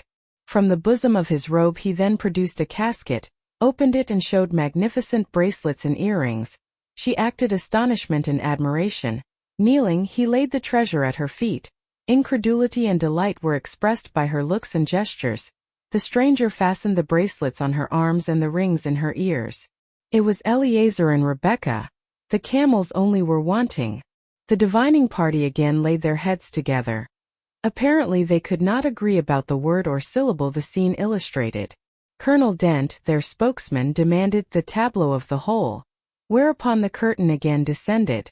On its third rising only a portion of the drawing-room was disclosed, the rest being concealed by a screen, hung with some sort of dark and coarse drapery. The marble basin was removed. In its place stood a deal table and a kitchen chair. These objects were visible by a very dim light proceeding from a horn lantern, the wax candles being all extinguished. Amidst this sordid scene, sat a man with his clenched hands resting on his knees, and his eyes bent on the ground. I knew Mr. Rochester, though the begrimed face, the disordered dress, his coat hanging loose from one arm, as if it had been almost torn from his back in a scuffle, the desperate and scowling countenance, the rough, bristling hair might well have disguised him. As he moved, a chain clanked. To his wrists were attached fetters. "Bridewell!" exclaimed Colonel Dent, and the charade was solved. A sufficient interval having elapsed for the performers to resume their ordinary costume, they re-entered the dining-room. Mr. Rochester led in Miss Ingram. She was complimenting him on his acting. "Do you know," said she, "that, of the three characters, I liked you in the last best? Oh, had you but lived a few years earlier, what a gallant gentleman highwayman you would have made. Is all the soot washed from my face?" he asked, turning it towards her. "Alas! Yes, the more's the pity. Nothing could be more becoming to your complexion than that ruffian's rouge. You would like a hero of the road, then? An English hero of the road would be the next best thing to an Italian bandit, and that could only be surpassed by a Levantine pirate. Well, whatever I am, remember you are my wife. We were married an hour since, in the presence of all these witnesses." She giggled and her color rose. "Now, Dent," continued Mr. Rochester, "it is your turn." And as the other party withdrew, he and his band took the vacated seats. Miss Ingram placed herself at her leader's right hand. The other diviners filled the chairs on each side of him and her. I did not now watch the actors. I no longer waited with interest for the curtain to rise. My attention was absorbed by the spectators. My eyes, erewhile fixed on the arch, were now irresistibly attracted to the semicircle of chairs. What charade Colonel Dent and his party played, what word they chose, how they acquitted themselves, I no longer remember, but I still see the consultation which followed each scene. I see Mr. Rochester turn to Miss Ingram, and Miss Ingram to him. I see her incline her head towards him, till the jetty curls almost touch his shoulder and wave against his cheek. I hear their mutual whisperings, I recall their interchanged glances, and something even of the feeling roused by the spectacle returns in memory at this moment. I have told you, reader, that I had learnt to love Mr. Rochester. I could not unlove him now, merely because I found that he had ceased to notice me, because I might pass hours in his presence, and he would never once turn his eyes in my direction, because I saw all his attentions appropriated by a great lady, who scorned to touch me with the hem of her robes as she passed, who, if ever her dark and imperious eye fell on me by chance, would withdraw it instantly as from an object too mean to merit observation. I could not unlove him because I felt sure he would soon marry this very lady, because I read daily in her a proud security in his intentions respecting her, because I witnessed hourly in him a style of courtship which, if careless and choosing rather to be sought than to seek, was yet, in its very carelessness, captivating, and in its very pride, irresistible. There was nothing to cool or banish love in these circumstances, though much to create despair. Much too, you will think, reader, to engender jealousy. If a woman in my position could presume to be jealous of a woman in Miss Ingram's. But I was not jealous, or very rarely. The nature of the pain I suffered could not be explained by that word. Miss Ingram was a mark beneath jealousy. She was too inferior to excite the feeling. Pardon the seeming paradox, I mean what I say. She was very showy, but she was not genuine. She had a fine person, many brilliant attainments, but her mind was poor, her heart barren by nature. Nothing bloomed spontaneously on that soil. No unforced natural fruit delighted by its freshness. She was not good, she was not original. She used to repeat sounding phrases from books. She never offered nor had an opinion of her own. She advocated a high tone of sentiment, but she did not know the sensations of sympathy and pity. Tenderness and truth were not in her. Too often she betrayed this, by the undue vent she gave to a spiteful antipathy she had conceived against little Adele, pushing her away with some contumelious epithet if she happened to approach her, sometimes ordering her from the room, and always treating her with coldness and acrimony. Other eyes besides mine watched these manifestations of character, watched them closely, keenly, shrewdly. Yes, the future bridegroom, Mr. Rochester himself, exercised over his intended a ceaseless surveillance, and it was from this sagacity, this guardedness of his, this perfect clear consciousness of his fair one's defects, this obvious absence of passion in his sentiments towards her, that my ever-torturing pain arose. I saw he was going to marry her for family, perhaps political reasons, because her rank and connections suited him. I felt he had not given her his love, and that her qualifications were ill-adapted to win from him that treasure. This was the point. This was where the nerve was touched and teased. This was where the fever was sustained and fed. She could not charm him. If she had managed the victory at once, and he had yielded and sincerely laid his heart at her feet, I should have covered my face, turned to the wall, and figuratively, have died to them. If Miss Ingram had been a good and noble woman, endowed with force, fervor, kindness, sense, I should have had one vital struggle with two tigers, jealousy and despair. Then, my heart torn out and devoured, I should have admired her, acknowledged her excellence, and been quiet for the rest of my days. And the more absolute her superiority, the deeper would have been my admiration, the more truly tranquil my quiescence.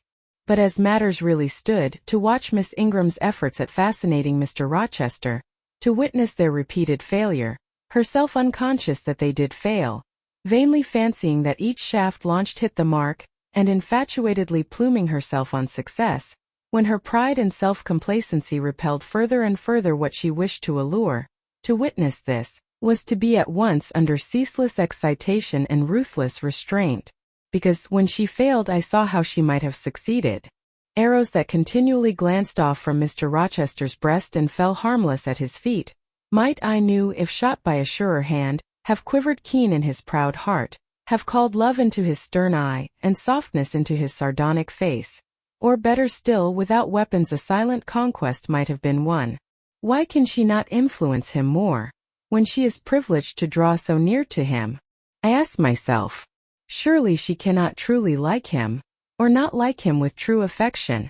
If she did, she need not coin her smiles so lavishly, flash her glances so unremittingly, manufacture airs so elaborate, graces so multitudinous. It seems to me that she might, by merely sitting quietly at his side, saying little and looking less, get nigher his heart.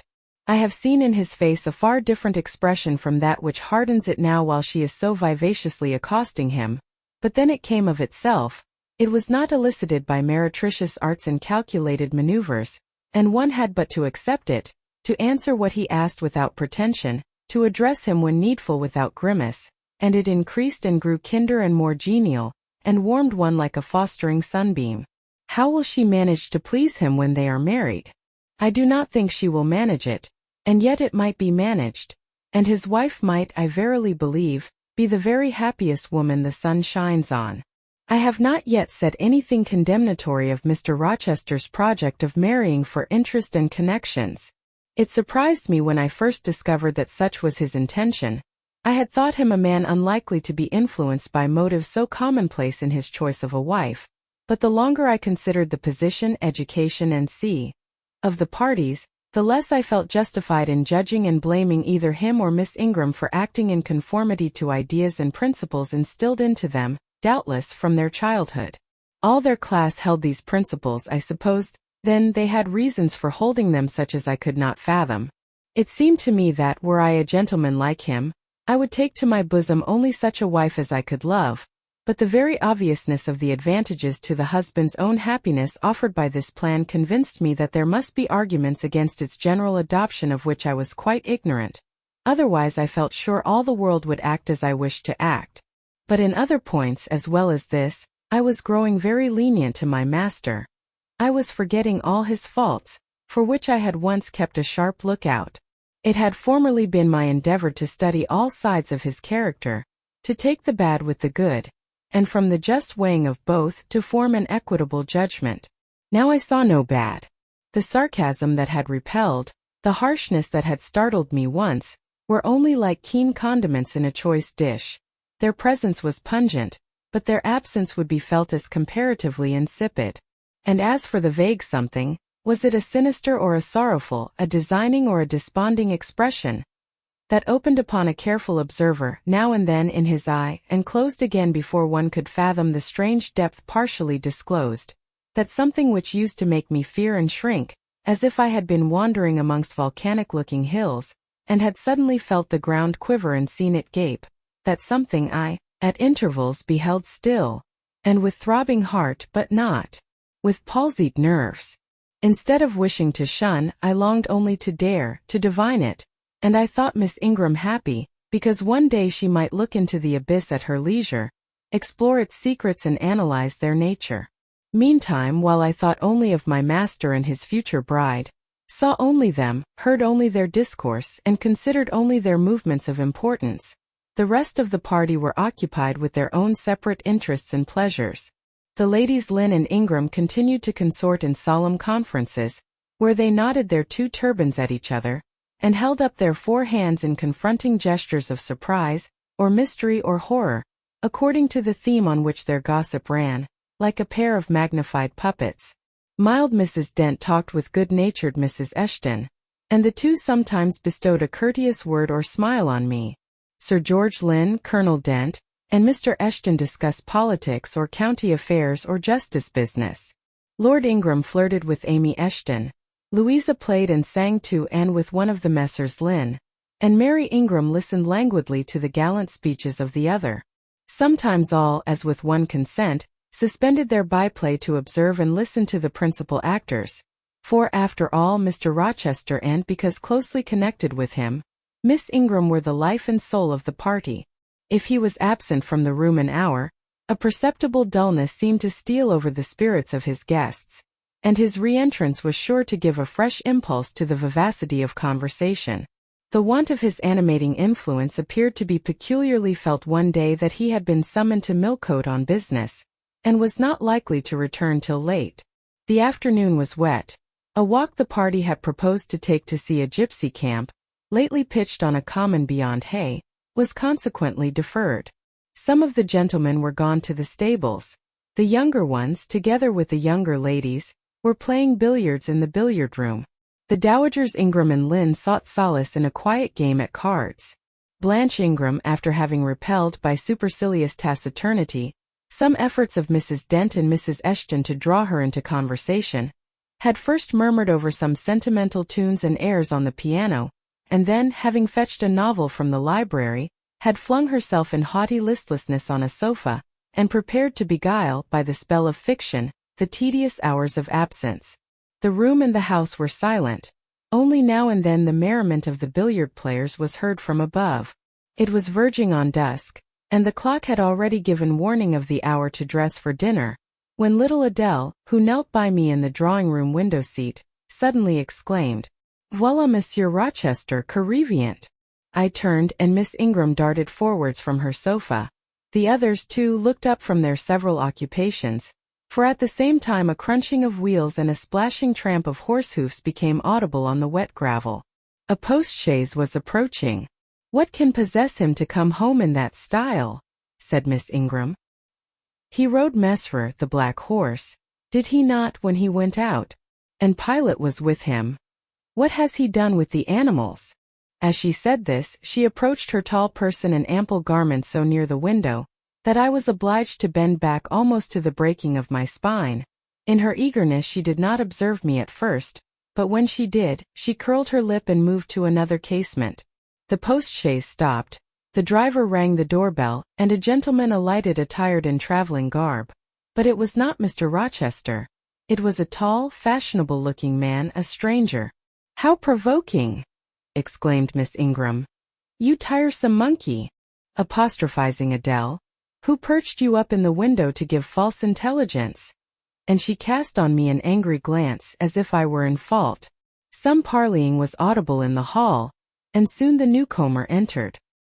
He bowed to Lady Ingram, as deeming her the eldest lady present. "It appears I come at an inopportune time, madam," said he, "when my friend Mr. Rochester is from home." But I arrive from a very long journey, and I think I may presume so far on old and intimate acquaintance as to install myself here till he returns." His manner was polite. His accent in speaking struck me as being somewhat unusual, not precisely foreign but still not altogether English. His age might be about Mr. Rochester's, between 30 and 40. His complexion was singularly sallow. Otherwise he was a fine-looking man at first sight especially. On closer examination, you detected something in his face that displeased, or rather that failed to please. His features were regular but too relaxed. His eye was large and well cut, but the life looking out of it was a tame, vacant life, at least so I thought. The sound of the dressing bell dispersed the party. It was not till after dinner that I saw him again. He then seemed quite at his ease, but I liked his physiognomy even less than before. It struck me as being at the same time unsettled and inanimate. His eye wandered and had no meaning in its wandering. This gave him an odd look such as I never remembered to have seen. For a handsome and not an unamiable-looking man, he repelled me exceedingly. There was no power in that smooth-skinned face of a full oval shape, no firmness in that aquiline nose and small cherry mouth. There was no thought on the low, even forehead, no command in that blank brown eye. As I sat in my usual nook, and looked at him with the light of the girandoles on the mantelpiece beaming full over him, for he occupied an armchair drawn close to the fire, and kept shrinking still nearer as if he were cold, I compared him with Mr. Rochester. I think, with deference be it spoken, the contrast could not be much greater between a sleek gander and a fierce falcon, between a meek sheep and the rough-coated keen-eyed dog, its guardian. He had spoken of Mr. Rochester as an old friend. A curious friendship theirs must have been. A pointed illustration indeed of the old adage that extremes meet. 2 or 3 of the gentlemen sat near him, and I caught at times scraps of their conversation across the room. At first I could not make much sense of what I heard, for the discourse of Louisa Eshton and Mary Ingram, who sat nearer to me, confused the fragmentary sentences that reached me at intervals. These last were discussing the stranger. They both called him a beautiful man. Louisa said he was a love of a creature, and she adored him, and Mary instanced his pretty little mouth and nice nose, as her ideal of the charming. "And what a sweet-tempered forehead he has," cried Louisa. "So smooth, none of those frowning irregularities I dislike so much, and such a placid eye and smile." And then, to my great relief, Mr. Henry Lynn summoned them to the other side of the room, to settle some point about the deferred excursion to Hay Common. I was now able to concentrate my attention on the group by the fire, and I presently gathered that the newcomer was called Mr. Mason. Then I learned that he was but just arrived in England, and that he came from some hot country, which was the reason, doubtless, his face was so sallow, and that he sat so near the hearth and wore a surtout in the house. Presently the words Jamaica, Kingston, Spanish Town, indicated the West Indies as his residence, and it was with no little surprise I gathered, ere long, that he had there first seen and become acquainted with Mr. Rochester. He spoke of his friend's dislike of the burning heats, the hurricanes and rainy seasons of that region. I knew Mr. Rochester had been a traveler. Mrs. Fairfax had said so, but I thought the continent of Europe had bounded his wanderings. Till now I had never heard a hint given of visits to more distant shores. I was pondering these things when an incident, and a somewhat unexpected one, broke the thread of my musings. Mr. Mason, shivering as someone chanced to open the door, asked for more coal to be put on the fire, which had burnt out its flame, though its mass of cinder still shone hot and red. The footman who brought the coal, in going out, stopped near Mr. Eshton's chair, and said something to him in a low voice, of which I heard only the words, "Old woman," quite troublesome. "Tell her she shall be put in the stocks if she does not take herself off," replied the magistrate. "No, stop," interrupted Colonel Dent. "Don't send her away, Eshton. We might turn the thing to account. Better consult the ladies." And speaking aloud he continued, "Ladies, you talked of going to Hay Common to visit the gypsy camp. Sam here says that one of the old mother bunches is in the servants' hall at this moment, and insists upon being brought in before the quality, to tell them their fortunes. Would you like to see her?" "Surely, Colonel," cried Lady Ingram, "you would not encourage such a low impostor?" Dismiss her by all means at once. But I cannot persuade her to go away, my lady, said the footman. Nor can any of the servants. Mrs. Fairfax is with her just now, entreating her to be gone, but she has taken a chair in the chimney corner, and says nothing shall stir her from it till she gets leave to come in here. What does she want? Asked Mrs. Eshton. To tell the gentry their fortunes, she says, ma'am, and she swears she must and will do it. What is she like? Inquired the Mrs. Eshton in a breath. A shockingly ugly old creature, miss, almost as black as a crock. Why, she's a real sorceress, cried Frederick Lynn. Let us have her in, of course. To be sure, rejoined his brother. It would be 1,000 pities to throw away such a chance of fun. My dear boys, what are you thinking about? Exclaimed Mrs. Lynn. I cannot possibly countenance any such inconsistent proceeding, chimed in the Dowager Ingram. Indeed, mamma, but you can and will, pronounced the haughty voice of Blanche as she turned round on the piano stool, where till now she had sat silent, apparently examining sundry sheets of music. I have a curiosity to hear my fortune told. Therefore, Sam, order the beldame forward. My darling Blanche, recollect. I do, I recollect all you can suggest. And I must have my will, quick, Sam. Yes, yes, yes, cried all the juveniles, both ladies and gentlemen. Let her come. It will be excellent sport. The footman still lingered. She looks such a rough one, said he. Go! Ejaculated Miss Ingram, and the man went. Excitement instantly seized the whole party. A running fire of raillery and jests was proceeding when Sam returned. She won't come now, said he. She says it's not her mission to appear before the vulgar herd. Them's her words. I must show her into a room by herself, and then those who wish to consult her must go to her one by one. You see now, my queenly Blanche, began Lady Ingram. She encroaches. Be advised, my angel girl, and show her into the library, of course. Cut in the angel girl. It is not my mission to listen to her before the vulgar herd either. I mean to have her all to myself.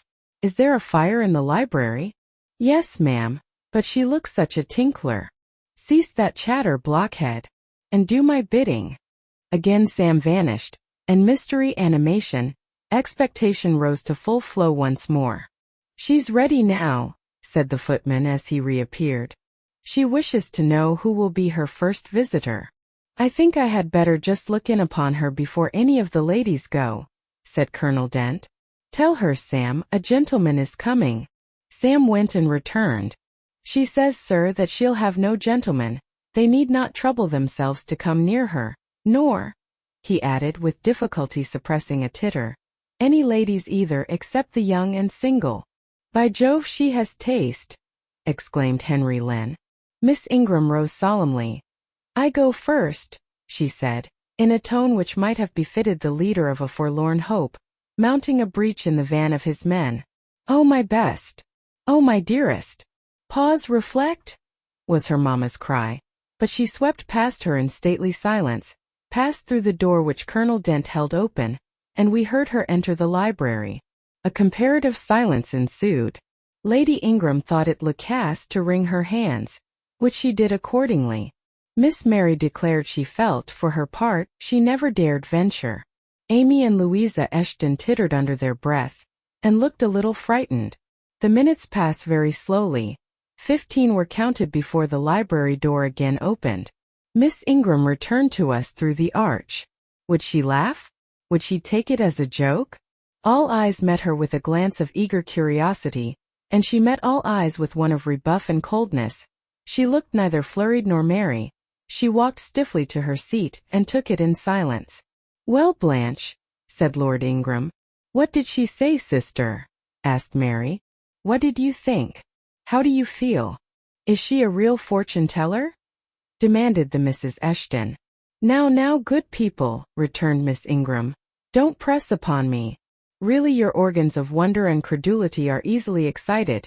You seem, by the importance of you all, my good mamma included, ascribe to this matter, absolutely to believe we have a genuine witch in the house, who is in close alliance with the old gentleman. I have seen a gypsy vagabond, She has practiced in hackneyed fashion the science of palmistry and told me what such people usually tell. My whim is gratified. And now I think Mr. Eshton will do well to put the hag in the stocks tomorrow morning, as he threatened. Miss Ingram took a book, leant back in her chair, and so declined further conversation. I watched her for nearly half an hour. During all that time she never turned a page, and her face grew momently darker, more dissatisfied, and more sourly expressive of disappointment. She had obviously not heard anything to her advantage, and it seemed to me from her prolonged fit of gloom and taciturnity, that she herself, notwithstanding her professed indifference, attached undue importance to whatever revelations had been made her. During all that time she never turned a page. Meantime Mary Ingram, Amy and Louisa Eshton declared they dared not go alone, and yet they all wished to go. A negotiation was opened through the medium of the ambassador Sam, and after much pacing to and fro till I think the said Sam's calves must have ached with the exercise, permission was at last, with great difficulty, extorted from the rigorous Sibyl, for the three to wait upon her in a body. Their visit was not so still as Miss Ingram's had been. We heard hysterical giggling and little shrieks proceeding from the library, and at the end of about 20 minutes they burst the door open, and came running across the hall, as if they were half scared out of their wits. "I am sure she is something not right," they cried one and all. "She told us such things. She knows all about us." And they sank breathless into the various seats the gentlemen hastened to bring them. Pressed for further explanation, they declared she had told them of things they had said and done when they were mere children, described books and ornaments they had in their boudoirs at home, keepsakes that different relations had presented to them. They affirmed that she had even divined their thoughts, and had whispered in the ear of each the name of the person she liked best in the world, and informed them of what they most wished for. Here the gentleman interposed with earnest petitions to be further enlightened on these two last-named points, but they got only blushes, ejaculations, tremors, and titters, in return for their importunity. The matrons, meantime, offered vinaigrettes and wielded fans, and again reiterated the expression of their concern that their warning had not been taken in time, and the elder gentlemen laughed, and the younger urged their services on the agitated fair ones. In the midst of the tumult, and while my eyes and ears were fully engaged in the scene before me, I heard a hem close at my elbow. I turned and saw Sam. "If you please, miss, the gypsy declares that there is another young single lady in the room who has not been to her yet, and she swears she will not go till she has seen all. I thought it must be you. There is no one else for it. What shall I tell her?" "Oh, I will go by all means," I answered, and I was glad of the unexpected opportunity to gratify my much excited curiosity. I slipped out of the room unobserved by any eye, for the company were gathered in one mass about the trembling trio just returned, and I closed the door quietly behind me. "If you like, miss," said Sam, "I'll wait in the hall for you, and if she frightens you just call and I'll come in." "No, Sam, return to the kitchen. I am not in the least afraid." Nor was I, but I was a good deal interested and excited. Chapter 19. The library looked tranquil enough as I entered it, and the Sibyl, if Sibyl she were, was seated snugly enough in an easy-chair at the chimney corner. She had on a red cloak and a black bonnet, or rather a broad-brimmed gypsy hat, tied down with a striped handkerchief under her chin. An extinguished candle stood on the table. She was bending over the fire and seemed reading in a little black book like a prayer book by the light of the blaze. She muttered the words to herself as most old women do while she read. She did not desist immediately on my entrance. It appeared she wished to finish a paragraph. I stood on the rug and warmed my hands, which were rather cold with sitting at a distance from the drawing-room fire. I felt now as composed as ever I did in my life.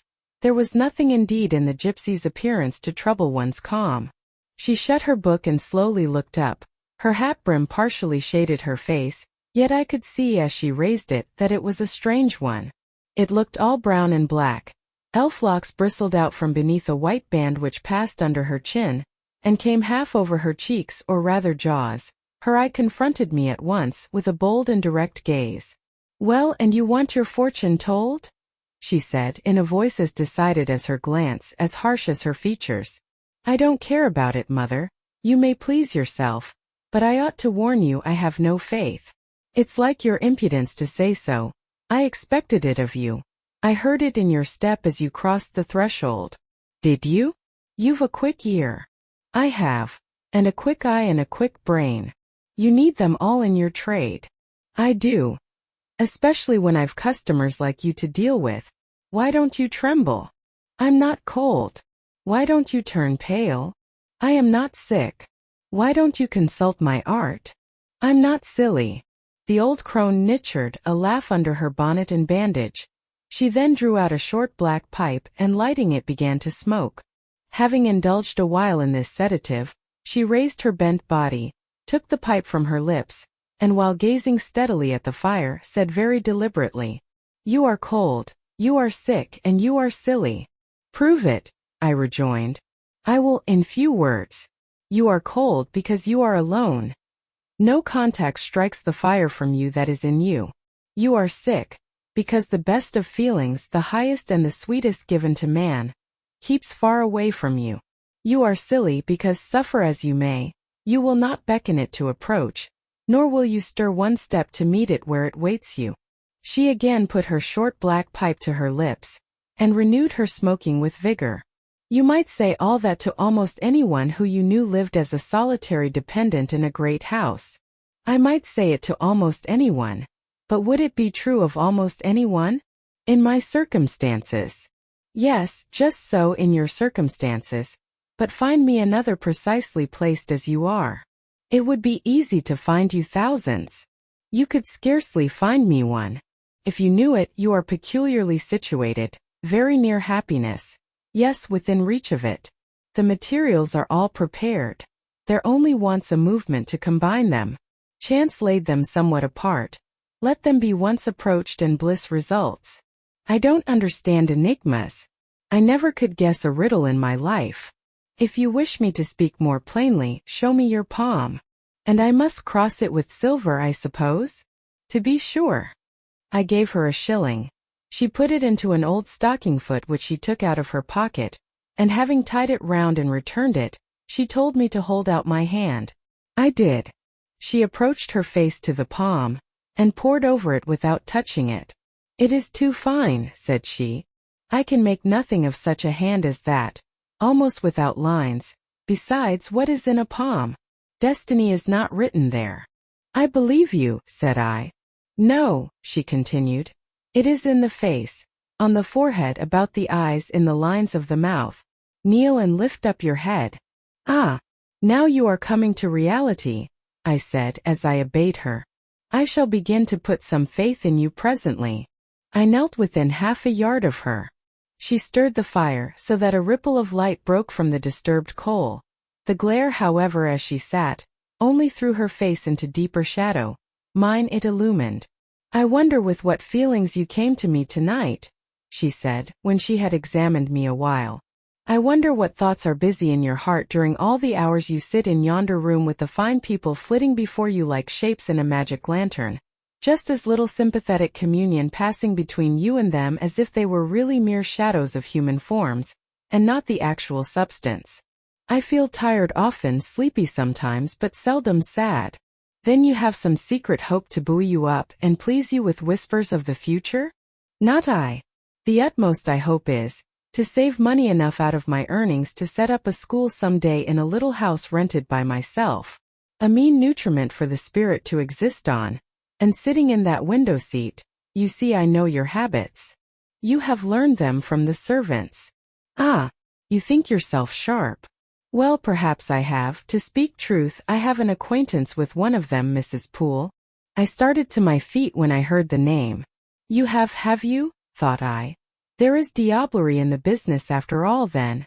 Don't be alarmed, continued the strange being.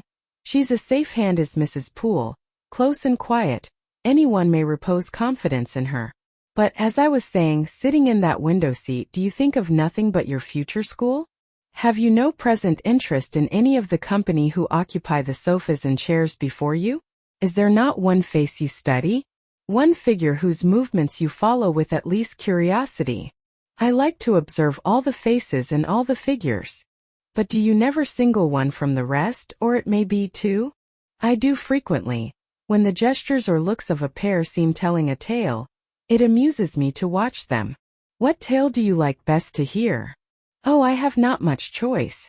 They generally run on the same theme, courtship, and promise to end in the same catastrophe, marriage. And do you like that monotonous theme? Positively, I don't care about it. It is nothing to me. Nothing to you? When a lady, young and full of life and health, charming with beauty and endowed with the gifts of rank and fortune, sits and smiles in the eyes of a gentleman I what? You know, and perhaps think well of. I don't know the gentleman here. I have scarcely interchanged a syllable with one of them, and as to thinking well of them, I consider some respectable and stately and middle-aged, and others young, dashing, handsome and lively, but certainly they are all at liberty to be the recipients of whose smiles they please, without my feeling disposed to consider the transaction of any moment to me. You don't know the gentleman here? You have not exchanged a syllable with one of them? Will you say that of the master of the house? He is not at home. A profound remark. A most ingenious quibble. He went to Millcote this morning, and will be back here tonight or tomorrow. Does that circumstance exclude him from the list of your acquaintance, blot him, as it were, out of existence? No, but I can scarcely see what Mr. Rochester has to do with the theme you had introduced. I was talking of ladies smiling in the eyes of gentlemen, and of late so many smiles have been shed into Mr. Rochester's eyes that they overflow like 2 cups filled above the brim. Have you never remarked that? Mr. Rochester has a right to enjoy the society of his guests. No question about his right, but have you never observed that, of all the tales told here about matrimony, Mr. Rochester has been favored with the most lively and the most continuous? The eagerness of a listener quickens the tongue of a narrator. I said this rather to myself than to the gypsy, whose strange talk, voice, manner, had by this time wrapped me in a kind of dream. One unexpected sentence came from her lips after another, till I got involved in a web of mystification, and wondered what unseen spirit had been sitting for weeks by my heart watching its workings and taking record of every pulse. Eagerness of a listener, repeated she. Yes, Mr. Rochester has sat by the hour, his ear inclined to the fascinating lips that took such delight in their task of communicating, and Mr. Rochester was so willing to receive and looked so grateful for the pastime given him. You have noticed this? Grateful. I cannot remember detecting gratitude in his face. Detecting. You have analyzed, then. And what did you detect if not gratitude? I said nothing. You have seen love, have you not? And looking forward, you have seen him married and beheld his bride happy? Humph. Not exactly. Your witch's skill is rather at fault sometimes. What the devil have you seen, then? Never mind. I came here to inquire, not to confess. Is it known that Mr. Rochester is to be married? Yes, and to the beautiful Miss Ingram. Shortly. Appearances would warrant that conclusion, and no doubt, though with an audacity that wants chastising out of you, you seem to question it, they will be a superlatively happy pair. He must love such a handsome, noble, witty, accomplished lady, and probably she loves him, or if not his person, at least his purse. I know she considers the Rochester estate eligible to the last degree, though, God pardon me, I told her something on that point about an hour ago which made her look wondrous grave. The corners of her mouth fell half an inch. I would advise her black-of-ice suitor to look out. If another comes with a longer or clearer rent-roll, he's dished. But, mother, I did not come to hear Mr. Rochester's fortune.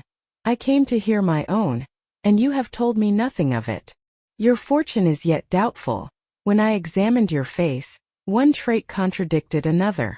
Chance has meted you a measure of happiness. That I know. I knew it before I came here this evening. She has laid it carefully on one side for you. I saw her do it.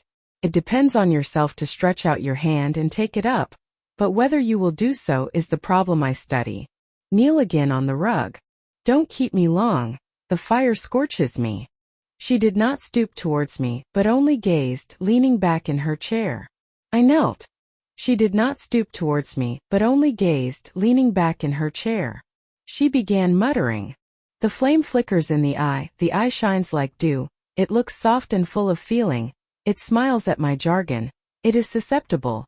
Impression follows impression through its clear sphere. Where it ceases to smile, it is sad. An unconscious lassitude weighs on the lid. That signifies melancholy resulting from loneliness. It turns from me. It will not suffer further scrutiny. It seems to deny by a mocking glance the truth of the discoveries I have already made. To disown the charge both of sensibility and chagrin. Its pride and reserve only confirm me in my opinion. The eye is favorable.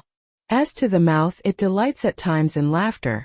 It is disposed to impart all that the brain conceives, though I dare say it would be silent on much the heart experiences. Mobile and flexible, it was never intended to be compressed in the eternal silence of solitude. It is a mouth which should speak much and smile often, and have human affection for its interlocutor. That feature too is propitious. I see no enemy to a fortunate issue but in the brow, and that brow professes to say, I can live alone if self-respect and circumstances require me so to do. I need not sell my soul to buy bliss.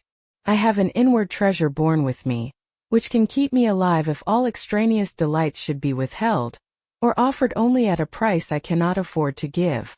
The forehead declares. Reason sits firm and holds the reins, and she will not let the feelings burst away and hurry her to wild chasms. The passions may rage furiously like true heathens as they are, and the desires may imagine all sorts of vain things, but judgment shall still have the last word in every argument, and the casting vote in every decision. Strong wind, earthquake shock, and fire may pass by, but I shall follow the guiding of that still small voice which interprets the dictates of conscience. Well said, forehead. Your declaration shall be respected. I have formed my plans. Right plans I deem them, and in them I have attended to the claims of conscience, the counsels of reason. I know how soon youth would fade and bloom perish, if in the cup of bliss offered but one dreg of shame or one flavor of remorse were detected, and I do not want sacrifice, sorrow, dissolution, such is not my taste. I wish to foster, not to blight, to earn gratitude, not to wring tears of blood, no nor of brine. My harvest must be in smiles, in endearments, in sweet, that will do. I think I rave in a kind of exquisite delirium. I should wish now to protract this moment ad infinitum, but I dare not. So far I have governed myself thoroughly. I have acted as I inwardly swore I would act, but further might try me beyond my strength. Rise, Miss Eyre, leave me. The play is played out. Where was I? Did I wake or sleep? Had I been dreaming? Did I dream still? The old woman's voice had changed. Her accent, her gesture, and all were familiar to me as my own face in a glass, as the speech of my own tongue. I got up but did not go.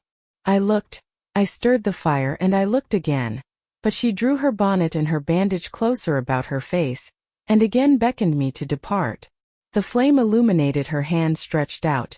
Roused now, and on the alert for discoveries, I at once noticed that hand. It was no more the withered limb of Eld than my own. It was a rounded supple member with smooth fingers symmetrically turned. A broad ring flashed on the little finger, and stooping forward I looked at it, and saw a gem I had seen 100 times before. Again I looked at the face, which was no longer turned from me. On the contrary, the bonnet was doffed, the bandage displaced, the head advanced. "Well, Jane, do you know me?" asked the familiar voice. "Only take off the red cloak, sir, and then—" "But the string is in a knot, help me." "Break it, sir." "There then. Off ye lendings." And Mr. Rochester stepped out of his disguise. "Now, sir, what a strange idea! But well carried out, eh? Don't you think so? With the ladies you must have managed well. But not with you? You did not act the character of a gypsy with me." "What character did I act?" "My own." "No, some unaccountable one. In short, I believe you have been trying to draw me out, or you have been talking nonsense to make me talk nonsense. It is scarcely fair, sir. Do you forgive me, Jane? I cannot tell till I have thought it all over. If, on reflection, I find I have fallen into no great absurdity, I shall try to forgive you, but it was not right. Oh, you have been very correct, very careful, very sensible." I reflected and thought on the whole I had. It was a comfort, But indeed I had been on my guard almost from the beginning of the interview. Something of masquerade, I suspected. I knew gypsies and fortune-tellers did not express themselves as this seeming old woman had expressed herself. Besides, I had noted her feigned voice, her anxiety to conceal her features. But my mind had been running on Gracepool, that living enigma, that mystery of mysteries, as I considered her. I had never thought of Mr. Rochester. "Well," said he, "what are you musing about? What does that grave smile signify?" "Wonder and self-congratulation, sir. I have your permission to retire now, I suppose." "No, stay a moment, and tell me what the people in the drawing-room yonder are doing." "Discussing the gypsy, I dare say." "Sit down. Let me hear what they said about me." "I had better not stay long, sir. It must be near 11 o'clock. Oh, are you aware, Mr. Rochester, that a stranger has arrived here since you left this morning?" "A stranger? No, who can it be? I expected no one. Is he gone?" "No. He said he had known you long, and that he could take the liberty of installing himself here till you returned." "The devil he did. Did he give his name?" "His name is Mason, sir, and he comes from the West Indies, from Spanish Town in Jamaica, I think." Mr. Rochester was standing near me. He had taken my hand as if to lead me to a chair. As I spoke he gave my wrist a convulsive grip. The smile on his lips froze. Apparently a spasm caught his breath. "Mason, the West Indies," he said in the tone one might fancy a speaking automaton to announce its single words. "Mason, the West Indies," he reiterated, and he went over the syllables 3 times, growing in the intervals of speaking whiter than ashes. He hardly seemed to know what he was doing. "Do you feel ill, sir?" I inquired. "Jane, I've got a blow, Jane." He staggered. "Oh, lean on me, sir." "Jane, you offered me your shoulder once before. Let me have it now." "Yes, sir, yes, and my arm." He sat down and made me sit beside him. Holding my hand in both his own, he chafed it, gazing on me at the same time with the most troubled and dreary look. "My little friend," said he, "I wish I were in a quiet island with only you, and trouble and danger and hideous recollections removed from me. Can I help you, sir? I'd give my life to serve you. Jane, if aid is wanted, I'll seek it at your hands. I promise you that." "Thank you, sir. Tell me what to do. I'll try at least to do it." "Fetch me now, Jane, a glass of wine from the dining room. They will be at supper there. And tell me if Mason is with them and what he is doing." I went. I found all the party in the dining room at supper, as Mr. Rochester had said. They were not seated at table. The supper was arranged on the sideboard. Each had taken what he chose, and they stood about here and there in groups, their plates and glasses in their hands. Every one seemed in high glee. Laughter and conversation were general and animated. Mr. Mason stood near the fire, talking to Colonel and Mrs. Dent, and appeared as merry as any of them. I filled a wine-glass. I saw Miss Ingram watch me frowningly as I did so. She thought I was taking a liberty, I dare say, and I returned to the library. Mr. Rochester's extreme pallor had disappeared, and he looked once more firm and stern. He took the glass from my hand. "Here is to your health, ministrant spirit," he said. He swallowed the contents and returned it to me. "What are they doing, Jane?" "Laughing and talking, sir. They don't look grave and mysterious, as if they had heard something strange?" "Not at all. They are full of jests and gaiety." "And Mason?" "He was laughing too." "If all these people came in a body and spat at me, what would you do, Jane?" "Turn them out of the room, sir, if I could." He half smiled. "But if I were to go to them, and they only looked at me coldly, and whispered sneeringly amongst each other, and then dropped off and left me one by one, what then? Would you go with them?" "I rather think not, sir. I should have more pleasure in staying with you." "To comfort me?" "Yes, sir, to comfort you as well as I could." "And if they laid you under a ban for adhering to me?" "I probably should know nothing about their ban, and if I did I should care nothing about it." "Then you could dare censure for my sake?" "I could dare it for the sake of any friend who deserved my adherence, as you, I am sure, do. Go back now into the room, step quietly up to Mason, and whisper in his ear that Mr. Rochester is come and wishes to see him. Show him in here and then leave me. Yes, sir. I did his behest. The company all stared at me as I passed straight among them. I sought Mr. Mason, delivered the message, and preceded him from the room. I ushered him into the library, and then I went upstairs. At a late hour, after I had been in bed some time, I heard the visitors repair to their chambers. I distinguished Mr. Rochester's voice and heard him say, "This way, Mason, this is your room." He spoke cheerfully. The gay tone set my heart at ease. I was soon asleep. Chapter 20. I had forgotten to draw my curtain, which I usually did, and also to let down my window blind. The consequence was that when the moon, which was full and bright, for the night was fine, came in her course to that space in the sky opposite my casement, and looked in at me through the unveiled panes, her glorious gaze roused me. Awaking in the dead of night, I opened my eyes on her disk, silver white and crystal clear. It was beautiful but too solemn. I half rose and stretched my arm to draw the curtain. Good God! What a cry! The night, its silence, its rest, was rent in twain by a savage, a sharp, a shrilly sound that ran from end to end of Thornfield Hall. My pulse stopped. My heart stood still. My stretched arm was paralyzed. The cry died and was not renewed. Indeed, whatever being uttered that fearful shriek could not soon repeat it. Not the widest-winged condor on the Andes could, twice in succession, send out such a yell from the cloud shrouding his eyrie. The thing delivering such utterance must rest ere it could repeat the effort. It came out of the third story, for it passed overhead.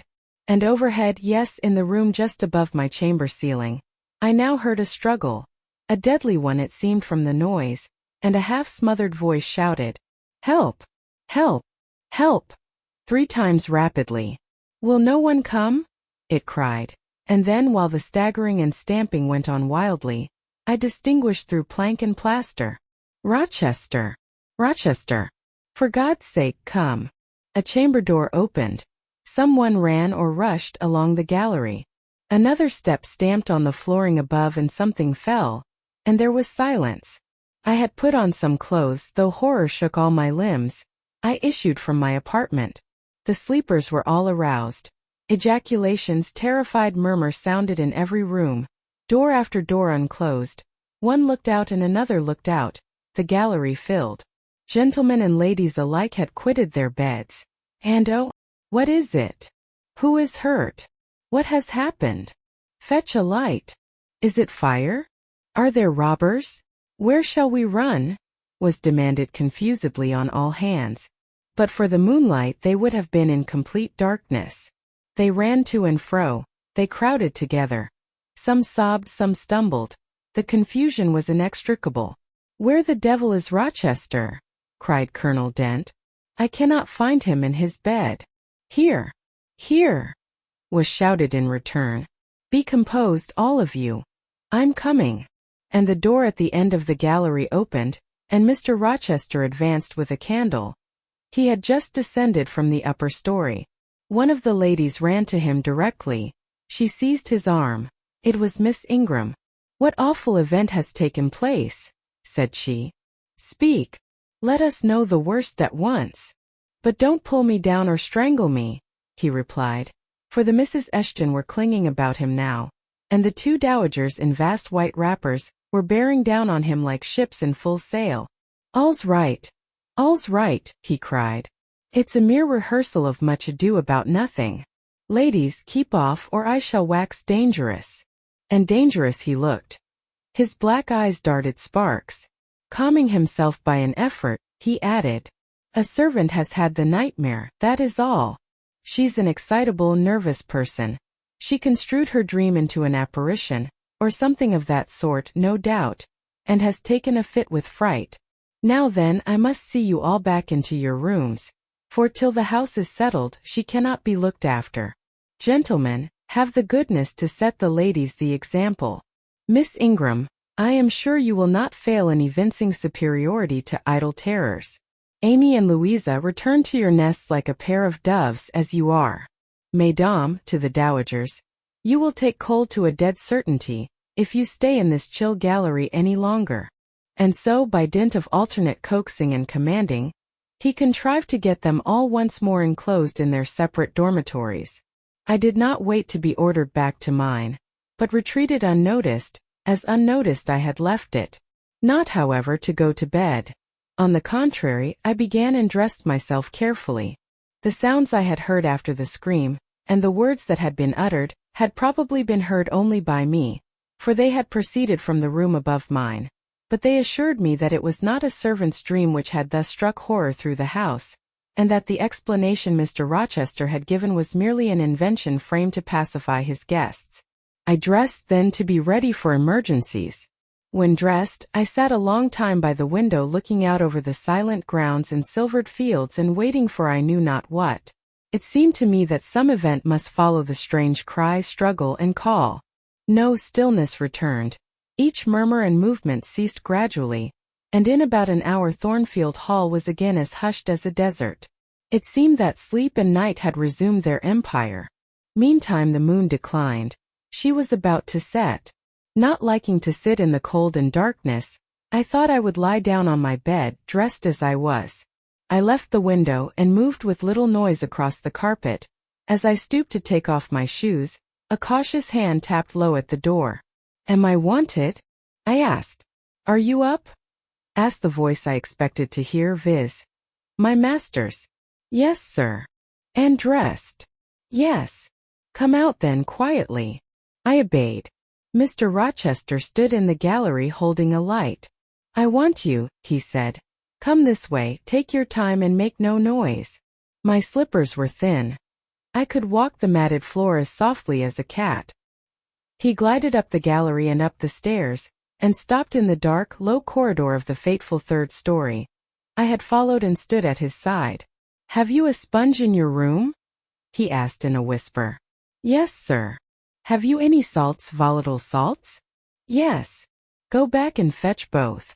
I returned, sought the sponge on the washstand, the salts in my drawer, and once more retraced my steps. He still waited. He held a key in his hand. Approaching one of the small black doors, he put it in the lock. He paused and addressed me again. "You don't turn sick at the sight of blood?" "I think I shall not. I have never been tried yet." I felt a thrill while I answered him, but no coldness and no faintness. "Just give me your hand," he said. "It will not do to risk a fainting fit." I put my fingers into his. "Warm and steady," was his remark. He turned the key and opened the door. I saw a room I remembered to have seen before, the day Mrs. Fairfax showed me over the house. It was hung with tapestry, but the tapestry was now looped up in one part, and there was a door apparent which had then been concealed. This door was open. A light shone out of the room within. I heard thence a snarling, snatching sound almost like a dog quarreling. Mr. Rochester, putting down his candle, said to me, "Wait a minute," and he went forward to the inner apartment. A shout of laughter greeted his entrance, noisy at first and terminating in Gracepool's own goblin ha! Ha! She then was there. He made some sort of arrangement without speaking, though I heard a low voice address him. He came out and closed the door behind him. "Here, Jane," he said, and I walked round to the other side of a large bed, which with its drawn curtains concealed a considerable portion of the chamber. An easy-chair was near the bedhead. A man sat in it, dressed with the exception of his coat. He was still. His head leant back. His eyes were closed. Mr. Rochester held the candle over him. I recognized in his pale and seemingly lifeless face the stranger Mason. I saw too that his linen on one side and one arm was almost soaked in blood. "Hold the candle," said Mr. Rochester, and I took it. He fetched a basin of water from the washstand. "Hold that," said he. I obeyed. He took the sponge, dipped it in, and moistened the corpse-like face. He asked for my smelling bottle, and applied it to the nostrils. Mr. Mason shortly unclosed his eyes. He groaned. Mr. Rochester opened the shirt of the wounded man, whose arm and shoulder were bandaged. He sponged away blood trickling fast down. "Is there immediate danger?" murmured Mr. Mason. "Pooh! No, a mere scratch." "Don't be so overcome, man, bear up. I'll fetch a surgeon for you now myself." You'll be able to be removed by morning, I hope. Jane, he continued. Sir, I shall have to leave you in this room with this gentleman for an hour or perhaps 2 hours. You will sponge the blood as I do when it returns. If he feels faint, you will put the glass of water on that stand to his lips, and your salts to his nose. You will not speak to him on any pretext. And Richard, it will be at the peril of your life if you speak to her. Open your lips, agitate yourself, and I'll not answer for the consequences. Again the poor man groaned. He looked as if he dared not move. Fear either of death or of something else appeared almost to paralyze him. Mr. Rochester put the now bloody sponge into my hand, and I proceeded to use it as he had done. He watched me a second, then saying, "Remember, no conversation," he left the room. I experienced a strange feeling as the key grated in the lock, and the sound of his retreating step ceased to be heard. Here then I was in the 3rd story, fastened into one of its mystic cells, night around me, a pale and bloody spectacle under my eyes and hands, a murderess hardly separated from me by a single door. Yes, that was appalling, the rest I could bear, but I shuddered at the thought of Grace Poole bursting out upon me. I must keep to my post, however. I must watch this ghastly countenance, these blue still lips forbidden to unclose, these eyes now shut, now opening, now wandering through the room, now fixing on me, and ever glazed with the dullness of horror. I must dip my hand again and again in the basin of blood and water, and wipe away the trickling gore. I must see the light of the unsnuffed candle wane on my employment, the shadows darken on the wrought, antique tapestry round me, and grow black under the hangings of the vast old bed, and quiver strangely over the doors of a great cabinet opposite, whose front, divided into 12 panels, bore in grim design the heads of the 12 apostles, each enclosed in its separate panel as in a frame, while above them at the top rose an ebon crucifix and a dying Christ. According as the shifting obscurity and flickering gleam hovered here or glanced there, it was now the bearded physician Luke that bent his brow, now St. John's long hair that waved, and anon the devilish face of Judas that grew out of the panel, and seemed gathering life and threatening a revelation of the arch-traitor, of Satan himself in his subordinate's form.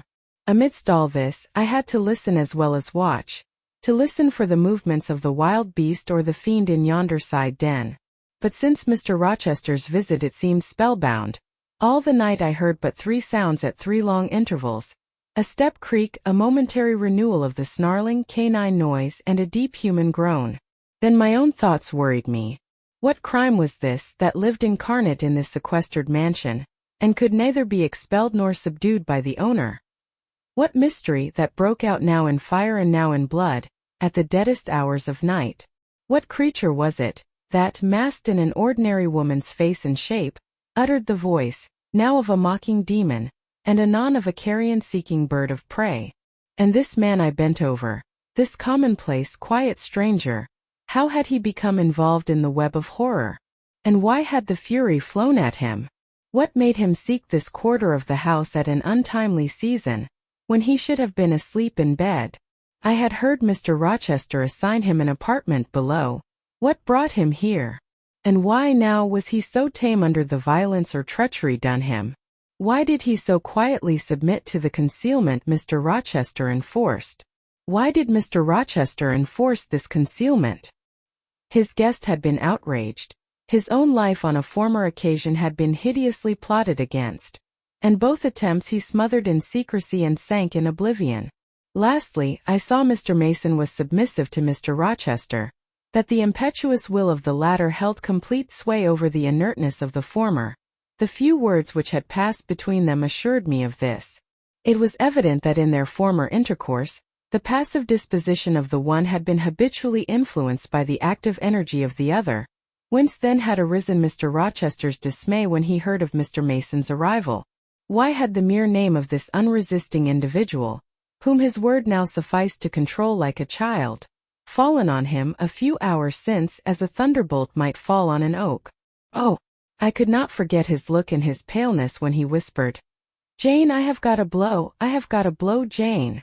I could not forget how the arm had trembled which he rested on my shoulder, and it was no light matter which could thus bow the resolute spirit and thrill the vigorous frame of Fairfax Rochester. When will he come? When will he come? I cried inwardly as the night lingered and lingered, as my bleeding patient drooped, moaned, sickened, and neither day nor aid arrived. I had, again and again, held the water to Mason's white lips, again and again offered him the stimulating salts. My efforts seemed ineffectual. Either bodily or mental suffering or loss of blood or all three combined, were fast prostrating his strength. He moaned so and looked so weak, wild and lost I feared he was dying, and I might not even speak to him. The candle, wasted at last, went out. As it expired I perceived streaks of grey light edging the window curtains. Dawn was then approaching. Presently I heard Pilot bark far below, out of his distant kennel in the courtyard. Hope revived. Nor was it unwarranted. In 5 minutes more the grating key, the yielding lock, warned me my watch was relieved. It could not have lasted more than 2 hours. Many a week has seemed shorter. Mr. Rochester entered, and with him the surgeon he had been to fetch. "Now, Carter, be on the alert," he said to this last. "I give you but half an hour for dressing the wound, fastening the bandages, getting the patient downstairs and all. But is he fit to move, sir?" "No doubt of it, it is nothing serious. He is nervous, his spirits must be kept up. Come, set to work." Mr. Rochester drew back the thick curtain, drew up the Holland blind, let in all the daylight he could, and I was surprised and cheered to see how far dawn was advanced, what rosy streaks were beginning to brighten the east. Then he approached Mason, whom the surgeon was already handling. "Now, my good fellow, how are you?" he asked. "She's done for me, I fear," was the faint reply. "Not a whit. Courage. This day fortnight you'll hardly be a pin the worse of it. You've lost a little blood, that's all. Carter, assure him there's no danger." "I can do that conscientiously," said Carter, who had now undone the bandages. "Only I wish I could have got here sooner. He would not have bled so much, but how is this? The flesh on the shoulder is torn as well as cut. This wound was not done with a knife. There have been teeth here." "She bit me," he murmured. "She worried me like a tigress, when Rochester got the knife from her." "You should not have yielded. You should have grappled with her at once," said Mr. Rochester. "But under such circumstances what could one do?" returned Mason. "Oh, it was frightful," he added, shuddering. "And I did not expect it. She looked so quiet at first." "I warned you," was his friend's answer. "I said, be on your guard when you go near her. Besides, you might have waited till tomorrow, and had me with you. It was mere folly to attempt the interview tonight, and alone. I thought I could have done some good." You thought. Yes, it makes me impatient to hear you. But however, you have suffered, and are likely to suffer enough for not taking my advice, so I'll say no more. Carter, hurry. Hurry. The sun will soon rise, and I must have him off. Directly, sir. The shoulder is just bandaged. I must look to this other wound in the arm. She has had her teeth here too, I think. She sucked the blood. She said she'd drain my heart, said Mason. I saw Mr. Rochester shudder. A singularly marked expression of disgust, horror, hatred, warped his countenance almost to distortion, but he only said, "Come, be silent, Richard, and never mind her gibberish. Don't repeat it." "I wish I could forget it," was the answer. "You will when you are out of the country. When you get back to Spanish Town, you may think of her as dead and buried, or rather, you need not think of her at all. Impossible to forget this night." "It is not impossible. Have some energy, man. You thought you were as dead as a herring 2 hours since, and you are all alive and talking now. There. Carter has done with you, or nearly so. I'll make you decent in a trice. Jane," he turned to me for the first time since his re-entrance, "take this key, go down into my bedroom and walk straight forward into my dressing room.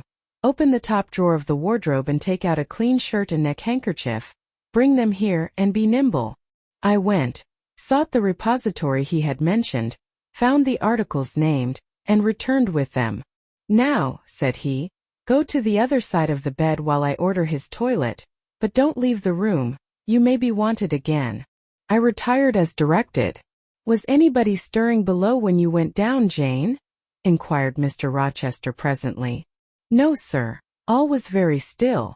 We shall get you off cannily, Dick, and it will be better, both for your sake, and for that of the poor creature in yonder. I have striven long to avoid exposure, and I should not like it to come at last. Here, Carter, help him on with his waistcoat. Where did you leave your furred cloak? You can't travel a mile without that, I know, in this damned cold climate. In your room? Jane, run down to Mr. Mason's room, the one next mine, and fetch a cloak you will see there. Again I ran and again returned, bearing an immense mantle lined and edged with fur. Now, I've another errand for you, said my untiring master. You must away to my room again. What a mercy you are shod with velvet, Jane.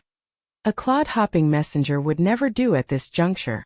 You must open the middle drawer of my toilet table and take out a little phial and a little glass you will find there. Quick! I flew thither and back, bringing the desired vessels. That's well. Now, doctor, I shall take the liberty of administering a dose myself, on my own responsibility. I got this cordial at Rome of an Italian charlatan, a fellow you would have kicked, Carter. It is not a thing to be used indiscriminately, but it is good upon occasion, as now, for instance. Jane, a little water.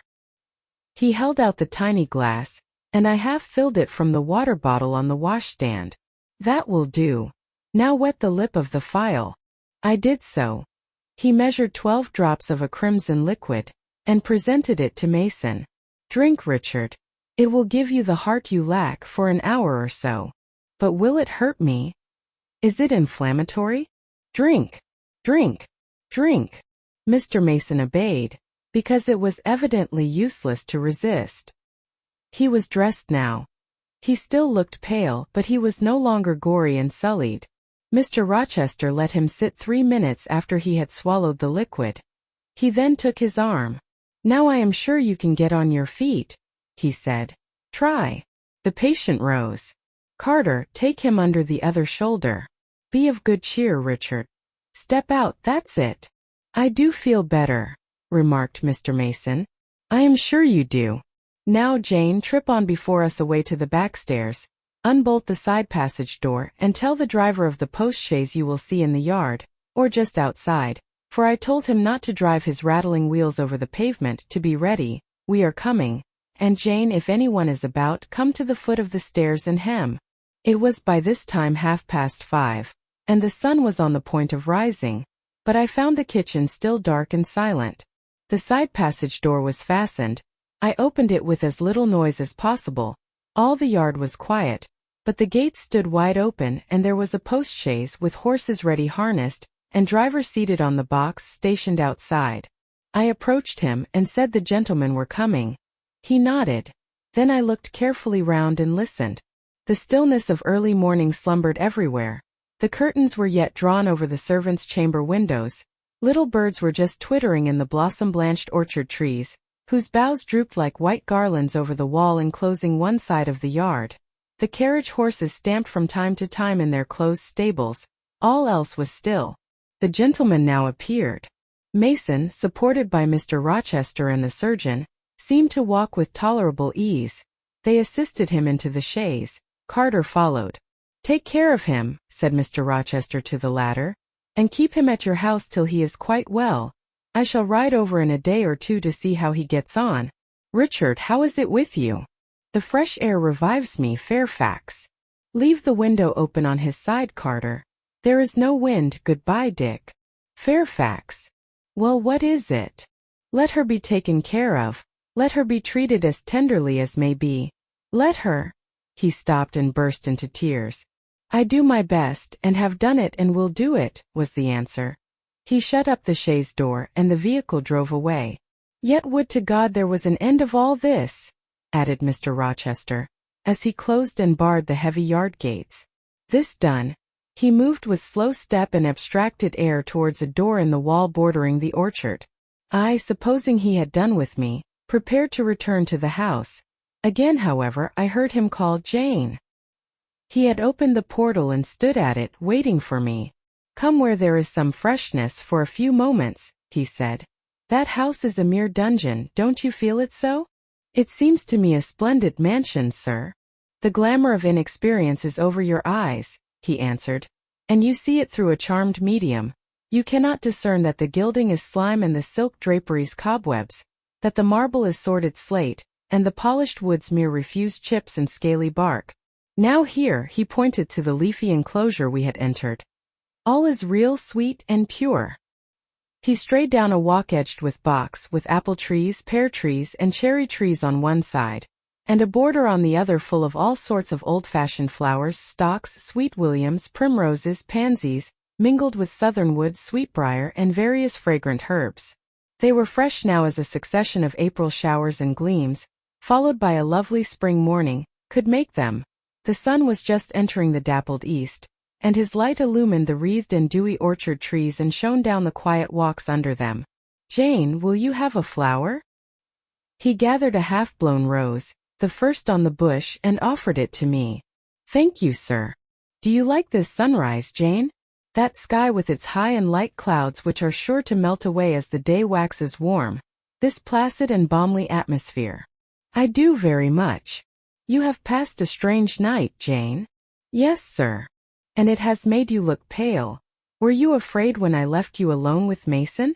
"I was afraid of someone coming out of the inner room. But I had fastened the door. I had the key in my pocket. I should have been a careless shepherd if I had left a lamb, my pet lamb, so near a wolf's den unguarded. You were safe." "Will Gracepool live here still, sir?" "Oh yes. Don't trouble your head about her. Put the thing out of your thoughts.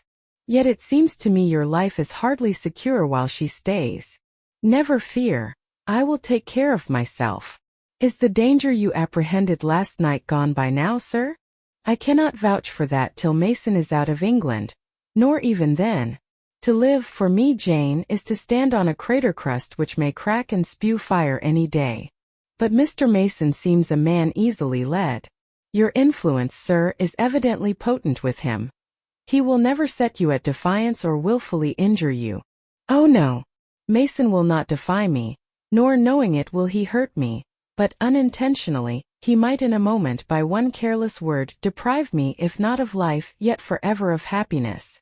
Tell him to be cautious, sir. Let him know what you fear, and show him how to avert the danger."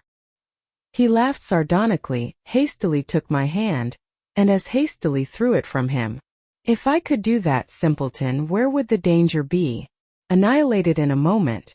Ever since I have known Mason, I have only had to say to him, 'Do that,' and the thing has been done.